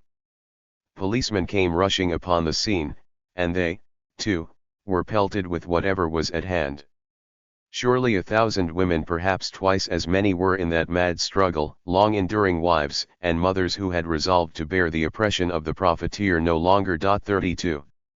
Profiteering over groceries would not be tolerated in this land of plenty, at least not by the housewives of Mople, who were engaged in a sort of food rebellion. Unlike the food riots in ancient Rome or pre-revolutionary Paris or Russia, these rioters weren't political. They were simply enraged that their children had to skip meals while someone else, the faceless, paunchy profiteer, drank champagne. 33. The same problem happened in 1911 when French housewives rioted over meat, cheese, and eggs, and again in Barcelona in 1918. Europe has a venerable tradition of food riots. Hundreds of them erupted in the 17th and 18th centuries, often at the instigation of women. A typical attack occurred in Sussex in 1801, when a group of housewives in petticoats, upset at being sold inferior flour by their local miller, marched into his mill and tore up the cloth he was using to dress the meal. Leaving him cowering in fear for his life, they retired to the nearest pub to toast their victory, never to suffer a legal consequence. 34 Often, the riots were spontaneous reactions to overcharging, as in a 1773 raid on the cellar of British wheat merchants who had tried to raise their prices.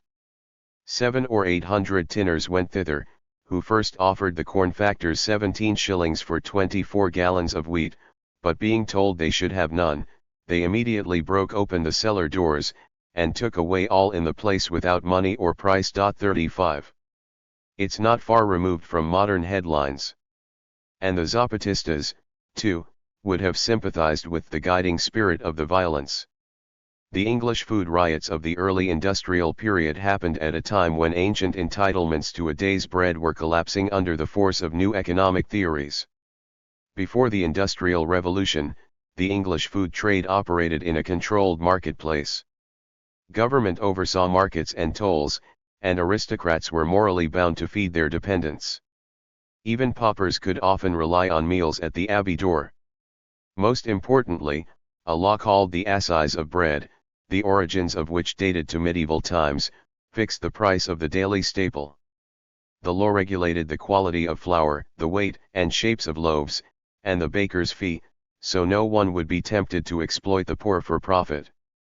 The law governed farmers, too, obliging them to sell grain at markets on stipulated days instead of fresh from their fields, where speculating merchants would have a chance to buy at an advantage, and the urban poor would not. Capital, in those days, was not much trusted. Middlemen suffered even greater restrictions. They couldn't buy crops standing or for resale from the same marketplace within a 3-month period. The poor, however, could purchase their household grain at the first bell of the market day. Grain merchants had to wait for the second. In short, until the 18th century, the Assize of Bread kept grain cheap for individual eating but squashed middlemen or any bakers with entrepreneurial inclinations. But by the end of the century, the idea of laissez-faire economics was beginning to settle into the brains of intellectuals. One would write, "Let corn flow like water, and it will find its level." 36. In the 1990s, the Zapatistas and NAFTA would fight the same economic battle in an old clash of ideals. The rebels didn't raise their guns against famine, but against the same hazy plutocrats who inspired the housewives of New York to tear apart the Waldorf. So on one side stand the howling protesters, believers that possession of food is a moral affair. Their rallying call is Proverbs 11:26, "He that withholdeth corn, the people shall curse him, but blessing shall be upon the head of him that selleth it." On the other side are the hazy plutocrats, the retailers and students of Adam Smith who believe that food lacks any moral component. The eminence behind the articulation of free market capitalism, Adam Smith used granite rationality to crush the logic of the Assize of Bread.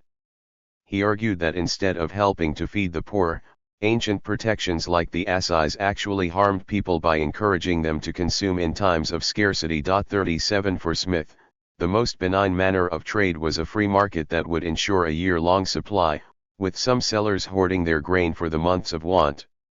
In this system, prices might rise at first, but then foreign traders would flood the grain bins with imports. The key was free movement, with middlemen regulating the flow of supply. Smith would have had a convincing argument if food were the same as every other tradable commodity. But the housewives of New York and the Zapatista rebels saw grain as something ontologically distinct from pig iron. They evoked the logic of the Assize of Bread, positing that food is a right, a public good, and that its supply ought to be directed with a moral hand. This moral element was the concern of a country gentleman who wrote a letter to the British Parliament in 1768 denouncing the illegality of the food riots at the time. Nonetheless, he argued that food, coming through God by his agents of sun, rain, and soil, is in its essence distinct from money. While money may be lawfully desired and fought over, the writer cautioned against the lure of mammon, particularly the oppressive and unjust means used for obtaining it, in which he lumped the business of food trading. The letter ended on a protectionist note, lamenting the scarcity of grain in England when so much was exported to foreign marketplaces. The 18th century conflict between the idea of food as a commodity or as a moral entitlement, and the letter writer's visceral discomfort with exporting grain while prices soared, is familiar to us today. So is another 18th century innovation, the upscale shopper. Free markets caused prices to rise, but they had also made wealthy men out of the millers and merchants. Bakers, eager to boost consumption among the affluent, developed new, more expensive styles of bread. Instead of baking the few types of loaves that had once been regulated by law, they could devote their best ingredients to making bread for sale to the rich, for which they could charge accordingly. Commoners had to make do with the dregs, often filled with unsavory additives. Today, commoners still make do with eating the dregs. Academics now talk about food deserts, urban neighborhoods bereft of fresh spinach. 38 Unprocessed, clean food is, in Western countries, a luxury item.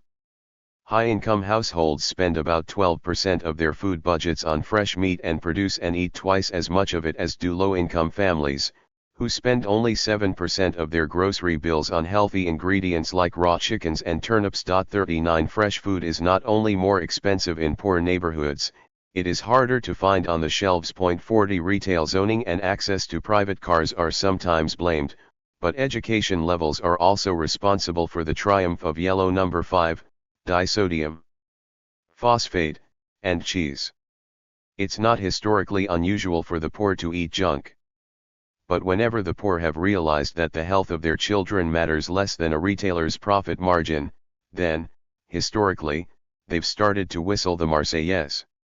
A 1795 petition about the Leeds corn market stated that farmers arrived with no corn to market but what they care in their pocket, which caused the poor to groan very much. 41 These poor weren't nutmeg gatherers at the edge of an empire, or colonized natives, or even the truly destitute, but urban workers who were struggling to survive on the wages that had once been sufficient to their families. A statistical analysis of the 18th century English riots notes that nearly all of the violence occurred on holidays or during non-working hours. 42 The protesters were men and women with jobs. This suggests that not all of them were levelers or Jacobins, but that the food riots were deeply populist. Hunger isn't necessarily an injustice, but turning a profit on hunger is. Even so, centuries after the English riots, the rampaging housewives in Manhattan weren't starving to death, nor were their children going to perish for a lack of potatoes. As one of the protesters said, she didn't like margarine, and having become accustomed to butter, she wasn't going to go back. 43 The very idea was outrageous. Better to start smashing windows. The climate trigger. Before the greatest of all food rebellions occurred in 18th century France, the ruling powers tried very hard to stem the emergency by feeding the poor. France's famine of 1788, precipitated by urbanization, a global cooling set off by a volcanic eruption in Iceland, and the pangs of the El Niño cycle ruined the best-laid plans of royal granary officials. Starting in 1788 and continuing until 1796, a succession of El Niño events pounded the world's agriculture, disrupting it to a degree unseen in 1,000 years. 44. William Roxburgh and Alexander Beatson, Scottish scientists who lived at the time of the French Revolution, compiled environmental data collected by ship captains and British East India Company clerks. 45 Their reports show disorderly weather and starvation across the globe. In Egypt, 3 successive years of low floods plunged the Middle East into famine. In Mexico, a prolonged drought dried up so much of Lake Pátzcuaro that farmers squabbled over the rich land unmasked by the receding waters. Off the coast of Peru, the surge in the El Niño current devastated fish stocks and parched coastal farms. 46 Captain Bligh of the Bounty, while sheltered in Matavai Bay, Tahiti, on December 6, 1788, took note of extraordinarily furious winds. 47 Shortly thereafter mutineers set him adrift, and this unprecedented cold spell with its attendant gusts and rain clouds helped him survive 3,618 miles in an open boat. El Niño's mischief spread to every corner of the world. Canadian fur traders complained about the heat, and England recorded summertime temperatures in January. Winter thunderstorms in the United States hatched plagues of mosquitoes, which spread yellow fever up into the mid-Atlantic region. Thousands died in Philadelphia alone. In France, the troubles began with a summer drought in 1787. This was followed in early 1788 by a late wet spring that spoiled much of the year's harvest.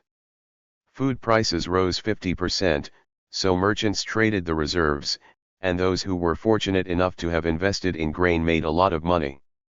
This created the perception that idle merchants and landowners were profiting from other people's hardship. Grain prices continued to surge while sales of other goods, like wine, collapsed, further dragging down France's economy. Raids on bakeries became commonplace.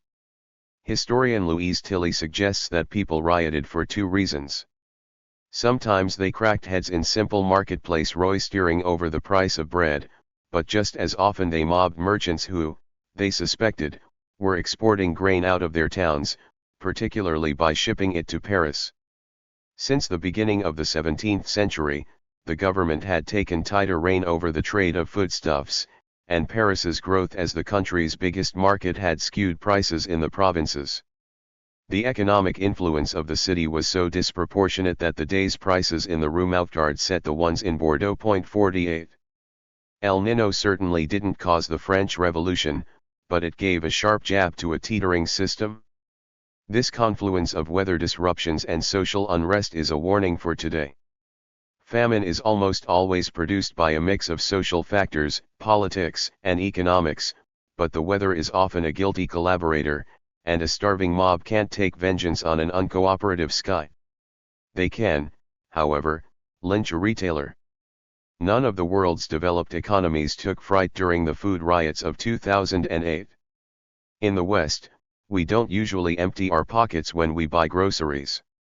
A typical household spends about 10% of its income on foodstuffs, so a rise in prices by 50% means we would only be committed to spending 15% of our weekly budget on daily provender. But in poorer countries, where families may spend half their income to keep body and soul together, the same price hike of 50% would be disproportionate, costing the family 75% of their money. Also, Westerners eat a lot of processed foods, the final prices of which have little to do with the actual cost of corn or oil, which insulates us from fluctuations in commodity prices. So if $1 of the cost of a bag of chips goes to plastic, marketing, and transport, a 5-cent rise in the cost of potatoes won't spoil our snack. The real pains in 2008 struck countries like Argentina, Pakistan, and Vietnam, which declared an emergency restriction of grain exports to safeguard their food sovereignty. 49 other countries like Ecuador, Niger, and Indonesia bolted in the other direction and immediately opened up their food markets to foreigners, hoping that imports would flow into their empty warehouses. Bolivia gambled on both sides, opting to eliminate tariffs while still banning wheat exports. Street violence broke out in Burkina Faso, Peru, and Russia. In Haiti, one of the protesters told a television crew that if can't provide the citizens with its basic necessities, it should resign. 50 and the crowds ousted their prime minister. Appalled at the upswell in vandalism, the Indian government shut down the export of non-basmati rice and raised the minimum export price of basmati from $650 per ton to $1,000. This was in spite of India's status as the world's second biggest rice exporter, and in spite of the reliance of countries like Bangladesh on the Indian supply.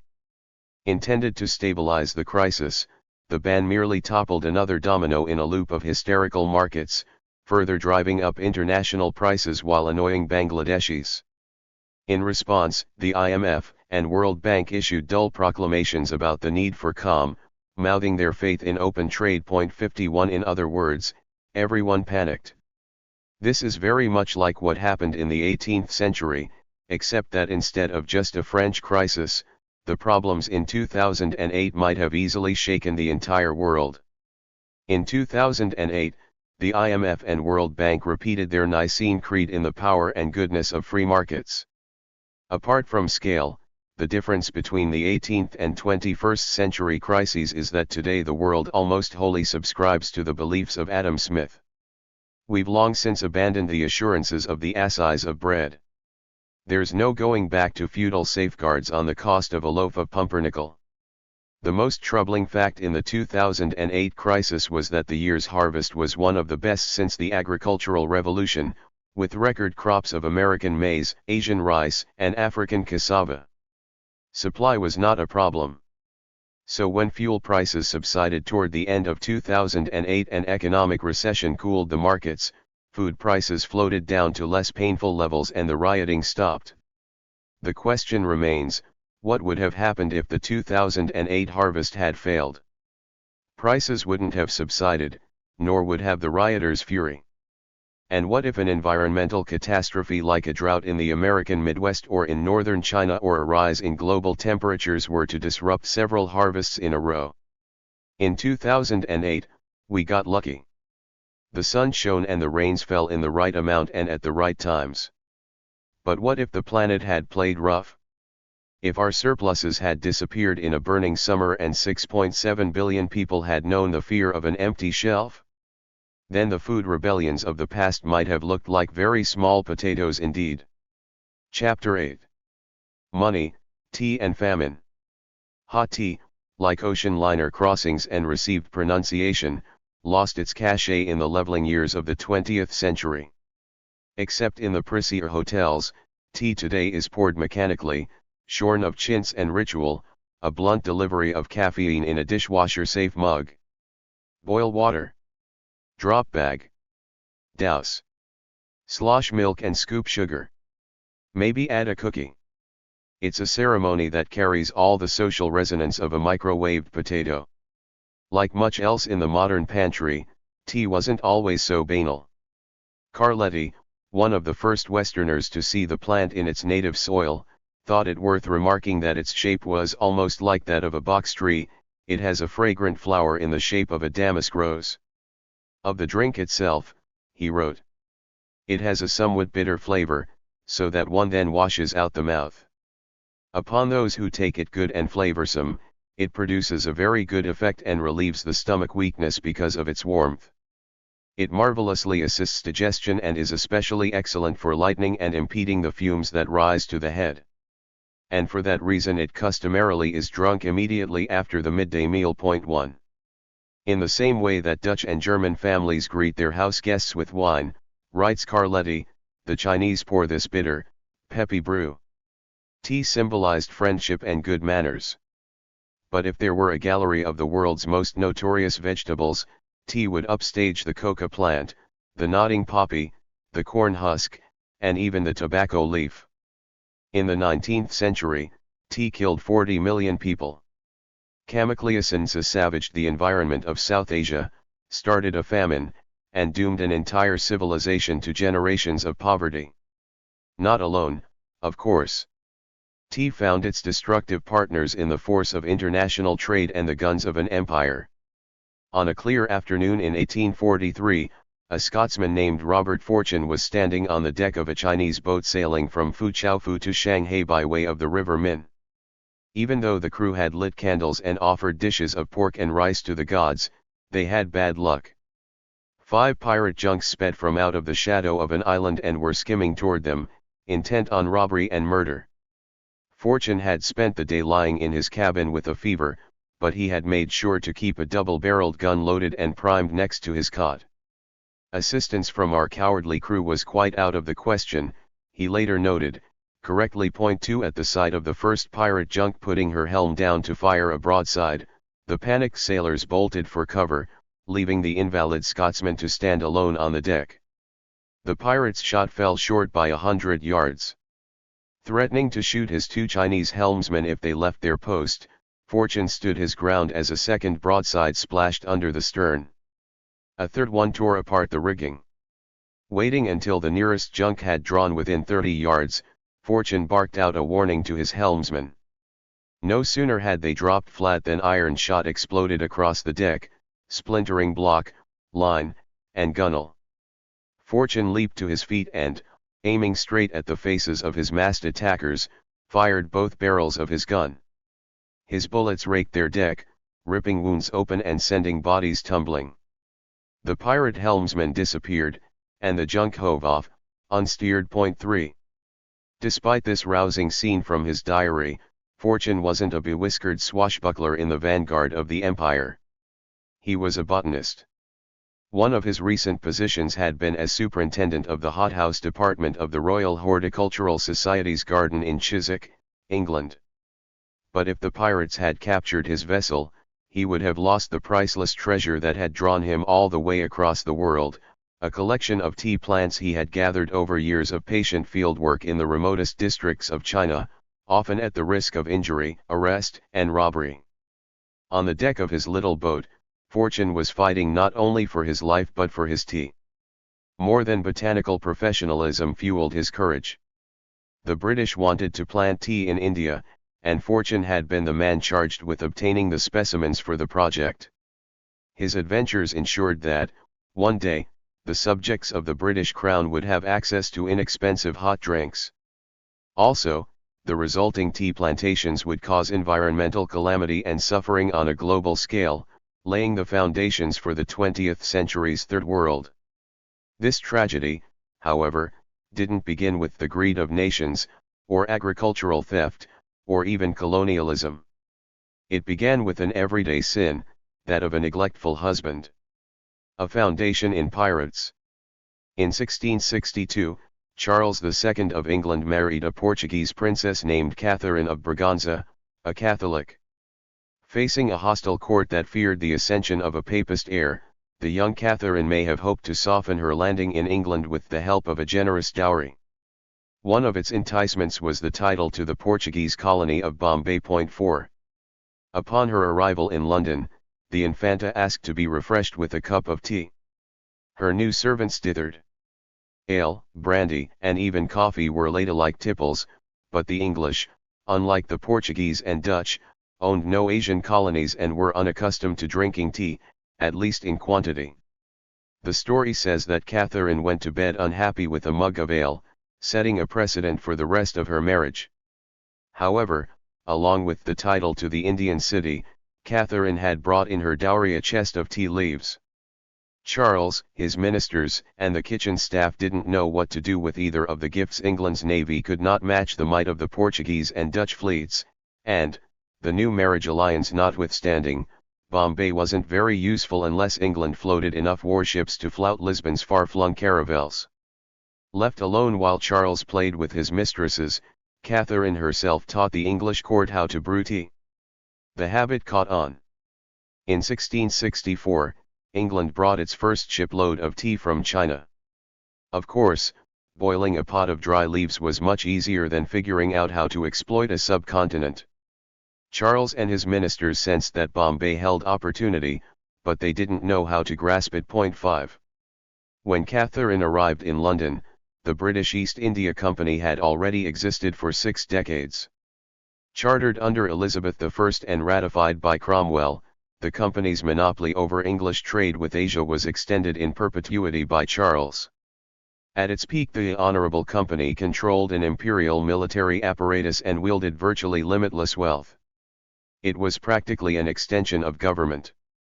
The company directed England's foreign policy, its finances were the finances of the realm, and its board of directors had the ear of every parliamentarian and lord. Point 6. At the peak of its success, John Company would have made today's multinationals look thin and provincial. The company's original business plan, established in 1600, was subtly different from the typical colonial model. Its primary goal was not to profit from imports but to expand overseas markets for English products. This may have been the first instance where a corporation invested in products that would increase revenue, rather than trying to force homemade goods on remote kingdoms. Point 7. Their strategy was simple. British captains landed in ports already frequented by the Dutch or Portuguese and read a declaration from Queen Elizabeth. Whereas Almighty God in his infinite and unsearchable wisdom and gratious providence hath so disposed of his blessings and of the good things of this world created and ordained for use of man, that the same, however they be brought forth and do either originally grow and are gathered, or otherwise composed and made some in country and some in another, yet are they by the industry of man directed by the hand of God dispersed and sent out into all the parties of the world, that is wonderful. Bounty in his creatures may appear unto all nations. 8. The bombast continues in this vein, extolling the virtues of trade and how nations by their interchange of commodities are linked together in amity and friendship. Of course, it didn't work. The natives were never impressed enough to forge a trade alliance until a sailor named James Lancaster took the helm of a ship called the Edward Bonaventure. Lancaster was the image of an Elizabethan buccaneer. His portrait in London's National Maritime Museum shows a face angled with a knifing goatee, a severe ruff, and a bone structure as sharp as his rapier. Having learned seamanship as a boy in Portugal, Lancaster returned to England and captained the Bonaventure in battle against the Spanish Armada, winning enough garlands to be given command of an exploratory trading voyage to India. In this, he failed horribly. Of his 3 ships, one sank, one turned back laden with a scurvy-ridden crew after getting caught in the doldrums, and the Bonaventure ran aground in the West Indies. Of the approximately 300 men who attempted the entire voyage, 25 returned. Amazingly, Lancaster found both the investors and the gumption to set sail again a few months later. His second expedition was much more successful, probably because he dispensed with any pretense at higher purposes and simply turned pirate. He attacked the Portuguese holdings in Brazil and captured so much booty, including a carrack laden with spices, that he had to hire more ships to carry his winnings to port. Lancaster's investors were so delighted that they petitioned Queen Elizabeth to legitimize Lancaster's antics by founding a trading venture. The East India Company was born. 5 ships, the Hector, the Susan, the Ascension, the Gift, and the Red Dragon, sailed on the company's first expedition, with Lancaster in command. Their mission was to gather pepper, cinnamon, and nutmeg. With awful hardship, they did. A quarter of the fleet's crew perished before they reached South Africa, but Lancaster drove the survivors around the Cape of Good Hope and into the Indian Ocean, where, for several years, they limped between the ports of Asia, ferrying spice. It was sometimes terrifying work, and Lancaster's journal is a litany of wind, broken rudders, and sailors gawping helplessly at oncoming rocks. This entry, for example, illustrates the awfulness of Indian Ocean sailing in the 17th century. We had another great storm, which continued all night, and did so beat on the quarter of our ship that it shook all the iron work of our rudder, which broke clean off next morning from our stern, and instantly sunk. This misfortune filled our hearts with fear, so that the best and most experienced among us knew not what to do, especially seeing ourselves in so tempestuous a sea and so stormy place, so that I think there be few worse in the world. 9. The Susan went down with a hold of pepper and all hands in 1605. The Hector left India for the journey home with a crew of 53, only 14 of whom survived when she foundered off the coast of Africa. For the English, spice expeditions yielded Pyrrhic profits at best. The more successful Dutch and Portuguese invested deeply in building chains of fortresses and ports throughout the East, while the English tended to just float back and forth and pray for luck. But the Honourable Company never stopped trying to coax a profit out of the Asian trade. Realizing that they were losing investments and ships, the directors began to shift their ambitions away from the scented trinity of pepper, cinnamon, and nutmeg and to dabble in other commodities. One of these was tea. While Lancaster was losing his ships, well-to-do Europeans were beginning to hear about this splendid new luxury from the East. In 1597, when Francesco Carletti reached Japan, he described how government officials searched every boat in order to find certain earthenware vessels made in the Philippines. Upon pain of death, anyone carrying them would be forced to relinquish the pots to the king, who would pay 5, 6, or 10,000 scudos each. The baffled Carletti estimated that these pots should not have been more than a single giulio, save for their miraculous capacity to preserve a certain leaf that they call cha. On account of travelers like Carletti, English parliamentarian Samuel Pepys, in his diary for September 25, 1660, was able to write that he did send for a cup of tea, of which I had never drank before 10 when Catherine of Braganza brewed it for the court a few years later. Only cognoscenti may have been aware of tea's existence. 11. Royal endorsement changed that, and soon after Catherine's arrival, the company placed an order for 100 pounds of Javanese leaf. Demand increased every year until 1678, when, in a bout of greed, the company imported 4,713 pounds of the stuff, glutting the shops and kneecapping prices. 7 years later, they repeated their mistake and imported 12,070 pounds, again squandering their profit margin on a wishful reading of the English taste for caffeine. But the British were steadily forming an addiction.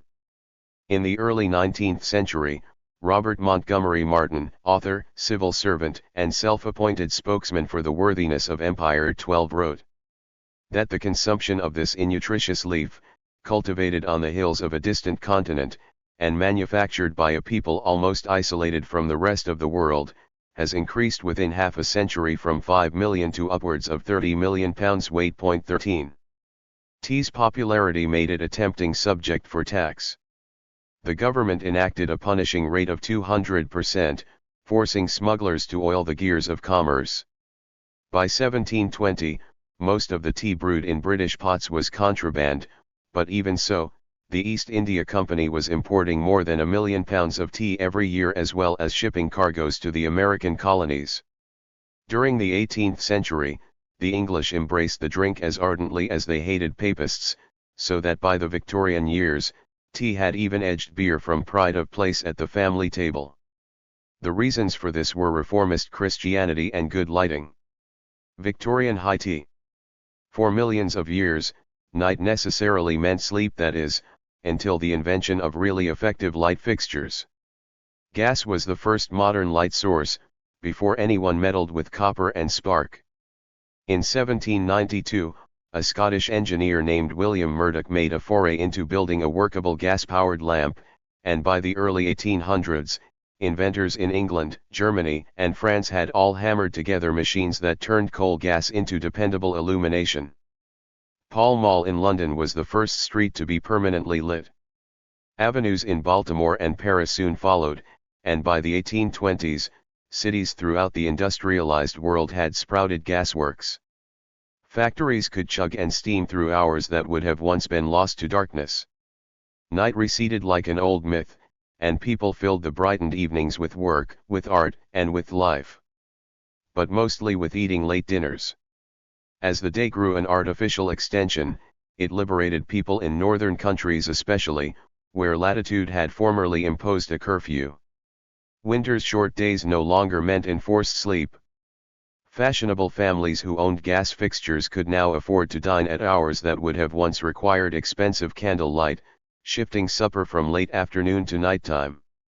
But the belly has no tolerance for fashion, and by the Victorian age, even the most aristocratic stomachs began to rumble during the lengthening gap between the noon and evening meals. Anna Russell, the Duchess of Bedford and lifelong friend of Queen Victoria, began the polite tradition of retiring to her chambers in the middle of the afternoon to drink tea served with small cakes and sandwiches. Her status as Lady of the Bedchamber lent her enormous clout with the burgeoning middle classes, so that by 1882 the Duchess's snack had become a rite. Afternoon tea became so popular that Mrs. John Sherwood, a 19th-century American writer on etiquette, noted, "The only afternoon tea that should prevail in a large city like New York is that given by one or two ladies who are usually at home at 5 o'clock every afternoon. If there is a well-known house where the hostess has the firmness and the hospitality to be always seated in front of her blazing urn at that hour, she is sure of a crowd of gentlemen visitors, who come from downtown glad of a cup of tea and a chat and rest between work and dinner." 14. Part of tea's popular appeal, particularly among the bourgeoisie, was that it wasn't alcohol. In the 19th century, reformist Protestant sects like Methodism had infected a lot of people with abstinence. Temperance gave tea a tremendous public relations boost. Its use as a replacement for strong drink was so widespread that Robert Montgomery Martin's report to Parliament on the tea trade declared, "The introduction of this beverage into England has materially contributed to improved morals and health of the nation at large, by superseding in a great measure, the immoderate drinking of spirit use, vinous, and other fermented potations, while its use as a tonic is strongly conducive to health and longevity." 15. Today, High tea is still poured in the more Britannic hotels and sitting rooms of the world. Eaten as a stopgap between lunch and supper, the meal is often a buffet of imperial Victorian treats, imported dainties like lemon for lemon curd tart, chocolate for dipped strawberries, poppy seeds for cake. And, of course, tea. Her Majesty's drug cartel. In the 18th century, all this tea came from China. The Chinese were as possessive of their Camellia sinensis plants as they were of their silkworms, and rightly so. They had made a fortune from the business, since the British were willing to pay huge sums of silver for imported tea leaves, billions of dollars in today's reckoning, amounting to a significant drain on the nation's bullion. Addiction to tea was endangering the stability of the empire's finances, so the British sought another method to settle the bill. By the 1780s, with Chinese tea imports tripling in a mere 20 years, the Honorable Company tried to finagle a deal. Instead of silver, they offered wool, a commodity in which the British Isles abounded. But the Chinese, like most of the consumers in the Indies, had little use for woolens, finding them too hot for their climate and too scratchy on skin that was accustomed to silk. It was a case of poor market targeting, and the Chinese rejected the deal. 16. They came to regret it. The Honorable Company had grown into a tremendous commercial and military power. It wasn't willing to surrender the riches of the Middle Kingdom on account of a failed sales pitch. Since the Chinese wouldn't accept wool, the company decided to give them drugs instead. 17. Britain's infamous opium trade had actually begun a few decades before, in 1757, when the company broke a series of agreements with the young Nawab of Bengal, forcing him to fight the Battle of Palashi. A famous victory for colonial interests, it ended after a mere 8 hours of bloodshed that left Bengal under the company banner. One of the first acts of the new leadership was to seize control of the region's opium production, commandeering the entire crop and then regulating prices. Years later, when the Chinese refused to buy British textiles, the company was able to institute a triangle trade. Its ships carried British goods to Bengal, traded them for opium, and dumped the narcotics on a Chinese populace that had already developed an addiction, courtesy of Dutch dealers. The Chinese authorities didn't like it and declared a war on drugs, the government sentencing both merchants and users to death. 18. A Chinese official wrote personally to Queen Victoria, appealing first to her sense of shame. Some, who, by means of introducing opium by stealth, have seduced our Chinese people, and caused every province of the land to overflow with that poison. These then know merely to advantage themselves, they care not about injuring others. Then logic. We have heard that in your own country opium is prohibited with the utmost strictness and severity. This is a strong proof that you know full well how hurtful it is to mankind. And finally justice. Not to speak of our tea, which your foreign countries could not exist a single day without, if we of the central land were to grudge you what is beneficial, and not be compassionate your wants, then wherewithal could you foreigners manage to exist? 19. The Queen never answered the letter. Between 1839 and 1860, British troops waged 2 furious wars to maintain the trade. The Chinese lost both, and drugs poured into their cities. By 1860, the economic logic of the trade began to dissipate.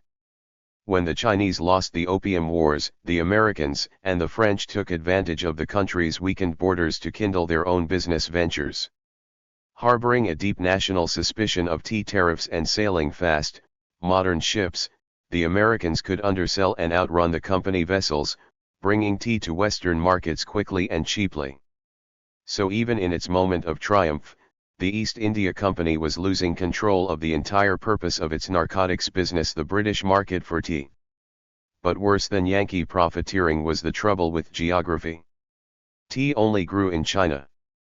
If the company could control production on its own terms, replacing the Chinese fields with plantations on British soil, then it would never have to worry about netlessome foreigners.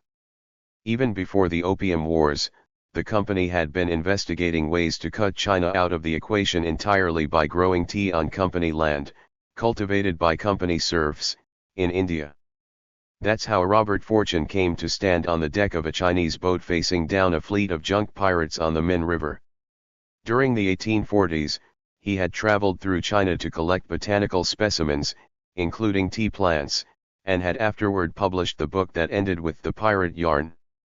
In 1848, the East India Company sent him back to China with the express goal of collecting tea specimens with which to launch an Indian tea industry.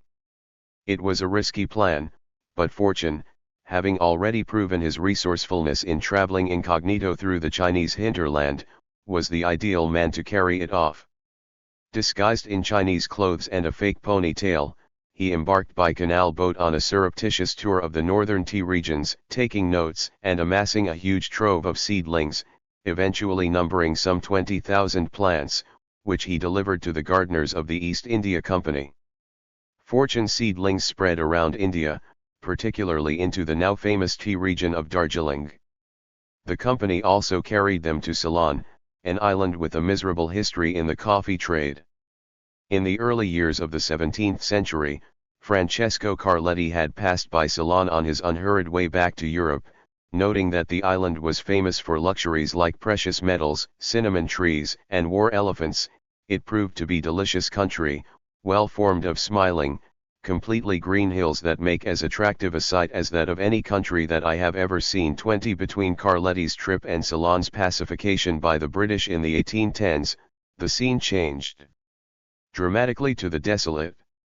The British stripped native hardwood trees from the mountainsides and planted coffee bushes, but blight and low coffee prices ruined the venture in the second half of the 19th century, and the plantation managers uprooted the coffee and replaced it with tea. 21 Unlike coffee beans, which ripen periodically, tea can be harvested throughout the year, so the British needed a large, permanent workforce to gather the leaves. They found it by ferrying landless Tamils from India to the northern end of the island, a repopulation scheme with aftershocks that are still felt in the car bombs of modern Sri Lanka. Globalization, although no one called it that, had come to India, uprooting traditional cultures and driving the young and capable into low-paying jobs in faraway fields. For a few years, the company thought it had finally met the challenge of getting tea into British pots. Then, from 1876 to 1878, a drought struck Ceylon. Thousands of Tamils in the northern provinces of Jaffnapatam and Kattavali, removed from the support of family and community, saw their livelihoods dry up. At the same time, a worldwide recession knocked down the price of luxury imports. Low prices meant lower wages for tea pickers, so the Tamils couldn't buy food, let alone return to their abandoned homes on the subcontinent. Devastated by the drought, left adrift by the new economic world order, and unable to eat dry tea, the Tamils died by the tens of thousands. 22. These deaths weren't all the fault of rapacious corporations. The weather, too, bore a share of the blame. In America, there could be no famine. It's a truism that the water in the western Pacific is warmer than in the east. Moist ocean air rises over Southeast Asia and stirs up typhoons, while the air above the Eastern Ocean, being too cold to hold much vapor, is comparatively arid. That's why parts of Ecuador and Peru are deserts. In the 1960s, a climatologist named Jacob Bjerknes noticed that, during some years, the waters off Peru turn warmer, causing heavy rains in South America and droughts in Australia and Asia. These inversions are called El Niños. In strong El Niño years, the entire global climate system passes through a looking glass, with North America basking in a mild winter while the tropics parch. In 1876, the year of the Ceylonese disaster, barometric pressure in Santiago, Chile, dropped from normal August readings to the lowest levels ever recorded. The opposite happened in Batavia. Scientists from Lebanon to New Zealand jotted seasonal pressure records into their journals. Then the East Asian monsoon failed, as did the steadfast Arabian monsoon that drives the annual Nile flood. In 1877, the Nile trickled low, spoiling Egypt's wheat crop. For 2 years, clouds passed over China's Yellow River basin without a drizzle. People from North Africa to Madras to Brazil starved. Hundreds of thousands died in the Shaanxi and Wei areas of China. It got worse. Toward the end of Queen Victoria's reign, 3 bad El Niño events upended the expected natural order, spoiling any chance for stricken Asian farmers to struggle back from the precipice. Disease, as always, followed hunger, racking the weakened populations with malaria, bubonic plague, dysentery, smallpox, and cholera.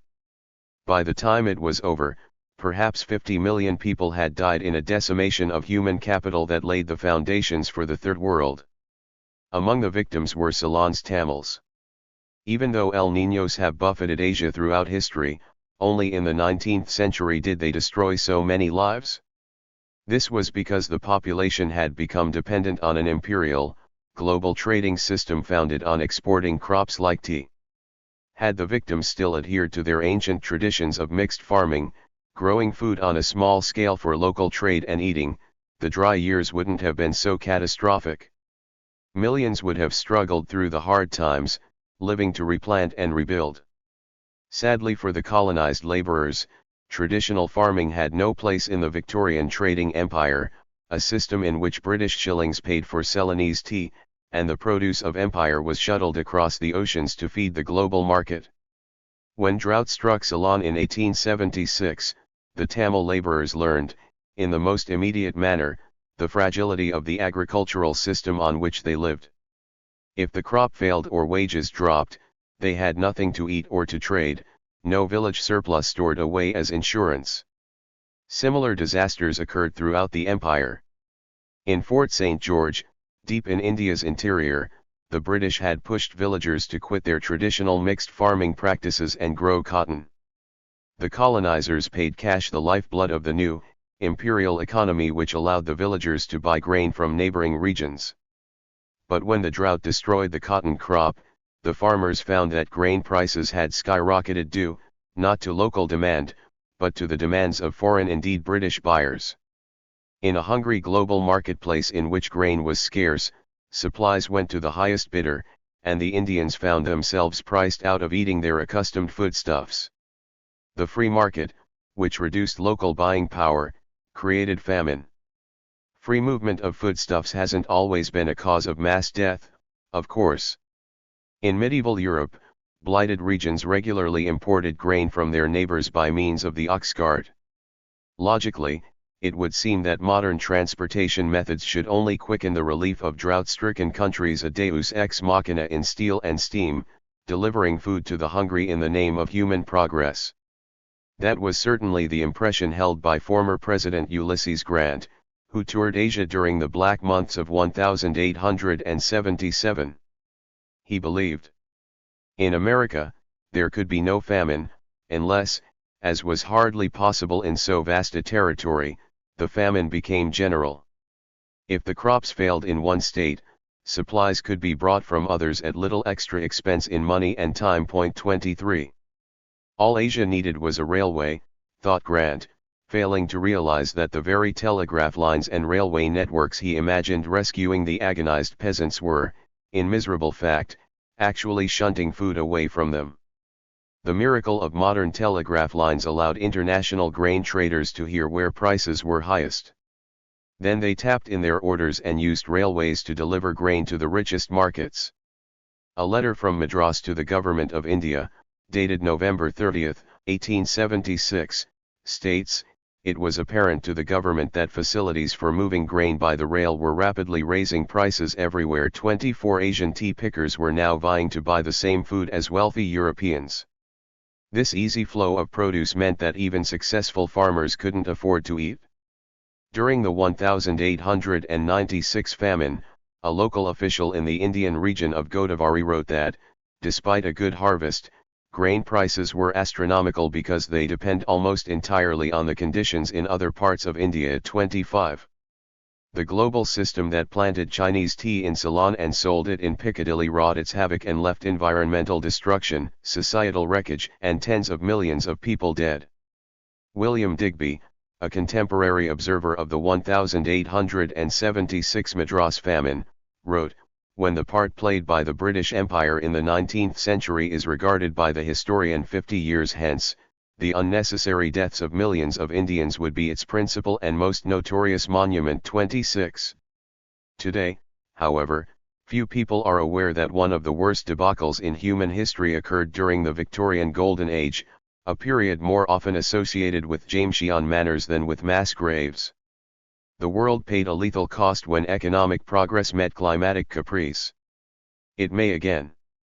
The Great Hunger. In 1848, the Illustrated London News printed a drawing of Britain's royal family circled around the sheltering boughs of a fir, packages of gifts dangling from its spindly branches. The Hanover clan with its tots in petticoats, prim Queen Victoria and tight-trousered Prince Albert, looked like the ideal 19th century family. Everyone seemed mannerly and pleased, even bourgeois, save for the mother's tiara and sire's aristocratic sash. 27 Above all, the Hanovers looked like decent people. It would have been hard to imagine such prim creatures lording over governmental policies that only 2 years earlier, during Christmas 1846, condemned hundreds of thousands of their own subjects in Ireland to die of starvation. Ireland's moist pasture lands are among the lushest in Europe, and the ancient Irish spent much of their energy in grazing livestock, counting livestock, and killing one another over livestock. The Irish fondness for cows led to a diet that was heavy in milk and butter, augmented by grain grown in small mixed farm plots. But several thousand years of habit changed with English colonization in the 17th century. Stripped of their lands and traditional means of sustenance, millions of Irish resorted to potatoes, which had been introduced from the Spanish Empire in the 1600s. 28. Potatoes grew well in the wet Irish soil and yielded more vitamins and protein than corn, wheat, or oats. Served with a little buttermilk or herring, boiled potatoes could nourish a hungry laborer for breakfast, lunch, and dinner. When Napoleon fell in 1815, the world grain markets were no longer buoyed by wartime embargoes and shortages, so the price of wheat plunged. Irish landlords looked at their labor-intensive, expensive grain fields and decided a better profit could be gleaned from beef sold to butchers in England's metastasizing cities, or wool sent to the mills of Yorkshire and Lancashire. 29 They turned arable land over to pasture and shipped the cows and wool to Liverpool, where they fed the Industrial Revolution. Grass now meant money, so the landlords evicted the peasants who once worked the edges of their properties, leaving them to scrape out a living between the rocks and boglands. Shut out of the food trade and with their cottage industries in tatters as a result of English factories. 30 The rural Irish dropped out of the economic stream. Villages that had once bustled with linen looms and market stalls fell silent as country folk abandoned their old livelihoods for the dismal wages of cottagers. Culturally, the Irish had gotten themselves into a bind by a disastrously equitable system of inheritance that divided land among all the sons in a family. Given a small lump of property, the Irish married young and reared large families, which in turn sliced the land into ever-diminishing parcels. Even while the means to feed each individual family shrank, the population burgeoned from around 2 million in the 17th century to 8 million by 1840.31. These new generations needed to eat, and a hectare planted with potatoes would feed twice as many people as one seeded with grain. 32 On the eve of the famine, 3 million people depended solely on potatoes for sustenance. Relying on a single crop is never wise, and relying on a single strain of that crop is a certain disaster. Most of the poor ate lumpers, a watery spud that grew in bulk under little fertilizer but that was so tasteless and lacking in nutrition that, when first introduced to Ireland, it was scarcely considered food enough for swine. Other potatoes were available, the outstanding black and apple varieties, the mediocre cup, but the lumper flourished by the ton in the barren, crowded soil on the cusps of the cow pastures. 33 By 1840, there were 700 people per square mile of arable land. 34 Even with valleys full of cows and sheep, and human beings cramming every strip of green land left over, Ireland was still growing grain for export when, in September 1845, a fungus named Phytophthora infestans started to bloom. It clung to the lumpers, blistering fast among the dense rows of plants between the cottages, and the potato harvest, which always just came in the nick of autumn to end the hungry summer, turned into black sludge. In 1846, it rained more than usual. The fungus thrived in the dank, and for a second year the crops dissolved in the fields while the Irish starved by the hundreds of thousands. In both of those evil years, landlords in Eastern Ireland harvested grain and shipped it abroad, while the government fretted about the ethical effects of handing out free food to the poor. Eventually, the British drummed up several famine relief programs, including a public works scheme that employed 750,000 by the height of the famine in 1847.35 that year. More grain entered Ireland than flowed out of it, although much of this was corn, which the Irish didn't know how to mill and cook. By the time the famine was over, an estimated 1 million people had died, while close to another million fled to Britain, North America, and Australia. Ireland's population has never recovered. In later years, playwrights and singers would insist that such a calamity could never have happened except through human malice. A scene from George Bernard Shaw's Man and Superman boils with righteous fury at the British government's apparently genocidal dithering. Malone, me father died of the starvation in the Black 47. Violet, the famine? Malone, no, the starvation. When a country is full of food and exporting it, there can be no famine. 36. While the British response was certainly hobbled by smugness and market ideology, the true villain was an antic food market. The world around Ireland was busily selling food for cash, but most of the Irish remained mired in subsistence farming. They had survived through the use of the imported potato, but the blight, another American import, destroyed them. Having been left out of the food trade, the Irish peasants had focused on feeding themselves and specialized their agriculture to the point where they could be snuffed out by an unlucky, perhaps inevitable fungus.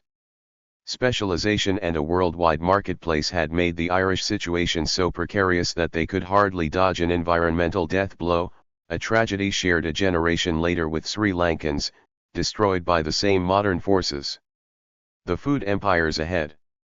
Today, our landscape is a lot like that of Ireland and Sri Lanka immediately before the famines. We devote much of our earth to a very small number of crops.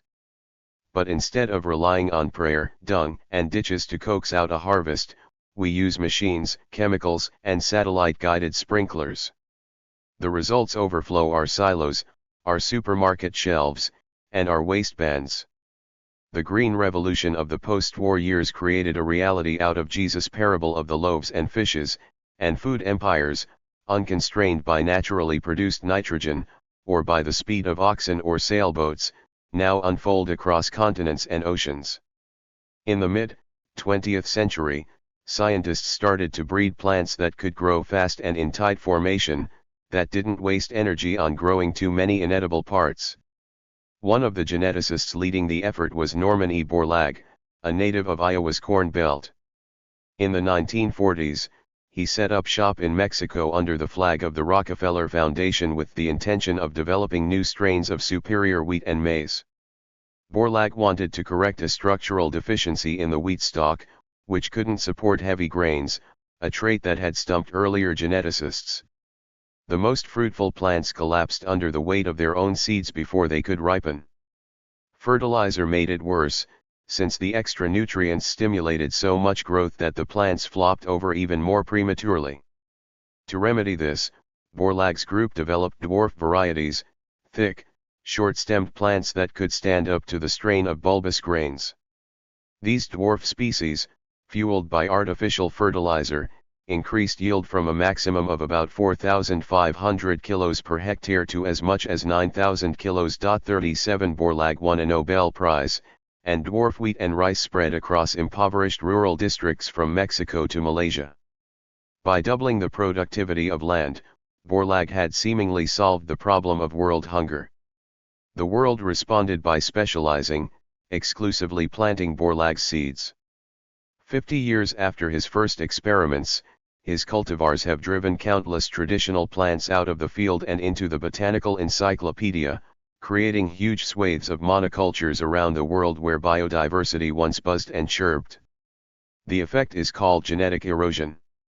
For instance, China is now a vast sea of monocultures dotted with little islands of native rice. 38 Virtually every indigenous wheat cultivar disappeared from Greece between 1930 and 1960.39 Today, almost every kernel of grain eaten by human or beast is a product of the meticulous field trials of Borlaug and his school. Genetic erosion isn't the only problem that Borlaug's seeds caused.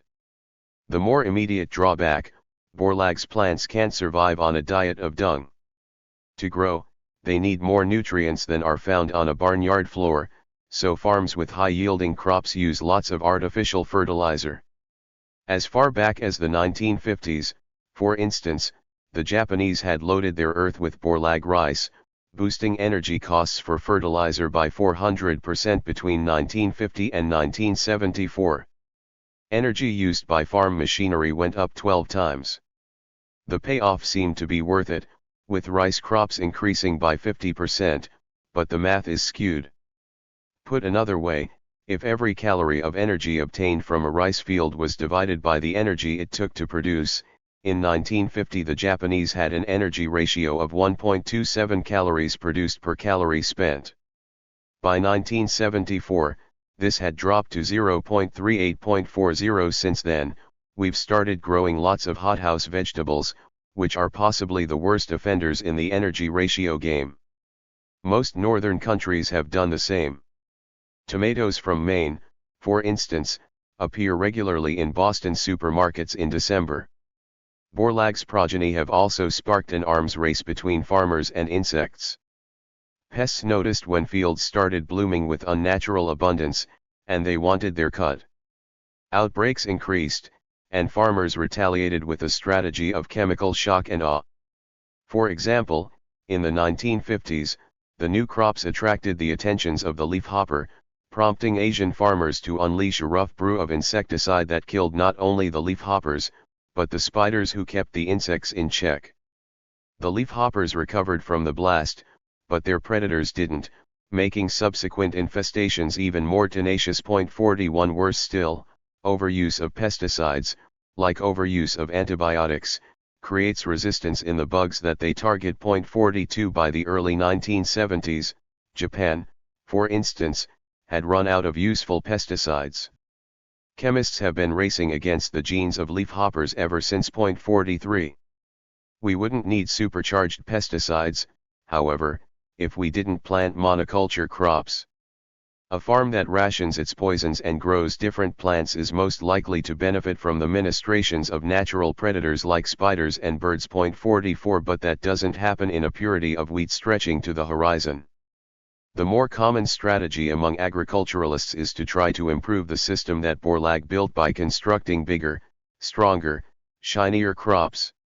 In the 1950s, Borlaug and his team worked under the scientific shackles of their time. They could only cross varieties, they weren't able to genetically cook up a plant to order. Today, biochemists can select the genes they want and pair them with choices from a menu of specialty fertilizers.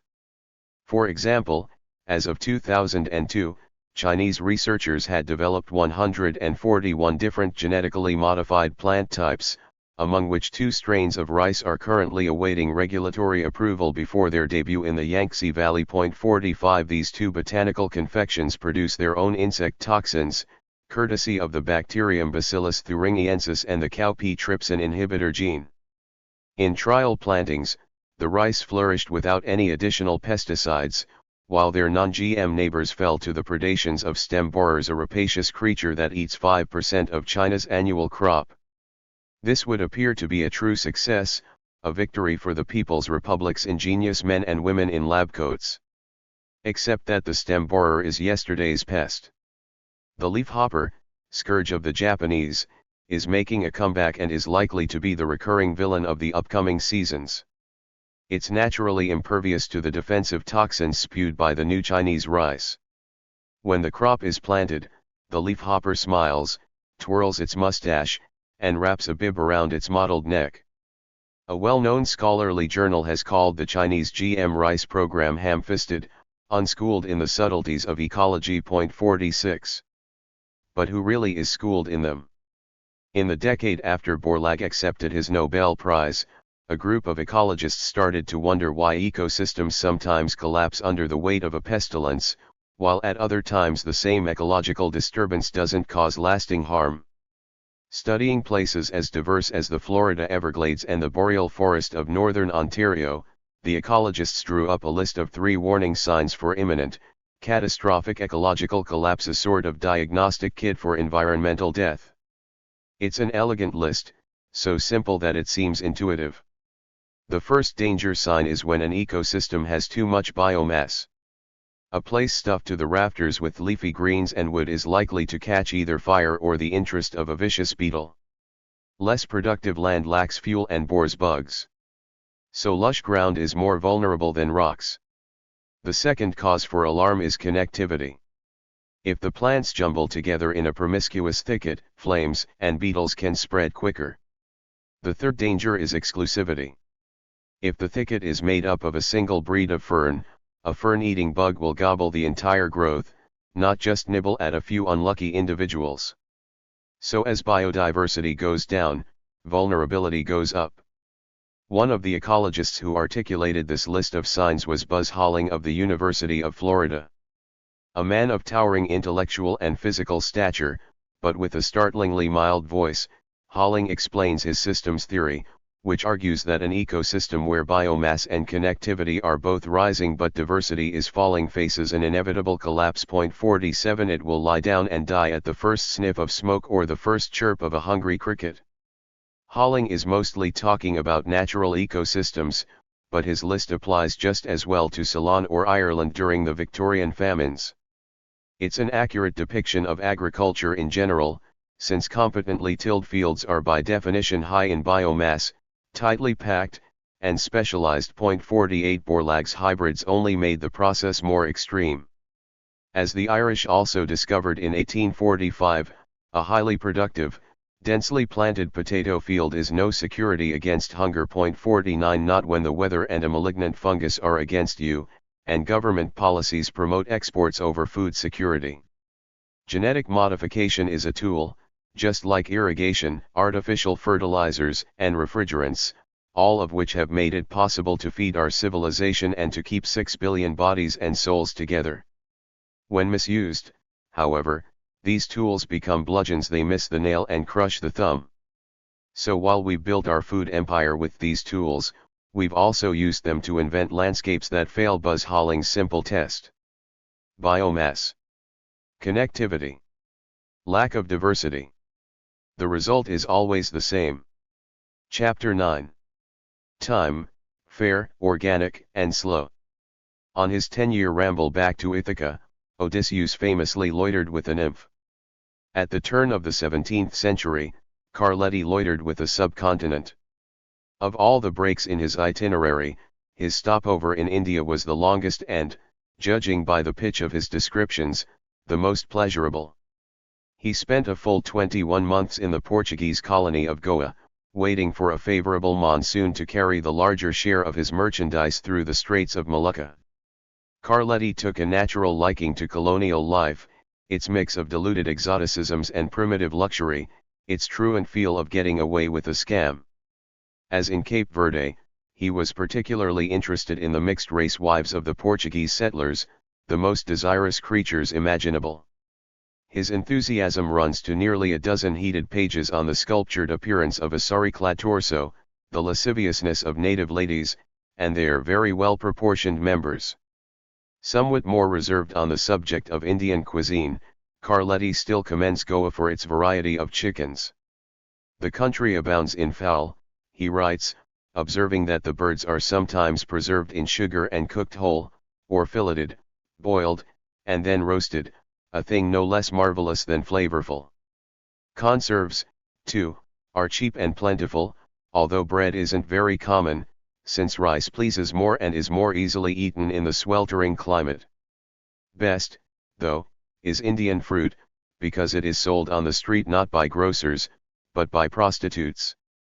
There is no other region in the world in which it is possible to live better and more lavishly, burbles the son of Renaissance Florence. Then he writes 3 pages on the culinary and therapeutic qualities of the coconut. When at long last Carletti's remaining Chinese swag arrived in port, he had no excuse to linger, so he sold his textiles and knickknacks for a small fortune, and bought himself passage on a pepper ship bound for Portugal. They sailed on Christmas morning 1601, almost 7 years to the day after he had embarked from Sanlúcar de Barrameda. He brought with him 3 servants and 100 hens, along with his money and remaining luxury goods. For 2.5 months they sailed in peace, rounding the Cape of Good Hope without trouble from sea or weather, until the fateful day of March 14, 1602. The captain of the vessel, Antonio de Melo de Castro, Knight of the Cloak of Christ, had ignored his passengers' impatience to reach home, and rather than setting course directly for Lisbon, put in for a rendezvous with a convoy of friendly merchants at the island of St. Helena. When they arrived at St. Helena, however, instead of merchants he found the cove jammed with Dutch warships. Terrified, the captain fired a cannon at one of them, and the Dutch responded at the ratio of 100 to 1, blasting the Portuguese rigging to pieces and killing about 50 sailors. Carletti watched, horrified, as the Dutchman holed his ship below the waterline. De Melo de Castro determined to stand fast, even though his passengers were bailing out the hold with kettles. The bilge pumps had clogged with all the loose pepper floating in the water. Drowning seemed certain. The Dutch sent out a boat to discuss surrender. De Melo de Castro swallowed his pride, and the Portuguese yielded to the horrible math of 3 enemy warships and 1,000 fathoms of South Atlantic deep. The Dutch turned out to be Zealanders sailing under the colors of the States General of the United Provinces of the Low Countries of southern Germany and Count Maurice of Nassau. They were privateers, not stateless pirates, and while their letter of marque gave them license to attack Portuguese ships, they had no legal right to terrorize citizens of Florence.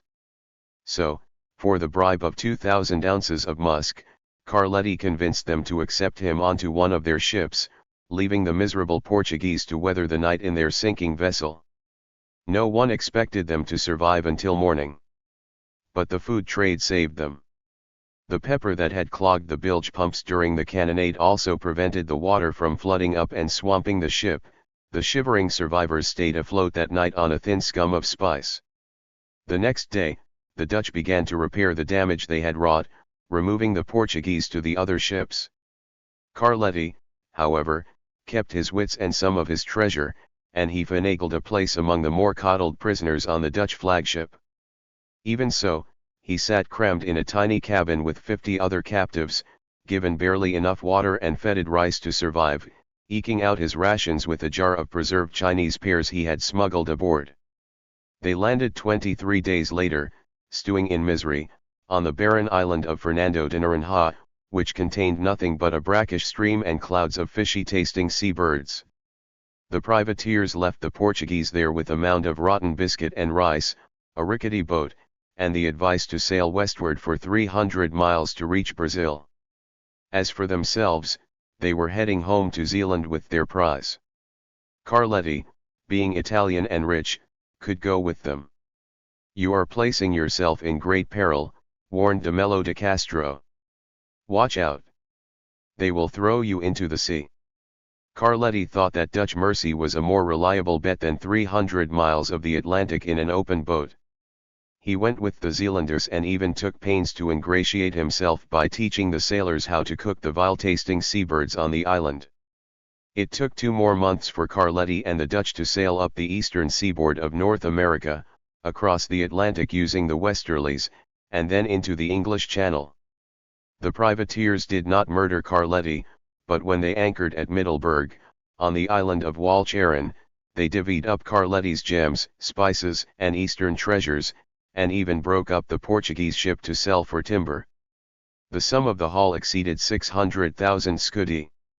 It was an extraordinary prize, far richer than they had guessed until they had unloaded the deepest bales of spice from the hold. Carletti, at the end of his great adventure, had lost everything. Many who had been poor became rich, whereas the rich became beggars, he notes, grumbling that he would have hidden more pearls in his stomach but for an untimely dry throat. There was nothing to do but look for a lawyer. The meaning of fairness. The Dutch who robbed Carletti in 1602 were men hardened by wars of independence and religion. They hadn't yet slipped into the long regret that colors modern Europe. Fittingly, it was a 19th-century Dutchman who led the European charge headlong into post-colonial guilt. Edward Douwes Dekker, who served in the Dutch East Indies, was a career civil servant. 1 A sea captain's son. He had arrived in the East Indies as a youth and stayed there, off and on, between drinking binges and bankruptcies, eventually landing the job of assistant resident in the town of Lebak in West Java in 1856. By then, the Dutch Empire had long since faded, but there were still a few guilders to be scratched out of Indonesian sweat and soil. Dekker had a taste for cards and liquor, but he also had a Calvinist sense of righteous indignation. 2 The Dutch worked their islands under cultuuurstelsel that obliged the peasantry to grow export crops, especially coffee, for Dutch markets. 3 This arrangement paid for an entire third of Holland's overall revenues and fueled a 19th-century economic revival in the Low Countries. The plantations, however, kept the Javanese coffee farmers enslaved in everything but name. And Dekker was an idealist. Appalled at the natives' conditions, the new assistant resident began gathering evidence of corruption, pointing fingers at local potentates, and clamoring for justice. Naturally, they fired him. Dekker returned to Holland disgraced, penniless, and steaming with holy fury. After years of dragging his family around Europe in a fruitless search for steady work, he settled at the Au Prince Belge Hotel in Brussels. There, under the nom de plume of Multatuli, he wrote a novel drawing on his experiences as an administrator in Java. It was called Max Havelaar, or, The Coffee Auctions of the Dutch Trading Company, and it drew an awful portrait of the merciless exploitation piracy, really at the heart of colonial economics. Profits, writes Dekker, can be made in no other way than by paying the Javanese just enough to keep him from starving, for he adds, one must be convinced of the effectiveness of this policy, even though one cannot consider it noble. 5. Max Havelaar was a sensation. In the centuries since their freebooting ancestors had carved out a foreign empire, the Dutch had grown a delicate social conscience. They didn't like to hear that their government was enslaving anyone.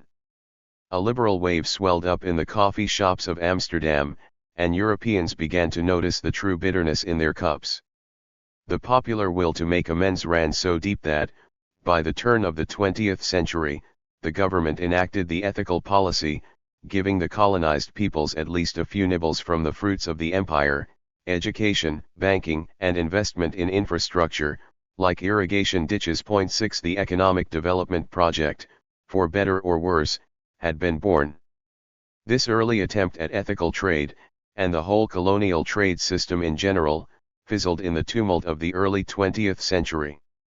Not even the international food empire could survive the squeeze of the Great Depression and 2 world wars. Victory Gardens are the epitome of the buy local movement, and the immediacy of blitzkriegs drove away people's guilt about coffee workers in Java. Only with the Bretton Woods trade agreements in 1944 did the food trade recover, and then it stormed, snorting and pawing, into the marketplace of the new order. Starting in the second half of the 20th century, the free trade of foodstuffs was again an inviolable fact of global economics, shielded by an agreement called GATT. Along with inventing the World Bank and the International Monetary Fund, the Allies used the Bretton Woods talks to concoct this GATT, the General Agreement on Tariffs and Trade. It was a new set of rules governing international trade, and hence the future global food empire. Using the smoking wreckage of several continents as a cautionary example, the Allies wanted to create mechanisms like GATT that would replace genocidal warfare with nice things to buy.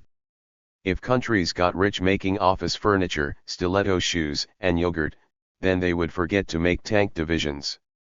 Critics of the scheme Edward Douwes Dekker's ideological descendants howled in protest. Wasn't GATT simply ancient, bloody colonialism with a bland banker's face?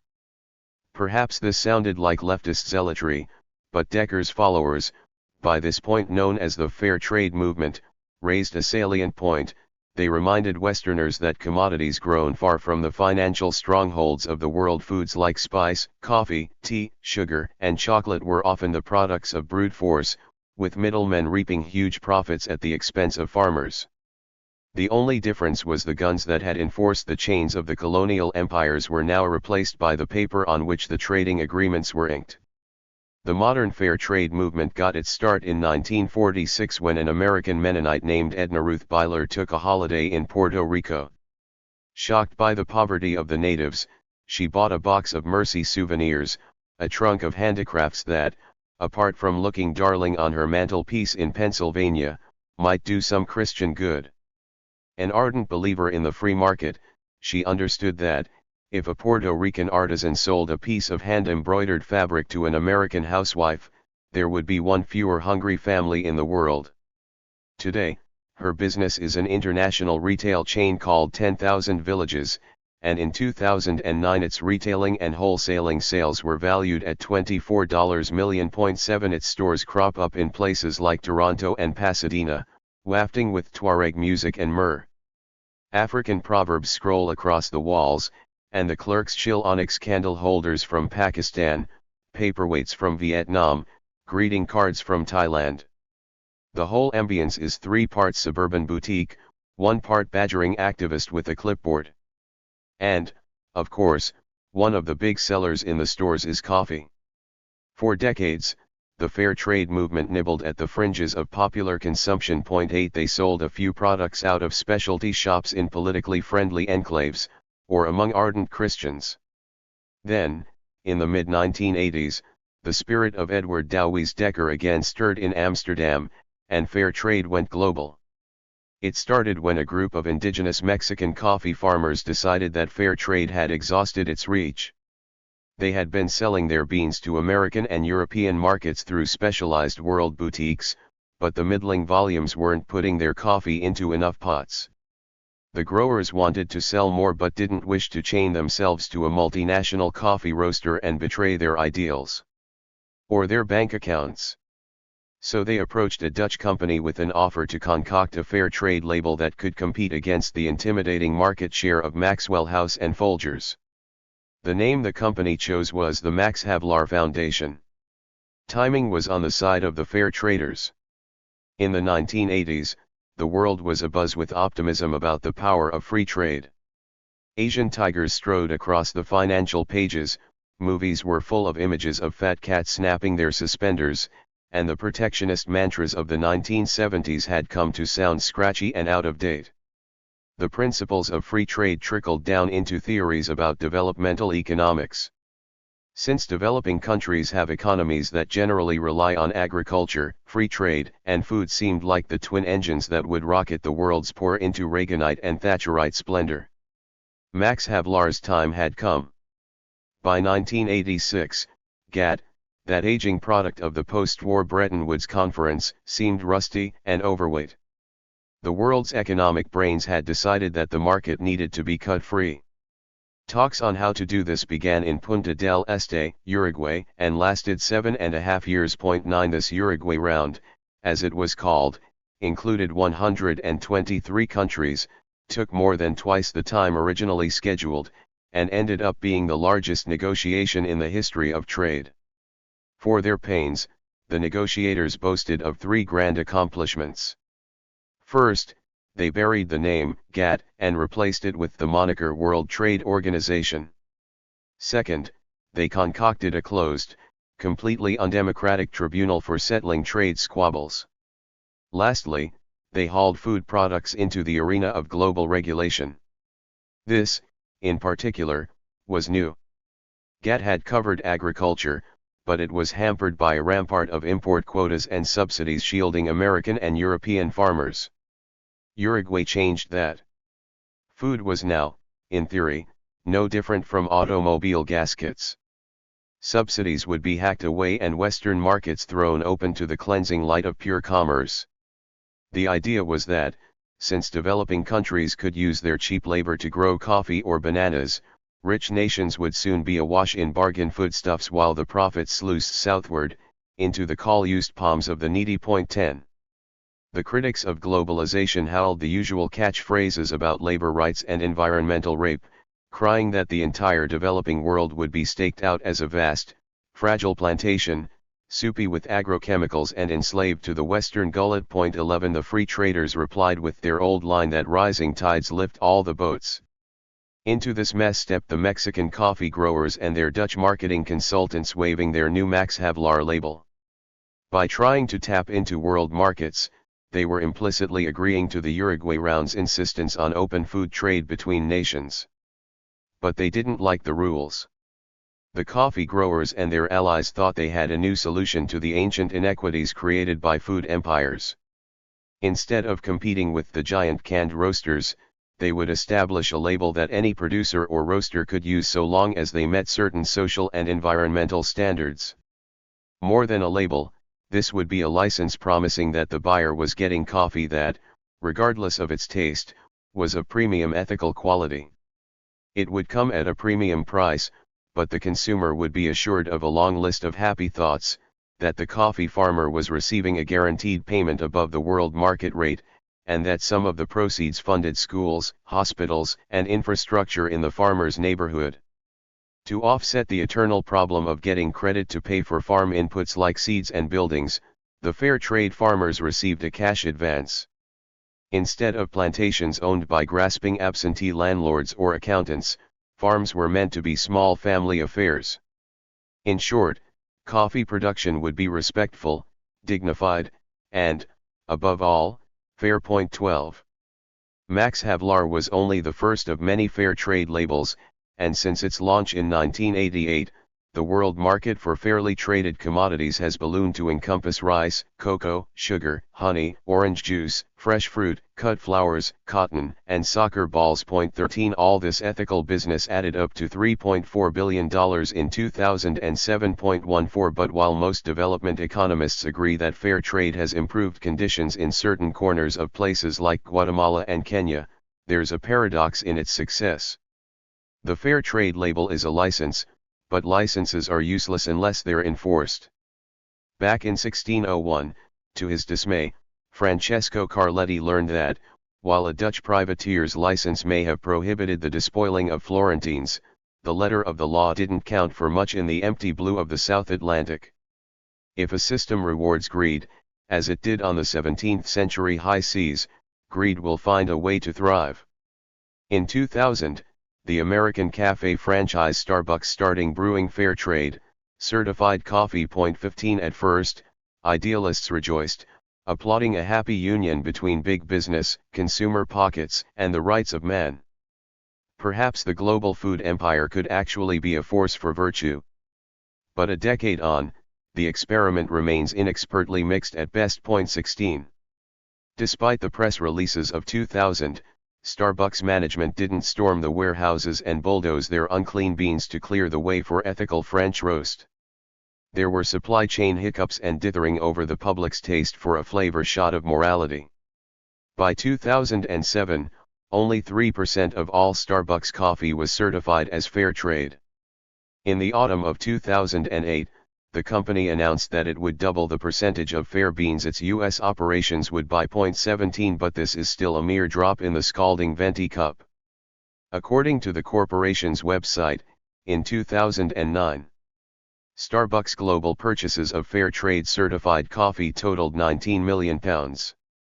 This equaled 5% of Starbucks' total coffee purchases. 18. In its defense, Starbucks argues that it has always paid a premium price for its beans, and anyway it doesn't matter because it has proven its social credentials in other ways like conservation, while it continues to make progress on the ethical bean front. Still, it's hard not to think that, after almost 10 years of a highly publicized commitment to fair trade, there are limits to patience. Instead of asking how fair trade influences Starbucks, though, a more salient question is how have companies like Starbucks influenced fair trade. 19. Even at the beginning of Starbucks' flirtation with ethics, some die-hard activists muttered darkly about Matthew 6:24 argument that you can't serve both God and money. Before Starbucks inked its deal with the organizations that establish the rules of the fair trade movement, coffee roasters and sellers needed to buy at least 5% of their beans from fair trade sources if they wanted to slap the fair trade logo on their packaging. But the American Fair Trade Consortium, Transfair, made an exception in the Starbucks case. Despite the fact that until recently the Latte Colossus bought considerably less than 5% of its coffee from fair trade sources, fair trade posters cropped up in their stores. The argument was that Starbucks, being so big, needed to be coaxed into the fold. Besides, 3% of Starbucks was countless times bigger than 5% of one of its smaller rivals. Even so, more than one scowling idealist shook a fist in anger at the coffee shops of Cambridge and San Francisco. 20. It is important not to be too cynical, however. Starbucks' engagement in fair trade coffee has undoubtedly been a good thing for thousands of poor coffee producers. Despite its problems, fair trade is helping make the world economy more equitable, and Starbucks is a powerful ally. The problem with fair trade is its own success. From its beginnings, fair trade organizations removed middlemen from the chain of distribution, helping small farmers sell directly to retailers without any intermediaries taking a cut. The lack of a middleman meant that farmers could sell beans at a premium price and, it was hoped, invest the extra cash in community projects. This worked nicely, for a time.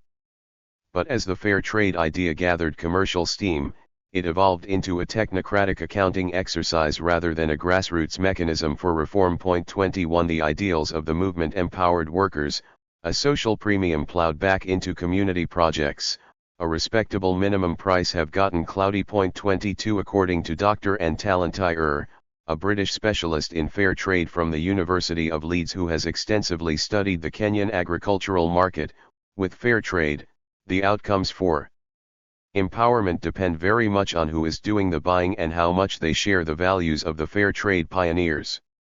23. For example, fair trade coffee has always been produced on small family farms. Today, however, the labeling organizations are under pressure to relax the small condition and accept plantation beans. After all, this regulation was relaxed years ago for other products, and fair trade bananas, tea, and wine are all plantation goods. Big tea producers don't buy from family farms. An army of small-time operators could never grow enough bananas to fill the West's fruit bowls.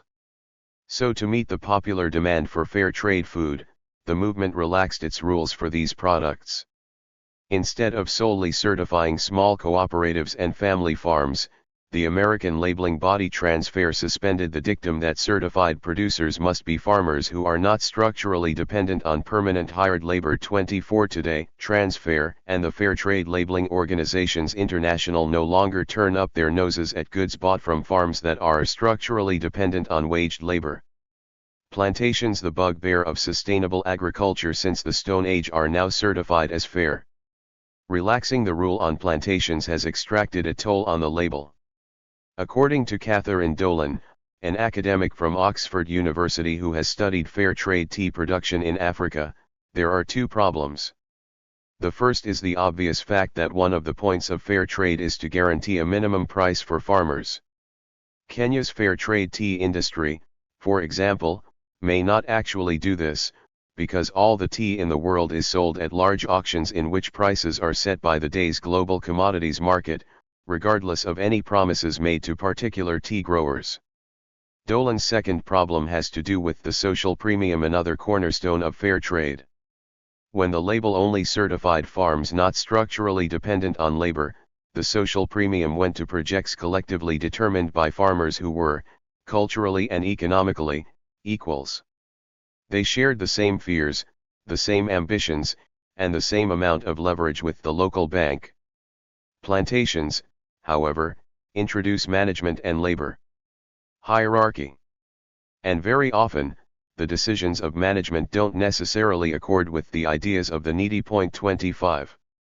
So fair trade plantations not only fail to guarantee minimum prices, they may also discard democracy as so much cumbrous hokum. By definition, they create landscapes of monocultures. The picture is a familiar one, of course, but the marketing is something new. In the past 20 years, fair trade has undoubtedly freed many people from a miserable cycle of poverty, wage slavery, and exploitation, but it hasn't reinvented the food empire. Historically, we're still hauling ourselves up the economic hill, then sliding down its broken slopes into social and environmental wreckage. At its most successful, fair trade has made life better in places where it used to be intolerable. But it hasn't stopped the cycle. It can't. Not alone. But it has, at least, given a great many people the idea to view their food through a prism that isn't simply cost or appetite. And that, alone, is revolutionary. Greener pastures. Not long before indigenous Mexican farmers rallied under the banner of a fictitious 19th century Dutchman, another food term seeped into the popular lexicon. In the United States, organic once meant a type of chemistry class. But after the 1962 publication of Rachel Carson's environmental alarm, Silent Spring, the word took on a cluster of new meanings. 26 Because of this chronicle of the ecological devastation caused by chemical pesticides, especially the destruction of songbirds by DDT, Carson is often credited with launching the modern American environmental movement. 27 Soon after the book appeared, the restaurant review columns of California started using organic as shorthand to mean food that hadn't been laced with sinister industrial potions. By the mid-1970s, Western states created the first organic food certification programs. 28. That the U.S. manifestation of the organic food label should originate in California is an oddity, on the surface. 29 From the early 20th century, California was the epicenter of industrial horticulture, its fruit farms at the vanguard of intensive land use and mechanization, its land drizzled with artificial fertilizers and corporate money. But perhaps it's natural that such a powerful brew would have side effects. When the cost of pesticides and fertilizers went up during the oil crisis of the 1970s, farming without chemicals came into vogue. 30.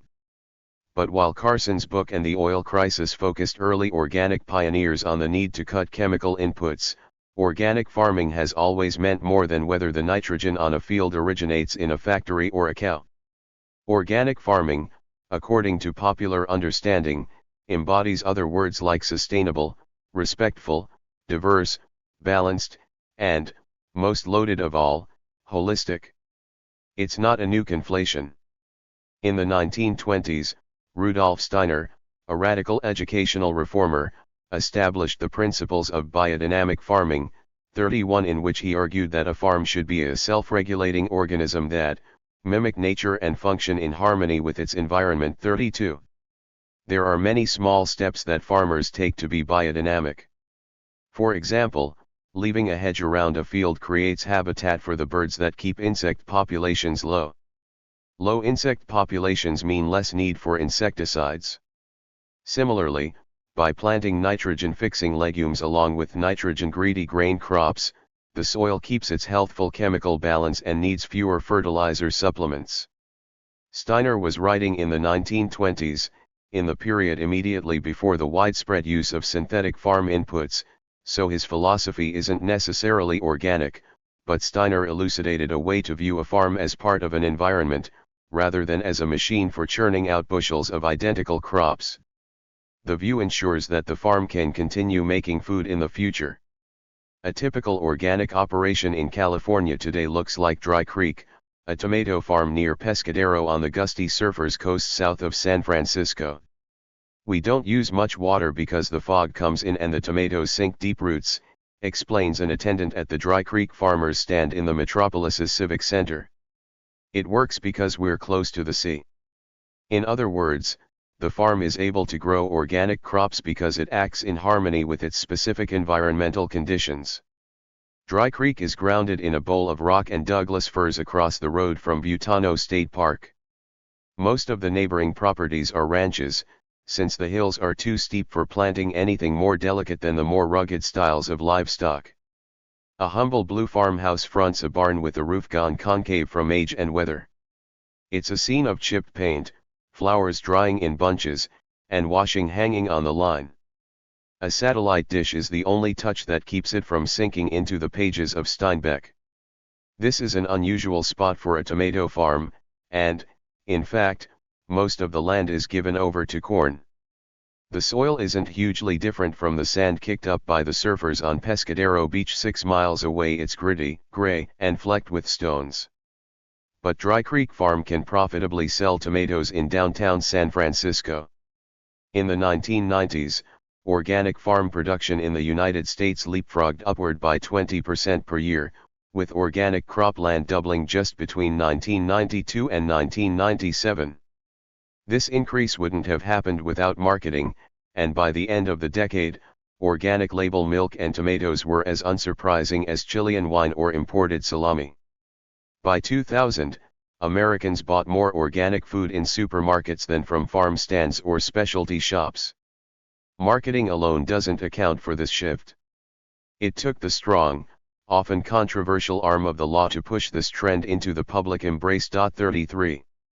The story of American federal organic legislation begins with the 1990 Organic Foods Production Act, a law intended to streamline the chaos of competing labels and voluntary standards that had rendered the term more or less meaningless in the 1980s.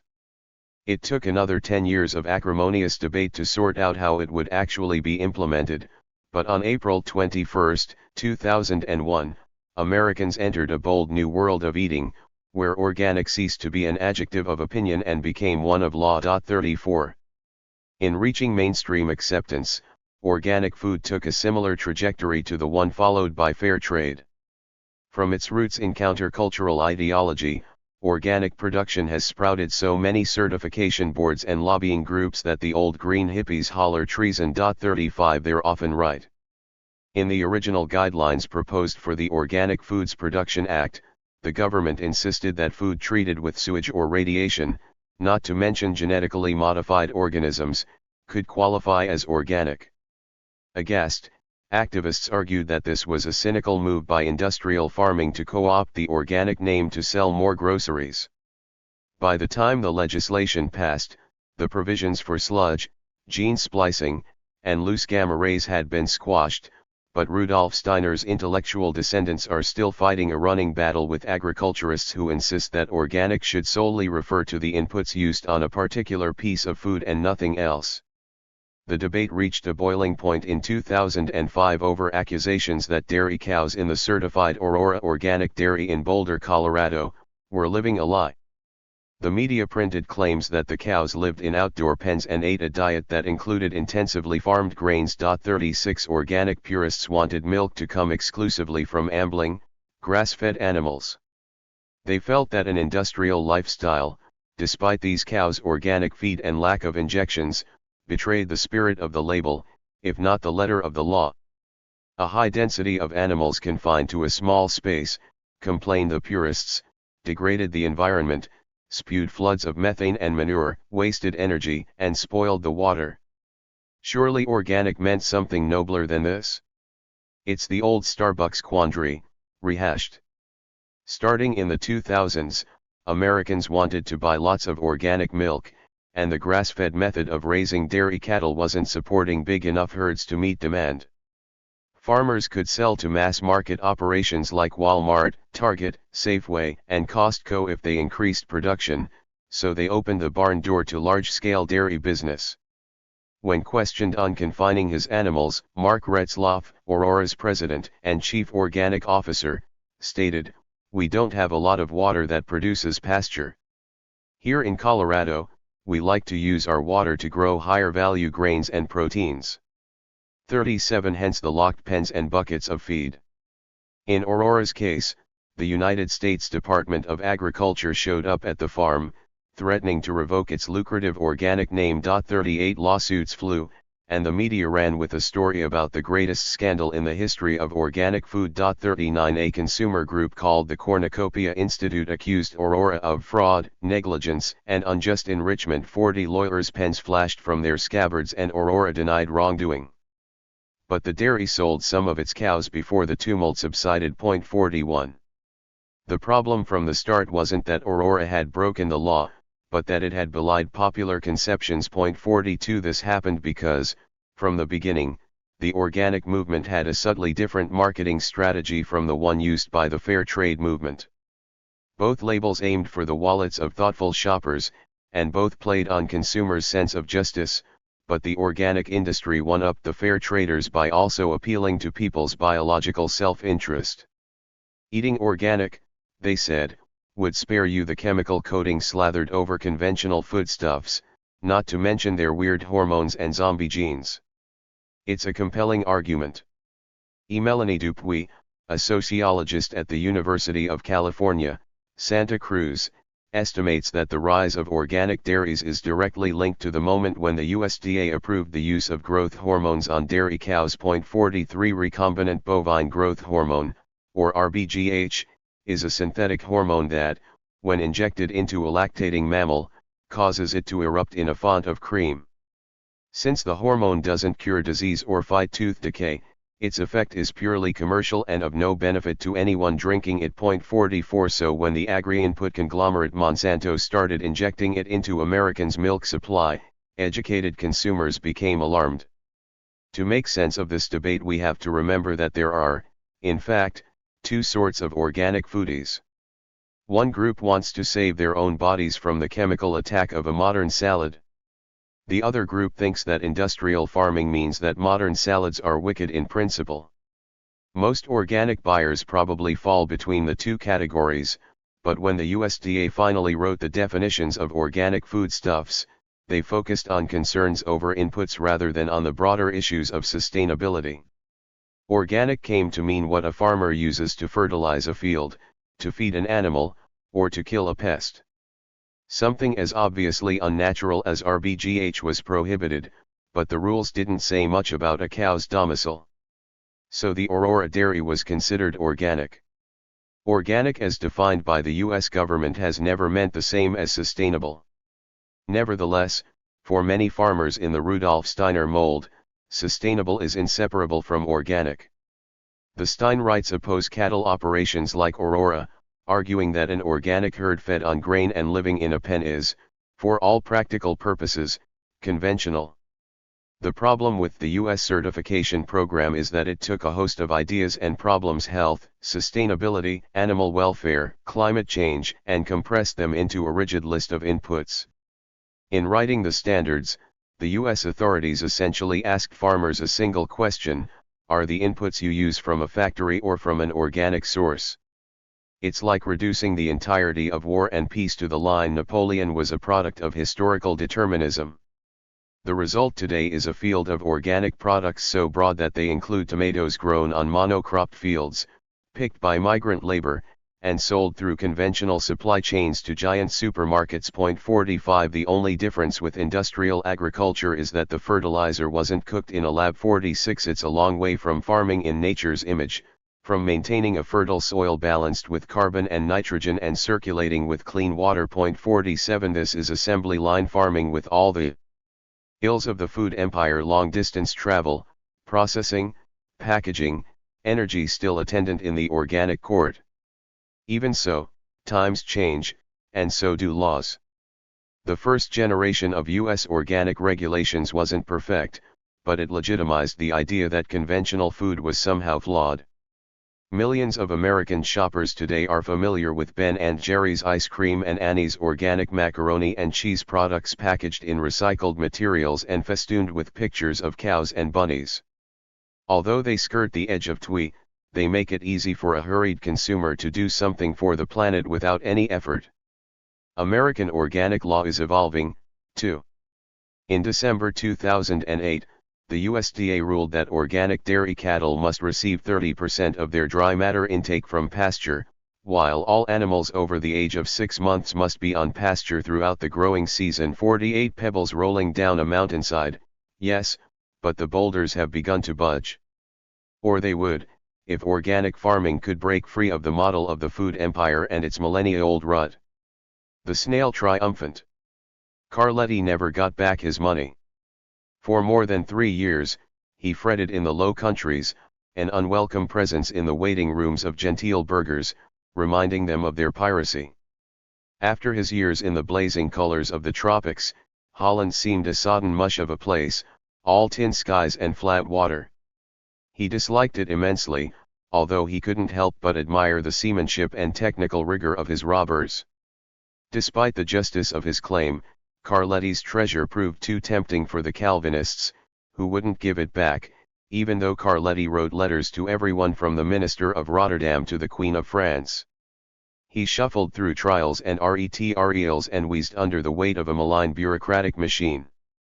Once, on the way to Sluis to petition the States General, he was assaulted by a crew of soldiers who would have murdered him for his jewels had he not stripped off his clothes to prove that he was, in fact, penniless. He was also miserable and even lonelier than he had been in Nagasaki or Macau. One might go mad, as I was on the verge of doing, finding myself at one and the same time deprived of so much goods and in a country so foreign. But he never entirely lost his good humor. On a sightseeing visit to Gravazonda, he marveled at 2 copper basins that had been reputedly used to baptize the Countess Margaret's 365 children, and he took long, involved notes on dike construction. He was, to the end, a tourist. The end came on April 18, 1605, when a retrial court of the Council of the Admiralty decreed that the Company of Merchants dealing with East India would pay Carletti 13,000 florins, closing the affair forever and absolving the court from any further responsibility in the matter, or any like it. Then they made him buy a big dinner for the judges, with many flasks of wine. The eating lasted 3 hours, and the drinking carried through the night, during which the judges tried to console their host with beakers in hand. They all knew that the 13,000 florins was a sop. Carletti was ruined. Carletti's first impulse was to sail back to Asia and start all over again, but a detour in France and a letter from the Duke of Tuscany convinced him to abandon that suicidal idea. And so, hardly richer than when he had set out, Francesco Carletti returned home to Renaissance Florence. Today, Carletti's Tuscany, and more broadly the entire Italian peninsula, is where American food writers go to be consecrated. Scarcely a vineyard in Umbria or a Piedmontese cheese shop is unclaimed by some expatriate as Damascene ground where a writer's eyes open to the transcendence of real food, conviviality, and the well-lived life. Of course, the locals snip that under the Tuscan sun is saccharine, inaccurate, and boring, 49, but they're thrilled about the villa rentals. Italy has been the center of 2 far-flung food empires. The ancient Roman taste for wheat once shaped the landscape of Europe and a sizable slice of North Africa. The legions had marched, in part, to conquer and defend grain fields. Centuries later, Venice was the hub of a food empire that snaked across the Mediterranean, down the Red Sea, and up the Himalayas, with its tips in the green jewels of the East Indian Ocean. Spice paid for the marbles on the Grand Canal. There was spice in Tintoretto's oils, and spice in the cannons at Lepanto. The palaces of Venice, like Carletti's sinking ship at St. Helena, stayed afloat on a bed of pepper dust. Today, Venice is the hub of a different sort of food empire, a cultural one called slow food that trades in newsletters and symposia instead of bales of nutmeg. An eco-gastronomic organization that aspires to create a counter-revolution to the industrial food system. The movement's steering intellect is Carlo Petrini, a former folk music festival organizer who founded Slow Food International in 1989 and who remains its patriarch, its chief spokesman, and its seer. 50 His followers consider him to be a modern Luther nailing his theses to the door of the supermarket, and when 50,000 people convened at the 2008 Slow Food Nation Festival in San Francisco, the sense of righteousness was as sharp as the air in the pickles and chutney pavilion. Petrini launched his movement as a crusade to dislodge McDonald's from its foothold in the Italian market, arguing that industrial fast food not only stifled good taste and conviviality, it destroyed culture. Petrini wasn't only worried that traditional recipes, such as that for a homemade pepperonata, would be lost under a cheap onslaught of Big Macs, but that traditional food products themselves, the local varieties of peppers or pigs that went into cooking ancestral dishes, would perish. Slow food is a conservative philosophy, carrying the Luddite flag against the beeping microwaves of modern eating. It calls for an end both to frozen beef tacos and to the industrial cattle operations that produce them. Food is necessarily political, it tells us, and we must fight the good fight against corporate agribusiness.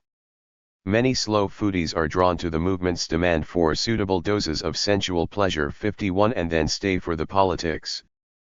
But eating is always at the stomach of the agenda.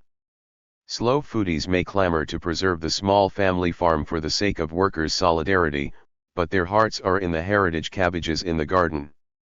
One of the organization's most fascinating projects is its Ark of Taste, in which endangered foodstuffs are catalogued for promotion, and hence for survival. So we get entries on the Gilfeather turnip, the Hutterite soup bean, and the Tennessee myotonic goat.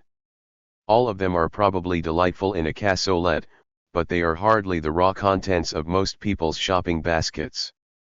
On a Saturday morning in August, Petrini sat in the sun-bleached lobby of the Hotel Vital on the Embarcadero waterfront in San Francisco, his fingers wrapped around the day's Corriere della Sera. Although he was wearing woolly, professorial tones, his tailoring was far too crisp to belong to an academic. Even his beard looked neatly creased. As all the environmental, health, social, and political disasters have come to the surface, the key issues of our movement are now being felt, he pronounced. And Slow Food's response to global warming, social disruption, and a future food crisis is, actually, very simple. Our solutions aim at promoting a local versus global economy. The idea of local food, of living off the carrying capacity of the land by buying seasonal, organic produce and boutique farmed meat, is at the heart of Slow Food's dream of a new rurality. The ideal is nothing short of a renunciation of humanity's long, twisting history of trading food. But contradictions abound. For example, while Slow Food champions the idea of regional distinctions, rival cheeses in Campania, for instance, such distinctions aren't static and never have been. Ideas of eating are as fluid as the Valpolicella poured at a Mexican restaurant in Vermont. Apart from inside a patch or two of Amazonian bush, or up a forgotten New Guinean gully, there's no such thing as a purely regional cuisine. Promiscuity in foodstuffs is part of human nature. Recall the Stone Age merchants who trucked Middle Eastern wheat across the breadth of Asia and laid the foundations for 4,000 years of noodles in China. Take zuppa del contadino, a traditional dish from Petrini's own home ground of Piedmont. It's a cluster of rude imports. The chickens that make the broth came to Italy from China by way of India. The tomatoes that give it zing and color are famously South American. Even the garlic, Southern Europe's lordly old flavoring agent, is an immigrant from Central Asia. What, then, is authentic? Surely the very concept of a peasant tradition is ridiculous if you take history into account. Point 52. But Petrini is used to critics. Trade will always exist, he admits. It is necessary in order to maintain relationships with other people and consider them as neighbors. My concept of local economy is based on a systemic approach to people's lifestyles, including the search for renewable energy, the safeguarding of the environment, use of waste, and a more democratic participation of people in this process. It's a method to make us stronger and fight against the globalized economy that has deprived us. Another contradiction: Slow Food is ostensibly about sustenance, fellowship, and democracy, but its public face is the truffle-sniffing snout of the eco-foodie. Across the street from Petrini's hotel is the Ferry Building, a mall devoted to the cult of high-grade hors d'oeuvres. Fit Californians with good credit ratings shop for pawpaws, Bronx grapes, and aristocratic cheese. Natural butchers hawk organic salamis, grass-fed beef that practically drips with chlorophyll, and pork chops as pink as carnations. A chalkboard beside an organic vegetable stand reads Slow Food Mushroom Basket $30. Even the smells extra virgin olive oil, fried crab, ATM machines are expensive. But to most Americans and the rest of low-wage humanity, a pound of pink tree oyster mushrooms is as attainable as a moon rock. Petrini scorns such comparisons. Saying our movement is elitist is not true, he insists. We are present in Ethiopia. In the Rio de Janeiro slums. People accuse us because we support the right to pleasure for everyone, and many people consider suffering to be Despite this populist rhetoric, 5 minutes at a slow food event makes it clear that the Epicurean value of food outweighs its material importance. That's the power of marketing, in which slow food is proficient. But as many economists will tell you, eating is the purest mode of consumption. Our purchases are statements about our social class, our friends, and our beliefs. Buying something as continually necessary as food is an ongoing act of self-definition. It's not the vitamins or calories we're purchasing, but the cachet we get from tossing a pound of imported Irish butter into the cart. 53. Slow food, of course, isn't simply an international conspiracy to sell expensive cheese. Its motto is good, clean, and fair, and it takes itself seriously. Its products are invariably better for the planet than are their equivalents grown in the industrial system. This justifies the clean part of their motto. As for the fair, visit the coffee or chocolate stand at a slow food convention and count the familiar logos on the posters. The good, as in teaching people to enjoy the taste of, say, artisanal sauerkraut, is harmless, or even laudable. One of Petrini's favorite semantic schemes is to call food shoppers co-producers, with the hope of changing the way people think about their relationship with their lunch. He wants to extend the principles of fair trade into every transaction involving food, which should at least educate people about the need for change. The food industry played a positive role in the beginning, said Petrini. But as time went by, it became more and more invasive and controlled more and more natural resources. The result is that we produce enough food for 12 billion people, but we're 6 billion. There are 800 million hungry while millions suffer from too much eating. We must be ashamed of that. The problem isn't production, but distribution. Is slow food a solution to the millennial problem of the food empires expanding and collapsing? Perhaps it is, partly.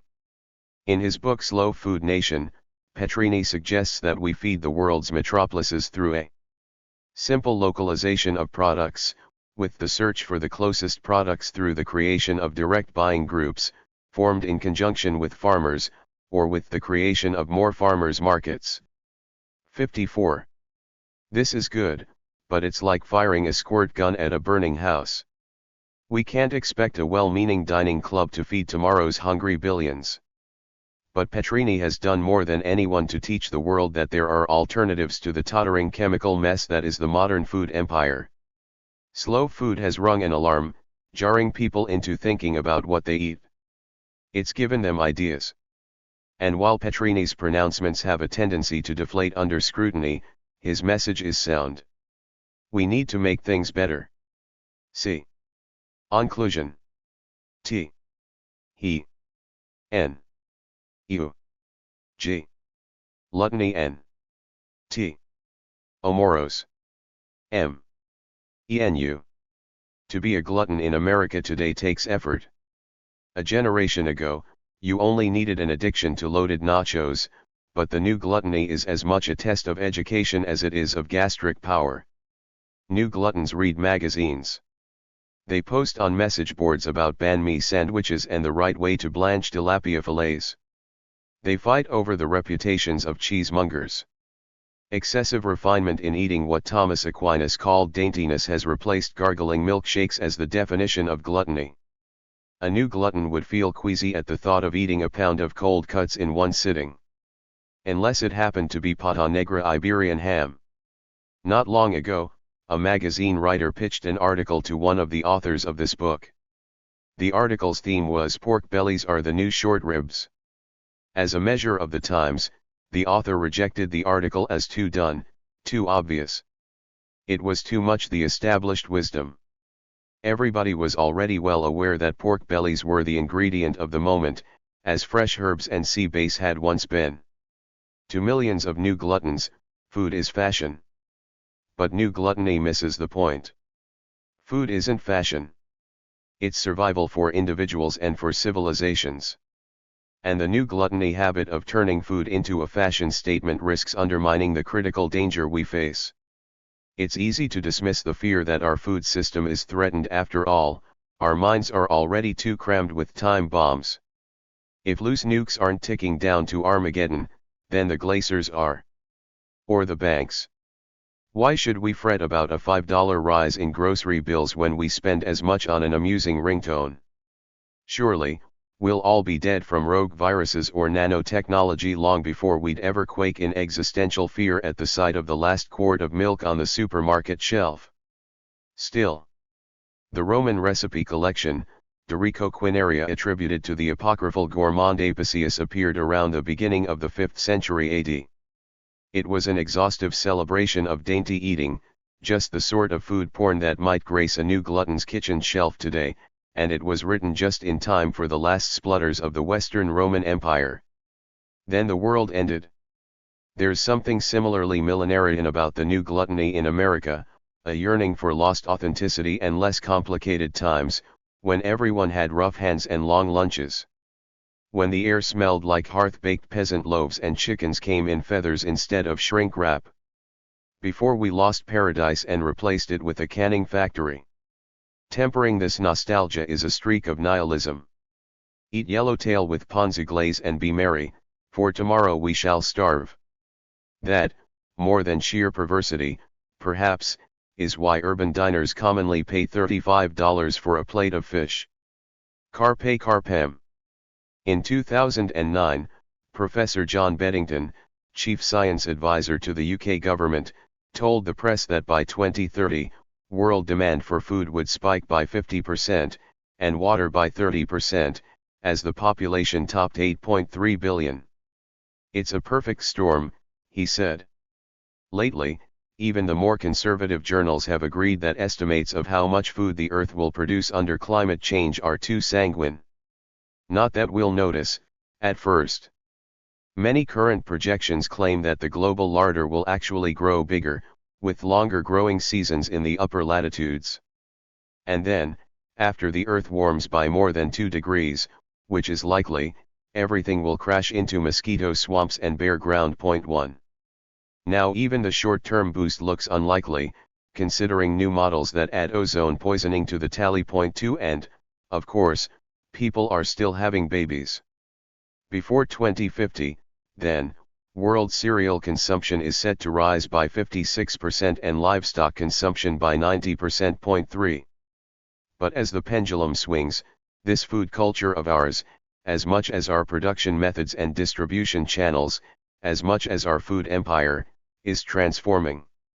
Locavores, the Luddites of gastronomy, haven't seized the machinery, but they now run the front offices in the factory.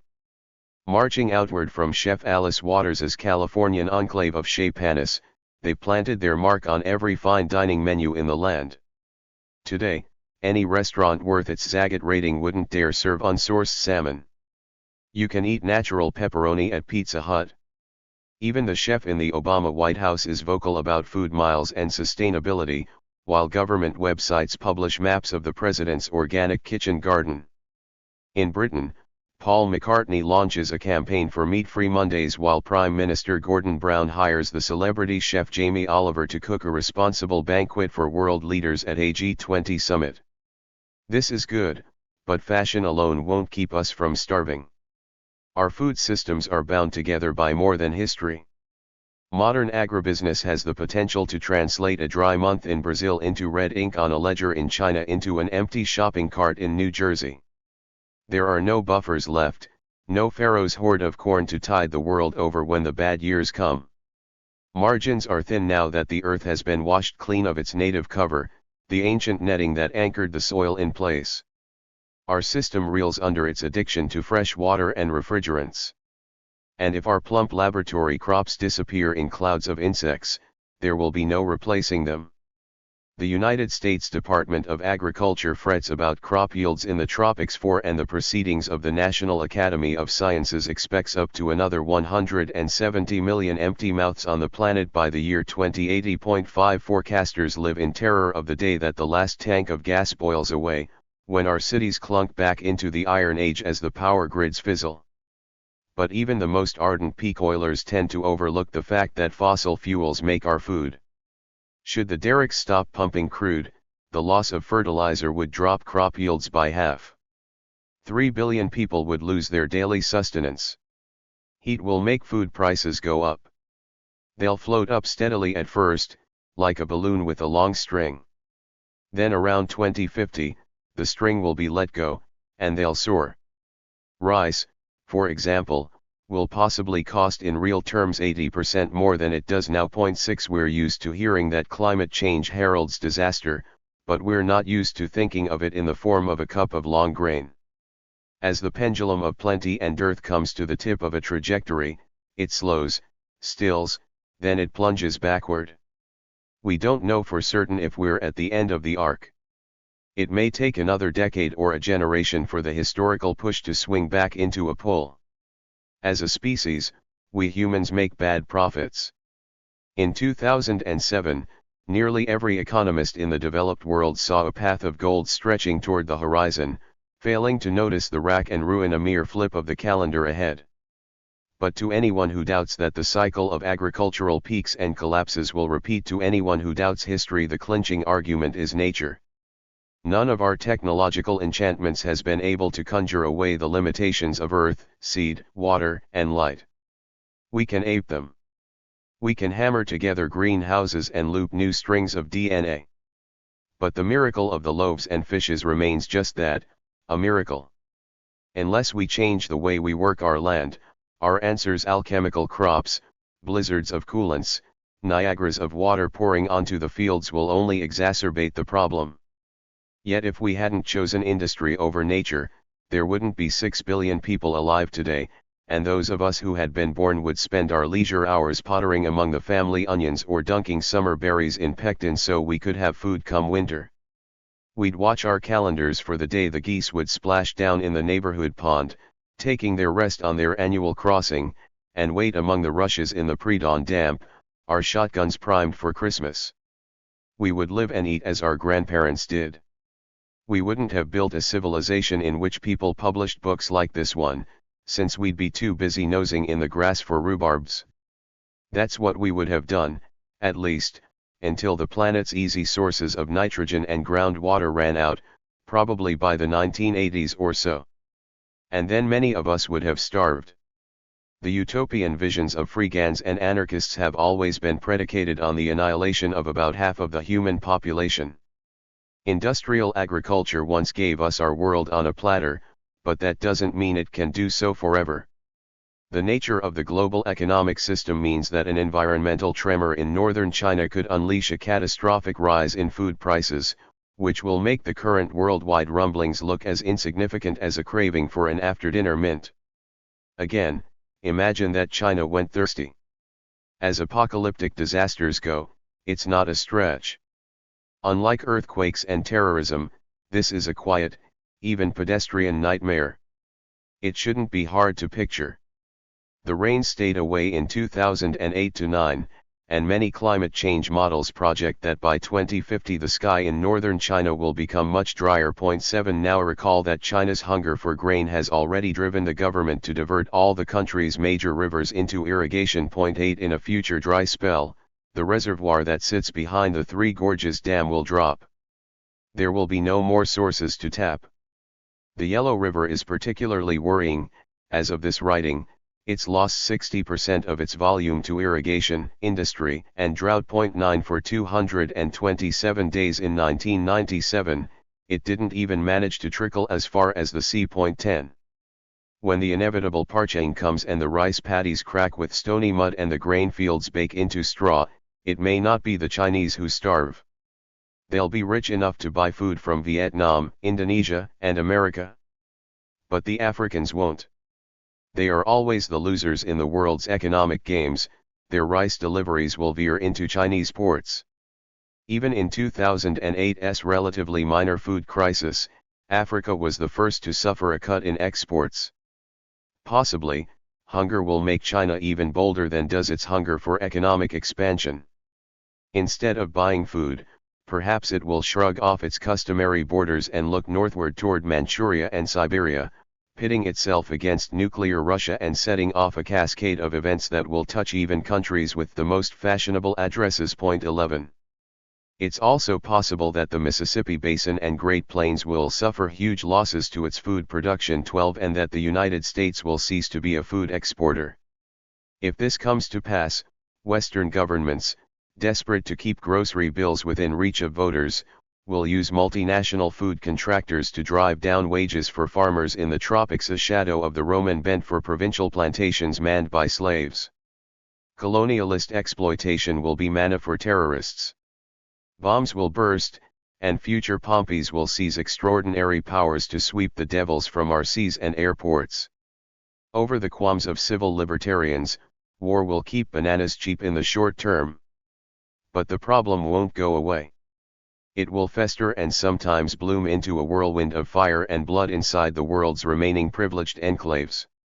We're all connected, after all.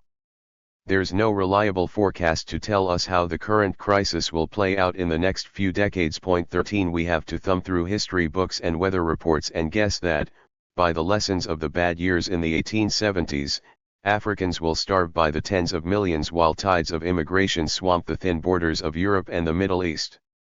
Many immigrants will be seething with resentment and vector-borne diseases, hardly a recipe for public health, racial harmony, or peace. Our agricultural-industrial complex may chug ahead for another generation or two, perhaps sipping a little more cautiously at the oil well, perhaps hammering a few more no-pesticide signs on the edges of soybean fields. But the momentum of the pendulum won't be stilled. Our food system is going to change. We may not even notice it happening. It took about 200 years for the ancient Romans to whittle their numbers in half. There are no mass graves along the Via Sacra. In Mesopotamia, the slow winnowing of the soil happened over the very centuries in which the great cities of Ur and Nippur strutted upon the stage. Atrophy doesn't make for a particularly stirring exit, but it's the way that food empires usually die.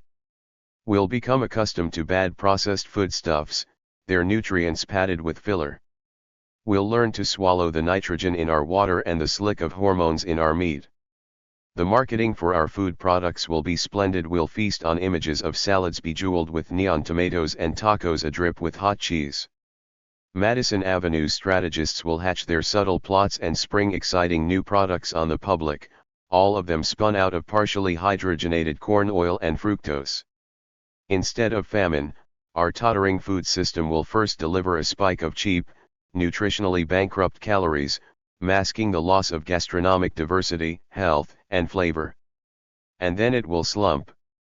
Cheap food is not only a historical quirk, it's not even cheap once the bill is reckoned. Grass-fed beef, organic beets, fair trade coffee, their prices aren't more expensive, they're simply more honest. We ought to buy them, but that's not enough. Slow food is right about getting people to obsess over their food. Change will come from the skeptic at the fish counter, the bag of celery from the community-supported agriculture truck, the metastasizing email petition to Congress. When the food miles, provenance, and cleanliness of a charfilet inspires as much interest as the day's stock readings or football scores, then we'll see things get better. But until there's a public outcry for tax incentives directed at promoting sustainable agriculture, the best we can do is start hoarding against the future. Not by stacking cans of beans in our cellars, but through loading silos, enough to stave off hunger for more than just a season. We need an economic plan that counts for a day when the whole world needs bread more than it needs circuses. That, at least, would help us through the first dry spell. For 7,000 years, food empires have expanded as far as transport and topsoil and markets would allow. Then they slunk back to lick the dregs of their empty storehouses when their farms fell into dust. Every food empire, the network of specialized farms that survive and support urban civilizations through trading, overextends itself. So will the modern one, for all its technological talent. How then do we avoid repeating the mistakes of Mesopotamia, of Rome, and of the 19th century? There's no chance that the modern world could abandon specialization, much less go without trade, but it's worth imagining what self-sufficient cities would look like. Their citizens would be flimsy creatures, stunted on diets of stale grain and whatever greens they could scratch from parks and Victory Gardens. And there wouldn't be many of them.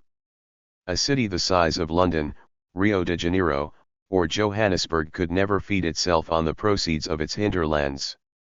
Even if a city solely bought local, it would be foolish to do so. Without the food trade, a local drought or crop blight becomes a death sentence. Having the world as our breadbasket is an excellent means of insurance.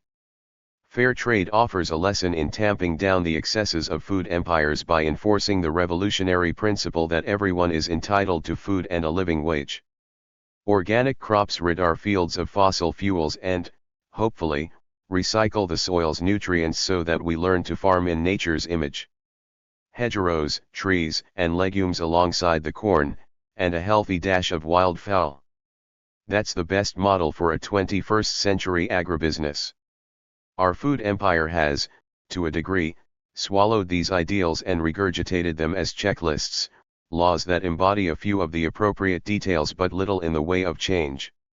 One way to fight anemic standards of organic or natural is to follow the slow food route.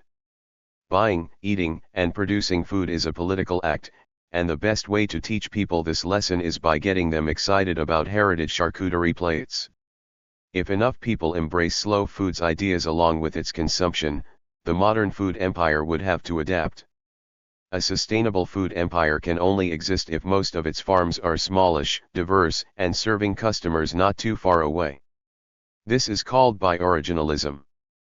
But for such a model to safely feed a world population of 6 billion to spread risk, this bioregional system has to nest within a global trading network.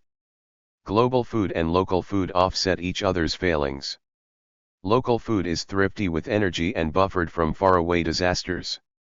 Global food is economically efficient and, even more importantly, it puts mangoes and salmon on our dinner tables. We need the global system so that regions can specialize to a degree. International trade prevents inefficient uses of land, since it's cheaper for people to buy what they can't grow effectively themselves. This combination of global and local, a nested bioregional system for want of a more sonorous term, is the best hope we have of sustaining our modern food empire. But it's easier posited than done. The only way such a nested bioregional system could ever appear would be through legislation. Market forces are too strong to willingly give up their monocultures until it's too late. A nested bioregional system would also require the weight of an ardent consumer base behind it, wielding enough dollars to upend the economic logic of destroying the planet for the sake of cheap corn products. Again, this is easily suggested. But beliefs are changing, and not solely at a snail's pace. It would be delightful if governments agreed that all their citizens should be entitled to a nutritious diet. That food producers should all earn a living wage. That farms should be diverse, and hence climate resilient.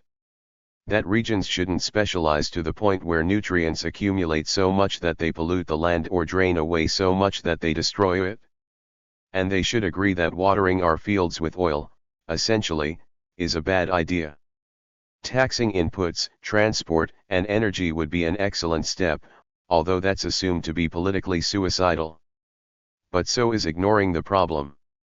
And if we're serious about food security, we need to invest in the infrastructure to store enough food against a bad season or three. Because, whether we pass legislation or not, the dry years will come. Without a popular mandate, though, laws like these won't be forthcoming. More than just a fan club for specialty yams, slow food is a philosophic model that we'd do well to encourage. If people directed a fraction of the energy they invest in consumption toward thinking and caring about what they eat, we wouldn't have to worry about our food empire being left on the compost heap of history. CSAs, farmers markets, family gardens. These small steps will set us on a safer path. That path will need farmers to raise livestock on the edges of cities, grazing them in the summer and feeding them local dry grass in winter. They'll reject the temptations of the injection and the confining pen, and when the moment comes for slaughter, they'll drive the meat a few miles into the city for market.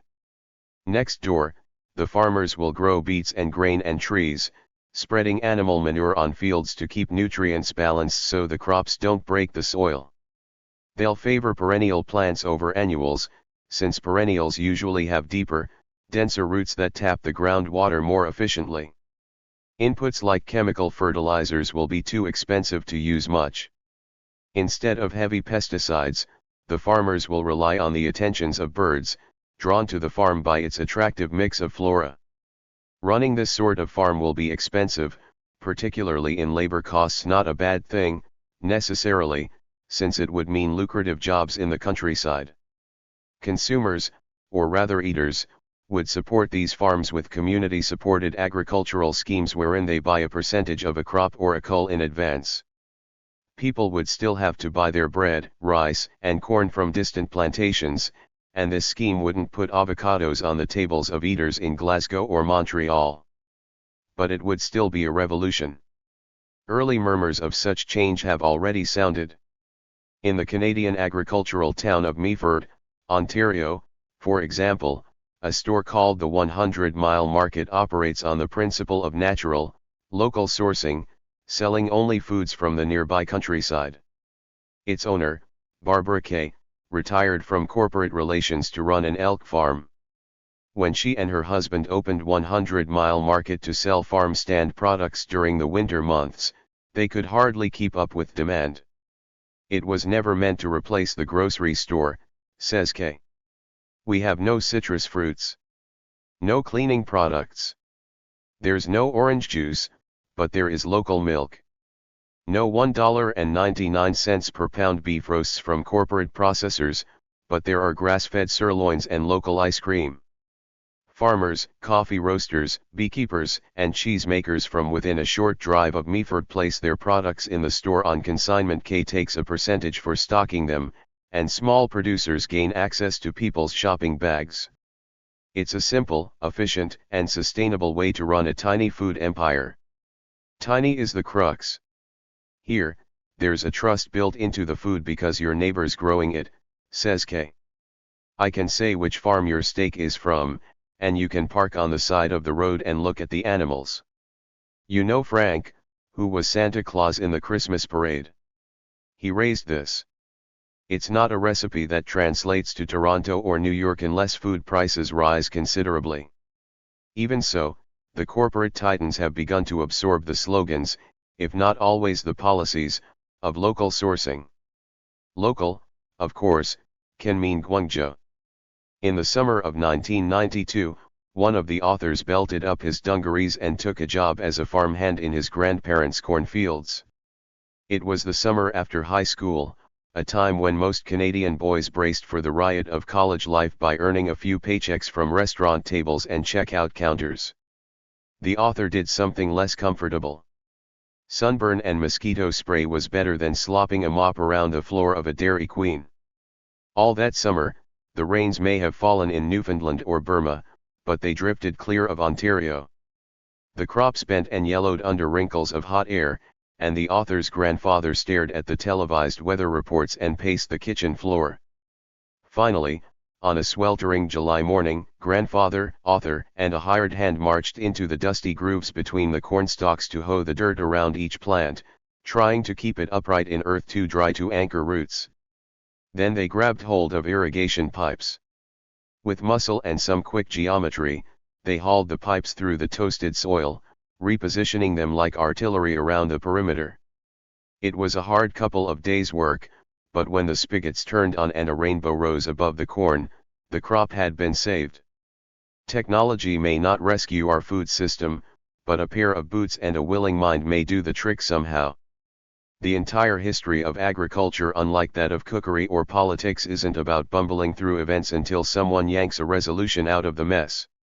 It's not like the happenstance inventions of cheese and alcohol, or the chain reactions of gripes and accidents that spark wars.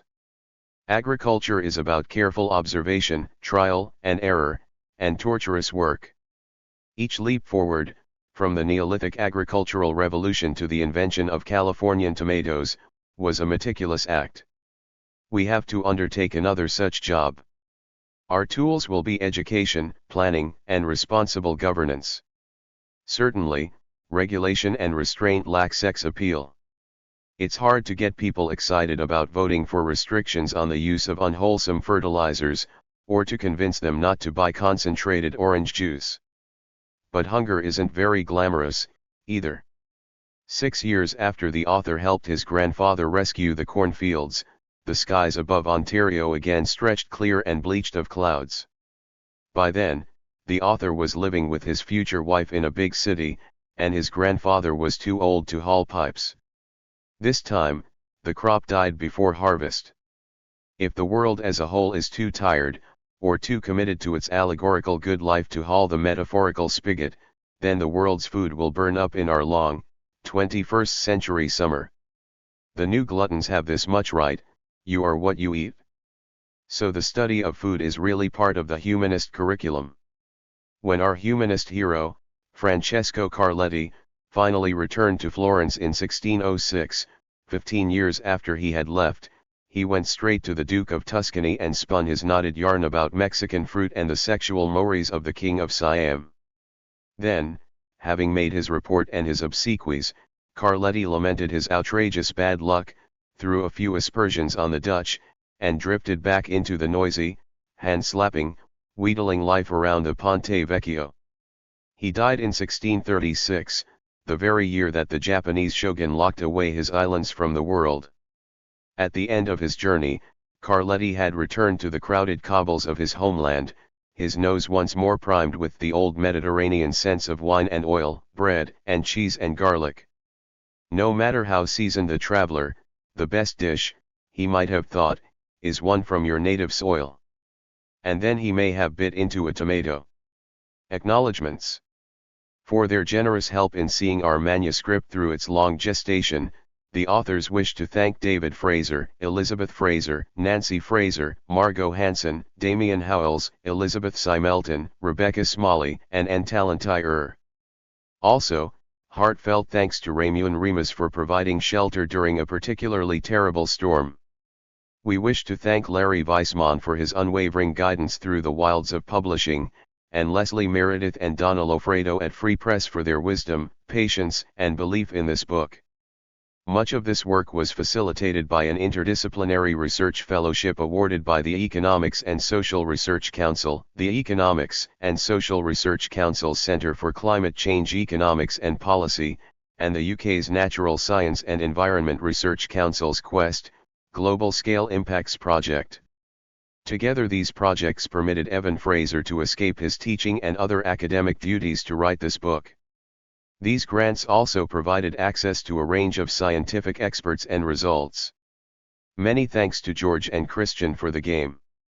And, of course, we're grateful to our families for their support and understanding during our Food Empire years.